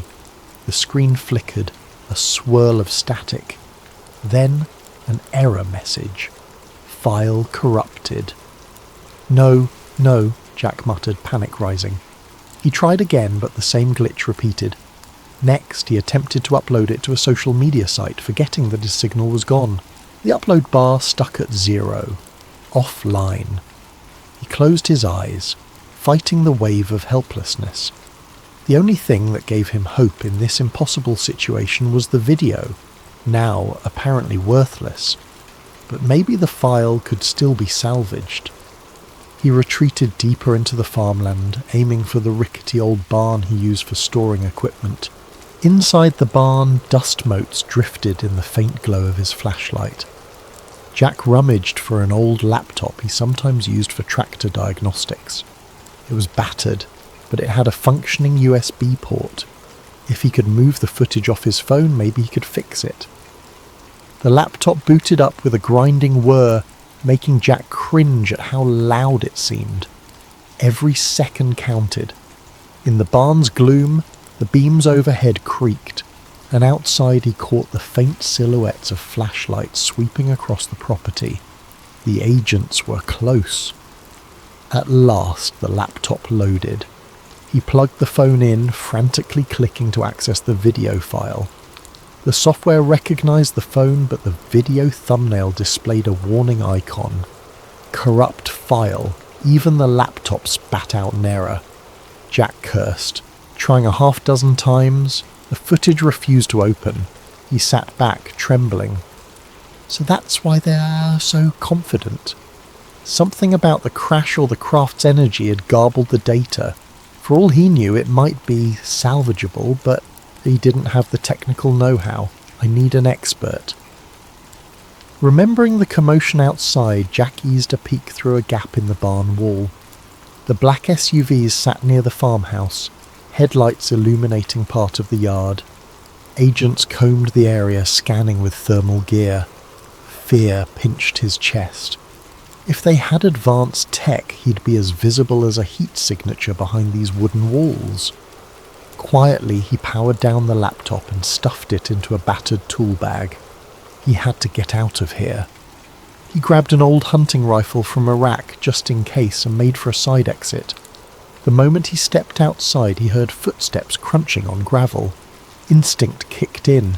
He darted behind the barn. A voice, low and commanding, called out, "Hold! Show yourself!" Jack froze, pressing himself to the barn's rough wooden planks. He recognized that voice from the man who had called his name earlier. Footsteps drew closer. Jack's mind raced. If he surrendered, they'd likely confiscate everything. He'd be black-bagged or simply vanish. No one would ever see that footage. Not that it was playable right now. He forced himself to move, slipping between the barn and an old tractor with rusted wheels. The flashlight beams swept over the ground. One agent hissed, "He was here." Thermal picked him up. Another responded, "He can't be far, spread out." Jack waited for a break in their pattern, then bolted into the cornfield. The tall stalks enveloped him, rustling as he stumbled between rows. He cursed each time his shoes snapped a twig or crunched dried leaves. Any sound could give him away. The overhead clouds parted, letting a faint moonlight highlight his path. Behind him, the agents' voices grew more distant. They were branching out, but the field was vast, and Jack knew its layout intimately. He used that knowledge to navigate a diagonal path, eventually emerging by a narrow dirt road at the far edge of his property. Breathing in ragged gasps, he paused behind a tree. The phone in his pocket remained lifeless. No signal. The laptop in his bag was all but useless if he couldn't fix the corrupted video. He needed someone with hacking or data recovery skills, someone who understood digital forensics. But who? A memory surfaced. During a county fair last year, Jack overheard a rumour about a reclusive tech wizard who lived 2 towns over, a woman named Olivia Carter, though folks called her Liv. She had once worked for the government in cybersecurity, then left under murky circumstances. Maybe she could salvage the footage. Deciding that was his only shot, Jack took the dirt road leading away from the farm. He hopped into his old pickup truck, which he'd parked out near the tree line for hauling feed earlier. The keys were still in the ignition. Country living had made him lax about locks. The engine sputtered, then roared to life. As he drove, he risked a glance back at his property. The headlights from the agent's SUVs glowed, and faint figures moved across the farmland. A pang of loss hit him. This farm was his home, his life. Now, it was seized by faceless men in black suits, but he refused to let them bury the truth. Hunched over the steering wheel, he pressed the gas, determined. If Liv Carter existed, if she truly had a gift for hacking, maybe she could fix the file. Jack allowed himself the faintest glimmer of hope. He had no illusions about outrunning the government forever, but he'd at least put up a fight. The truck rattled along the back roads, dust kicking up behind. He spotted no immediate pursuit, which unsettled him more than comforted him. The entire fiasco felt unreal. Aliens in his field, men in black SUVs. His phone's footage turned useless, yet the memory of that smouldering, unearthly craft lingered. As he turned onto the highway, Jack thought about the object's occupant. Something inside that craft had moved. Was it alive, injured, already contained by those agents? The questions multiplied in his mind. He clenched the steering wheel, jaw set. One thing at a time, he told himself. If the video was truly salvageable, it might blow open everything, if they didn't get to him first. Dawn broke over a lonely gas station on the outskirts of a neighbouring county, where Jack Calloway huddled by a payphone. The overhead fluorescent lights buzzed, half of them flickering. a battered vending machine spat out stale snacks. Exhaustion weighed on Jack's eyes, but he forced himself to remain alert. He used the payphone's directory to find a listing for Olivia Carter. The number rang endlessly until a groggy voice answered. "Who is this?" it demanded. Clearing his throat, Jack identified himself, explaining that he got her name through local rumour, that he needed urgent help with a corrupted video. A pause followed, then the voice turned suspicious. "You got the wrong line, buddy," it said, starting to hang up. Jack insisted. "I have proof. Something that crashed. I caught it on camera. The government's after me. I was told you used to do NSA-level security or something." Another stretch of silence, then a half-laugh. "So you're the kind of paranoid who calls a random woman with a UFO story. I'm not that gullible." Desperation clawed at Jack. He quickly described the craft, the men in black suits, how his phone's file was corrupted after the crash. He added details about the signal jamming around his farm. The voice on the other end grew quiet. Finally it said, "Meet me at the old train depot outside Rockville, near mile marker 114. Be there in 2 hours, alone." Then it clicked off. Jack exhaled relief, though a kernel of doubt lingered. What if this is a trap? But with no other leads, he had no choice. He drove an hour on dusty roads until he found the abandoned train depot, a dilapidated brick building lost among weeds and rusted tracks. The place felt deserted, except for a single battered motorcycle leaning against the wall. He parked the truck and stepped out, scanning the area. A figure emerged from the depot's shadow. A woman in her 30s, lean and sharp-eyed, wearing a hoodie and clutching a backpack. "You're Jack?" she asked warily.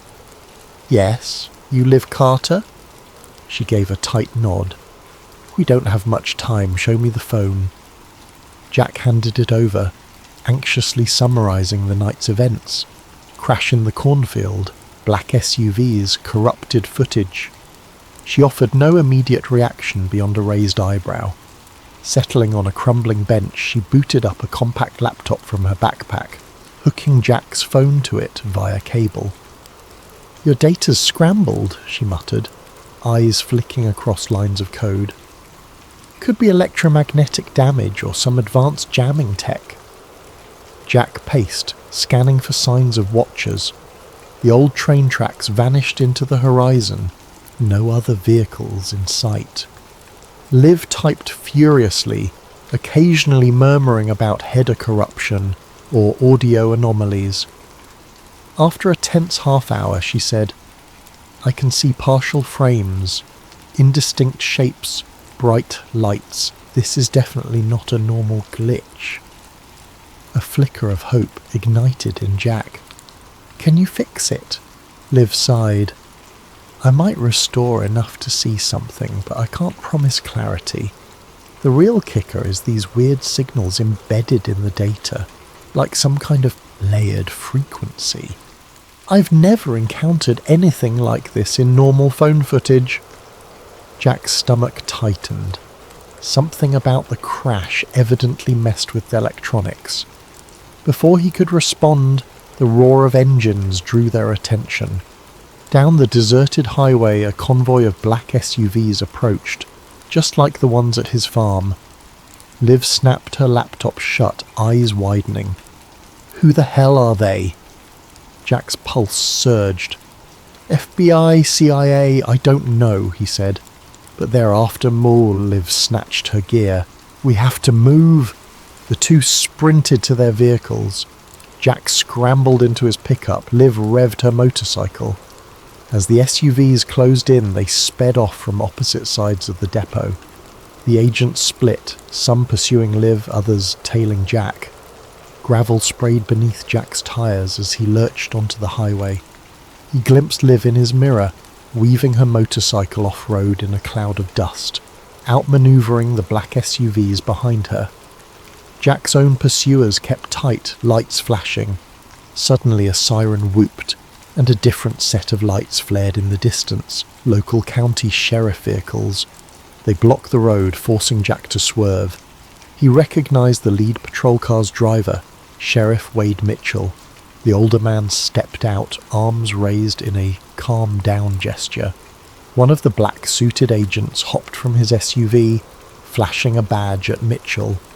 Though Jack couldn't hear their exchange, it was clear the agent demanded Mitchell to stand aside. Mitchell frowned, glancing at Jack's truck. He motioned for Jack to pull over. Faced with no immediate path to escape, Jack braked, wheels skidding on cracked asphalt. The agent approached, dark sunglasses masking any expression. "Jack Calloway, we'd like you to come with us. There's been an incident on your property. Official business." Mitchell cast a confused look at Jack. The sheriff had known Jack for years. "Jack, what's going on? Why are these men chasing you?" Jack, chest heaving, answered, "They raided my farm. They want my phone.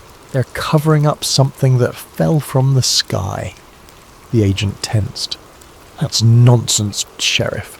We're investigating a possible meteor strike, no threat to the public.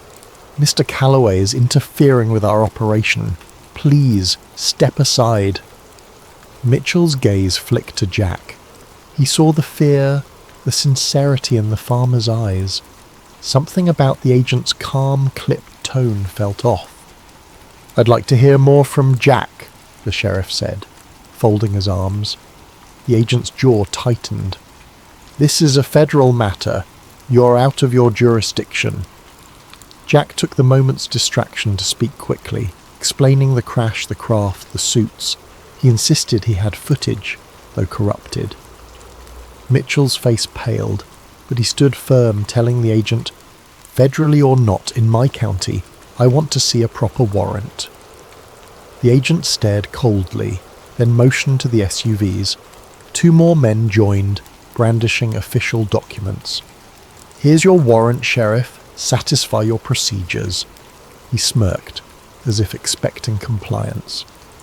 Mitchell studied the pages, then gave Jack a grave look. "Let me see your phone," he murmured. "I trust you, Jack, but I got to see something." Jack hesitated, but he fished out the phone. Mitchell scrolled the corrupted file, gleaning only flickers of static and partial frames of a bright object. Even that snippet was enough to rattle him. He glared at the agent. "I want an explanation for this. Doesn't look like a meteor to me." The agent stepped forward, face stony. "Sheriff, you're obstructing an active federal operation. If you continue, we will have to place you under arrest as well." Mitchell stiffened, mind clearly torn. He faced Jack, voice hushed. "I can't protect you if you fight them here." Then more audibly he said, "I won't let you arrest my citizen without just cause. But if Jack chooses to leave, I won't stop him." Silence stretched. The agent's eyes narrowed behind tinted lenses. In that heartbeat, Jack understood the sheriff was giving him a window, a fleeting chance to flee. Not wanting to waste it, he gunned the truck's engine. The agent barked an order, but Mitchell positioned himself in the agent's path, forcing him to sidestep. Jack roared past the police cruiser, rubber squealing. The black SUVs swarmed, but Mitchell's deputies manoeuvred to block them, even if just for a few seconds. Those precious moments let Jack speed onto the open road. In his rearview mirror, he saw the convoy eventually break free, resuming pursuit. His chest pounded with gratitude toward the sheriff. Though uncertain how long that little defiance would protect him, he pressed on, scanning for any sign of Liv. She'd vanished on her motorcycle, presumably escaping the other cluster of agents. He prayed she'd regroup with him soon. The battered phone on his passenger seat was his lifeline, and also his greatest curse. If the FBI, or whoever these suits truly were, got their hands on it, the crash evidence might be erased forever.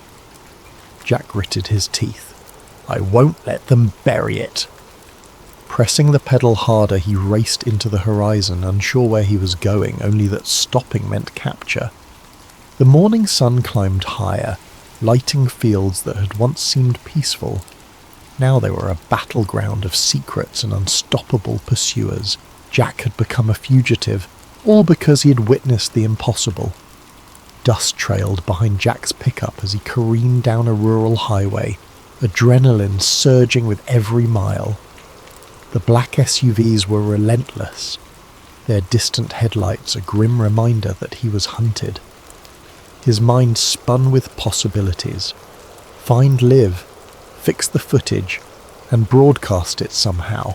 But how could they outrun a government that seemingly controlled everything? He tried calling Liv's number again, still no service. The phone's reception flickered in and out as if jammed. Approaching a fork in the road, he decided on a route that led toward deserted farmland, hoping the pursuers might lose track. Half an hour later, he spotted a single motorcycle parked off to the side near an abandoned diner. Jack pulled up, heart lifting at the sight. Sure enough, Liv Carter emerged from behind the crumbling building, scanning the horizon. She raised a hand in a signal. Jack hopped out, forcing a smile. "You okay?" Liv brushed dirt from her jacket. "Barely. They nearly boxed me in, but I took a side route through a field, dumped my phone's SIM card, hopefully it slowed their tracking." She eyed Jack's truck. "And you?" Jack exhaled. "Sheriff Mitchell gave me a chance to escape. Now I'm out here." Liv nodded, a flicker of regret crossing her face. "The government doesn't mess around. If they want to bury this, they will." She gestured to her laptop bag. "Let me see your phone again quickly. I made some progress at the depot but had to bail." They ducked behind the diner's weathered walls. Liv opened her laptop and typed commands with practiced speed. Jack hovered anxiously, trying to keep watch for approaching vehicles. Liv's expression grew focused, eyes flicking between lines of code. "I've recovered partial frames," she murmured. "If I can reconstruct them. There. This is definitely not a normal aircraft. Maybe a chunk of the footage is salvageable."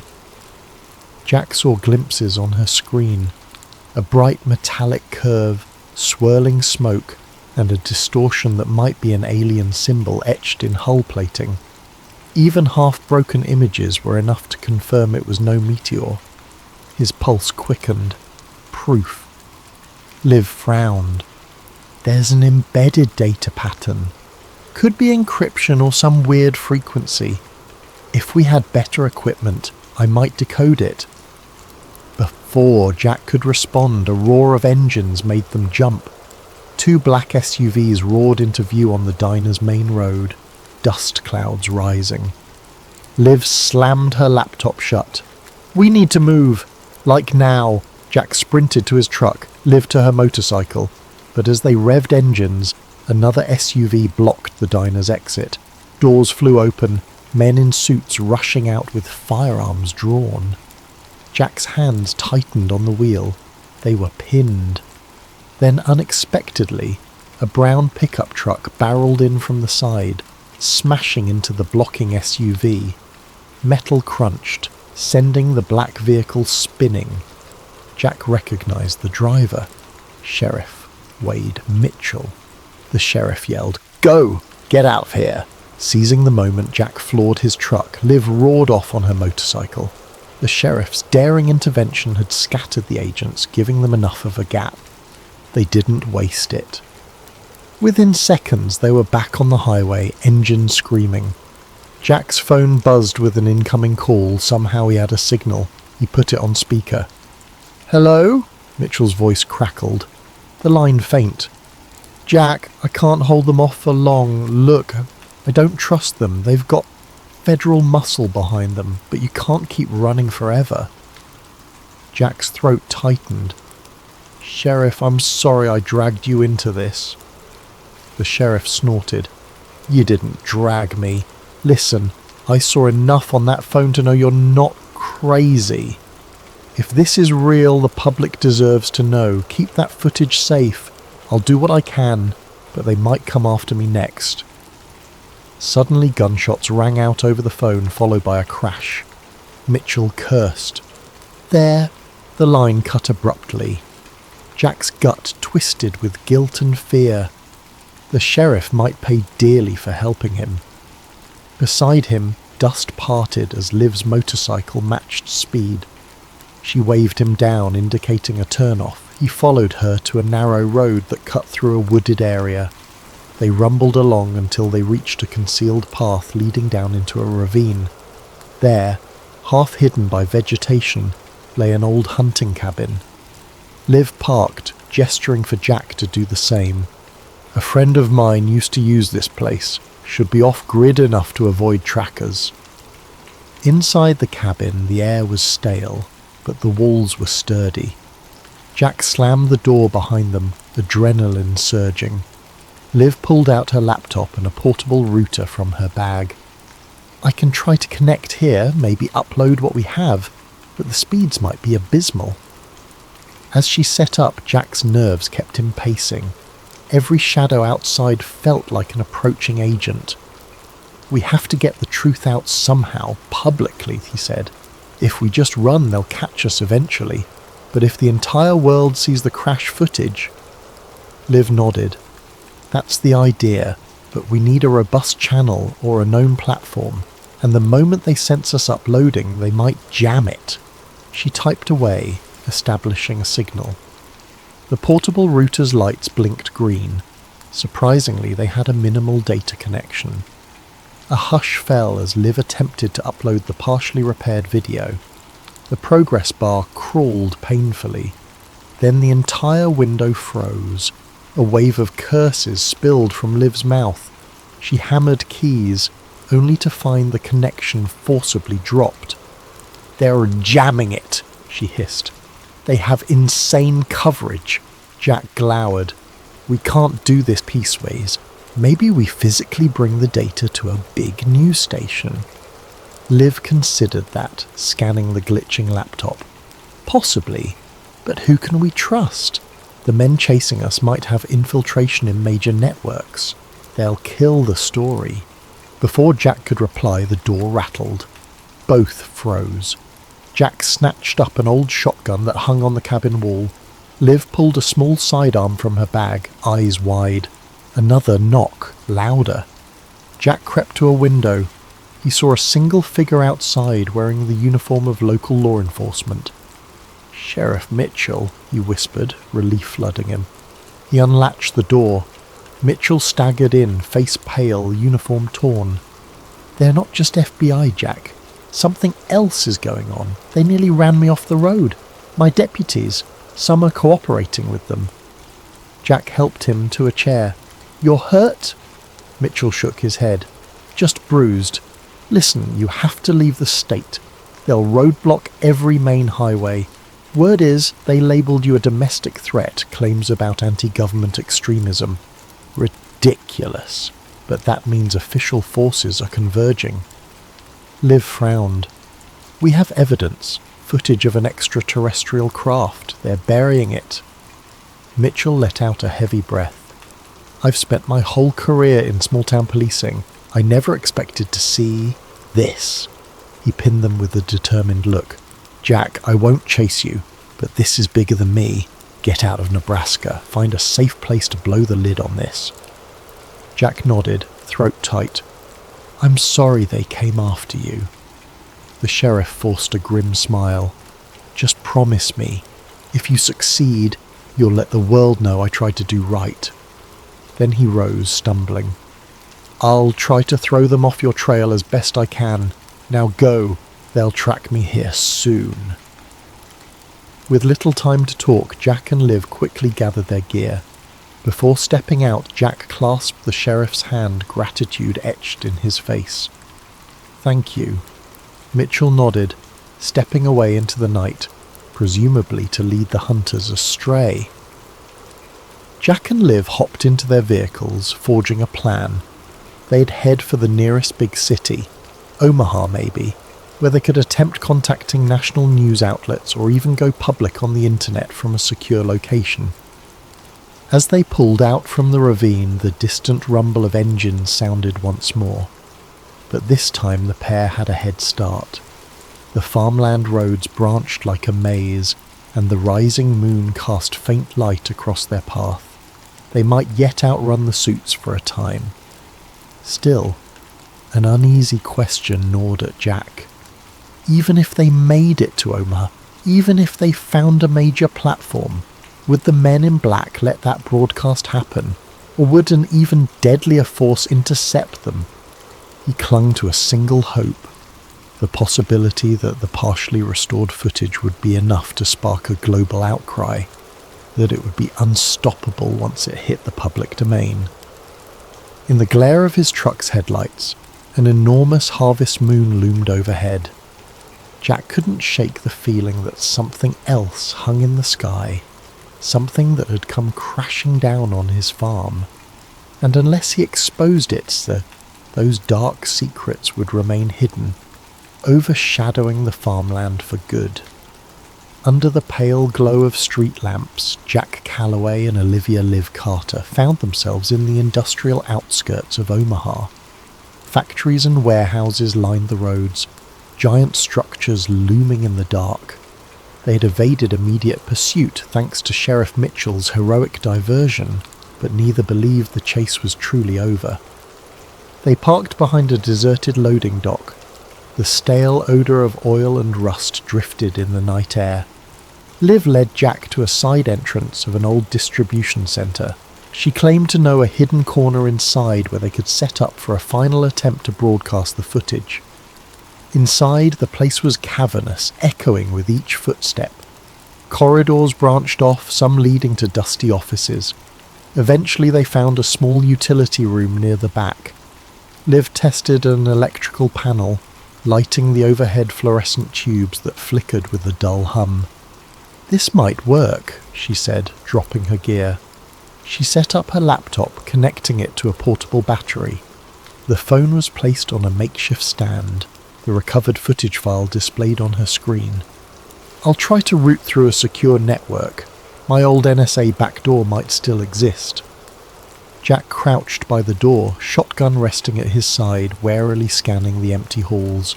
The tension in his chest felt suffocating.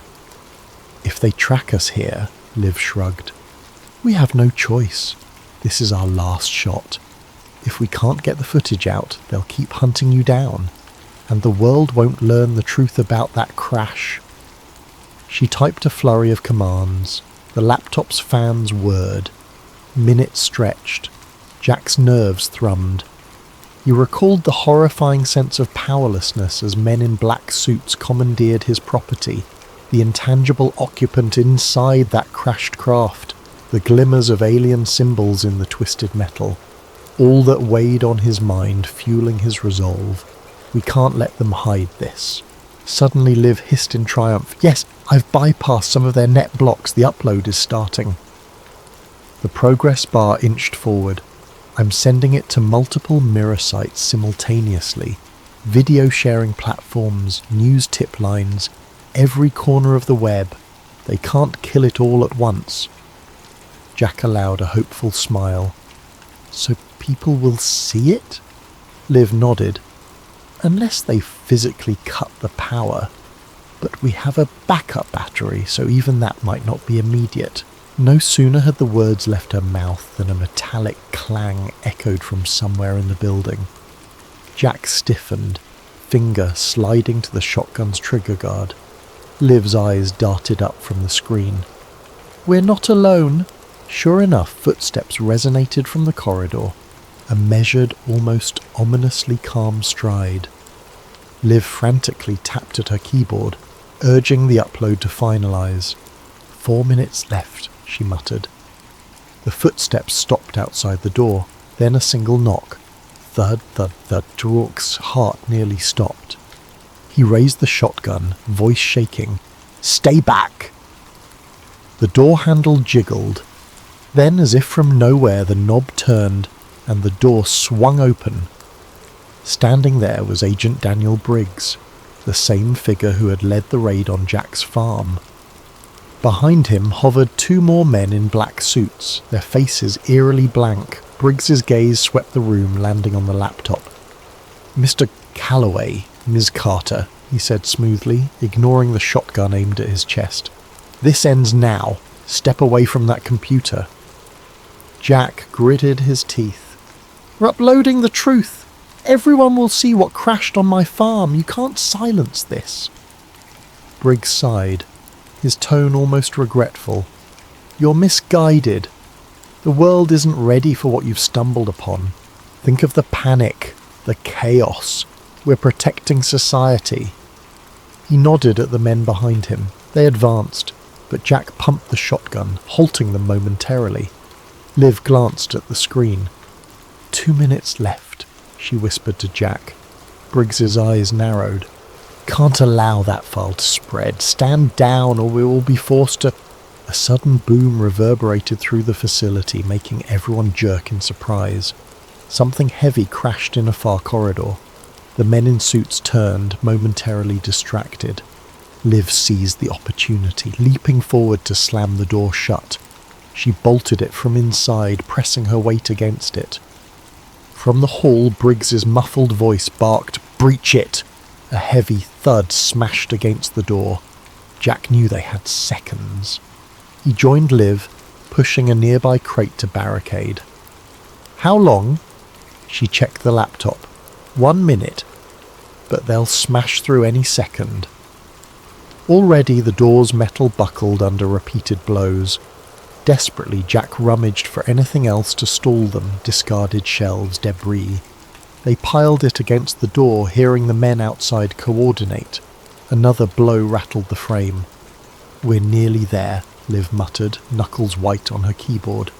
Then a final crash. The door burst open, flinging the makeshift barricade aside. Briggs and two men advanced, guns drawn. Jack raised the shotgun, but the men in black suits moved unnervingly quickly, disarming him with a blow that knocked him to the ground. Pain flared in his shoulder. Liv tried to shield the laptop. One suit forcibly yanked it away, slamming it to the concrete floor. Sparks flew as the screen cracked. With an impassive stare, the man crushed the device underfoot. Liv cried out, horror-stricken. Briggs approached the battered computer, verifying it was destroyed. Then he turned to Jack, who lay gasping on the ground. "You can't fight the entire apparatus, Mr. Calloway." A flicker of pity, or was it scorn, crossed his features. "You were never supposed to see that crash." Jack coughed, agony shooting through his ribs. The upload, it might have finished. Briggs knelt, retrieving Jack's phone. He tapped it. Somehow it was still connected, though a fractal of static danced on the screen. "We'll see." With a swift motion, he pressed something on the device. The phone screen went black. "Get them out of here," Briggs ordered. The men in black suits dragged Jack upright. Another grabbed Liv, forcing her arms behind her back. She spat curses, tears of frustration in her eyes. The upload might have been seconds from completion, but had it finished or not, neither could be certain. As they were led away, stepping through the corridor, Jack glimpsed open warehouse doors. Rows of black SUVs were parked outside, red and blue lights flickering. A helicopter circled overhead. Any thought of escaping again felt impossible. Once outside, the men in black parted to let Briggs pass. He gestured for them to deposit Jack and Liv into separate vehicles. Jack fought weakly, shoulders screaming in pain, but there was no breaking free from these silent, relentless operatives. In the hush of the SUV's interior, the door slammed shut. Jack was alone, the windows tinted so dark he couldn't see out. A cold dread enveloped him. He realized they'd likely vanish him, just as they might do with Liv. The knowledge weighed heavily, but a flicker of uncertain hope remained. What if the upload had reached the internet in time? Could the truth slip out somewhere, unstoppable? But deep down, he feared the men in black might still find a way to erase everything. The SUV's engine rumbled to life. Jack sat pinned between two stiff-suited men, neither speaking. The vehicle sped off, disappearing into the night. Days later, the farmland of Jack Calloway lay silent, owned by a newly arrived family who claimed no knowledge of any Jack. The local records listed the property transfer as routine, with no mention of seized assets. Neighbours who once greeted Jack at the feed store shrugged, uncertain if they even recalled his face. Sheriff Wade Mitchell was suspended following allegations of misconduct. He refused to discuss the events publicly, haunted by glimpses of the footage that flickered on Jack's phone. Rumours circulated that Mitchell faced an internal investigation by federal authorities. Some claimed he was forced into early retirement. And Olivia Liv Carter vanished without a trace, her last known address found empty. Official statements offered no explanation. Some rumoured she fled the country. Others swore they saw her in a black car with tinted windows flanked by men in suits. Her online presence vanished, as if wiped clean. Yet in distant corners of the internet, obscure forums buzzed with rumours. Some users claimed to have seen a video snippet, a blur of silver wreckage, a swirling haze, and strange markings. The clip was incomplete, riddled with corruption. Each time it surfaced, it disappeared again. Accounts banned, threads deleted. But occasionally a screenshot survived, fueling endless speculation. One day, a user named FarmTruth4 posted, "I am Jack Calloway. I'm alive. Keep digging. Look to the sky." The post vanished within an hour, replaced by an error page. No one could verify its authenticity. Still, a handful believed. They whispered among themselves that somewhere, the truth about that fallen craft was out there, possibly slumbering on a server in some forgotten corner of the web, waiting to be rediscovered. And so the question lingered. Did the final transmission slip through the net of secrecy? Or did the Watchers quietly crush every trace? For those who glimpsed the evidence, the answer was obvious. The sky had indeed fallen that night in Nebraska. But for the rest of the world, life carried on in blissful ignorance, never suspecting that on one quiet farm, the biggest secret in history had touched down and then been swept away.